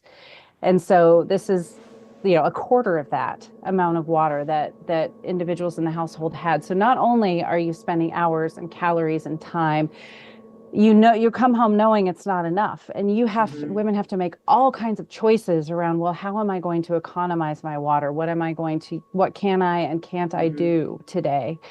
So they're having to think about all these things alongside the journey itself. When do I go? How do I stay safe? What if I encounter an animal? What if the water source is dried up today and I have to go somewhere else? There's all that. So the mental load, to me, I think, is one of the things that it was really highlighted, not only through these numbers and this data, but just the mental load that has to be, and the barrier that, I wouldn't be able to do anything else if I had to do these water journeys as a woman. And it made me really grateful for the privilege I have for the water I have near my home. And it made me really passionate and driven to see this, to see women not have to suffer through this anymore, and how much more could families and communities benefit if this burden is removed. So that data has been really meaningful for us, for this program. And it also feeds a lot into this sector, because this is data no one's had before. So we're really excited to be able to share it so that other organizations like ours can continue to build on it and really validate the importance of removing the burden of lack of access to clean water. Yeah. And holistically, like you're saying, I think, I can't squat 110 pounds, carry 110 pounds. I can't do that. And you're talking about the time. We usually are trying to find time to squeeze in a workout or squeeze in something, and we can't seem to find that time. But when you actually flip that on their head to say, okay, if I'm going to be walking 10 miles with 100 pounds, for 5 of those miles, how long is that going to take me? And then what about my life? Can I squeeze in to that? And Catherine, when we were talking, you really talked about a really neat exercise that can help us kind of quantify our own water usage and just consider what that looks like. Is that something you want to maybe mention or walk us through today? Absolutely. I'm going to pull it up right now, but it's really looking at what is our daily consumption of water. Okay. And if you could make that a little larger, is it possible to make it larger? Can we make that a little larger? We'll find out if our technical crew on the back end can do that. It's okay. Oh, there we go. Okay. Yeah, there we go. And so if we could look at this for ourselves personally, it's mind-boggling, as Christy was talking about, how readily water is available to us and what it means for them and what the choice is. What do they give up that they don't when they're bringing the minimal amount? So, and this is for one person for every day. So you use 20 gallons a day to brush your teeth and wash your hands. So start taking start calculating that. To say if somebody has a note, we can start doing the math. Absolutely. Let's do the math is what I'm saying. Okay. And you drink a half a gallon a day. If you're doing one load in your washing machine, which is not how they wash on the river or whatever water source that they have, but you're using 25 gallons for one load. Wow. If you take a 10-minute shower, you use another 25 gallons. And if you're doing dishes and washing your dishes, not in the dishwasher, but in your sink, you're using 2 gallons. And you use 5 gallons for cooking, and you use 3 gallons for every time that you flush the toilet. So what's that average? Did you do your math? So I think it's 85. I think you just, when I counted up, 85 Okay, gallons. So that's 85 for you. Yes. Now, how many people are there in your household? Yeah, times 3. Yikes. Okay. Okay, so what is that? And then you're carrying in your 255 gallons. Okay. And divide that by 5, because that's usually what they're carrying, is a 5-gallon bucket. Oh, Lord. 51 so jerry cans. you would have to carry 51 of those buckets to meet all of your daily needs for your household. 51. So when you talked about, and that depends, if you're walking 10 miles, what's going to go away, right?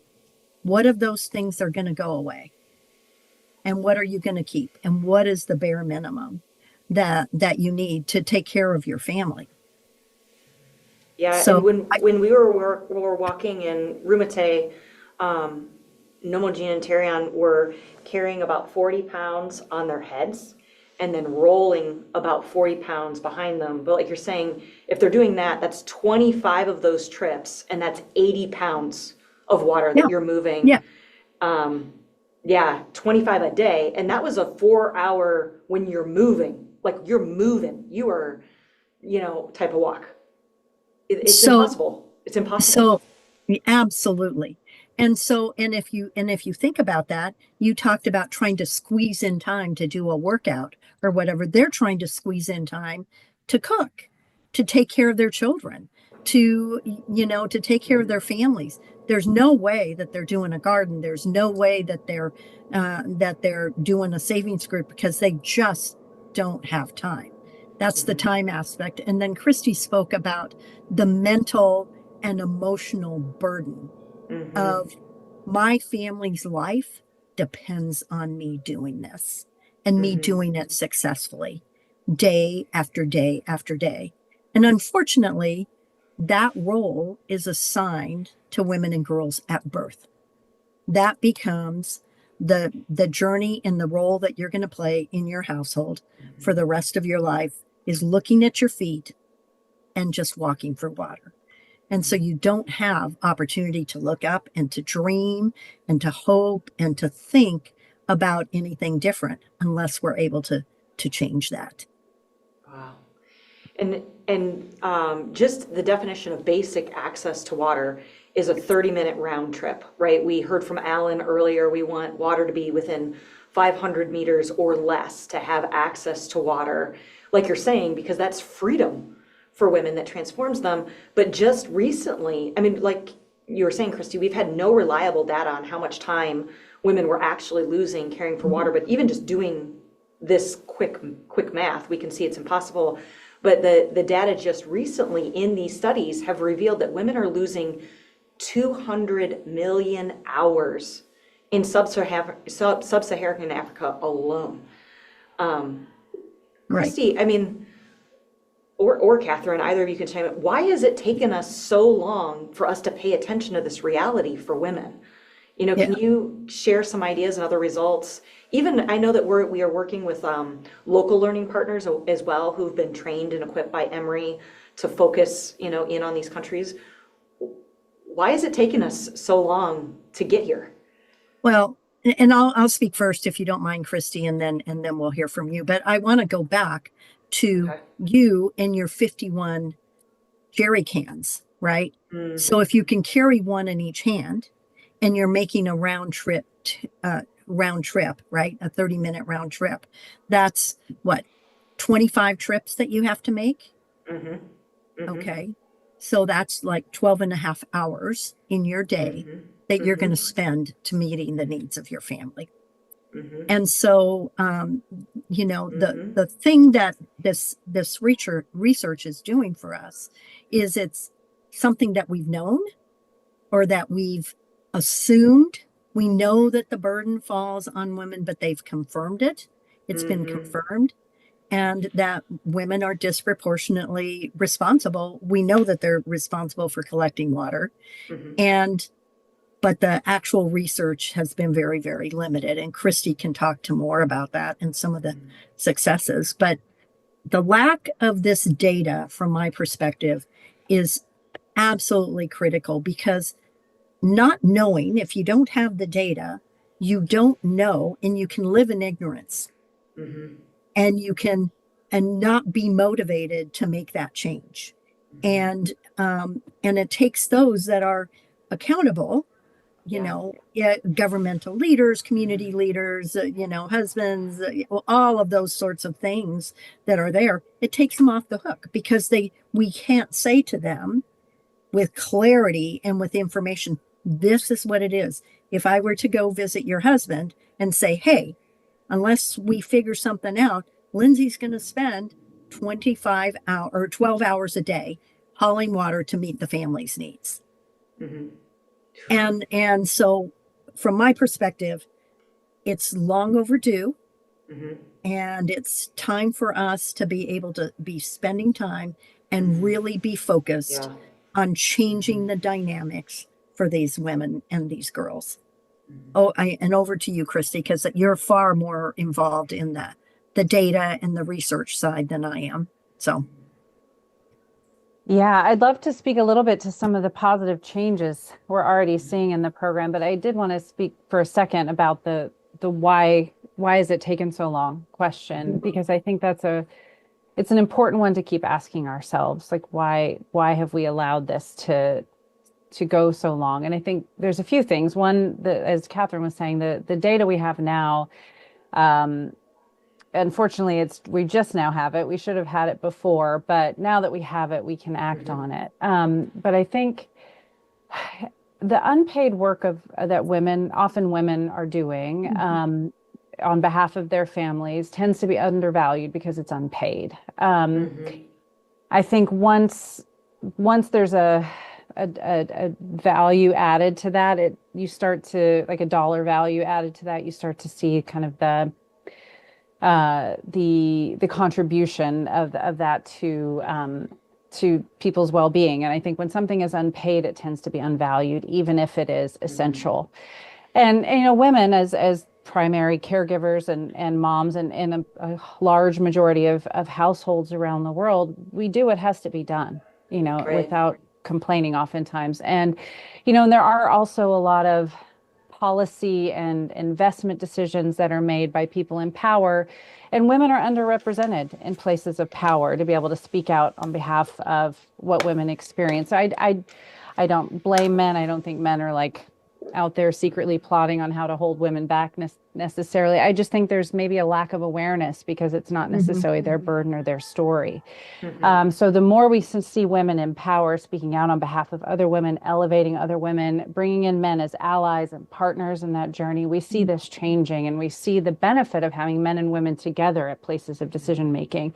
And that's where we start to see those not only practical changes in the day-to-day, but the systemic changes that will sustain changes like these in the long term. And so that's part of, and that maybe segues a little bit into some of the benefits we're seeing in this program, because we're not only trying to remove barriers to make the day-to-day life for women easier, we're trying to build a supportive environment so women are more involved in decision making for themselves, for their families, and in their communities. And the data we have so far that we've collected for this specific program, this Strong Women, Strong World Beyond Access program, is showing really promising indicators of empowerment for women. And I'll just share a couple because there's too much to go through right now probably, but I'll share a couple of highlights that I think are really interesting. So we did, with our local learning partners and advised by Emory, we did a survey at the beginning of the program, sort of before we'd really done any interventions.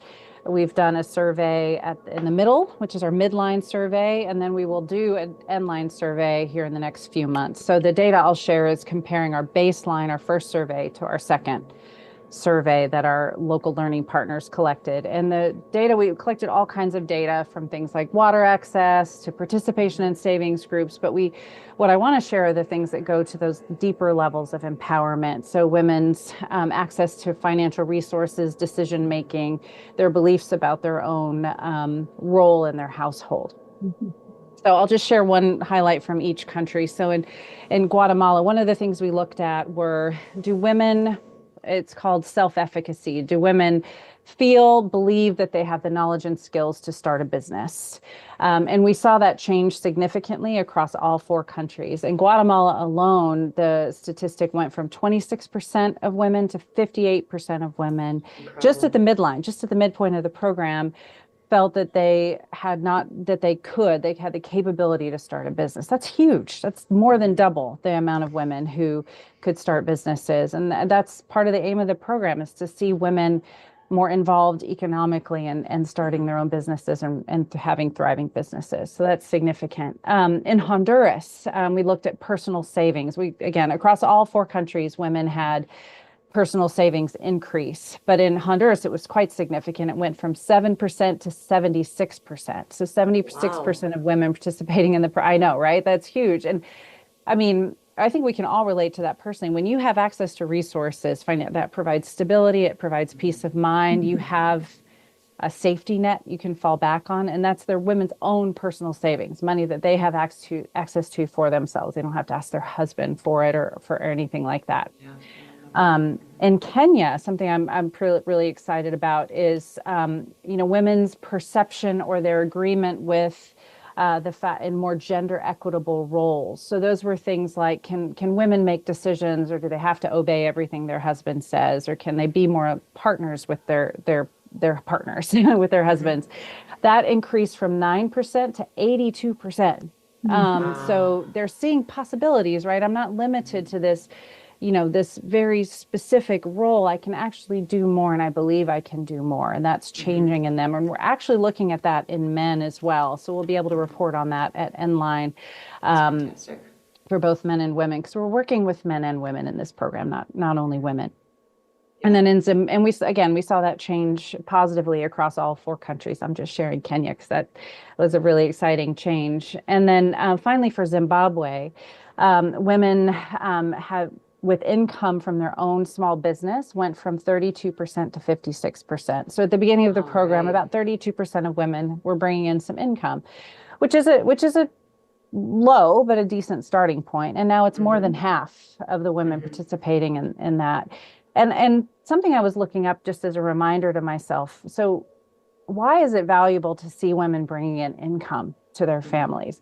So there's some data that says when women earn an income, they reinvest 90% of that into their families. Whereas with men, it's 30 to 40% of their income goes back into their families. And again, that's not to denigrate men. It's great that they're reinvesting in their families. Often they have a higher income, so it may not be as large of a percentage. But the fact of the matter is, women put their money back into their families. And so it's a really good investment to see women able to earn income. It's not only good for them, it's good for their families. And so that's just a snapshot of some of the positive changes we're already seeing that really validate this approach to center around women and to work to build supports for women that enable not only kind of the head to heart to hands change for them and their partners as well. I'd add a little bit to that also, is that when we're talking about our initial survey and then our midline survey, that was after a year and a half. So progress is going very, very rapidly. And that's what's really encouraging to ourselves, because sometimes there's that perception, or a lot of times there's the perception that you're just going to have to keep on investing in trying to bring resources to these communities, and things don't change. But this is moving very, very rapidly. And one of the things, I was both in Zimbabwe and in Kenya in January, and the amazing part that I saw was, because of this effort of freeing up of time of women now taking part, participating in income generating activities, growing gardens, kitchen gardens, all of those sorts of things, their relationships in their families are improving.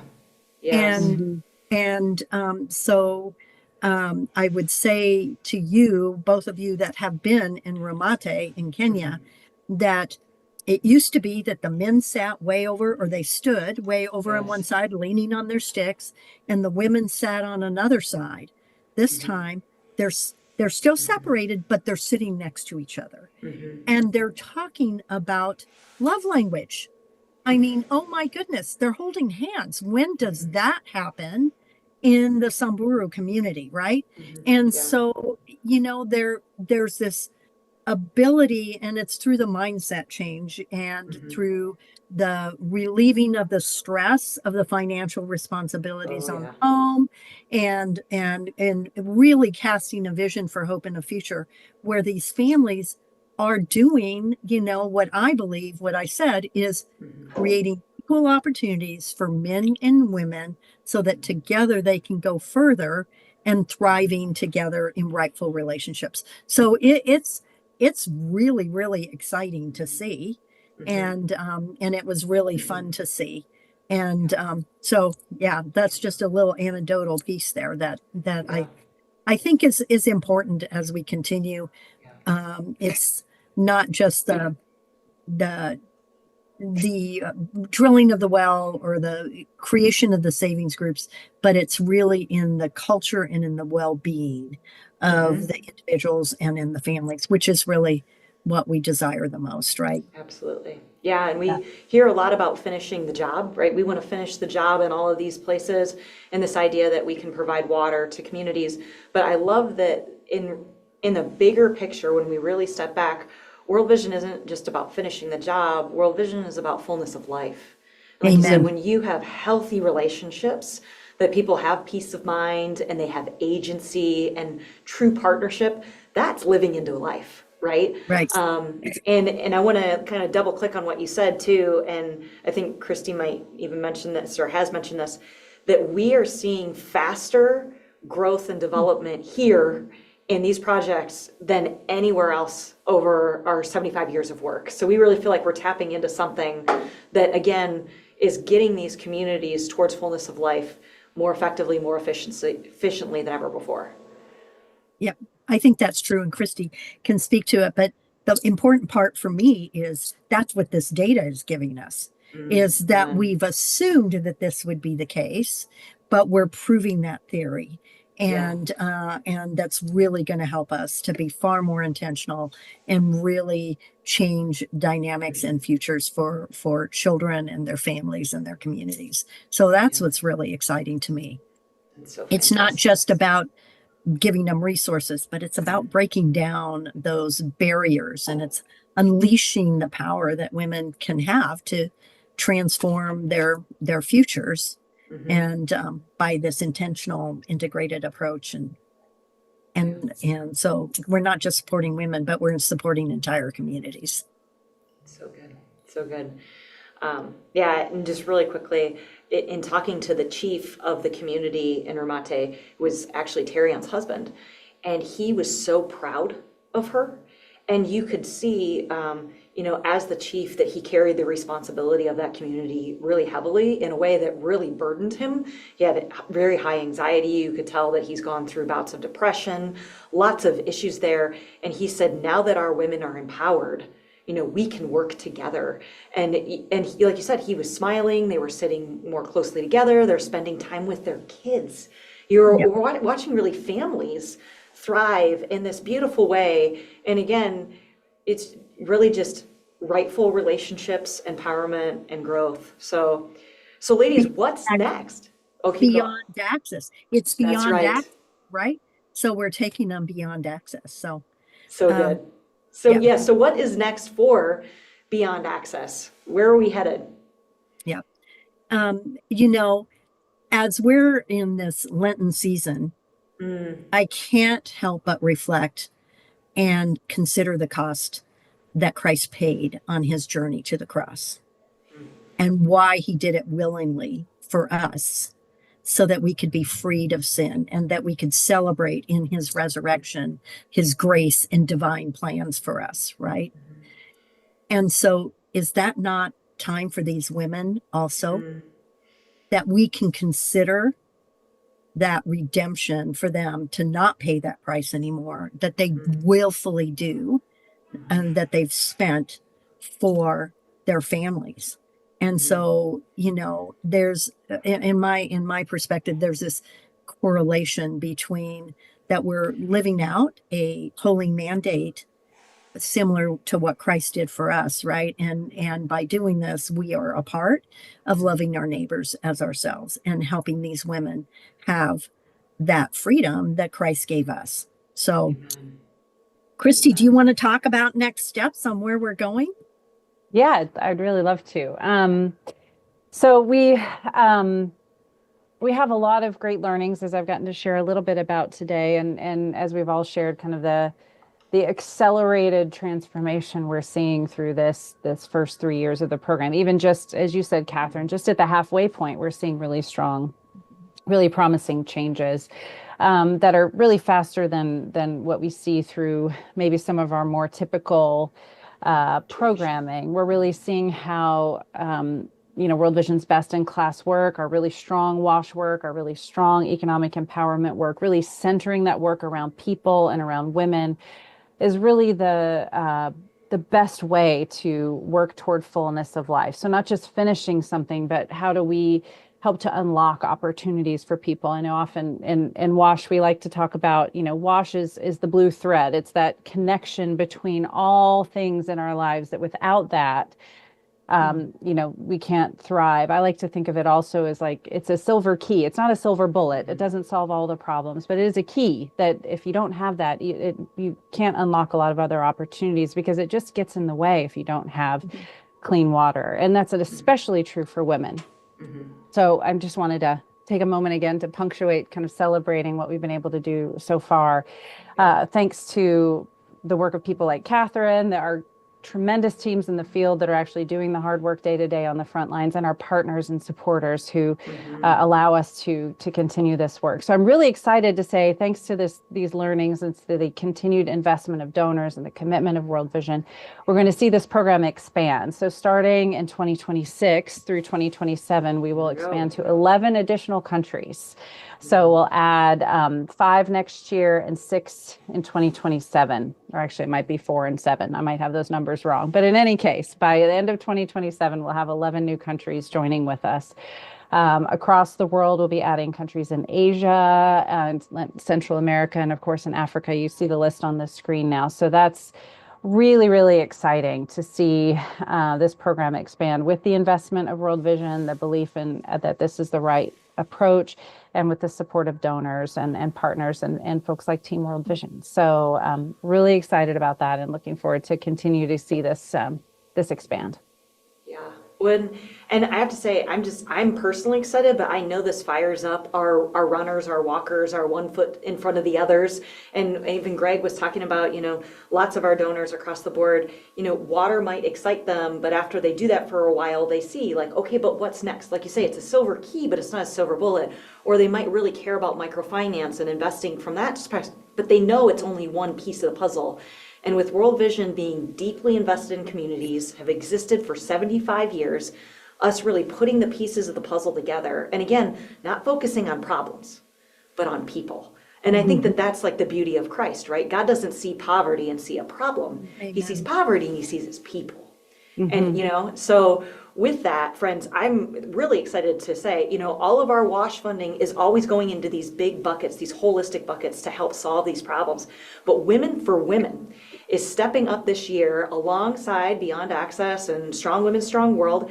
And again, Women for Women is a 24-hour relay that starts at sunrise, goes sunrise to sunrise for women worldwide, because we know now, right? 12 and a half hours a day we would need to get the water that we need for our family, and we know that it's not enough. But Women for Women are moving our feet. You can walk, you can run, and it's a relay. With women, we like to do hard things, but our superpower is that we do them together. So, yes, so if you're interested in walking or running for women, for Beyond Access and lifting up and coming alongside these communities, you can check out the QR code that we can throw up on the screen. Once again, this is going to get you more information and plug you in with the Women for Women race director, Heather Wilford. It's this July. And also, ladies, we like to do things in beautiful places. So it's in Santa Barbara, California. Again, moving from sunrise to sunrise. So it's a really incredible girls' weekend with a rich purpose. And we're looking at raising over $1 million for these projects to continue to center and empower women and girls to help communities lift themselves out of poverty. So Ladies. Thank you for that, LDR.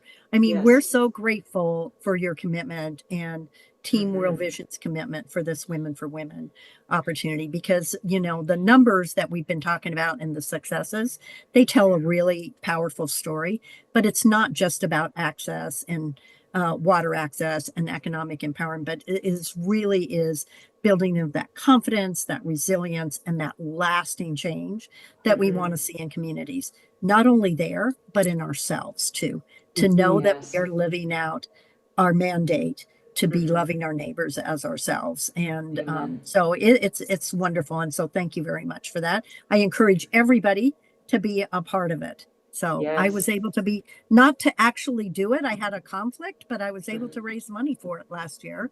And it was really a lot of fun to involve people in it. So it was great.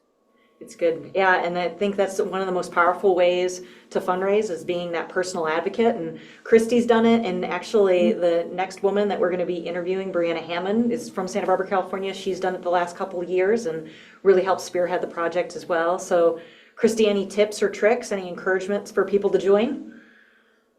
Be bold. Don't be afraid. It's a lot of fun. And Santa Barbara's cold at night, so that's something I failed at. Sneaky. Is bring warm, sneaky cold. But no, it's a lot of fun. Like Lyndsey was saying, it's like a girls' weekend, and I would add a girls' weekend with lots of exercise. But it's really worth it. And bring on men as your allies. It was great to see people's husbands and stuff come along and observe and be spectathletes and tell us jokes at 2 a.m. and things like that. So it's really a good event and a good way for us to be in solidarity with our sisters around the world. So thank you, Team World Vision, for doing that event. I think it's a great one. Absolutely. And for you, LDR, we don't want you walking 12 hours a day anymore to just provide for the needs of your household. You know, we want you to be freed up to be doing other things. Amen. Yeah, I've got other things that I'd like to be doing. So let's put down the cans and take a step forward, right? Amen. Amen. Yes. Well, thank you for this time. Yeah, what a gift, what a joy. I don't know if you had heard already, but over $1 million raised already on the day and counting. So we're going to get an update here pretty soon, but we're going to take a break and come back at the top of the hour. Again, Brianna Hammond is a powerhouse Team World Vision legend, and this tough mom found herself taking on half marathons, full marathons, ultra marathons, and now the Women for Women Relay. And we get to hear a little bit about her story and what God's doing through her as she really, her heart has broken for the women of Kenya. So absolutely wonderful. Thank you. Thanks, Thank ladies. you so much. Happy World Water Day. Happy World Water Day. Yeah.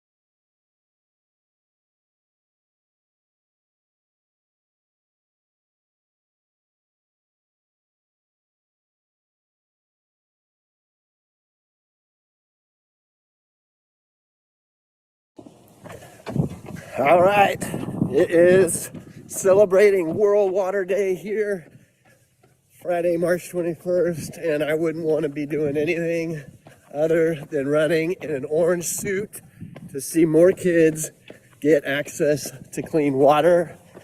Because why? Well, like, why not?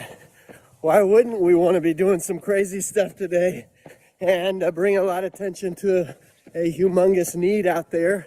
So here we are doing my run. Let's go.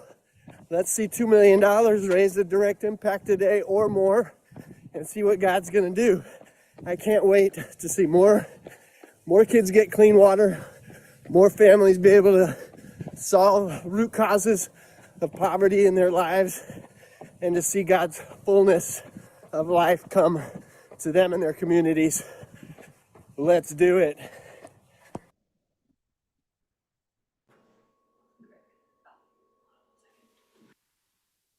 Okay, thank you, Brian, for getting out there and doing something radical to help us raise excitement and inspire us on World Water Day. And this hour, we're going to have a special conversation with a woman who went from mother with a young child to ultra marathoner. I can't even imagine that. But we're going to have a conversation with her today. Let's bring her in, Brianna Hammond. Hi, Brianna. Hi, Greg. Hey, I don't think we've met, so great to meet you. We have not met. It's very nice to meet you as well. Thanks for having me. Tell us a little about yourself and take us back to when you first learned about Team World Vision, but just start by telling us a little bit about yourself. Yeah, I will. I'll tell you a really important thing about me. Well, I'll start. I live in Santa Barbara, California. I have lived here for about 25 years. California born and raised, but I went to Westmont to go to college, and lucky me, I got to stick around and stay in this beautiful community. Big thing that did happen in my life a couple years before I was introduced to World Vision that sort of shaped me and I think primed me for my yes to get involved here is that an event occurred that kind of turned our world upside down. And that was that our family, in a matter of a few minutes, lost our home in a wildfire. So we had a 10-day-old baby and a 2-year-old, and no warning, and just had to flee from our home and lost everything we owned and our home rapidly. So the reason that I bring that up is because I feel like it is a big part of my story. And I know I'm talking about my story today with World Vision. And I sort of feel like if that hadn't happened, I may have never said yes to this. I think that it sort of changed the trajectory that my life of comfort and privilege was on and opened my heart up to one of service. And over those years after recovering from that, I started to seek out ways that I might be able to be that person to be able to help another in need. Having been in the position of being stripped of everything and having no choice really, but to have to accept the benevolence of strangers and also being able to see the best that humanity has to offer in moments of great need, just kind of perfectly primed me for this invitation when it came my way. It's amazing how God uses those tragedies that are so difficult to deal with at the time to teach us things that we need to hear. I had a similar experience my first few months with World Vision. I had a river running through my house, a big flood that came through Boulder. So yeah, it really, as you said, when people showed up to help me, it just humbled me so much that people were willing to help me and help me realize the work that World Vision does in helping the most desperate people is so appreciated by them. And we do a tremendous amount that is possible to do because of people like you. So you said yes, and you said yes to like, wow, jumping into ultra marathons. How did that happen? Not at first. It was one yes at first. Tell me. At first, it was a very charismatic man named John Huddle showed up at our church, and he showed a video introducing us to the water crisis, and also, juxtaposed with people running marathons and showing women carrying water on their backs. And then it would show people running And then it would show access to water for these communities. And it was such a powerful video. And at the time, I then had 3 kids. I had 3 boys, a baby, a 4-year-old, and a 7-year-old. And my poor husband was not even at church that day, so he had no idea what was coming.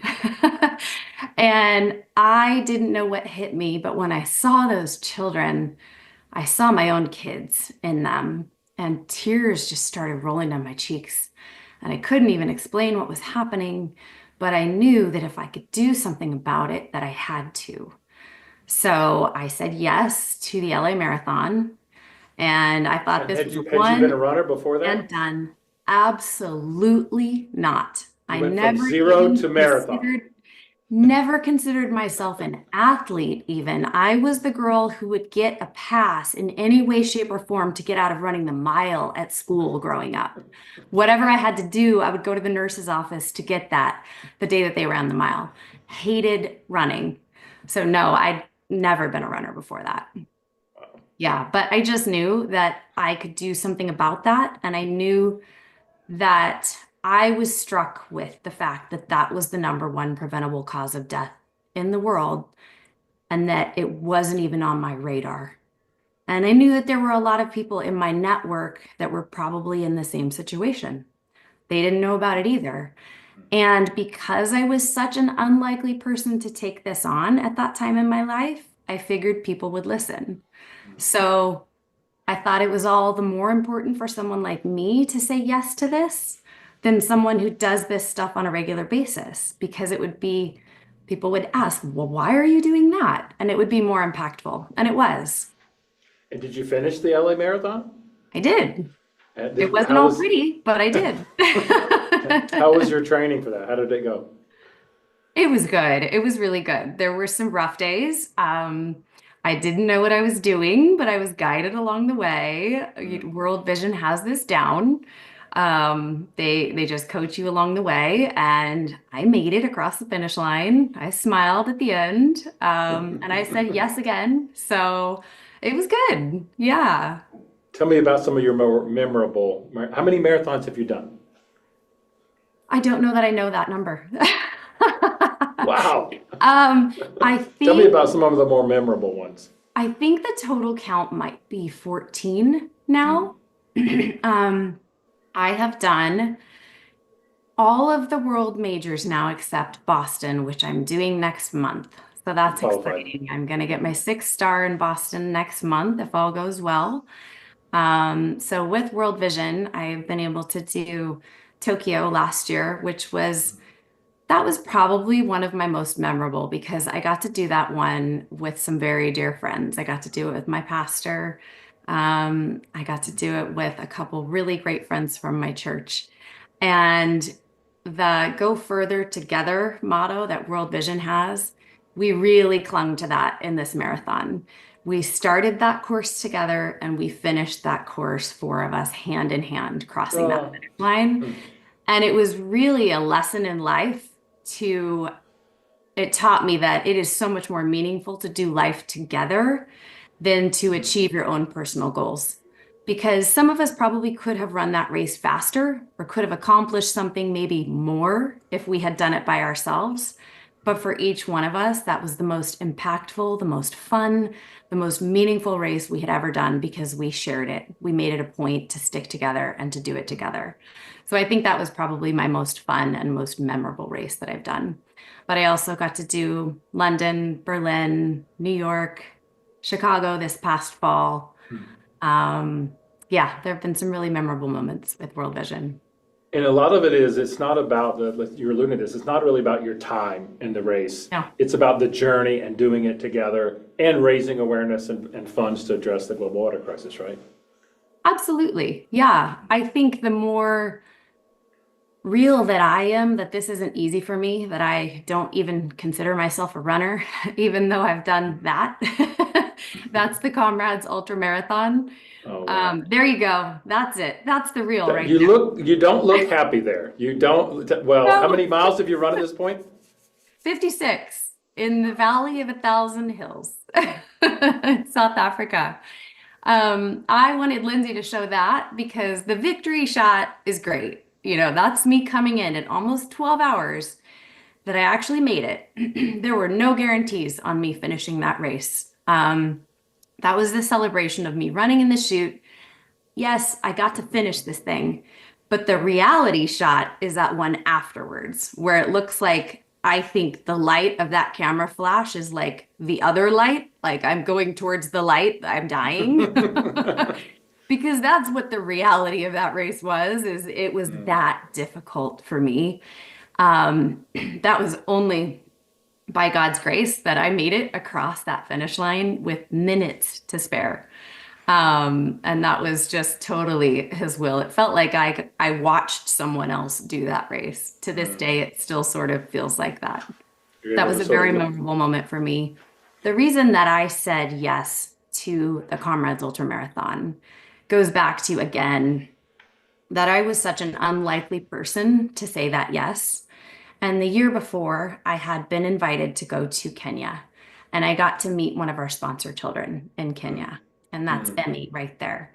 She was 4 years old. She was the age of my youngest son at that time that I went. And gosh, she just changed my life. Meeting her mom, hearing about their lives and their story. And the first year that I went, that's a picture from the second year that I got to see her. The first year that I went was a little bit tougher. It wasn't quite as beautiful as that picture right there of her and I. There were some signs that she didn't have access to water yet. I knew that. And there were some signs of it. There was a chronic persistent cough. Her eyes were very yellow. There were some sores on her head and her body. She was just very reserved, and she wasn't in school yet. She started walking for water when she was 3 years old. But I fell in love with her. I fell in love with her mother. I got to hear about their story. And right after that trip, not long after that, I was asked if I wanted to run Comrades for child sponsorship. And that was the ask right there. When they said child sponsorship, I was in, because sponsorship had really grabbed a hold of my heart in seeing Emmy and meeting her family and hearing about their lives and hearing what sponsorship meant to them and that water was coming to them. And a few months after I got to meet her the first time, they did get water to her village. And I got to see my dear friend Samuel from the Bartabwa Project, ADP, and he told me that Emmy's community got water, and he brought me the report to California when he came to visit of how she was doing. And then the next year when I went back to see her, that's what she was a night and day different child. She was going to school. She was riding for me. So sponsorship was really what spurred me on to take on that beast of a race of the Comrades Ultramarathon. And I was right. People paid attention. I got jaws dropped. What? Why are you doing that? Why would you do that? You don't have to do this. But those people who had the biggest questions were the ones who said yes to sponsorship. So that's why I did it. And I think I was able to get 89 children sponsored just by saying yes to that race. Oh, so it was worth it. Yeah, neat. Well, when LDR set up this conversation for us, she said it was going to be time to turn the tables and for you to ask me questions. So I'm looking forward to your questions, and which no one's getting.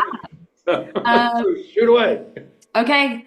So I heard that when you were in Ramate that you got a fun nickname.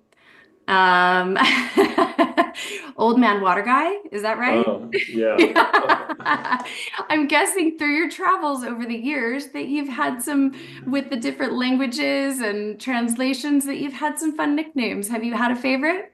Well, that one, I started going to Kenya in 2003, and I've been almost every year and sometimes multiple times. So I've been to Kenya a lot. It's people ask me what is one of my favorite countries, and that's definitely up amongst the top. I love Kenyans. I love the country. I've been blessed to see it, from Turkana to Mombasa and everything in between. And we're doing tremendous work there. I started seeing the work before I joined World Vision, when I was at Procter & Gamble leading a not-for-profit water program, and World Vision became one of my partners there in the coastal region of Kenya that's very arid, very dry, and water is very scarce there. And World Vision was doing tremendous work. And then I got to go back and see some of the same communities year after year and see that transformation that you saw when you were sponsored kid. And so when I had an opportunity to take early retirement from Procter & Gamble, at that point I was a donor partner to World Vision, had been so for a decade through the work at P&G. And so that's the reason I wanted to join World Vision for my second act, because I know I wanted to keep working full time. And seeing the impact that World Vision has in our work, both with water and child sponsorship, to provide that entryway into communities of having people live and work in those communities, so they really build a lot of trust. A lot of nicknames for me over the years. Yeah, I loved seeing you and Babu, Lyndsey interact the name with the women. It was very special. That video was amazing. The Swahili word for old person or grandfather's Babu, and water is Maji. So my nickname in Kenya is Babu Maji. I love it. Do you have a favorite success story of a child who got to follow their dreams because of access to safe water, who is now making a big impact in that same community because they were able to pursue something bigger than spending their days walking? Wow, that's a great question. You know, because we were just talking about Kenya and talking about my work when I was at P&G and the communities, I'm going to pick there because it came to mind, and you didn't give me the questions in advance. So, when I was at P&G, we had something called the Brand Saver. When people got newspapers, you'd get a coupon booklet. It was called the Brand Saver. You get $2 off Tide, $3 off Pantene, et cetera. And P&G figured out that if they themed it, people would look at it, redeem more coupons, so it'd build the business more. And so I had one of the person who led the Brand Saver came to me and said, I love the program that P&G has to provide safe drinking water. Can I work on your team? And her name is Samantha Stockmiller. And I said, Samantha, my team is very small. We do this through partners like World Vision. We keep our team really small and do it through the people that are the experts. But you can really help me out. You're the brand manager, Brand Saver. Get us in the Brand Saver, because that would donate a lot of money to the program, and World Vision could help more people with clean water. And so what we did is we themed it. Every coupon gave a day of clean drinking water, but we needed photo assets. So I said, let's go to Kenya, this arid region I was just talking about, and go to a World Vision program and get the assets that the brand team needs. We went to this village near Malindi, and it was an area where the community was gathering water from essentially a swamp, and they had to walk 2 hours back and forth to get the water from the swamp. There were crocodiles in the swamp. Kids had died in that community. And so it was a place in a desperate situation. We were going to provide P&G's short-term solution before World Vision could provide a permanent water source. So we were looking around for who to use, for the photo shoot. I saw this cute little girl poking out her head out of the doorway and looking at us. And I said, I want her. I want her. She's so beautiful. And so her name is Grace. We found out her mother's name is Margaret. And we put Grace on the cover of the Brand Saver.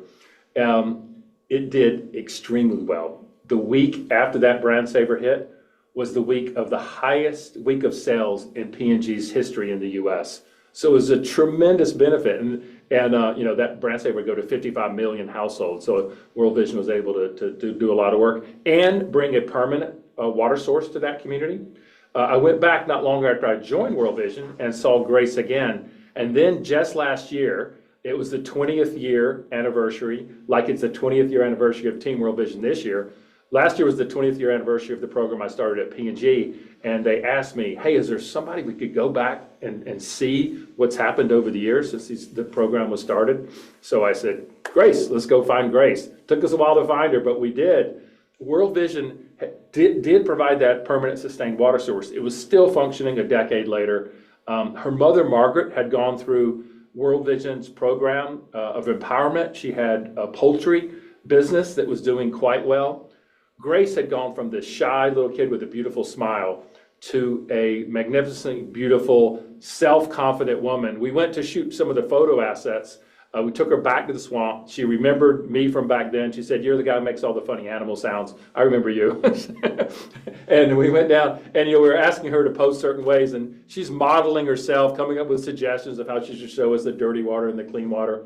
She has gone from a girl that may have died because kids in her community were dying, to not only did she pass her exams to get in a high school, she did so well that she is in an exclusive high school and wants to be a doctor. And I'd certainly bet on that she's going to be successful at that. And it's really remarkable to think about World Vision's impact and being able to follow that over more than a decade and literally see the transformation that occurs by looking at an individual person. Yeah, I love that. We got to see a similar story in Kenya as well when we got to visit a new health clinic that had just opened because of water. And we met a doctor who had left the area, gone to medical school, trained as a doctor, could have stayed in a much bigger city and probably made a much better living for himself, but came back as a doctor to serve his very rural community. And it was very touching to see that, reinvestment into that community. Yeah. And what's neat, you mentioned child sponsorship. So many times I've met World Vision staff in the countries, whether it's Kenya or Indonesia, Honduras, where the sponsored kids get their education, go to college, and then work for World Vision. So you'll meet staff that were former sponsored kids, which is really neat. Yeah, that says a lot about how they feel about World Vision, for sure. Do you have a story that stands out about how a government agency went from resistance to support and even collaboration with World Vision after seeing our approach and work in their country? Yeah, the example that comes to mind is, I don't know if I would say resistance to us specifically, but resistance really to a belief that NGOs could provide much value. And the example is in Rwanda. And so the government there, because of the genocide, they are very cautious with working with external partners because they feel like they were betrayed because the genocide happened, even though it was known that things were stirring up that might happen. So Rwanda government, not surprisingly, is very cautious. And so we weren't partnering with them in a great way. But when we came up with a plan to finish the job and reach everyone everywhere we worked in an entire country, we thought about several countries, and we talked to the governments in different countries before we made the final decision. But when we talked to the Rwandan government, they said, "Your plan is our plan, because World Vision, we've looked at you and we see that you reach the most neediest people, the people that are furthest from the cities. And as the Rwandan government, we have more of an ability to extend water pipelines out from Kigali and other big cities. But you're in the far rural areas, the places that are most difficult to reach. So your plan is our plan. You can help our people." So we picked Rwanda as a place where we reach everybody everywhere we worked. It meant reaching 1 million people over a 5-year period. We initially made that promise. We met with the Prime Minister. We then raised the $30 million that we needed to do that work, not in 5 years, but in just 3 years, because it's such a big idea to finish something in international development. In fact, we know that the biggest reason people don't give to international development is they think the need is never ending. And we reinforce that as non-governmental groups by asking for the same money for the same things year after year. But in this case, we said, no, we're going to ask for, in this case, $30 million to do the work in the 39 sectors we're working in. And then we're not going to ask more money for Rwanda. And that's what we did. It was compelling to our donors. We raised the $30 million. We then did the work, and we didn't reach 1 million people. We reached 1.2 million people. We went back to the Rwandan government, the same prime minister. He goes, "Hey, Greg, a lot of groups come in here and make these big promises, but you guys have come back, first of all, and you've delivered your promise, and you didn't reach 1 million people. You reached 1.2 million. They also put funds behind their support. So 40% of the work that we did was funded by the Rwandan government. So we're able to reach all those people. So I would say that's a really good example. And now we're reapplying that with the Zambian government. I would say in Honduras, it's more of the municipalities who are doing the work. And later today, we'll talk about Ghana. We're doing as much work as we can to get the government behind our work and co-funding the work that we do. That's beautiful. Thank you. And I have to tell you, as someone who has been doing this for 12 years now, and who continues to ask my church and my community and my people to step up and lead teams to run, that right there is really powerful for me, because we do get that. We do get that pushback of, is this ever going to end? Are we ever going to make any progress? And yes, we can say, look at this, look at Rwanda. It's just really powerful to be able to show that example. Yeah. Yeah, we finished reaching all the people with water. We also then reapplied this idea of finishing the job from water to our health work. Our health work is focused on upgrading these health clinics with water and showers and ways to handle infectious waste and training of health workers, community health workers. So we also reached all the healthcare centers in all the areas we work in Rwanda. Now we're doing that in Niger. We're reaching 150 healthcare centers in Niger, where we'll upgrade all the healthcare facilities everywhere we work. So this is traveling well. The idea of finishing the job, as you said, is very compelling.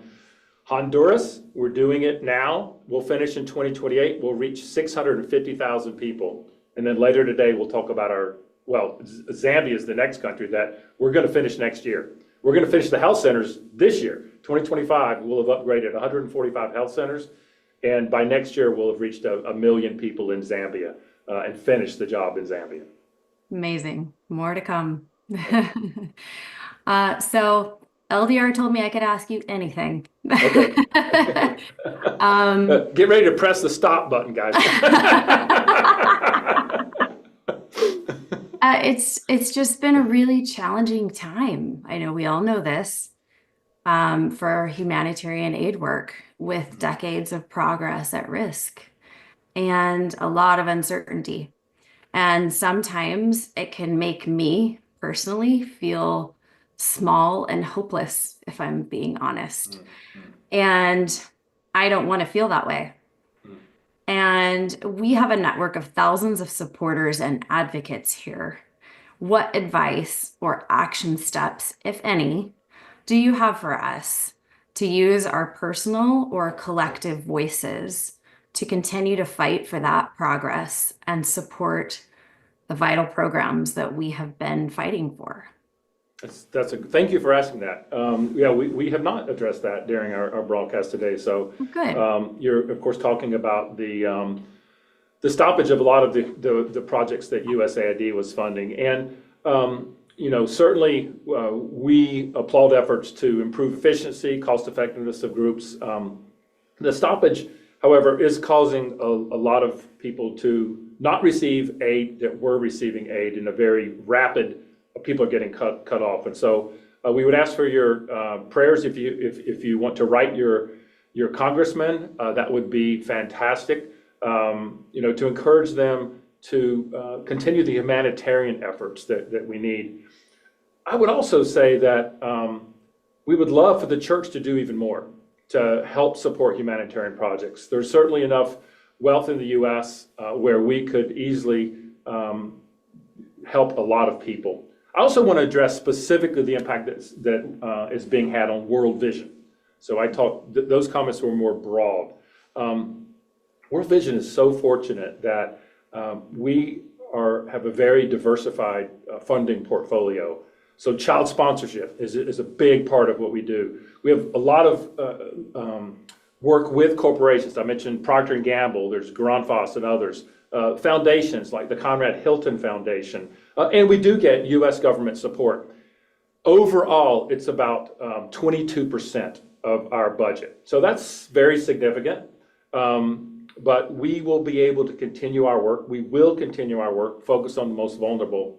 And in our water program, it's pretty small impact. It's 5% of our budget, but most of those funds are not in the areas where we do development work. It's in areas where we're doing humanitarian assistance, like in Chad for Sudanese refugees. It's not in our development programs like you visited. So frankly, the stoppage on our water work, our development work, our promise to reach 30 million people by 2030, there's no reason that work we should be able to complete that work and achieve that God-sized goal. So thanks for asking that question. And yeah, it would be wonderful to have more people understand that there is a gap. This gap can be filled, but World Vision continues to be an amazing place to invest to get the best impact you can possibly get in the area of water and health. Yeah. Now, I know I saw a link somewhere that made it easy for me to fill out my information and send emails to my senators and officials. Is there anything easily accessible to people where they can fill that out that we could direct people to? I'm pretty certain that worldvision.org, the advocacy part of that, the website has a way that you can do, and that's probably the site you were directed to. So Yeah, thank you for that's mentioning probably what I did. that. Yeah. Okay. Well, I just have one last question that I want to finish with you. Okay. Have you ever run a marathon or a half marathon, Greg? So I ran a lot in my life. You did? Okay. Because I usually travel about 70% of my life. And I liked nothing more than running through a city, I did a lot of work in London and the Philippines, and I was pretty much an idiot. I'd run through slums. Yeah. So unfortunately, I've run so much that I have very little, I have back problems, severe back problems. So I think my running day, it's so sad for me even to say it. I think my running days are gone. I did a lot of 10Ks and I would run most every day, but I think at 65, I may not be up for a marathon anymore, which, they're going to trap me as I go out, and the Team World Vision folks are going to, if they can inject some cartilage in my back, there's got to be a way to do that, right? You wouldn't know it watching you walk up that mountain with those women in Ramate. Man, Yeah. that was no joke. Walking works. A week before that walk, we live in Colorado, and my wife and I did a 25-mile hike, 50,000 steps. This was less in Ramate, but it was a lot harder. 4 pounds of Lyndsey and I mostly carried it back. They've done it 1,000 times, but when we saw what they were doing, and even though done it 1,000 times, it just felt immoral not to help. And so LD and I are both carried as much as we could, and I carried one of those cans most of the way back. That's the calories, shot up to using 2,600. So it was really an amazing experience to get a better feel for the walk that women and girls have to do every day for clean water. And we're so thankful for donors like you that are running and walking so that women don't have to in the developing world. Well, I'm going to throw it out there that if you want to experience Team World Vision out on the course, I will walk the LA Marathon half marathon charity relay with you. Oh, that sounds like that would be fun. I'll walk it. We can do it at whatever pace you want to do. You can bring your wife. I'll get some more out there. We'll just have a party, back of the pack party. Let's do it. Thank you, Brianna. God bless you for the work that you've done and all the effort you put in this and all the awareness raising that you've done for Team World Vision and for World Vision's water work. Thank you. Thanks for having me. All right, please join us at the top of the next hour. We're going to have some updates for you on how our fundraising is going and another inspirational talk. Thank you.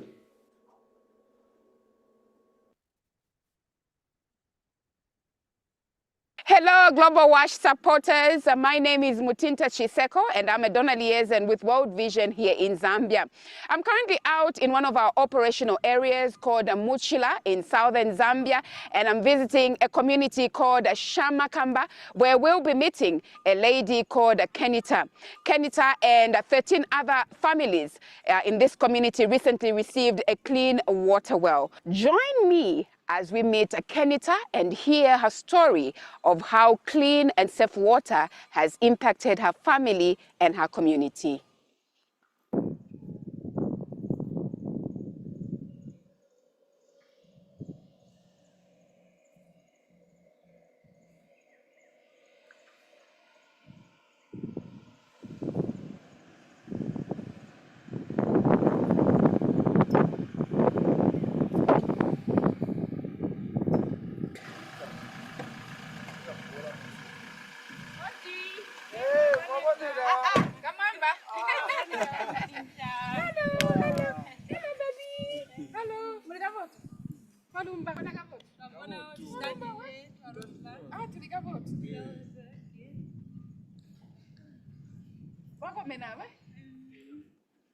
Ina lyangu ndimeke ntampandanda ndijisinyaka 25 ndilakala mumuzi mwashama kamba a family yangu abalumi aba ina lyabomba arani mwetwa tujisibana bali 6 ntwakalonga kuno twalonga mu mwaka 2016 twakaja na penzi ya manzi notwakasiga kuno penzi la manzi akali kushupa maningi manzi twakali waja na muhigodi pona twainka muhigodi muya kwalunga tahihunigwipe ili open mbona so twalukuberesha itutesho kutega monyoma ng'ombe hali kunywa ingulube umbwa chinyama jasiga jali kunyomu menda ayo adoti ipenzi menda akali kujanika kule oko kuhigala wakali kule kutwakali kwaja na kuhigodi oko wakali kwenda 2 km kwinka kuya kutega manzi oko twainka ula hakuvuka 04 wainka kuya olindilirako manzi zamboni kusikira uma 8 nonga ula kwanisha kutegerera chigomo kuti chizule kudete kung'anda wotu wojikere bana muchindejo mendo nakali kushupa chona chindejo wahuma kumenda alimu wasika ang'anda wina hakuti ndizambweni ulaja nako chindira kuti wachire bana na kuti bana winke kumunda kuyobereka chakulya chakuti bana kabalya tawe amana bana bakali kujiswa kurwazi bwa kusomona akuluga pona chibadira kachiri kule top chakuti winka kutola mwana kuchibadira umwe mwana wakandizimbirira muchindejo mukani ya manza ngoti wakali kunywa amuhigodi wenderanya hinyama onse akali kunywa na doti twali kusanganya so ngoma penzi ayo kubana kapati bana wina no wakali winka kuchigolo kuja nachindi chautati ndizawo ngawa bawachira na basambe menda akali kushupa pali kuchansinga abo twenda twakuti ndizabachi kwa hakunywa na wajana chakulya wabajikira ko balya wali kungoro watumbuka chindi choti chakutumbuka wamitabada ndeli mbe chindi chakutumbuka mapenzi ari uliko kuja na manzi akuwasha kuti ube clean mtumbubuya kwalunga jana menda kubambira ngonya ngoleka kusana hindu alimu wabikirira kuti washe ya doti so kuina anu jarubonika kabotu kuti oyo muntu mutumbu to kuina ntwali kujana manzi akuti kechikwa hakusamba kuti ndiume tawe kuina mapenzi ari ulikayo amanzi kusanganya kubenza uma bonse ero penzi kolili kuti tujinche tubonekeno bulimbo tubonekeno bakabora bamutabi wa vision kuhotulanga uranga mitabi ya kujanika ma toilet dindi chisambilo yonse habu clean habulondo pona mu 2023 abantu bakatugwashiriya bakatuletera boho ana kuzwa boho ni yakasiga twakaja nako rujincho kuzani yakasiga boho mu 2023 njona boho yakasiga pona twakaja nako rujincho ndaji kwa haja nachindi chakuwacha ndaji kwa haja nachindi chakuchansinga kwinka utupiswegi maka na amanzi akabora aho ibana balainka kuchikolo ndila bawachira kabotu balasamba balanywa menda baladya ndila bajikira baladya chakulya boho enjo bakatupa twaja nako rujincho tulanya menda mabotu tulalima magadeni benzuma mbanji bakatujoyina mukunjira mukati mu magadeni aya kujana magwasirizo akuti katujana chakulya kusanina bana rujincho taruwana rwajinchabu ya matu rwajinchabu ya kumenda aho impatopo maningi ngwana awa bokusikira kubweza manzi so amana ndateka ndatsika ndajiga 1 minute yalo kwamana ndasika achipera ndatula ndajikira bana barateka beni baraleta balasamba mugarden tulagwashanya abana mbuyiri family tulalimalima tulashanga ko veggie twatalika kulya into panga mubiri kuti bana babeko kabotu pati rujincho rwini ndarubona barwaba kubana ibana bajaninga ko clean balainka kuchigolo balainka gabalide tujanika ko clean amana tilachita ko ma saving twajana mali kuzwa mu garden motuverega a family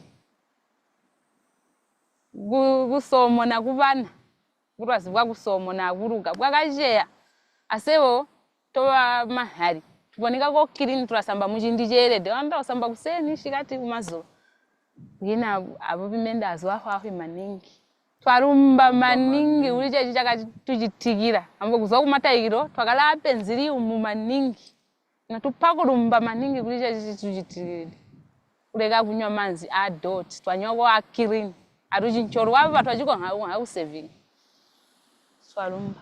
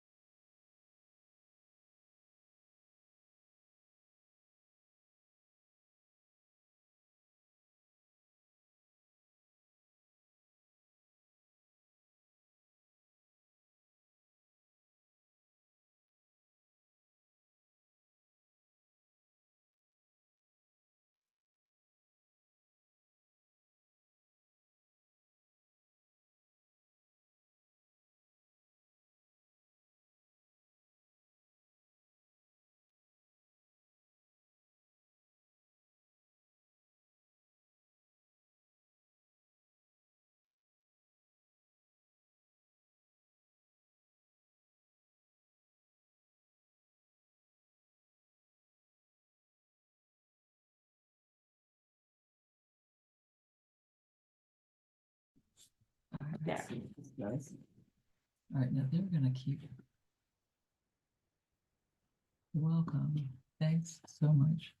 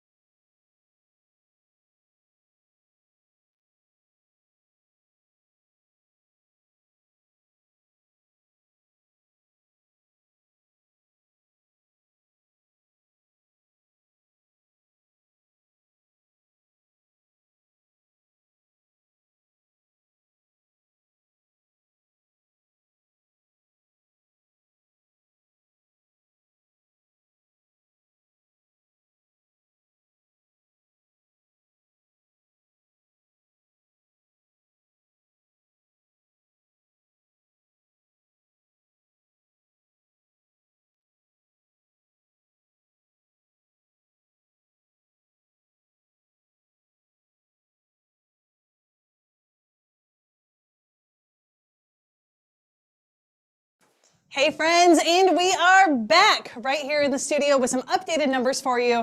My friends, whoa, who's this guy? What an adorable dog, African safari dog. Anyone? Hyena? Hey, is that the sound a hyena makes? I don't know, you tell me. You tell me. The right person gets some sort of donation. Friends, here we go. We have raised $1.13 million. That is absolutely incredible. Here it is. Let me get right out of the way. Boom! That's incredible. What an incredible impact so far. And you all are still going. I know that we have someone from Team Indy who actually dyed her hair Team World Vision colors today. Ashley Sanders, we'd love for you to share some photos on Facebook. I heard that it's orange and blue, all of the colors. And Jalen Tipple, leading your 6K crew, I hear that you are also doing jerry can squats today. And I thought, this is probably a good time for all of us to do that. So everybody up, get prepared. Put on a sweatband if you need to. We're gonna squat for every dollar raised. Get your jerry can, and squat. Here we go. And we're just gonna be right here, squatting through the entire night to equal the amount of money that you all have raised, because you're amazing. Greg, we are throwing it back to you in the studio. All right. Wow. Annie, thank you so much. Squatting, we see that in Africa, but we like to have an open defecation-free zone, so please don't squat too much. All right, so this hour we are going to be all about Ghana in West Africa, and we have some special guests to join us. Let's welcome them now. World Vision Donor Liaison Deborah Padberg, Lene Brown, National Leadership Council member, and with her husband, Pat Williams, also National Leadership Council member. Hi, guys. Hi. Thank you so much for joining us. So yeah, we were, Deborah and Lene we all traveled together to see the work in West Ganja, a place where Brown Williams have been donating for a long time, visiting for a long time, and Pat's been there a lot of times. So he wasn't able to go this trip, but he's been a lot of times. And we had an amazing trip. But before we jump into our West Ganja trip and the transformation we've seen in there, let's hear a little bit about each of you. Deborah, we can start with you. Hi, thanks, Greg. First, I want to say today's been amazing. I've been tuned in all day. I'm super excited to join right now. And just a shout out to you and Lyndsey for bringing all these folks together. I've loved seeing everyone from around the world, and we're thrilled to be coming from Walnut Creek, California. And my name's Deborah Padberg. I've been with World Vision for 17 years, and I serve in the Bay Area along with a great team of philanthropy directors. And we get the honor of serving families in this area and connecting them with our leaders and projects. And so I've gotten to know Pat and Lene and other families like Eric and Jen Wolford and their group, Giving in Motion, who's a big part of this community. Yeah. So through that group, I've been able to travel to Ghana now 6 times. And Pat and Lene have been a few more times than me, and we'll hear their story. Yeah. So Pat and I have been retired for the last few years. And we have been donating to World Vision for about, I guess it's been 13 years. And we started in Ghana. And I thought I'd let you tell the story of how we got started. Okay, well, hi, Greg. And first of all those people doing squats, I want to know, is there water in the jerry can? Anybody can do squats with an empty jerry can. So I want that confirmed, please. But no, how we got started was our good friends, Eric and Jen Wolford, who are very big donors as well. They talked to us, and Eric specifically talked to me quite some time ago, right after we had taken a trip with our high school youth down to the Navajo country down in Arizona, where they don't have clean water either. They have it, but they have to go get it and everything else. Not quite to the degree that people have to do in Africa. But during that trip, we talked a lot going down there about Africa.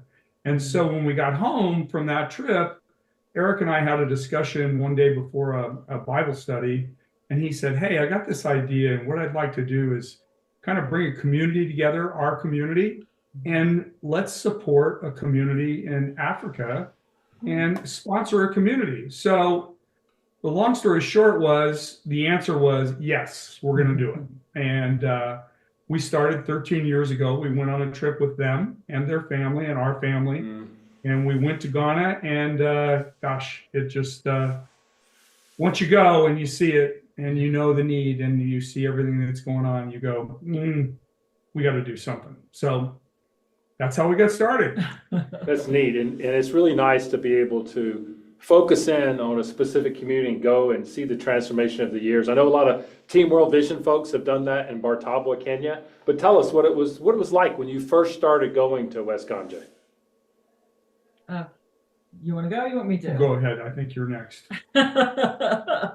Yes. Well, it has been a super blessing to be able to go and see the changes, because they've been dramatic. But when we first went there, all the people lived in mud huts. Lived basically, the floors were mud, and the huts every year when it became really rainy, they would have to their huts would just disappear, and then they'd have to rebuild them. And nobody had a latrine. They did not know much about sanitation. Women and children had to go a long way to fetch water. Some of the kids were in school, but a lot of them were not, because they just didn't have funds. And a lot of them had to go and fetch water more than one time a day. It was hard. It was hard to see it at first. Yeah.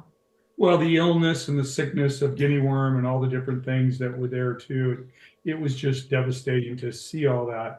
But the good news is, after 13 years, things have really changed.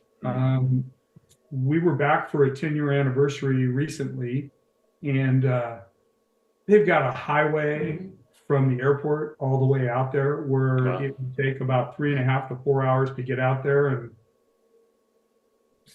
security guards guarding us as we went out. Now it's a road. Now it's perfect. Now you get out there in an hour and a half.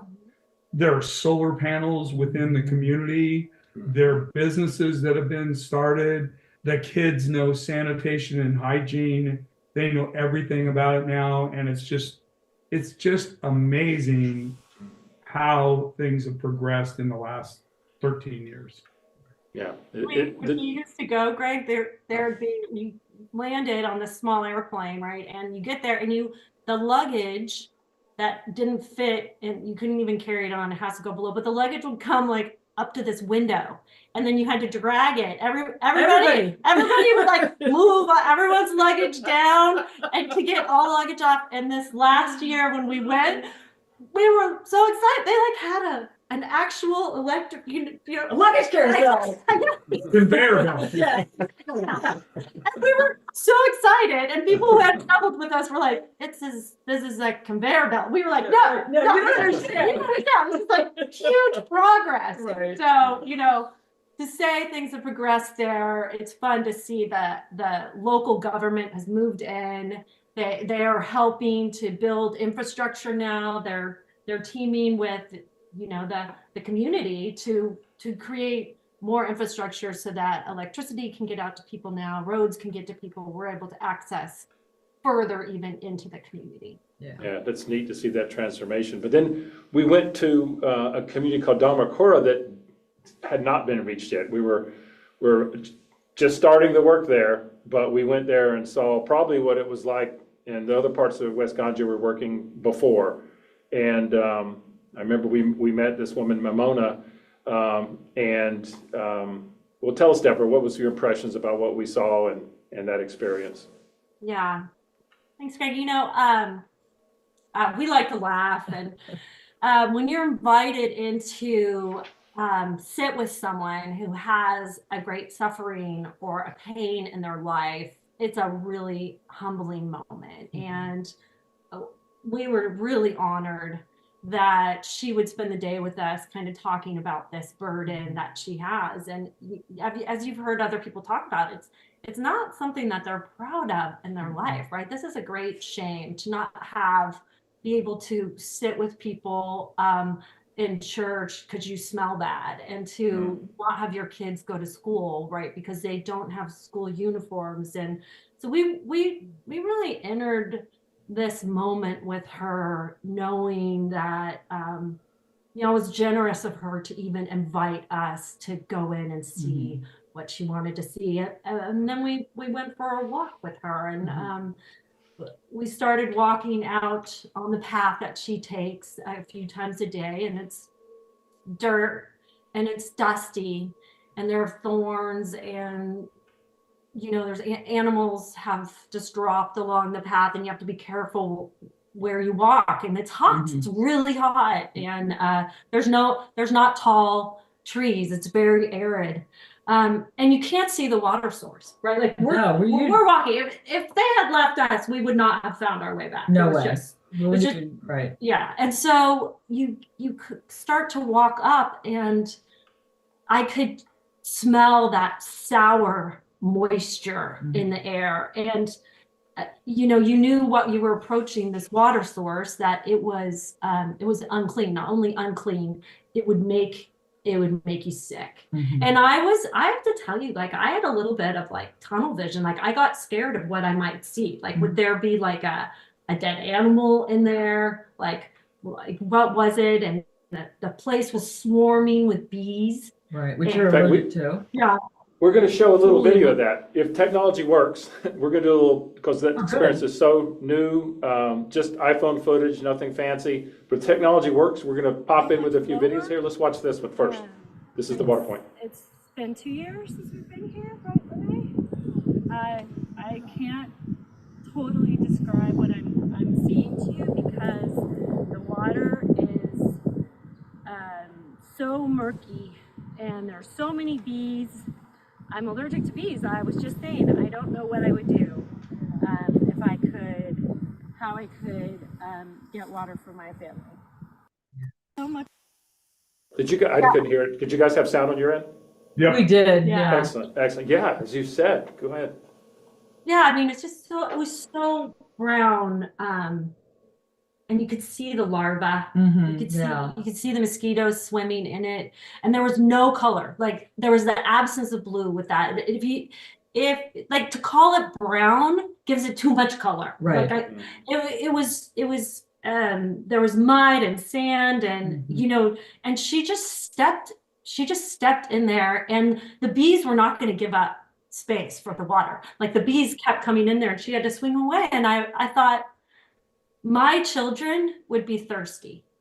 I would not survive. I couldn't go there 3 times a day. I mean, they told us they got stung. They told us about how hard it was. And the part that was interesting when I thought about what would keep you going there, and her husband cast this vision for her, right? She told us the story about how he said to her, hey, we can leave the city where they were and go make a life and build a farm in West Ganja, and I'll be able to be a farmer, and we'll have money, and I'll be able to put food on our children's plate, and we'll be able to go and build a life there. And so that they set out, and that's why they came to that place. And there was a drought, and there was lack of water, and nothing grew.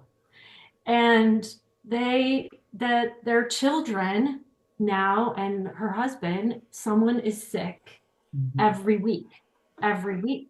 And that type of, we asked her, like, how long have you been, doing this? How long has it been going on? Because I've had a few years of suffering in my marriage, in my life. I was married for 26 years, and a few of those, there were some hard suffering years.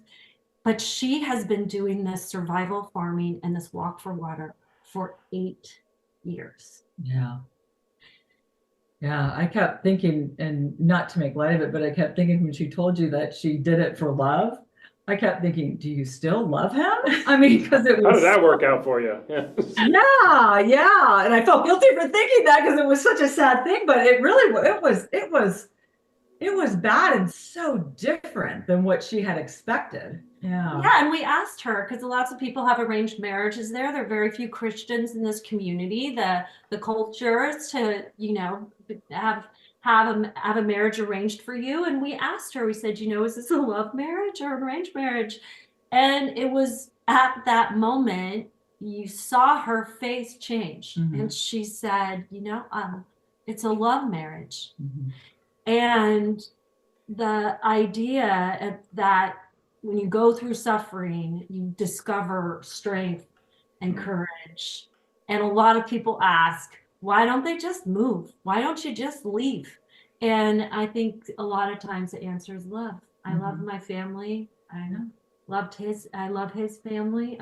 I still love him. Yeah, she did. And you could tell from the way she talked about it that she still did. It was, she was a really good woman. Yeah. We know that she was drinking this water, that her family was drinking this water. But then I want to show this little clip. Yeah, we know that she has to do it. But when she actually did it, Lenny, what was your reaction? It's hard for me to even see it again on the screen. I mean, it was horrifying. That water was so dirty. I swear I felt sick, and I wasn't the one drinking it. And to imagine that was what she had to drink and give her children, and she could see our reaction. And she said, when this is the only thing that you have to drink, you drink it, and you give it to your kids to drink. And I was thinking in my mind, gosh, I would have a hard time giving my dog this water to drink, and yet for babies, that was the water that she had to give to her babies. It's a very, very sad situation what a lot of these people are having to live with. Yeah, it's really unacceptable that humans should have to drink water like that. But then we saw the physicality of what she does all the time. Let's play this other little clip if it works.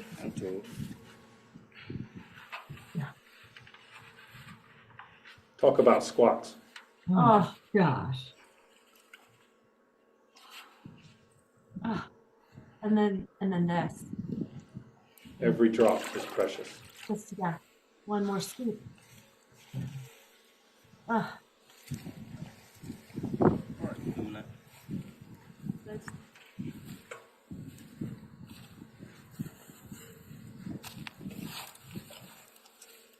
Thoughts on that, guys? Okay, well, first of all, she's completely ripped, right? I mean, she was just like, I don't know, I'm over 50. I'm supposed to be lifting heavy things right now, right? That's all we hear about now.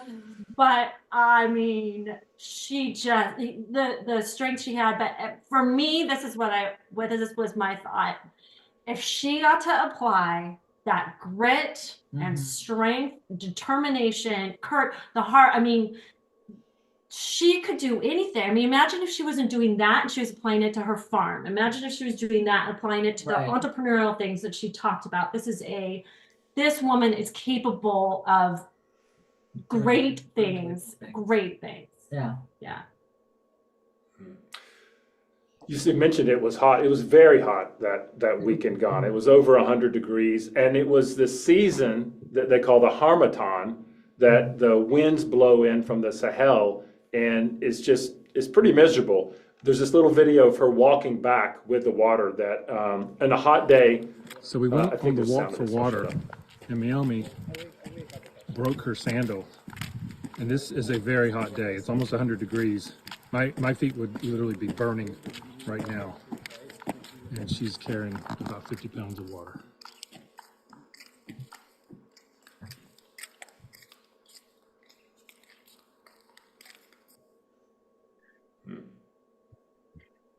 Yeah, we did try to lift it.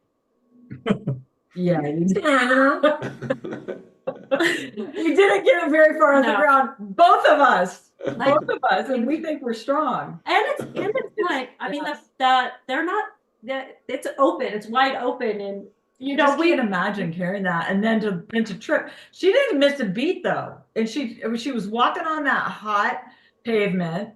She didn't miss a beat. Her sandal flipped out from behind her. I would have been on the ground. She still had that 50-pound, or I don't know how many pounds it is, thing of water on her head. And yeah, just amazing, amazing feat. It was a hard day. I think we have a picture of you guys. You took the time in the community to pray. Tell us about that. Well, we know that when two or more are gathered, the Lord hears our prayers and our hearts together. And our mission and our work there, and the folks that were with us visiting, you know, we were really working at bringing clean water to this community. It had been on our heart. And we know that the gift that water brings, it's, you know, Greg, you talked about it, the changes that happen in health, it happens really quickly. And so we wanted to cover the World Vision team there.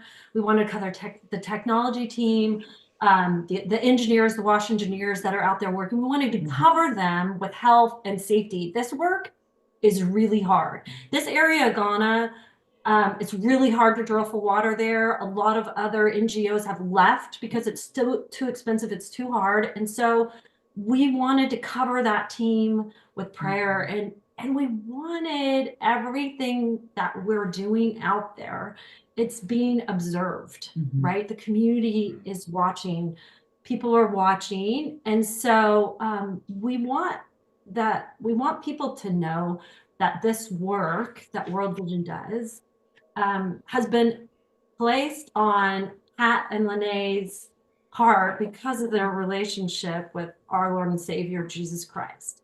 And that this work, this really hard work, and the gift of clean water, it's also living water. And so we wanted to sit some time and spend in prayer at the throne room and have people know that the glory is God's when this water comes. And we were even praying for the people, that they would see that we weren't just bringing physical water, that we really wanted to bring living water to them. And so we prayed a lot for, you know, God to speak through the work that we're doing, and just to that people would know it came from Him.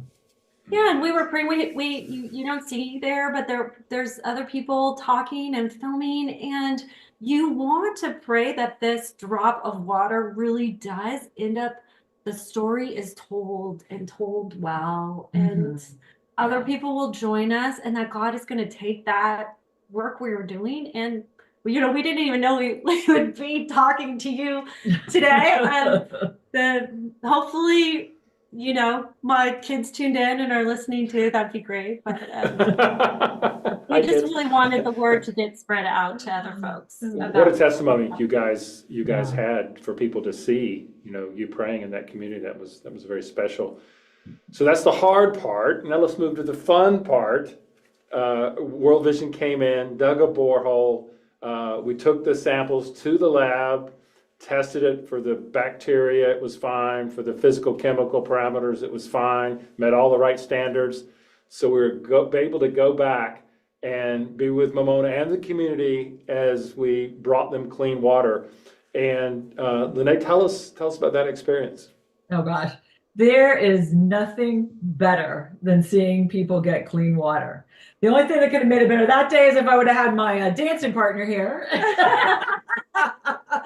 Because the people are so excited. They greet you, you know, they greeted us as we were coming, and there's music and drums and singing and great celebration. They are so happy. And they know that they don't now have to walk and drink that awful water, and to see clean, fresh water just right at your fingertips and be able to fill your big bowl with clean water is just, it is amazing. There is nothing like it. And it just, yeah, when I see it, it just reminds me how blessed we are to be able to be just a small part of it. I feel that, you know, God has called us here and called us to this work, and just to be able to see it come to fruition is just the most amazing thing ever. Then we found out, Deborah drags me over and she said, this water point is the water point that Giving Emotion and the golf tournament that we have, that our golf tournament, actually, the funds from that had paid for this particular water point.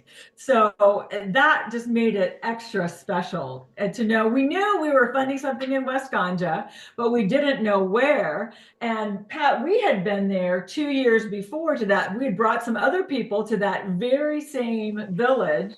And to be able to be there when they got water, it was so fun. It was amazing and just really, I don't know, kind of felt like it was like a little God wink. Like I really did, I orchestrated all of this for you behind the scenes, and you're getting to see what a lot of people don't get to see, because most people don't get to walk with the community as long as we have, but you're getting to see them get the water that they prayed for so long, and then be able to see the changes that it makes in the community. Just best thing ever.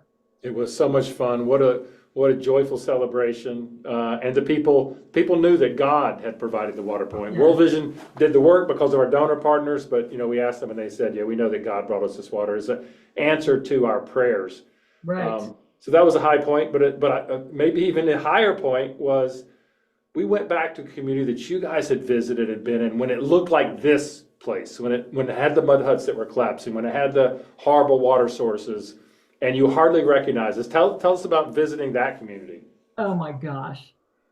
The change, the community is called Nabore, and it was the first community that we ever went to the first time we went to Africa. And when I got out of the car, I was so amazed. I burst into tears, and I promise Greg, I won't cry today, but the changes they were so amazing. Those mud huts that I talked about that they had to rebuild every year, they now had buildings that had concrete slab, they had sturdy walls, they had tin roofs, and the houses had latrines attached to them. I was like, oh my gosh. I mean, I almost missed that was like, they've got a bathroom. It was just, so crazy. There were animals running around the village. We saw very, very few animals when we first went. And the animals that we saw when we first went were super skinny. And these were really healthy animals and goats, and they were following us around. The women World Vision had organized some training for the women and had helped them get together and do savings groups.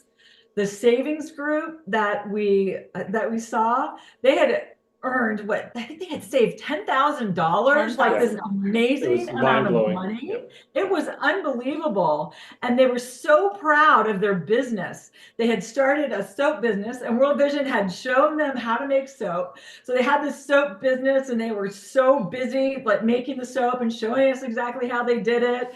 And we found out that they branded their soap Nice. And when asked why, they says, because everyone likes nice things. It was just so incredible to see.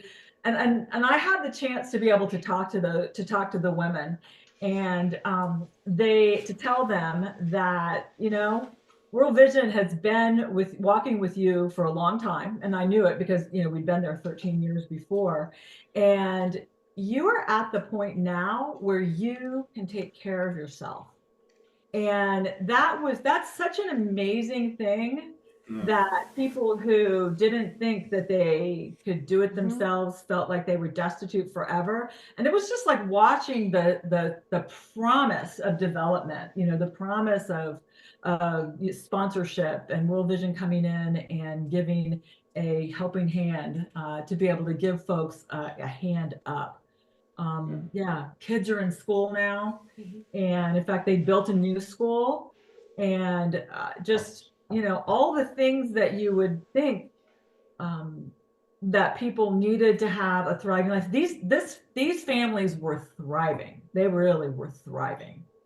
Yeah, and these communities where a lot of times people are living on less than $1.25 a day, this savings groups of about 20, mostly women, had amassed more than 10 grand. It was it was very, very impressive. And they said, we're ready for Vision Fund, our microfinance group, to come in to give us more capital so we can do even more. Maybe tell us about the one woman who, well, let's wait on that. Let's first talk about Deborah. You have a very special sponsored child there. Can you tell us about your sponsored child? And I think we have a picture of that we can pop up while you're talking. Okay, yeah. Well, my first trip to Ghana 10 years ago, I met this little girl. At the time, they were calling her Khadija, and we had spent a lot of time in that community that week 10 years ago, and I had a translator with me the whole time. It's helping me learn, translating for me, and this turned out to be Khadija's dad.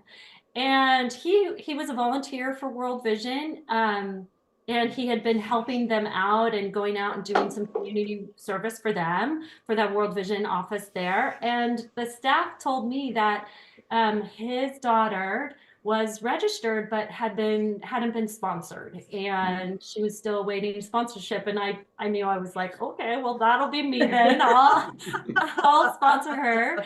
And yeah, that over the years, okay, so for any of you who have a sponsored child and you feel really guilty because you don't write them, let me relieve you of that. I've never written her, but I have been able to meet her in person. But I always say I'm a terrible sponsor in that way, but faithfully sponsored her for 10 years and watched her and her family tap into all the resources that World Vision has done there. And so in addition to participating in savings groups, her mom and dad couldn't find work because there was no work in this area.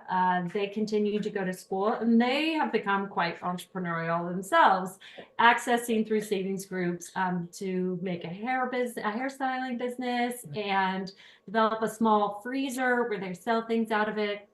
And they changed Khadija's name to Deborah.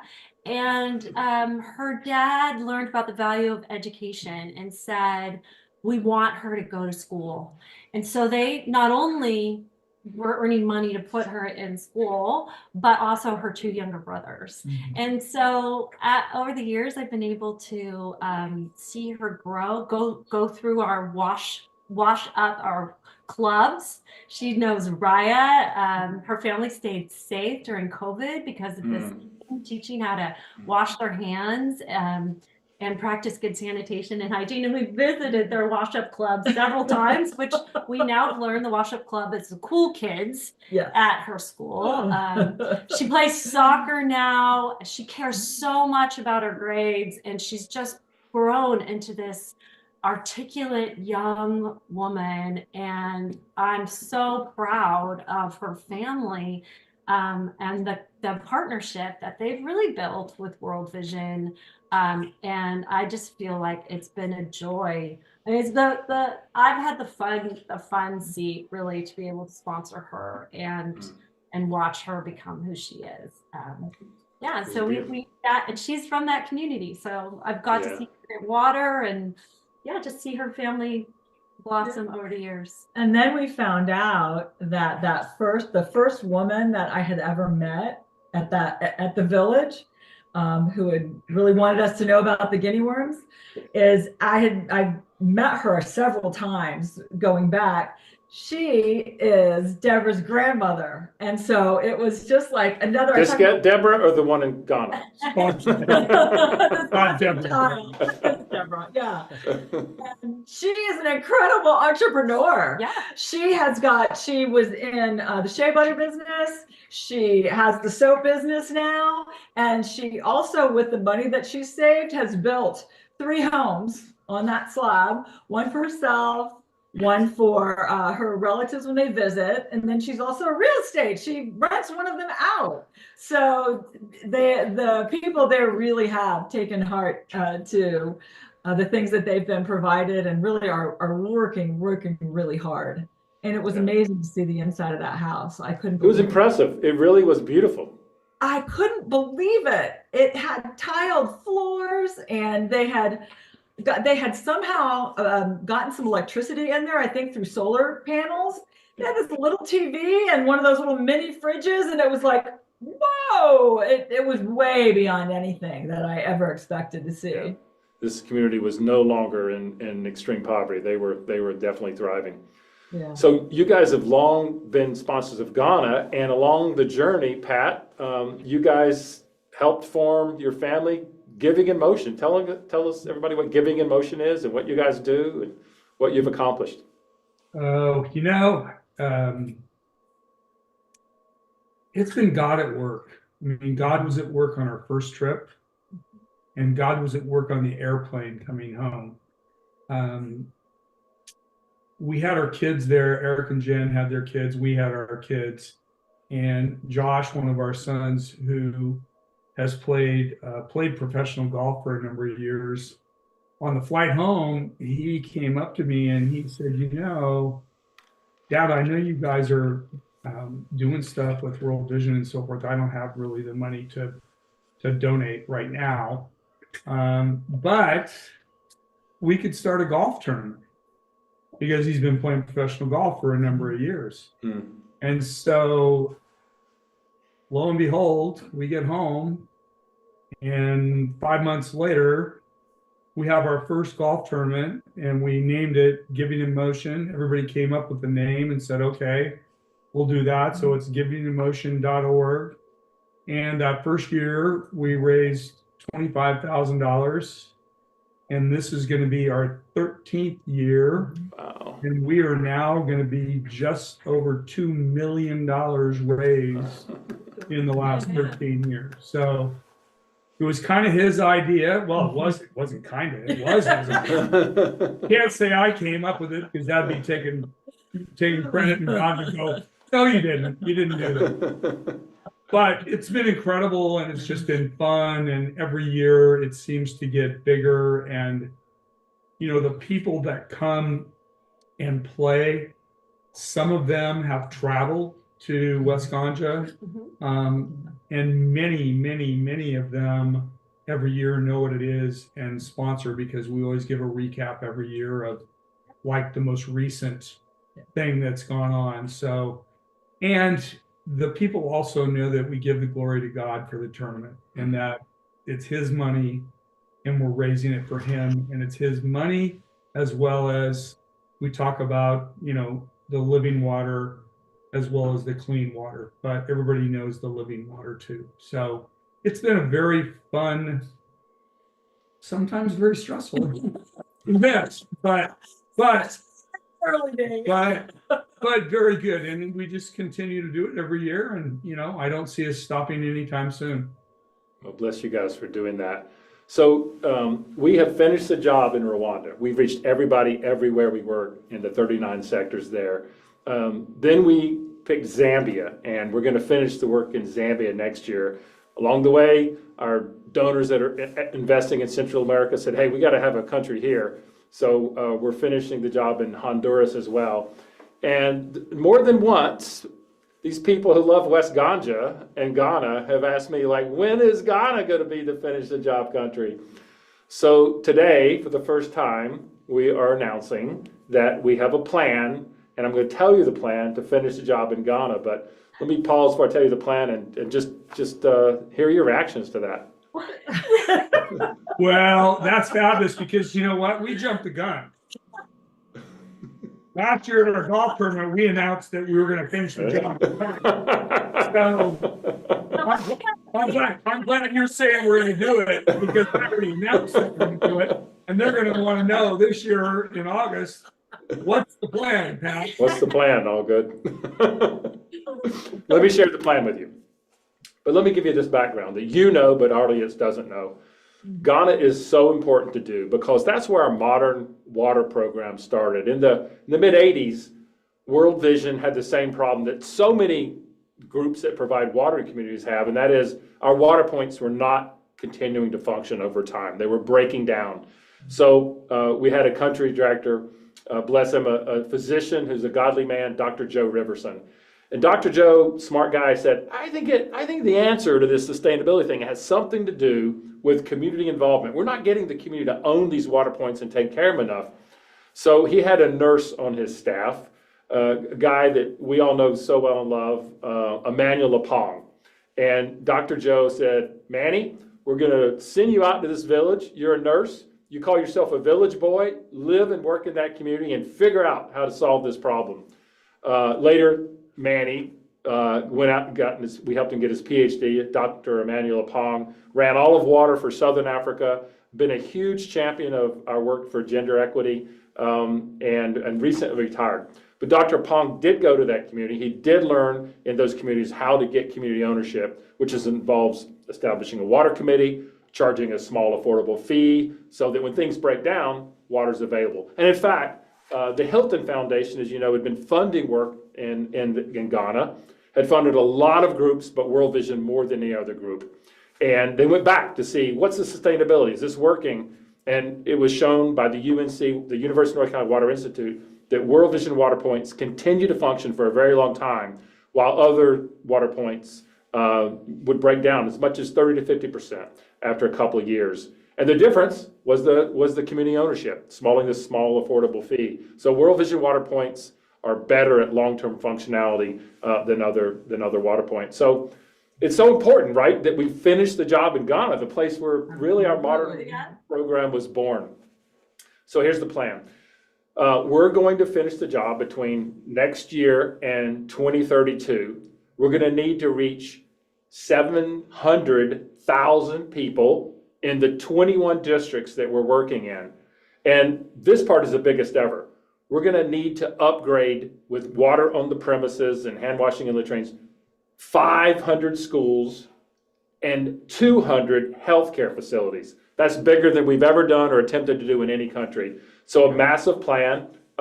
Each healthcare facility is a big deal. It costs about $125,000 per healthcare facility. So if you break it down, it's about $60 million to do the communities and the schools, and another $25 million to upgrade those 200 healthcare facilities, train the health personnel, train the community health workers. So in total, an $85 million program split between our health donors, our water donors, blessed donors like you, and Giving in Motion. So we'll have 8 years to raise those funds and get the work done.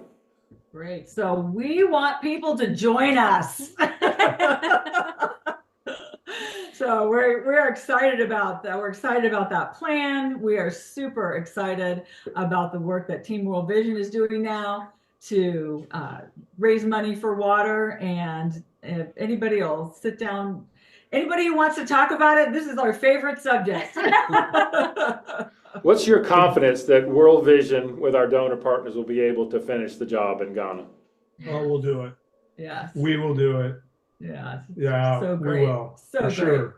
32, we got a couple of years to get it done. So we're going to be there. And I would predict it'll be before 32. Love that. So those of you that are listening, go online to Giving in Motion and look at our foundation. And I'm not looking for you to give it to Giving in Motion. Give it to World Vision. But having said that, come play in our golf tournament. Come participate. It's fun, and it's a great. It's what Eric Wolford started when we very first started doing this. It's called A Party with a Purpose. Party with a purpose. Yeah. We have fun. We raise money for clean water. Yep. And I feel like that's a little bit of Team World Vision. Like they are a lot of party with purpose in whatever they're doing, whether they're running, playing golf, climbing mountains. It's like this work. It's serious. The people that Pat and Lene have met, they love and care about dearly, and so we're honored to get to walk with them. But we can have a lot of fun back here being on a live stream together, doing this work. And so we're really grateful, Greg, that you guys have put that plan together. And I can't wait for all those sponsored kids there to get to know what their life can be like with clean water. Thank you. Thank you, guys. Will we see you in April at our conference? We'll be there. All right. We'll see you then. Thank you so much for joining us. God bless you. And let's finish the job in Ghana. And audience, All we're going right. to be back. Thanks, guys. We're going to be back at the top of the hour with Mahogany Lawson, a Team World Vision runner. Super inspirational story. You're going to want to join us for that, and we'll give you another update on our fundraising. Thank you so much.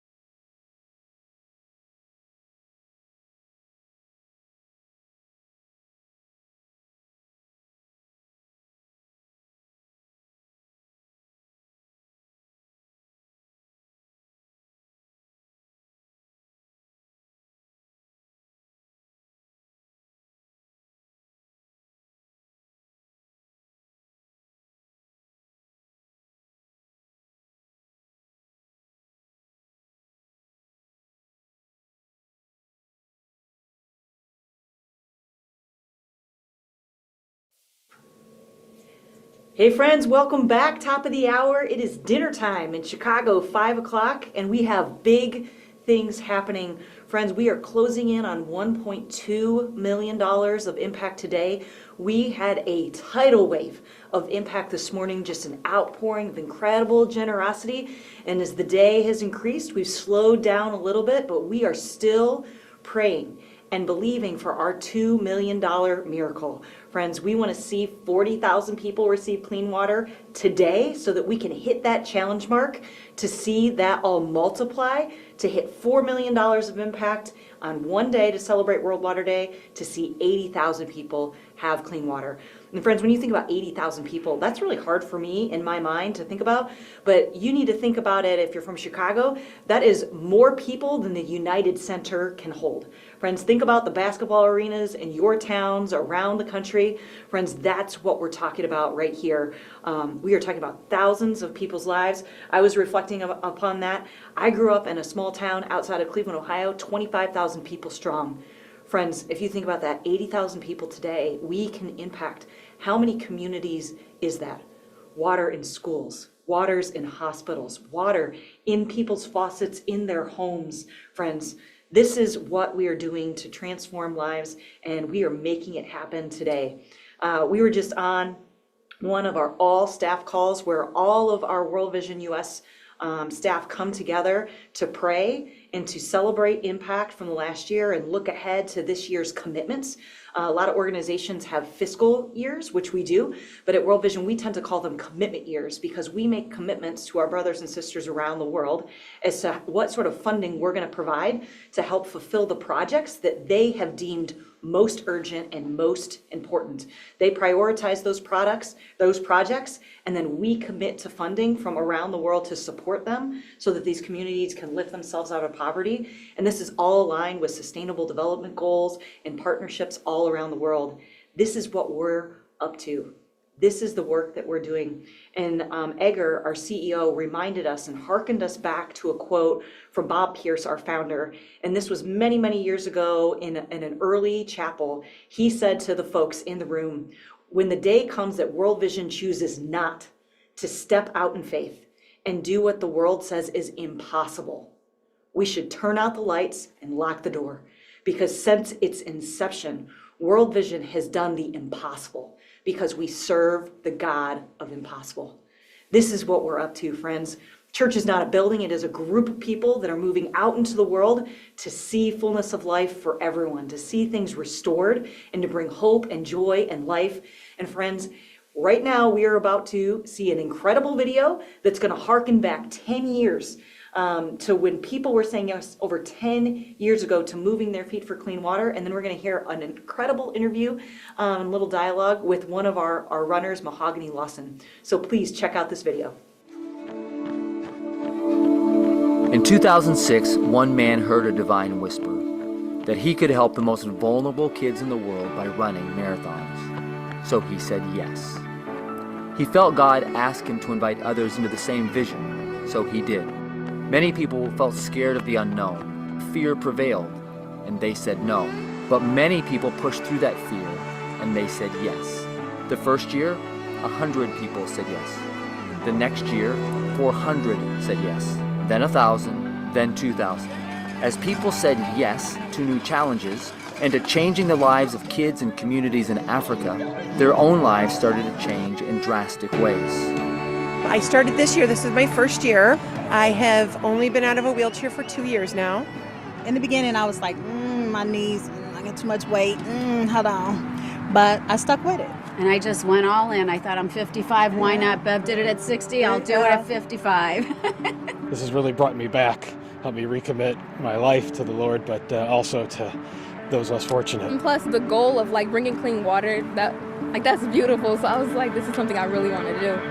We really did a lot of training, just the two of us, and it was such a bonding moment of that time when your strength is faltering and the person next to you carries you through it. Well, I've lost 75 pounds through this. And I couldn't imagine my 7-year-old having to go run and get water for our family. So that what keeps me motivated and focused.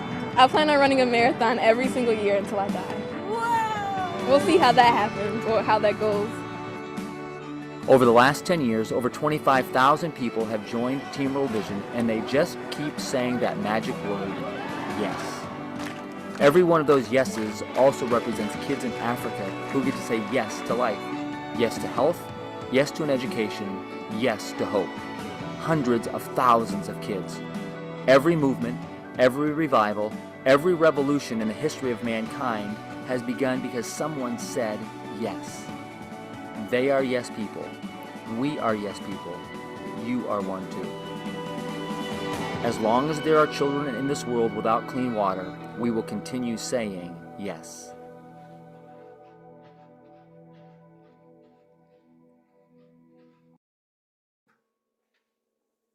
Oh man.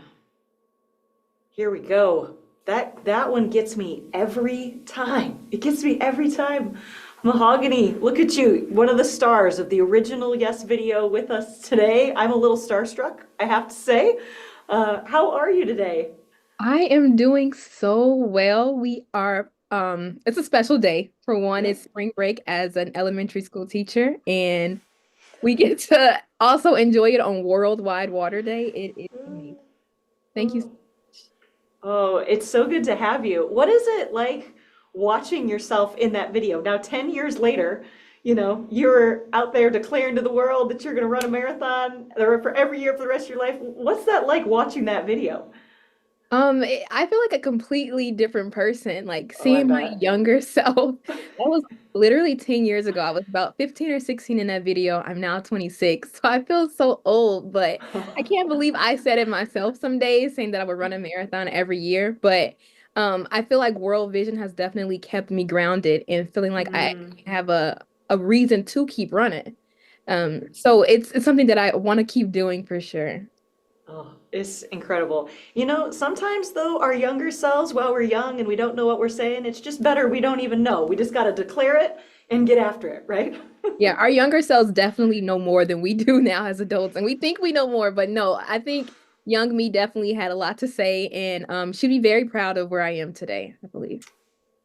Man, praise God. I hope everybody heard that, right? Like, would younger you be proud of the you that you are today? And absolutely, I would think that younger you would be very proud of you. And I would like to think that younger me would be pretty proud of me.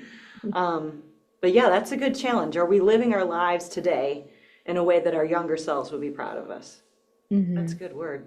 Absolutely. Because, something really drove me at that age to even be a part of World Vision and to run a marathon at 16 when I could have been doing 100 other things at that age. For But real, I'm thinking spring break at 16. I gotta go run some miles. No. right, absolutely. But yeah. So and I definitely think that it just kind of helped guide me into where I am today. So I am currently a second grade teacher. I teach 7 and 8-year-olds every single day. And on this day, I love to tell my kids about the global water crisis because they don't yet understand how lucky we are to be able to have water fountains and bathrooms and sinks in our schools, in our homes. And we talk about how there are 100 things we can do with water, but the most basic one is drinking water, the thing that we need the most in order to survive. When my kids say they're thirsty, I know that if I don't say go get some water, that they're not going to be ready to learn. So like our basic need of water, and how for other kids who are also 7 and 8, kind of they're the same age as them, don't have access to clean water. They have to go out and get it. And then even when they do get it, sometimes that water is dirty still. And because they're out getting water, they're not even able to come to school and have a classroom like we have. So that's a conversation that I love having with my students. And if it wasn't for World Vision, I don't think I would even understand the impact of it as much. Well, I have a 6-year-old, a kindergartner, and she has her water bottle in tow at every moment. And like you just said, actually, I was like, boy, and I know when she doesn't, because things go a little haywire and she needs to go get that water and settle down for a minute. So I wish we lived closer, and then I could just transport her to your classroom and she'd be getting all this wisdom. Oh, she would love it. I bet my students love it too. So yeah. Oh, that's so awesome. So take us back, like you said, at 15, 16 years old. How did you hear about Team World Vision? How did that even come to be? So at the time, I had just started high school, and my high school was actually one of the only schools in Chicago at the time that had a marathon team. And not only did we have a marathon team, thanks to our coach, Daniel Bauer, he was an OG World Visioner. Yes, he was. Throw it down. He's still amazing to this day. But he brought World Vision into our school because he saw that us being teenagers, he believed that we could still also have an impact, that we could understand the crises that are happening outside of our country, outside of our high school bubble. And he allowed us to basically create an impact and have passion for something that was more than what we see every day to, just be more, put ourselves as out there basically in the world to have a purpose, to understand things that are bigger than us. So I started when I was 15 years old, and unfortunately, I was too young to run my very first year of being a part of the marathon team. Get out! I didn't know that. This is a twist in the story. Like hot off the press, y'all. She couldn't run the first year. I did not know that. You're too young. I could not run the first year, but I still decided to train with the other kids who were running because I saw what they were doing, and I was very inspired. They were raising money for World Vision while also still juggling high school and then juggling full-time marathon training. It's a lot, and I didn't think I understood how far a mile was until I started running marathons, or even understood how far kids would have to walk in order to get water. Like knowing that some children are walking 4 miles to get water. And now that I understand how far 4 miles is, and they have to take this walk every single day and carry huge jerry cans, big jugs of water. I sometimes ask myself, would I have been able to do that if those are my circumstances? Would I have still wanted to pursue an education if I knew that every day I had to go get water? Like how much do I really value where I'm at right now in life, that I get to go to school and I don't have to miss school because of water. And if I do drink water, I don't get sick. But those were things that really resonated me at that young age, realizing that there are kids, when their basic needs are not met, they will still want to go to school. They want to learn. These are things that aren't given to them. They want them. So I should appreciate what I have, honestly.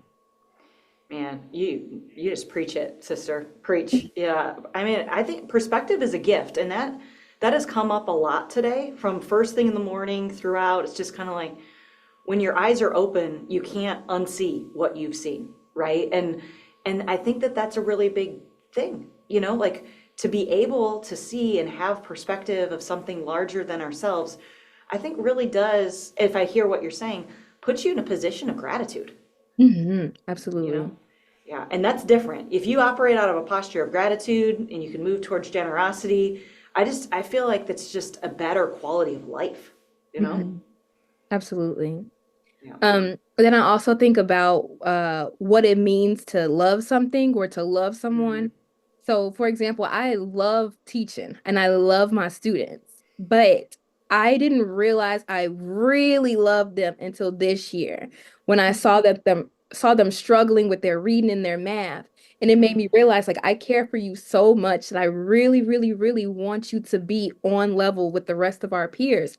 So me having that love is what's allowing me to push them further and push myself to become a better educator for my students, because I know that it's not enough to just say, yes, I care about this issue, but then don't do anything for it. Like when you really love and care about something and you're passionate about it, you're gonna put your best foot forward and make sure you're a part of them reaching that goal. So through World Vision and the global water crisis, it's like, it's not enough to just say, yeah, I support. I mean, it's great that you support, but what can you do to have an impact? How can that support then be used as a goal? And how can you be a part of, closing this gap and allowing these children to, get access to clean water? So that puts things in perspective for me as well. Like there are a lot of things that people enjoy or appreciate or respect or would stand for, but putting in the effort, there is nothing to be ashamed of. There's no wrong. There's no right. It's just, putting your best foot forward to help reach this goal. Yeah, and I appreciate that and hearing the urgency in your voice, like you're saying, for those kids, they can't wait another day, from reading to math to everything. Their life is right now. They can't wait another day. We need to get after it right now. And like you're saying, it's one thing to say that we support something or that we stand for something, but I really appreciate that your charge there. But what are you doing about it? If you say, okay, I believe in this, I support it, I stand for it, well, what are you doing? And yeah, that I hope some people are taking notes right now. You're taking us to school. Yeah, you are a teacher. Come on, I got and my a preacher. teacher's union shirt on. I should have changed right before getting on, but it No, happened. no. That's good. That's good. All right, well, switching gears a little bit, because we can see that you're on fire for the water crisis. You understand the power of purpose, and that purpose drives you with your miles. This is 10 years of running marathons. Man, that is epic. Like, that is no joke. I just like walk me through that a little bit? Like, how has that played out? Like, has there been harder years? Has there been injuries, setbacks, or like just surprises? I mean, you made a confident declaration 10 years ago, which is pretty amazing, but how has it played out? What's it been like for you? It's been amazing. I joke and say that I have the same October every single year because that's when the Chicago Marathon happens. So I don't remember an October where I was just getting ready for fall and enjoying the weather. I'm always like, okay, it's gonna be marathon weekend anytime now. Like I need to make sure that I'm good to go. Yeah. So I can just say that I remember when I first started, World Vision was pretty large, honestly. It wasn't super tiny, but just to see how much it has grown from Yes. then into now. Every single race that I do outside of World Vision, I'm always seeing someone wearing an orange jersey because that's how many people are a part of World Vision now. And That's so exciting. it is, I don't know, it's amazing. I haven't had any injuries, thankfully. All right, that's good. Right, keep our fingers Yes, crossed. that's right. And everything has been going pretty well except for I guess during COVID, and I think everyone was kind of shaken during that year. But then to even think about how that was 5 years ago, how time just keeps going, and to know like where I was then and here I am now, still being a part of World Vision, still gonna start marathon training very soon. I was And gonna say April's coming. yeah, April's coming. Woo! One last week of relaxation, then it's time to get going. And I know some runners they do run throughout the year, but I'm a April through October girl. That's it. That's it. Need my You take time. your rest. Take my rest. Yes. That's right. You deserve it. That's wild. Okay, so with that, like you're saying, actually, so this is Team World Vision's 20th year running the Chicago Marathon, which is wild. And we pulled some numbers, which is pretty incredible. We have seen over 26,000 orange jerseys in the streets of Chicago.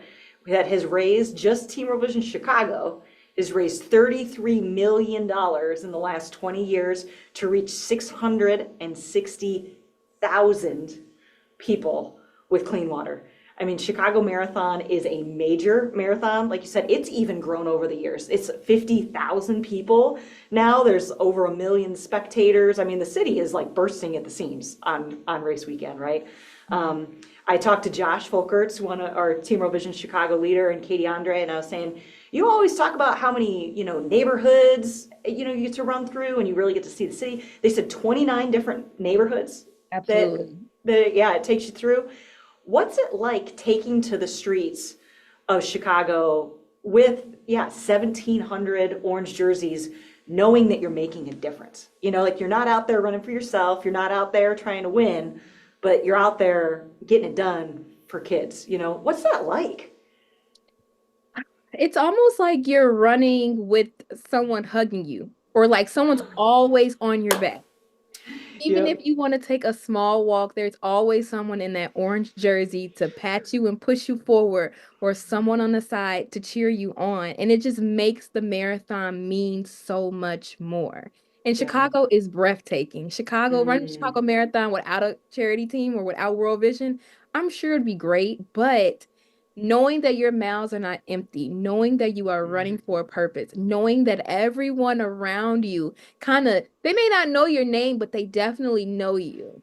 Yes, yes. Anybody I see in a World Vision jersey, I'm saying hello to, good job, thank you so much, because we're kind of all in the same boat. We're all going in the same direction, which is to finish this race, but it's also to end this major, major crisis and get clean water. So every year I feel like the running never gets easy, but it's always much more, it's worth it when you know that you're not alone doing it. Yeah, that's so good. Literally thousands of people who are doing the same thing you're doing, wearing the same jersey, and I'm proud to wear it, honestly. So good. Well, and it's fun, like you said, because when I put on a jersey and you put on a jersey, my fans become your fans and your friends become my fans. And it's like this momentum that's like just kind of pushing you through the streets, even when the miles get dark and twisty and things are getting hard. Like you said, there's just something that's just almost coming up behind you and just keeping you moving forward. Absolutely. And what I've learned throughout the years is that when you run with someone, you really, really get to know them. So you can have a friend, but have you ever ran with that friend and seen them sweat and seen them bleed and seen them cry and seen them wanting to give up like right next to you? And you might even be having the same feelings as them, but then you know that there's gonna be an end at some point. Either we're gonna quit together or we're gonna quit at the end. So like let's just keep going. And World Vision has always been that for me. Like even if I'm having a rough marathon, I know that there's someone there who will remind me of why we are all here and what we are doing, to let me know that this is not crazy. This is the right thing to do. And that, we can keep going together. Yeah, absolutely. My first LA marathon, it was over 90 degrees at like mile 16, 17. And I'm telling you, Mahogany, things got ugly. And I don't know if I was down in the dumps, and I was saying some things to the Lord or anybody that could hear me, and I just I wasn't not making it and everything else. And I'll tell you, something deep within me said, you've got shoes on your feet, and there are orange slices along the sides of the roads and clean water right over here, and you are safe. No one's chasing you. You are not, you are not at risk of anything. You just keep moving so that, 50,000 kids can too. Like you just keep moving. And I saw an orange jersey. Like I literally lifted my sad sack face up and saw an orange jersey. And I thought, if I don't latch onto her, I'm never making it. And I will tell you, Kristen Lenders, I've not seen that woman since that day, but she was my angel. Like literally, we made it through that last about 10 miles of that run. And like you said, just talked me up, connected. And there was even like probably some grunting or nodding involved. Like there were communication without words, right? But we made it to that finish line together. And that changed my understanding of what I was really capable of in that moment, because I wasn't making it. But with her, I did, and yeah, that orange jersey carried me, and I'm forever grateful to her and for that moment, And that's amazing that you say that, because I'm sure she has the same feeling as well, that like you were her angel in that moment, you were her savior, and if you hadn't tapped her on her back, she may not have made it too. And I think that's the best part about World Vision, because when in any other circumstance would you find a stranger and like, hey, I'm gonna hold on to you from now on until we finish. But I just know that if it's someone wearing a World Vision jersey, that I feel automatically safe. And I hope we could, be a family and just keep going together. Yeah. Okay, fun question for you. Lighten it up a little bit. Okay, 26 miles of power-packed, awesome. Like you said, Chicago, the Windy City, it's amazing. Do you have any favorite parts of the Chicago Marathon or favorite memories? Really, really great question. I think my favorite part of the Chicago Marathon is eating afterwards, or even eating during the race. It is the best thing ever, because you pound your breakfast back and then 10 miles in, you're starving. And then if you look beside you, there's a bunch of food, people just handing you things that you can eat. And it, I don't know, it just excites me. And then even after I finish the race, the meal that comes directly after finishing a marathon. And I tell everybody, I say, oh, marathon runners, we eat. We know Oh, how to yeah. food back. So they're like, oh, aren't you training? You don't want a burger. Yes, I do. You don't want donuts? Yes, I do. Yes, I do. Absolutely do. Please. Say, I'm Please burning these calories. I need some burn it. protein. Come on, let's go. Yes, if I run 20 miles, I need 20 miles worth of food afterwards. So Preach. Yes. Yeah. And really, anybody that's listening that's consider running a marathon, or maybe you're training for your first marathon, well, what Mahogany's saying is true. Fueling is crucial to success. You know, you have to drink before you're thirsty. You need to eat before you're hungry, because when you're, it's like a car. Like that's what I usually say. Maybe you've got a better analogy, but when you're out of gas, you're out of gas. Like you can't, you know, like you gotta fill up your tank to keep the car moving. You gotta do that with food and with water, electrolytes, all those things. So, okay, so what is your favorite running snack then? Or post-race food? Like you said, like post-race food, is there anything that like, you know, this is it? Like I'm running to the finish line because I get one of these, you know? So my favorite, like during the race, is peanut M&Ms, which I know it's also, yes, it's a World Vision staple. Like we need peanut M&Ms, the best. And then I think my favorite post-race food would be Harold's chicken, which is one of Chicago's staples. If you've never had Harold's before, it really is the mild sauce that goes on top of the chicken. I remember last year, my mom and I, we were trying to eat a little healthy, and I told her, I said, after the marathon, we are getting Harold's, period. And that's exactly what we did. So that's my favorite. That's amazing. Yeah, no, you don't mess around with post-marathon food. Like, you know, you can, like you said, it's important to have, you know, like your lean proteins and like a holistic, healthy, good fuel for your body, right? Like you said, post-marathon, feed it. Feed the beast. It deserves it. You worked hard, you know? Yes, you eat that, Harold's. That's what I'm talking about. But then, you know what? I will also say post race, I like feeling sore. And I know that's kind of weird to say, but knowing that my body is feeling the way that it's feeling, it kind of reminds me that how I feel, there's some child somewhere who won't have to feel like this because they no longer have to walk to get water. So it's so worth it to me. And I wear my medal until I stop hurting. That's amazing.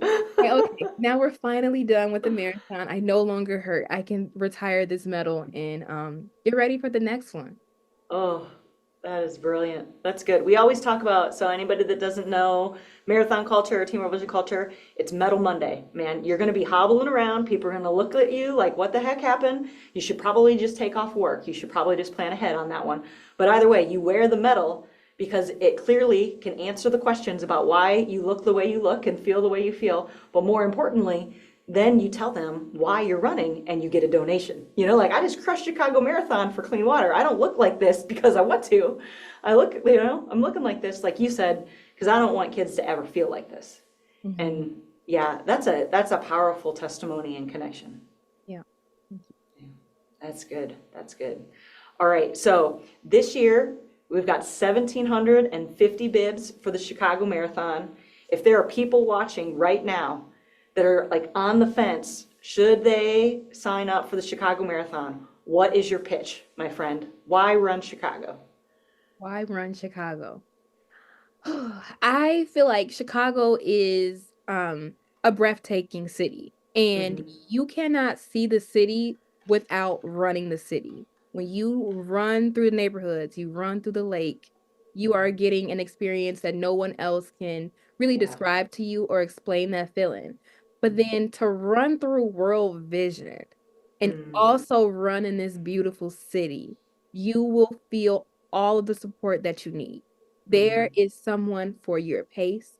There is someone that is your age. They might be older, might be younger, but there is someone that you can grab onto and who will grab onto you. Some angel who you may not even know that you need in your life, but there is someone who will help you get to that finish line and will also help you get to those fundraising goals, which I know can be intimidating for a lot of people to go out and ask for money, but just being a part of something bigger. If you ever even consider running a marathon before, World Vision is definitely a great place to start because you will not be alone. There's always someone who's in the same kind of headspace as you. You can you guys can help motivate each other, lean on each other, and you'll never be alone. That's good. That's good. All right, and because it's World Water Day, because we've got big goals, right? We're fundraising, we're trying to get things started for Chicago Marathon. Then we've got folks on the West Coast that are staring down finish lines and everywhere in between. Do you have a top fundraising tip or a pro tip that you'd say, oh, okay, when you're fundraising, this is a good thing to try to do? What I've learned throughout the years is that the person that you think might say no will probably actually say yes. So never ever discredit someone and say, no, I'm not going to ask them if they would donate. They may not even care about my cause. Always, always, always be passionate about your cause and your reasoning. And when you're speaking to someone about World Vision or why you're running the Chicago Marathon, just speak from the heart and never let your negative thoughts assume that someone wouldn't be interested in supporting you, because it's usually those you least expect who will help out the most. Never be afraid. And the worst they can say is no. And I think World Vision has taught me that. And I use that mantra for a lot of things. The worst that someone can say is no. And no, it's not that bad. And we keep moving, right? You know, no is no, and there's a yes out there somewhere, you know? Yeah, I've heard a couple runners say they might say no now, but really they mean not yet. Yeah, not yet, not yet. Not Yeah. Well, friends, I think we should take that charge into the rest of the day. Mahogany, we're close to like $1.2 million on the day. And yes, we are praying for that $2 million miracle. But I think what you just said is going to be a key to that success. Are we willing to ask the person we think that's going to say no? Are we willing to make the phone call? Are we willing to send the text message? Are we willing to just speak from our hearts, honestly, about why we're doing this and what we're hoping to do, and to be clear, right? Got to make the ask, and the worst they can say no, and the best thing that can happen is a kid is going to have clean water for the rest of their life. Absolutely. Absolutely. Yeah. Awesome. Well, thank you so much for just spending time with us. I know you literally just finished school, you flew home, got on the call, so happy spring break to you. Thank you. And thank you so much for including me and inviting me. You look so beautiful, by the way, and I am just so honored to be here with you. Thank you. Well, you have a great night. It's so good to be with you.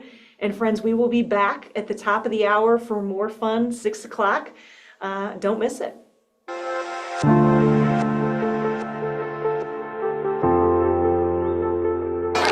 Hello, my name is Jessie Samiache. I'm the WASH Technical Programs Manager.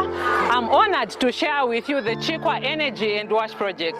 This is a humanitarian initiative that is aimed at providing access to clean water and energy in communities. Our goal is to ensure communities, healthcare facilities, and education have access to clean water and energy. This is very essential for health, education, and economic development. Join me as I show you part of the project. World Vision's mission is to follow our Lord and Savior Jesus Christ in working with the poor and oppressed to promote human transformation, seek justice, and bear witness to the good news of the kingdom of God. Kulingana mavuto amene tipeza kuno kuchikwa palishi kwa kulingana nkhani ya manzi nali kuvutika maningi nali kumwa mdambo mliva iyo liva nali kumwa manzi ya doti mvate ageni ife kuno tivutika kulingana pa skulu na pa kliniki kulingana nkhani ya maraiti nthawi ya usiku basmagi bamavutika bamene waja wabwera ku chipatala ukabereka na internet nayo nali kuvutika nayo kulibe internet. We have been using a number of technologies in implementing this project. One of them is the use of solar-powered water pumps in mechanizing these systems to ensure that the communities and institutions have running water. Since the inception of the project, over 26,000 people in communities, 22 schools, and 9 healthcare facilities gained access to clean water. In partnership with Give Power, 2 institutions now have access to reliable energy and internet. This has improved the health outcomes of the children, increased school attendance, motivated staff to go for work as there is power and internet around the premises. Local businesses have also been boosted as a result of the availability of power. For instance, in Chikwa community, the introduction of solar-powered piped water systems has cut down waterborne diseases by 50%. Join us in making access to clean water and energy a reality for everyone, no matter where they stay, even rural communities.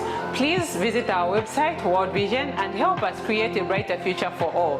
Thank you for your continued support.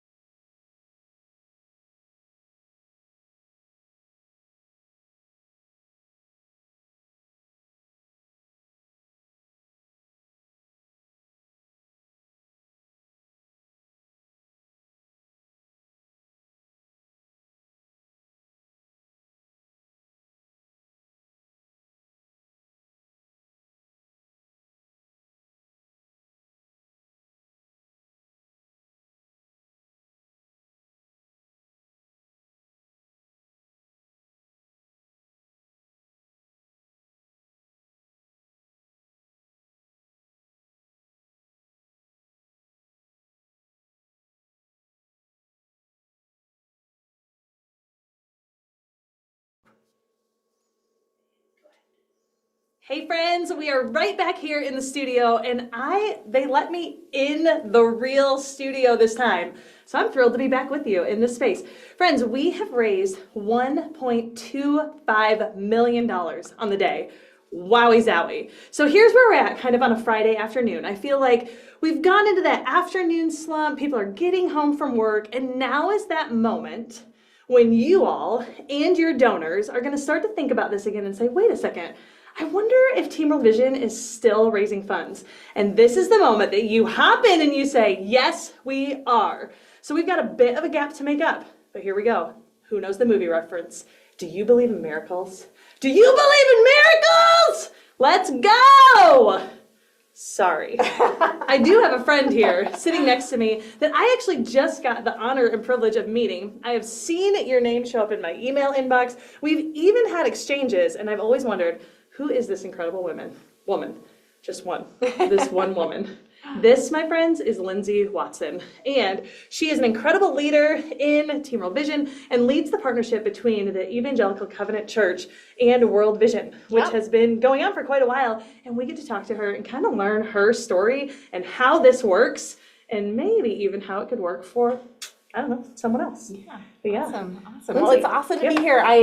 You know, whenever I get to be a part of a Team World Vision thing, or really anything with World Vision, it really is like a reunion. I love being able to see people, meet new people, see names and faces and attach those, and get excited about what God is doing. So I'm excited to be in the World Water Day weekend headquarters. I know. Today. There's a lot of energy here, a Yeah. lot of energy. Great. So Lyndsey, kind of walk me through a little bit of how did you get here? Why does this feel like a reunion for you? What's kind of your World Vision journey? I got to hear a little bit of it on the couch when we met 2 hours ago. Yep. Yeah, and we've just been hanging out on the couch, and now you guys get to come in and hang out on the couch with her too. Yeah, well, man, many years ago, 2016, I think, is when I first met LDR. So this entire journey of mine has been the other Lyndsey. Like, I've been the other Lyndsey because we spell our names the same. And in the World Vision world, when you start to see Lyndsey, it's like, who are you talking to? Well, you're talking to the other Lyndsey today, and I'm honored to be the other Lyndsey. But it actually started with LDR sitting across the table from me, and I had our team captain was leading a Team World Vision race out in Washington State, and LDR was like, when are you gonna run?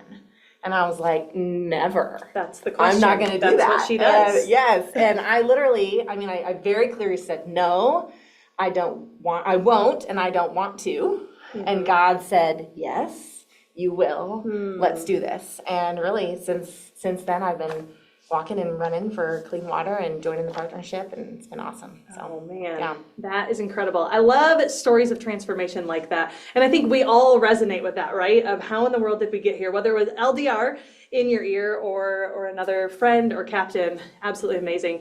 And it's really, I mean, that's the way that God loves us, right? It wasn't while you heard LDR, the other Lyndsey's voice, audibly, that was really God's intersection and his moment of inviting you into that. And that was you just saying yes to what he had in store for you. And so I'm thrilled. I'm so excited about that. So Lyndsey, the ECC, the Evangelical Covenant Church, has a really unique partnership with World Vision. Will you walk me through a little bit of what that looks like? Yeah. So, the Evangelical Covenant Church, for almost 140 years, has been committed to just joining God's mission to see more disciples among more people in a more caring and just world. And we do that in a number of different ways, from making and deepening disciples, planting churches, loving, love, mercy, do justice, like in our own church settings. And then we also serve globally, which is where Covenant Kids Congo actually lands in our Serve Globally ministry in the church. And we really believe that we are participating in God's whole mission to the whole world, and he's doing it through whole persons. And so what does that look like, and really embodying that? And so, it's best done in partnership with God, partnership with each other, and then partnerships like this that we have with World Vision and other global partners around the world. And so it's pretty cool to see how, God's been at work in this for the last, 13 plus years, since 2012. And he just continues to do it. And really just the flavor of the Evangelical Covenant Church is this global mission. How how we're on mission with God in the world. So it's pretty great. Wow. Yeah. I love that. Will you unpack that a little bit more for me of what does your specific partnership with World Vision look like with ECC? Yeah, so 13 years ago, or in 2011 really, is when it kind of, the inkling of it began. We have a sister denomination in the Democratic Republic of Congo. And at the time, in 2011, the president of the Covenant Church here in the US and the president of the church in Congo were having a conversation, and the president of the church in Congo simply said, like, we would love your help caring for our people. And that's a huge task. At the time, Congo was the poorest nation in the world, and the area, the northwest region of Congo, was the poorest province in the poorest country in the world. And so the need was just, it was vast. There was just such a need. And, you know, they were in need of a lot of things, but clean water, but really basic infrastructure was one of the needs. And so Gary Walter, who was the president of the church at the time here in the States and Canada, he had a friend who was also a president of another organization, Richard Stearns of World Vision. And in a nutshell, and totally leaving out all sorts of details, they put their heads together, they put their teams together, and they said, how can we do this? And that launched the first ever denominational partnership with World Vision. Wow. And that was in 2012. And, you know, really since then, Covenant Kids Congo launched, and kind of our official title is Covenant Kids Congo powered by World Vision, because it truly is the power behind this. Our you know, the staff in DR Congo doing amazing work among the people there. And, you know, an area program launched, Ledia. It's in the city of Gemina in the northwest region. And it has grown, and I believe it still is the largest area program that World Vision has in the world. And so it's just absolutely amazing. And, you know, a little bit about what we're talking about today, when it comes to access to clean water, when we began work in this area program, 16% of the people had access to clean water. That's 2012. And you fast forward to 2024, just this last year, that raises up to 81% of the community has access to clean water. And it's because of churches and individuals, just like what people are doing today, raising funds, asking their friends, getting their friends and family to donate.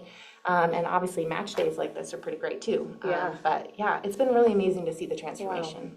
So just in case we missed that, I want to say those numbers one more time. 16, as in 16% to now 81% in 13 years. Yeah. So what we're doing matters. I mean, thousands of people have been transformed because of this. You know, having access to clean water within 30 minutes round trip. I mean, just imagine the possibilities for those families. I mean, it's just unbelievable, truly. Unbelievable. Wow. Well, it's believable, actually, because it's happening. Yeah. Isn't that crazy? I mean, that's the thing. We serve the God of the impossible. We Yes. serve the God of the unbelievable to now be able to say, wow, this is believable.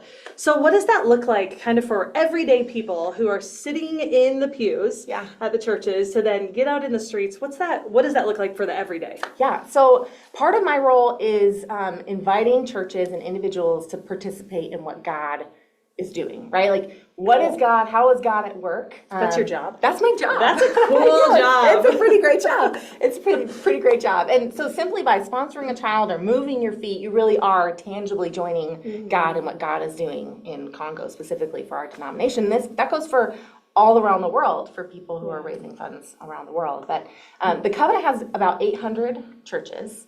And over the course of the partnership since 2012, over 400 of them have done something within the partnership. So whether that's amazing. Having sponsorship, which is so important and impacts so much, or participating in things like Team World Vision and the Global 6K. Our Team World Vision churches raise over $600,000 annually for clean water. And so it's just really cool to from the tops of our head to the tips of our toes, we get to be a part of what God is doing in Congo, and everybody's invited to do it. So, I mean, it's one of the reasons I love the Global 6K. It's intergenerational. Everybody, babies and bellies to grandparents in wheelchairs, can participate in that event. So yeah, it's pretty cool to see God at work, and then to know that families are being completely transformed. Not just families in Congo, yes, families in Congo, but also all of us, right? We get to, when we participate in it, we're transformed as well.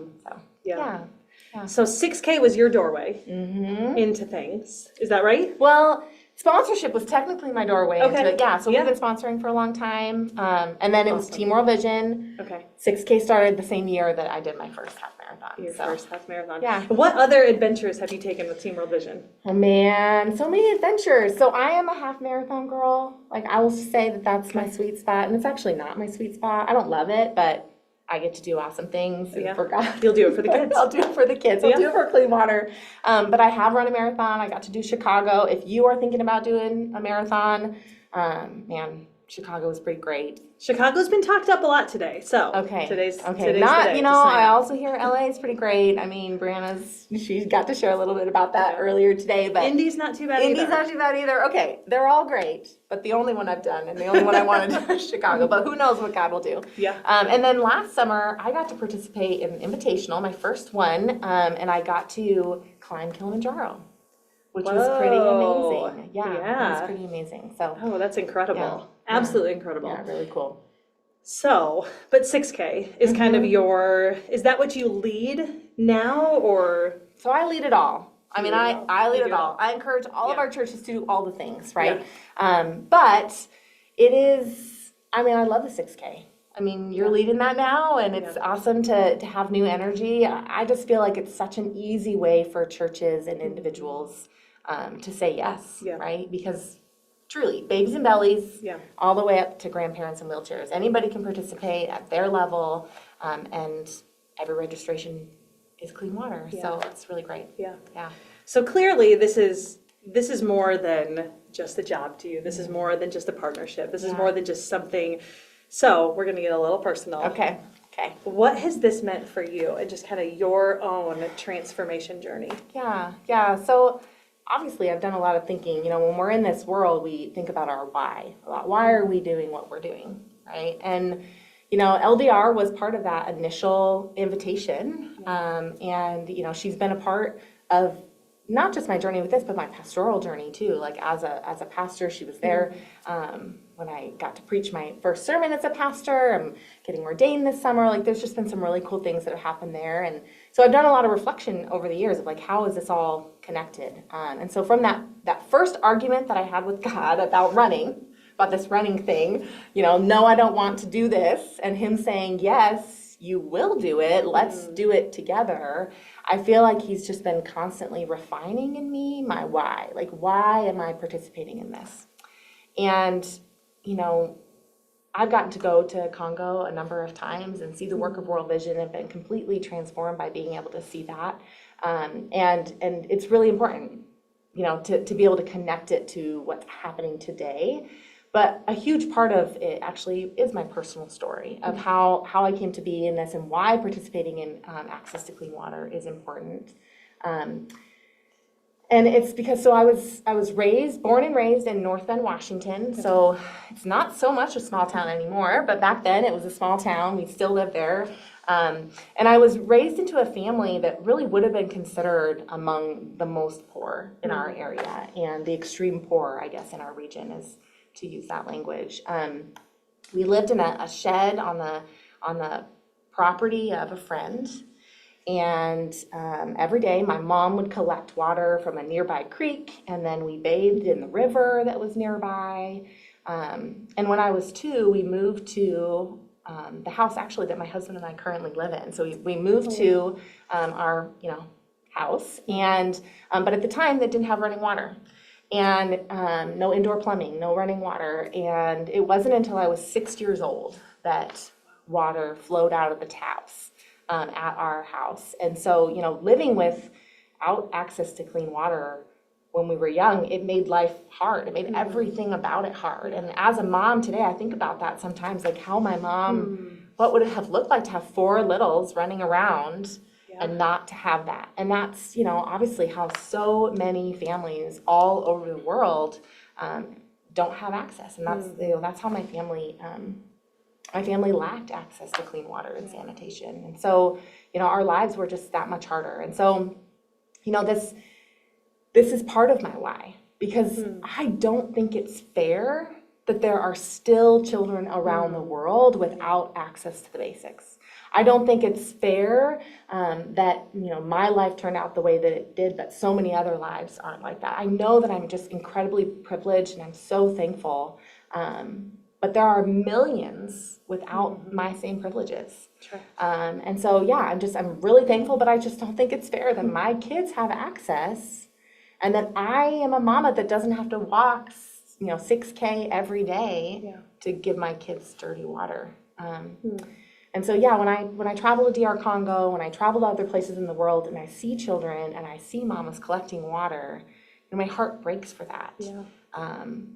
But just like there was hope in my story, there's hope in theirs too. And that's where we come in. I mean, that's where the church comes in. That's where all the runners and all the walkers and all of us who are watching the live stream today come in, because we have hope and we're part of God's story for bringing that hope to the world. And I truly believe that we can do this, right? I believe that with God we can do anything. And so it's just doing it and being a part of that. So yeah, I mean, my why is kind of wrapped up in all of that.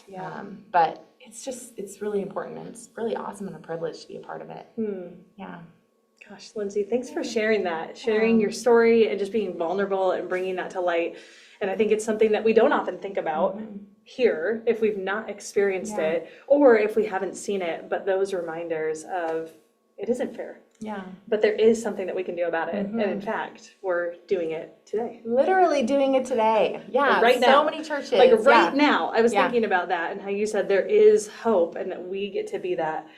And isn't that wild that the Lord would allow us sitting here in this space, being moms of littles and getting to be bearers of hope. Yeah. And man, I hope right now that the moms like us with little kiddos like ours can like feel that hope, that somehow that's transferred to them right in this moment, that they feel it, that they see it, that they hear it. Yeah. Like, hope is coming. Hope is coming. And truly it's, you know, we get to invite our people to be a part of this. And it is a privilege. I love the Covenant Church and I'm so thankful for the role that I have and the invitations I get to make. And man, they're killing it today, not gonna lie. Whoop, whoop. Killing it today, Well done. some really cool stuff happening. But it also is pretty great to just be able to be a part of what God is doing and continuing to invite people into that. And so, yeah, I mean, get out there. You know, keep doing the work, keep following God and, you know, asking him how you can join. I mean, it's a privilege. I love it. Yeah. Well, Lyndsey, I'm going to put you on the spot. Let's see. Okay. We have been at this. We've got a few hours left here in the evening as people might be falling into that evening slump or I think I've done enough or, man, I don't know, one last person to look them in the eyeballs, look them right in the eyeballs. What is your word of encouragement to those out there that are still fundraising and going after it? Oh my gosh, keep going, keep asking. You know, fundraising can be really hard, it can be intimidating to ask for those dollars, but you are actually inviting people to join you in what God is doing in your own life, and he's gonna do through you. You know, in Team World Vision World, I don't know who said it first, but I've heard it a few times, triple transformation. It's not just transforming you and, you know, from what you get to be a part of, it's transforming the community and the church that is around you. And then together you get to transform, join God in transforming the world. And so I just say, keep after it, keep asking. The worst they can say is not right now. And so just, get out there, be brave, be courageous, because God's got this and he's got you and he's excited about what you and your church and your team are doing today. Woo. Yeah. Woo. I'm ready to go follow up with some people. Let's go. Lyndsey, thank you go. so much Yeah. for joining us Yeah, and being here, absolutely. being part of it. Before we sign off, friends, we did just receive some news that about 80% of our challenge funds have now been gone. So that means that we've got that 20% to go. 20% to go. Friends, don't give up. Listen to the words. Do not give up because there are people waiting for you. And we're going to shout out our top 5 teams really quick. Chicago coming in number 1, Hood to Coast number 2, Patagon Man number 3, Berlin at 4, and Women for Women at 5. So we are still battling that out. It's a little bit of our own March Madness. Friends, let's keep going. Awesome. We'll see you in a little bit.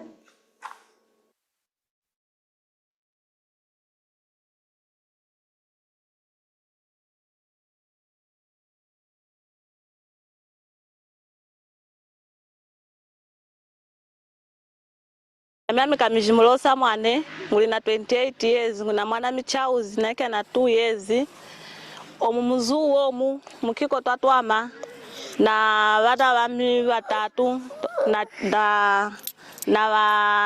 na songo yami umwe ka omuzuvo keshinge zuo yami koko zuo yami zuo batusela yo mama kaha natuzacheka nako ndo kumalaiti laiti mwane koto chumunyikisanga muzuo to chulinga kuchaja kumusana iko chikuze chikuza chisanga vanike kushikola kustada ufuku kakiko akamwana ka kulinei kachilimbake kakiko tochi kuivulianga ko radio tochukulika kakuzatisa kumusana mwana nati yana mwana kuno kumapai kunwe aye mwana kiko tambwei ali mapai kaha tochukutwa kukosa ko mwa kulingia meya matu kafwe mna tunehera hako tunawane kosa kwa mapaya soloke ko kirini mwana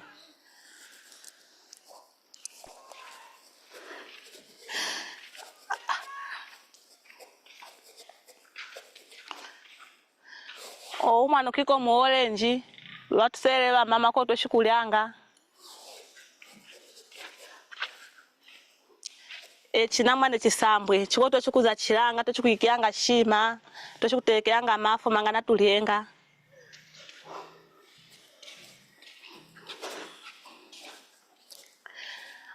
akamwana kakoka katambu wapo na kuita mu World Vision ngwa mpange katambu mangwake ngao malonga wa na jindeho ngechinisa na majiro na kukosa twatia kwa katambo kuchinisa mu mavu tunyama na bali aho kana tulya majiro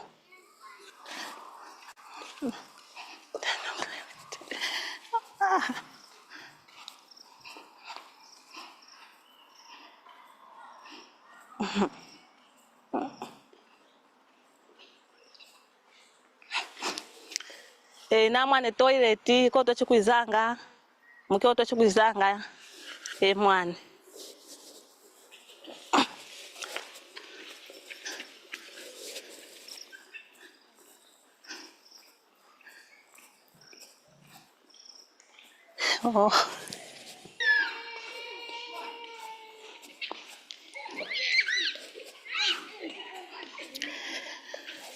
namwana bikiko bivwali ebye toshikwanikanga ngebino mukake akutwisa natula shima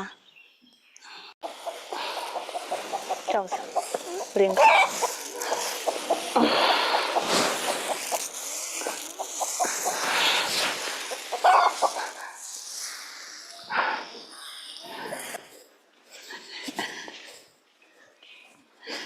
chinamwana chisambweche mukiko tochikuikianga cheka namwana shimo mwe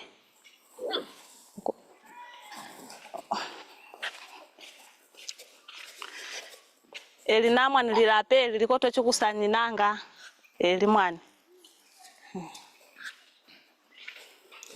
tasakulilako mwane hazangi na keke yenu na mwana michauzi mwami ngwafuka mamavu kalunga akisule mwana tasakulilako mwane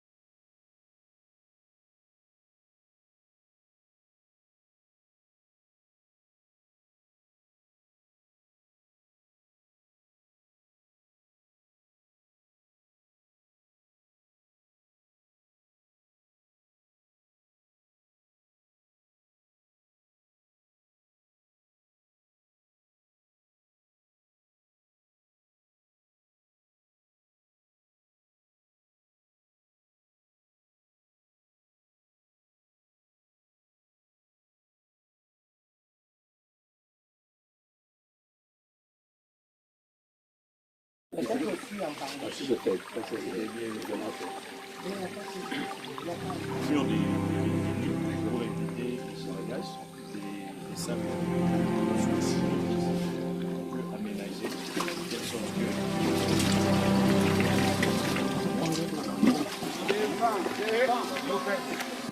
I'm Scott Gillen from Naperville, Illinois.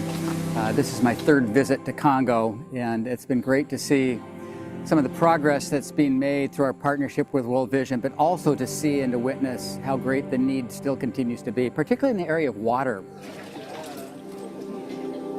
Early in the week, we visited a spring at the bottom of the hill behind me. It's about a kilometer's walk, 2/3 of a mile down a steep hill to a place that really isn't a spring. It's just a place where some water comes out that leaches through from the rain, and several people waiting to get their water. We were told that 6,000 people in this part of the village get their water from that area. We carried water jugs down and had the privilege of being able to fill some of them up and carry them part way back up. And we did it because we're interested in finding out what's going here, but we saw several people whose lives depend on that water, and they're waiting for new water projects to be built. But we also saw some of the progress being made. When I was here 4.5 years ago, we visited the Booty Spring in Karawa, and at that time it simply had a water wheel that had been installed years ago that worked a pump to pump water to Karawa about 3 kilometers away, but it only got enough capacity to get it to town maybe a couple hours a week. Since then, World Vision has put in a whole new containment vessel, a containment tank, 2 of them, one right there at the spring, another one up towards town. The pipes that connect them all, solar panels and a solar-powered pump that pumps the water with a generator backup. It's fantastic what's put in, but even that still isn't enough to get water 24/7 to the town, and most importantly, 24/7 to the Karawa Hospital, which is in fact the premier hospital in Karawa. Can you imagine that premier hospital in this whole region that doesn't even have water 24/7? And so even though we're overjoyed about the progress being made, it's not enough. And so the plan is to put in more solar panels, another pump, a bigger generator. And so the need continues to be great for clean water here. I've talked to a couple families whose lives have been changed because of the clean water that they get. We sponsor 2 children here, and I found out from one of my families they live right next to one of the water taps that World Vision brought in several years ago, early in the project. And before that, they were going 5 kilometers out, 5 kilometers back just to get their water. They don't have to do that anymore. We're making progress, but the need continues to be great. If your church is partnering, please know you are making a huge difference for clean water here in Congo.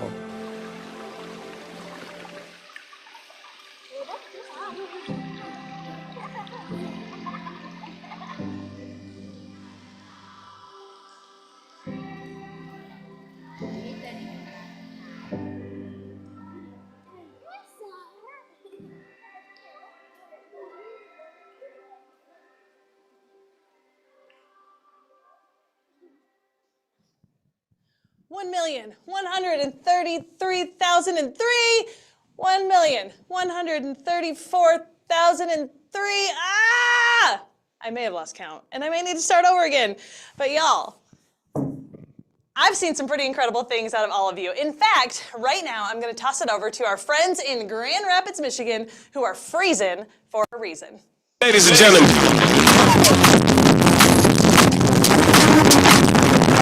Rolling. All right, we're celebrating World Water Day!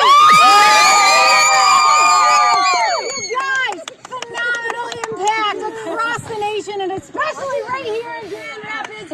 We're celebrating by immersing ourselves in our mission. Happy World Water Day! Let's go!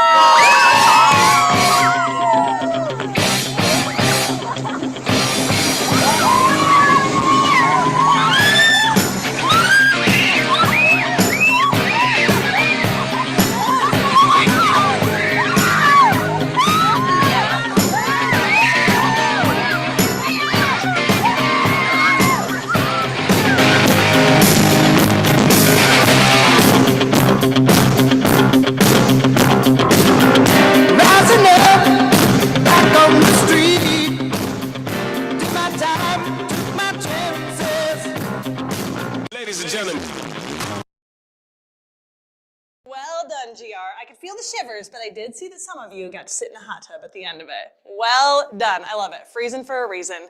Friends, before we get back into the studio with Dr. Greg Allgood, I wanted to shout out our top 5 fundraisers. Let me step out of the way here. We've got Chris D for the London Marathon, Ann G. Woohoo! She's here in the studio behind the screens, y'all. Chicago Marathon, James T, Megan B, and Ray H. Y'all are incredible. Well done. And I'm counting down, though there's top 10. The top 10 fundraisers, sorry. It's getting late, and I'm trying to figure out what we're talking about.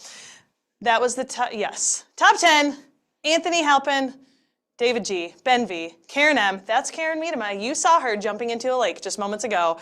Troy S, Hood to Coast Relay. Well done, friends. Keep going. We've got a little bit of a gap to make up, but we see you gaining steam. All right, friends, right now we get to go back into the studio with our good friend, Dr. Greg Allgood. Thank you, Annie. Welcome back, everybody. This hour, we're going to hear from some of World Vision's donor partners who I've traveled with to see World Vision's work. They've each been critical to helping us achieve a God-sized goal of proving that we can solve the global water crisis within our lifetimes. In fact, we reached 1.2 million people with clean water in Rwanda, and we celebrated together. All the funding in Zambia has now been pledged, and we've reached 750,000 people with clean water towards our goal of reaching 1 million people next year. And we're going to finish the job next year because we've finished the funding, and our team is doing great work.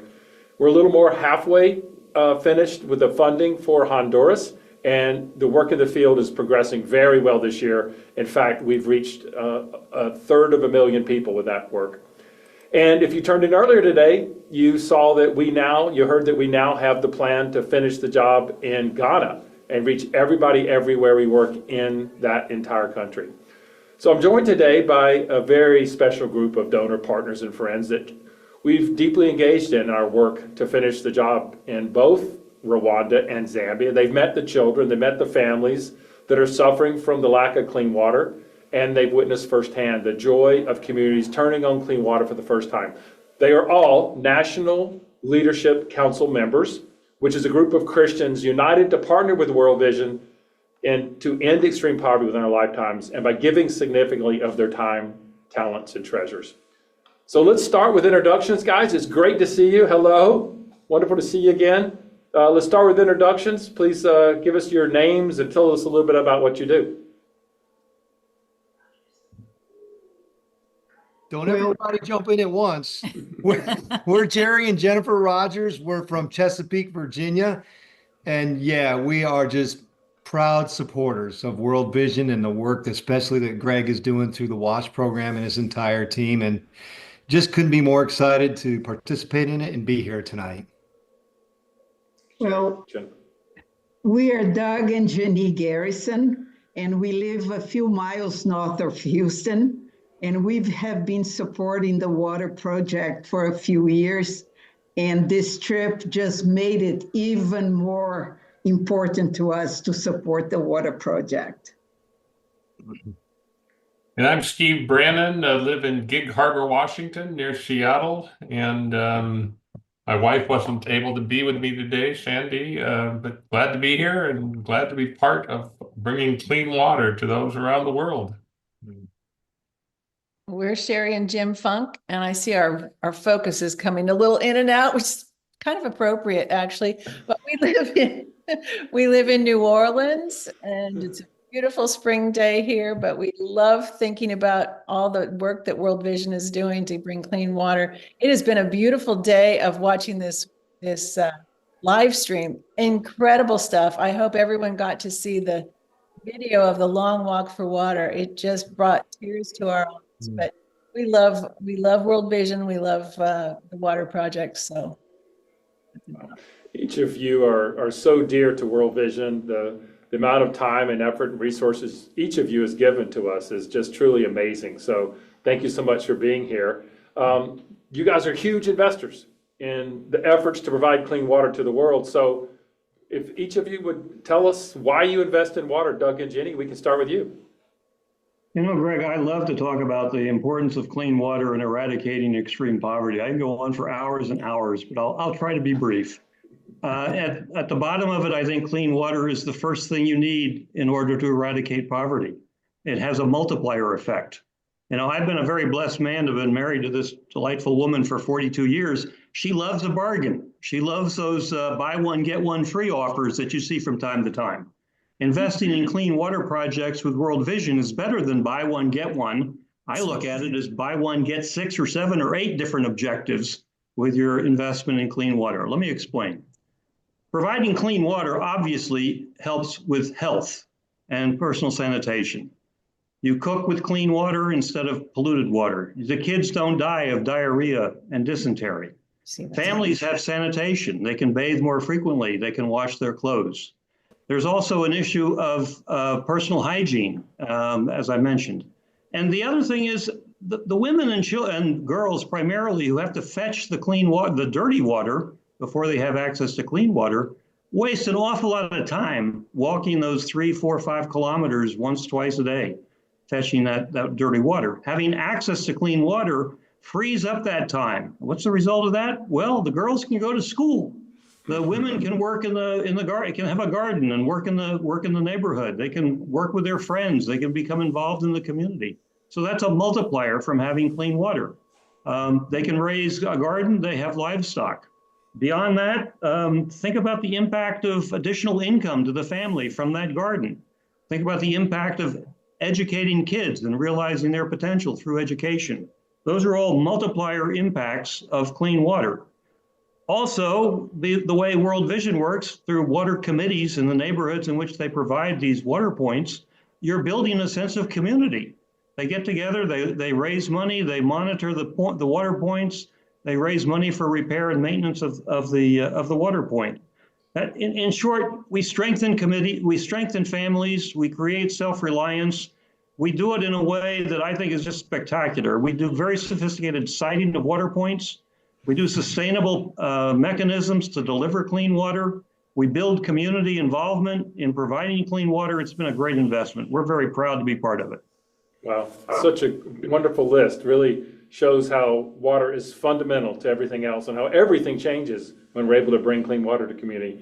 How about Mr. C in the neighborhood? Zero in the neighborhood. It's Jerry Can tonight, Greg. You bet. I think that's a tough act to follow because I would have to say ditto to everything that Doug just mentioned because we've witnessed it, we've seen it together.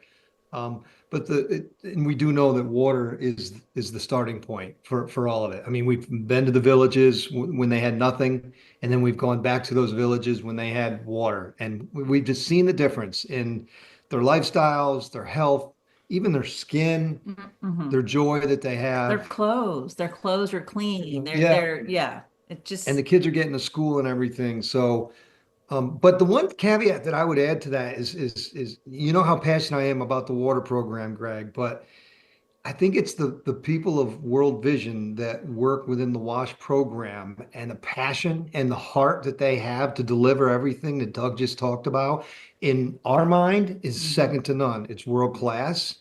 And, you know, as we've said before, and our friend Dave and Ann Grizzle say, they don't give away anything they invest and expect a return on their investment.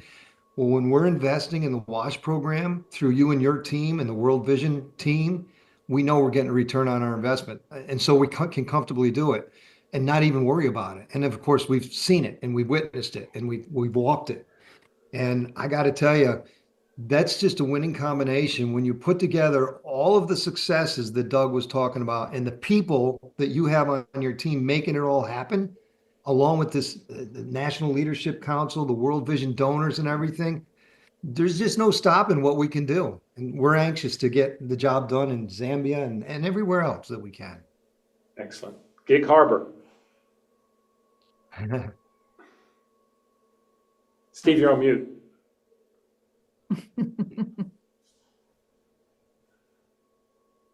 I had to be on mute because my little 2.5, well, almost 3-year-old granddaughter arrived at my office door and started knocking incessantly and wanting to come in. So. I snuck in a wave to her, maybe two, and got to see the nice little St. Patrick's Day thing that she had drawn. And anyway, at my association with World Vision and their WASH program, their water program, has been life-changing for me. The short answer why we decided to invest in the water program was I felt a call from God that I had never felt in my entire life to do so.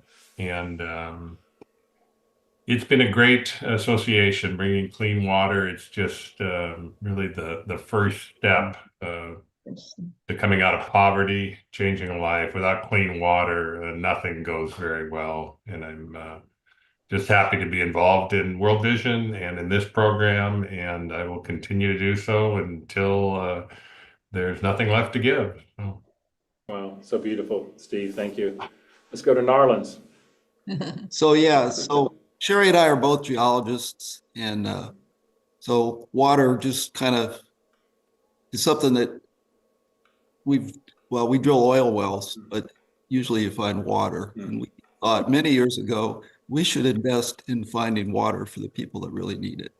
And so we've been involved with World Vision for over 40 years, sponsoring children. And maybe 25 years ago, we started giving gifts of portions of wells. And then we got involved with the National Leadership Council and just saw how excellent World Vision does their water work under the direction of Greg and Jordan Smoke and many, many others. It's such a great team. And, you know, as an investor, I like leverage. And for every dollar that we give for a water well, World Vision with their partners multiplies that maybe 4 times. And, you know, they don't spend a lot of money raising the funds, but they've got a great network of partners who allow them to leverage this money, governments, foundations. Anyway, so what better investment can you make that it's multiplied 4 times before you even see any return in your heart? Mm-hmm. Yeah. Quite a bit of leverage. Can I add something? You bet. Yes, please, Sherry. Well, watching that long walk for water today, Greg, and when you said that it was like 200 million hours a day that women in sub-Saharan Africa are spending collecting water, all I could think of is the untapped potential of all those women. So much waiting. God has got so much for those women to do other than just walking back and forth to get water. And we're helping that to happen. And it just makes me happy. Yeah, those women that we met, Terriana and Nomogene, were so strong. You unleash that strength, that determination they're using for their children and walking for water and put it to something more useful. Wow, that things will change fast. And that's what we're seeing in that community. Change has come to Ramate in just less than 2 years. It's a dramatically different place. So you guys have enabled that, and thank you for that. So we're going to take a little trip now, put in a few videos, a few photos down memory lane to part of our trip, our second trip. The first trip, Doug and Jenny didn't join us. We upgraded and brought them on the second trip to go and have fun and celebrate in Rwanda, then go to Zambia and see the work there. And all of you are investing in our work to finish the job in Zambia. But we literally went to the end of the road, the far, remote rural areas. It took us hours and hours. I bored Steve to death with all my stories. I almost ran out of stories, but we made it. And then we met this couple, Kanita and Alan, at the end of the road. So Steve, let's start with you. Maybe help us understand. A lot of people have not had the benefits of going to such a remote area, to really experiencing extreme poverty. So tell us about that, what your impressions were of meeting Kanita and Alan and their family. Well, it was a long drive on a very, very bumpy road. We arrived in their village, and went over and kind of sat beside their house. There were probably maybe 10 of us, 12 of us on our with our group, and there's the family. Alan in the background, Kanita, his wife, sitting down, and their 5 children. They had lost another child due to waterborne illness. Had died. They were nice kids, smiled, a little shy. But when I heard their ages, I was very surprised. They were somewhat stunted, and because of the water problems, they were much smaller than they should have been. The kids went to school some, but not a lot. They needed to help with fetching water. Also, they were sick a lot and couldn't attend school, and they were just in a hard way without clean water. We walked to their water well, and Kanita, the wife, showed us at the side of this little field that they used as a soccer field, where she had delivered one of the children on the side of the soccer field.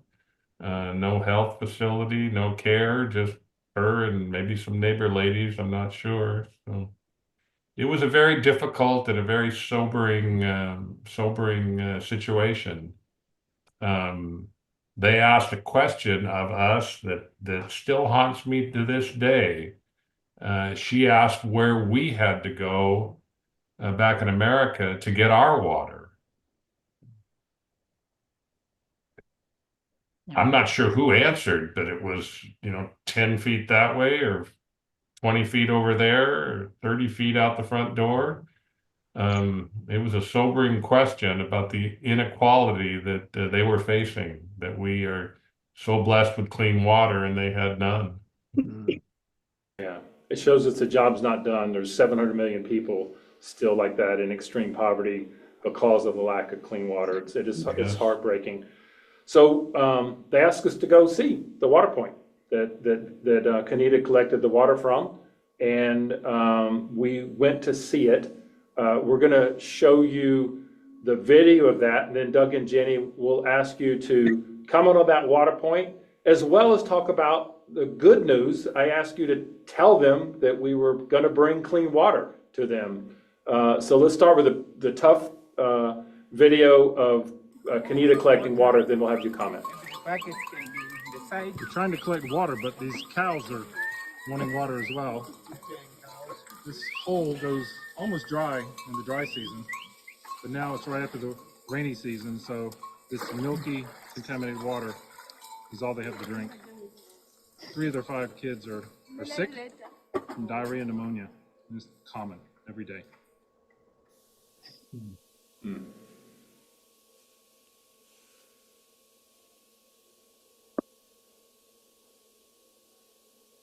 It's your turn. Jenny? My turn, Greg?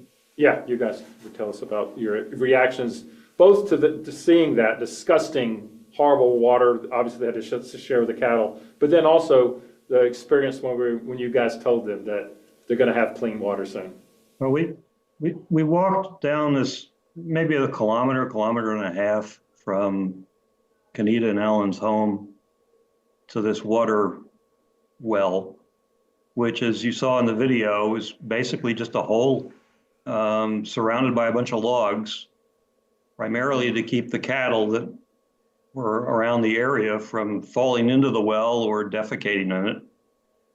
And the water that was there that Kanita pulled out was, as you saw in the video, milky white. You knew that couldn't be good to cook with or to give to your kids. That it just, on the face of it, it was not good water. And yet that's what this family depended on. And that's what Kanita went to draw a couple of times a day, walking that distance to do it. While we were there, Greg said, Doug, would you like to tell them that they're going to get a well? Of course. Why not? Never had that opportunity. So we had a World Vision Zambia rep with us who translated because my Zambian is not very good. And I said that the donors of World Vision, because of the love of Jesus, have created enough money to bring to this community a water well that will provide the community with clean water. The women, and there were 6 or 7 women there, it's sort of I guess maybe a little bit of a social event to gather and chit chat about the community and what's going on in their lives and share a little bit of gossip about who's doing what to whom. The women were there and initially they looked shocked. I mean, it's like if I told you you'd won the Powerball, my gosh, what happened? But after it soaked in and after the Zambian rep confirmed that this balding fat white guy was saying the truth, they erupted in songs and dance. They dipped their hands in that water bucket and washed their faces. And the Zambian rep said, they're saying, we are so happy we will not have to do this ever again once we get clean water. Mm-hmm. So my reaction to that, Craig, was what a privilege to spread this news and to connect the joy of a client of World Vision with the contributions of donors to World Vision. I wish every donor would have the chance to see that joy. Mm-hmm. Amen. Yeah, it was amazing. Just like you said, go ahead, Jenny. And the joy, those women, it's almost as if they had rehearsed that show in front of us. They were jumping, they were laughing, they were washing their face, and they were singing, and they were grateful. It was, I don't know, I cannot describe the joy that all of us felt and the gratitude of being there and experiencing that. Kanita subsequently said something to the effect, you all will correct me if I misquoted. I wish I could open my heart to show you the joy I feel for getting clean water. Yeah. Yeah, it was very, very beautiful. It was beautiful. Just something that I think all of us will carry with us forever. And I hope that other people in World Vision, other donors will have the opportunity of seeing that. Yeah. We can show a little clip. I caught a little bit of that dance that they did, the splashing of the water. So let's see that clip.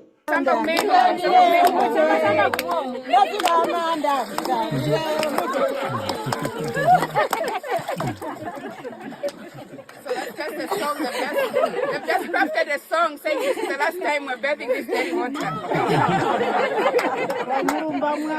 A few more months.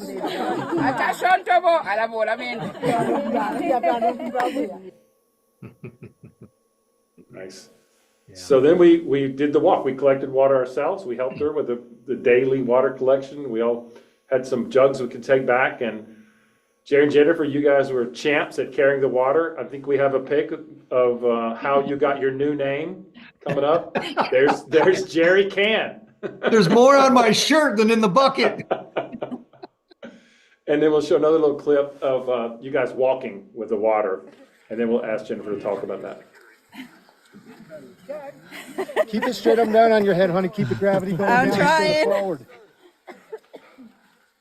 Push straight down on your head. Wow. I was an expert already. I was gonna say, he's giving me instruction. Yeah, exactly. Like mansplaining. The guy telling the woman how to carry water. Yeah. Kanita's probably like, yeah, right, dude. So Jennifer, tell us what that walk was like for you, and because you really bonded with Kanita. You had a conversation with her that Matenta was translating for us. Yeah. Well, as you could see, it was hard. I mean, those buckets were heavy, and to see her to just try to do what she was doing, put it on your head and try to walk straight and not spill it. And I didn't make it. I think Jerry made it the furthest. I mean, I had to bring it down. I couldn't do it. And so I was walking beside her, and, as a mom, I just felt for her. How does she do this? How does she, take care of her children, take care of her husband, walk for this water, however many times a day she did it and how heavy it was. How did she do it? And I said, Kenita, I just don't understand. I said, I've never had to do this. This is hard. How do you do this? And she said, I guess I told her my name. She said, Jennifer, these are just problems. And I thought, wow, how could we ever, as Americans and so privileged, ever say we have a problem? Looking at this woman and everything that she had to do just to bring her family dirty water. Right. I mean, she knew that if she didn't give her children water to drink, that they were going to die. But she also knew if she gave them that dirty water, they could die. I mean, she had one that died. So as a mom, how do you reconcile that, Yeah. Their spirit was just so, whether it be the dance or the washing of the face or her attitude that she took, towards just problems. It's just problems. It's like the joy of the Holy Spirit was in there at that time, in those moments.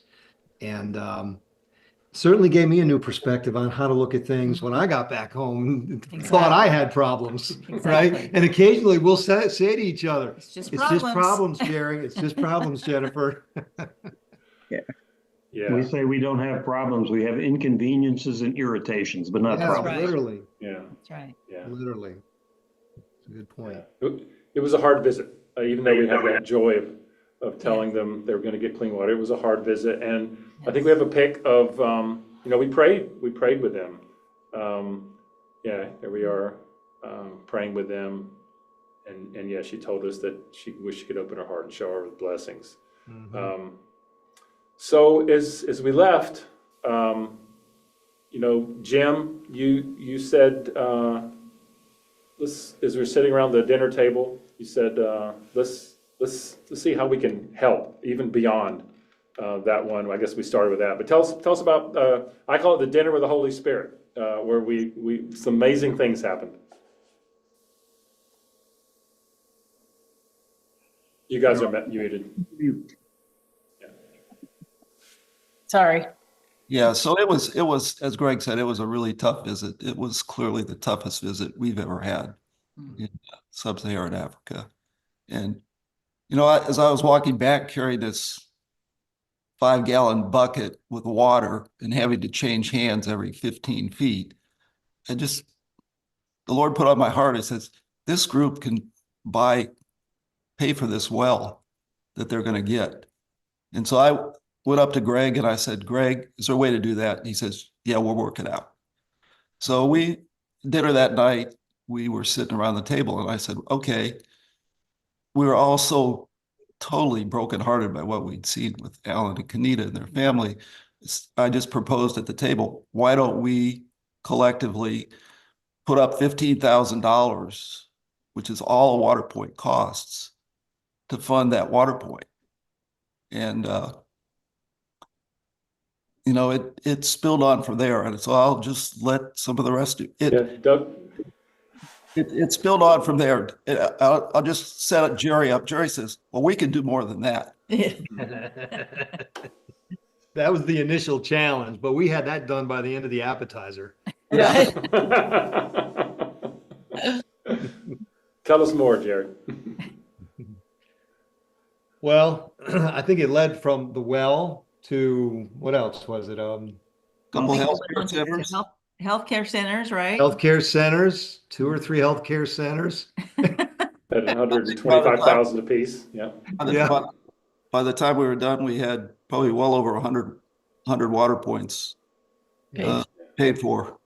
Yeah. And Doug and Jenny, what was your what went through your hearts when you guys made a very surprise announcement to us? I think the initial ask was pretty modest. 15,000 divided among, I don't know, 6 or 7 or 8 of us, whatever. Right. Me too. And then as Greg talked about the health facilities, and we visited some and knew the importance of clean water there. I don't know, Jenny and I just sort of looked at each other and murmured a number. We were overwhelmed by the need. And it's very, both of us said, this is the amount. And I guess what I would say is when Jenny does a good thing, and she does lots of them, I'll have to brag on my wife. I say, dear, you've listened to the nudge of the Holy Spirit. Yeah. And I think the Holy Spirit was there, nudging us all. Yeah. And thankfully, I think we responded. Certainly did. I think sincerely, that was a dinner of the Holy Spirit. The joy, the commitment in that group, it's overwhelming. It was contagious. It just showed to me when people get together and they follow Christ and they follow the needs that are here, we, with Christ's love, we can make things happen. And the joy that we had, we're gonna do it. Yeah, and so much of it is just being obedient to his will. And once you overcome that, I had to do that many, many years ago with World Vision, but once I did that the first time in Rwanda, oh, he just blessed us so much and opened up the gates of being able to bless World Vision.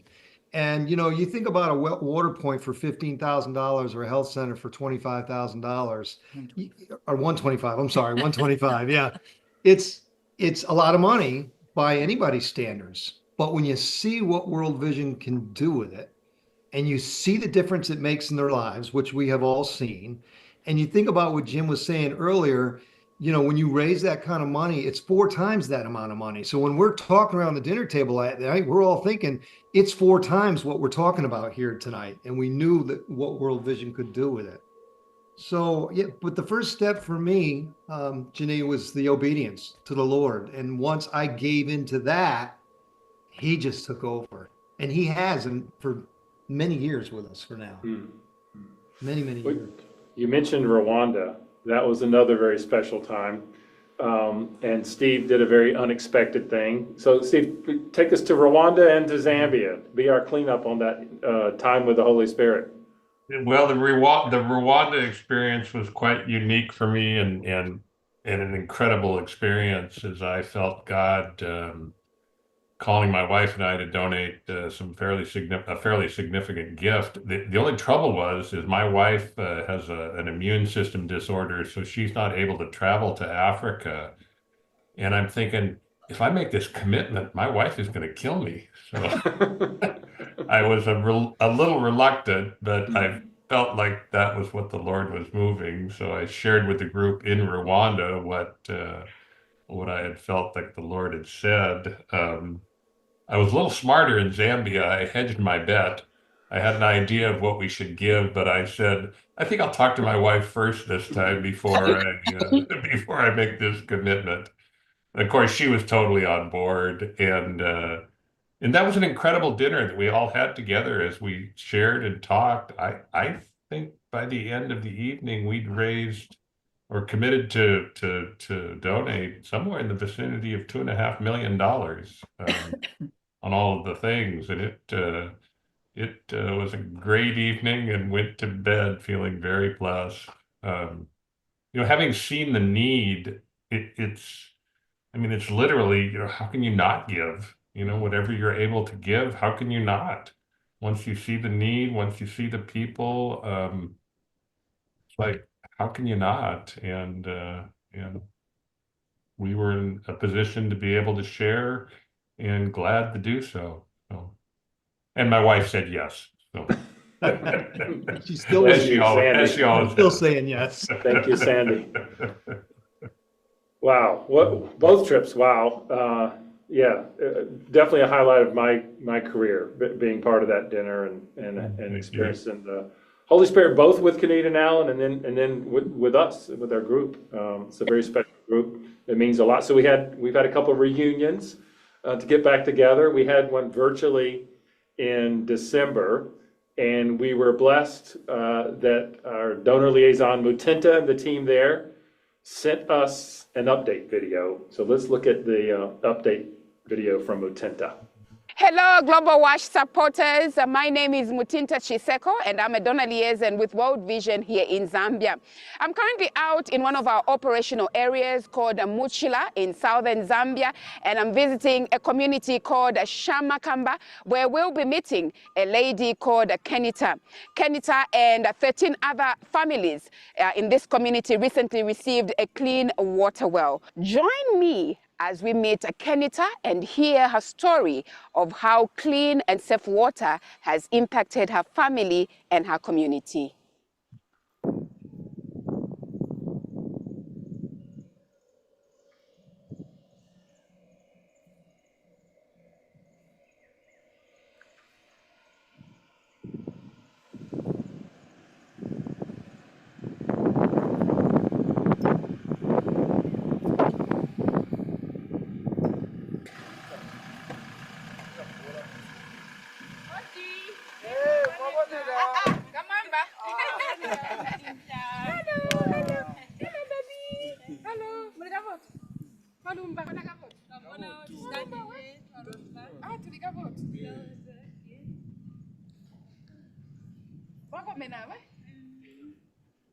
Ina yangu ndimekenta mpandanda ndijisimyaga 25 ndilakala mumuzi Shamakamba afamili yangu abalumi aba ina lyabomba arani mwetwa tujisibana bali 6 ntwakalonga kuno twalonga mu mwaka 2016 twakaja na penzi ya manzi notwakasika kuno penzi la manzi akali kushupa maningi manzi twakali waja na muhigodi pona twainka muhigodi mwe kwalunga tahihunigwipe ili open mbona so twalukuberesha itutesho kuteka monyoma ng'ombe hali kunywa ingulube umwa chinyama jasika jali kunyomu menda ayo adoti ipenzi menda akali kujanika kule oko kuhikala wakali kule kutwakali kwaja na kuhigodi oko wakali kwenda 2 km kwinka kuya kuteka manzi oko twainka ula hakuvuka 04 wainka kuya olindililako manzi nzamboni kusikira uma 8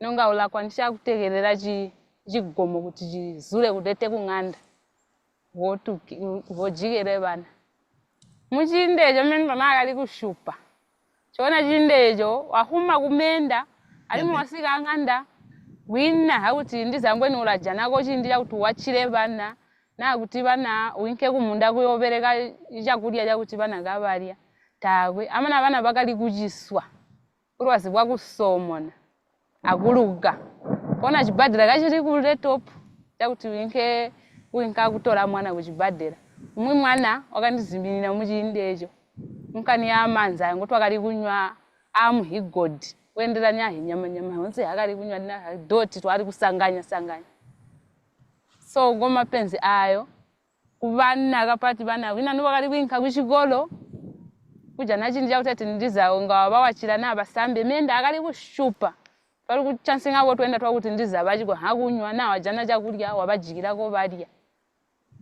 wali kungoro watumbuka chindi choti chakutumbuka wamitabada ndeli mbe chindi chakutumbuka mapenzi ari uliko kuja na manzi akuwasha kuti ube clean mtumbubwe kwalunga jana menda kuvambira ngonya ngoleka kusana hindu ali mwabikirira kuti washe ya doti so kuinanu charuboneka kaboti kuti oyo muntu mutumbu to wina ntwali kujana manzi akuti kechikwa hakusamba kuti ndiume tawe kwina mapenzi ari ulikayo amanzi kusanganya kubenza uma bonse ero penzi kolili kuti tujinche tubonekeno mulimbo tubonekeno bakabora bamutabi wa vision kuhotulanga uranga mitabi ya kujanika matoilet dindi chisambilo yonse habu kilini habu rondo pona mu 2023 abantu bakatubashiriya bakatuletera boho ana kuzwa boho ni yakasika twakajana ko rujincho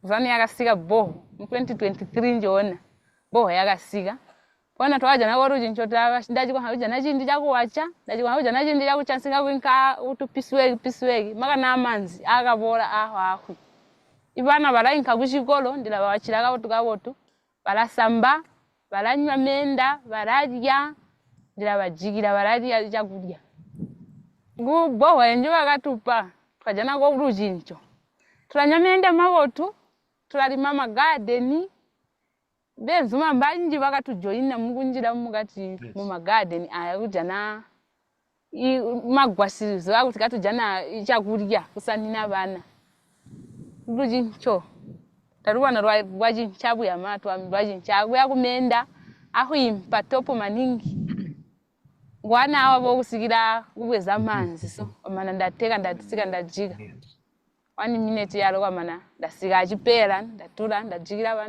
bana barateka beni baraleta barasamba mu garden turagwashanya abana mbuyiri family turalimalima turashangako veggie twatalika kulya into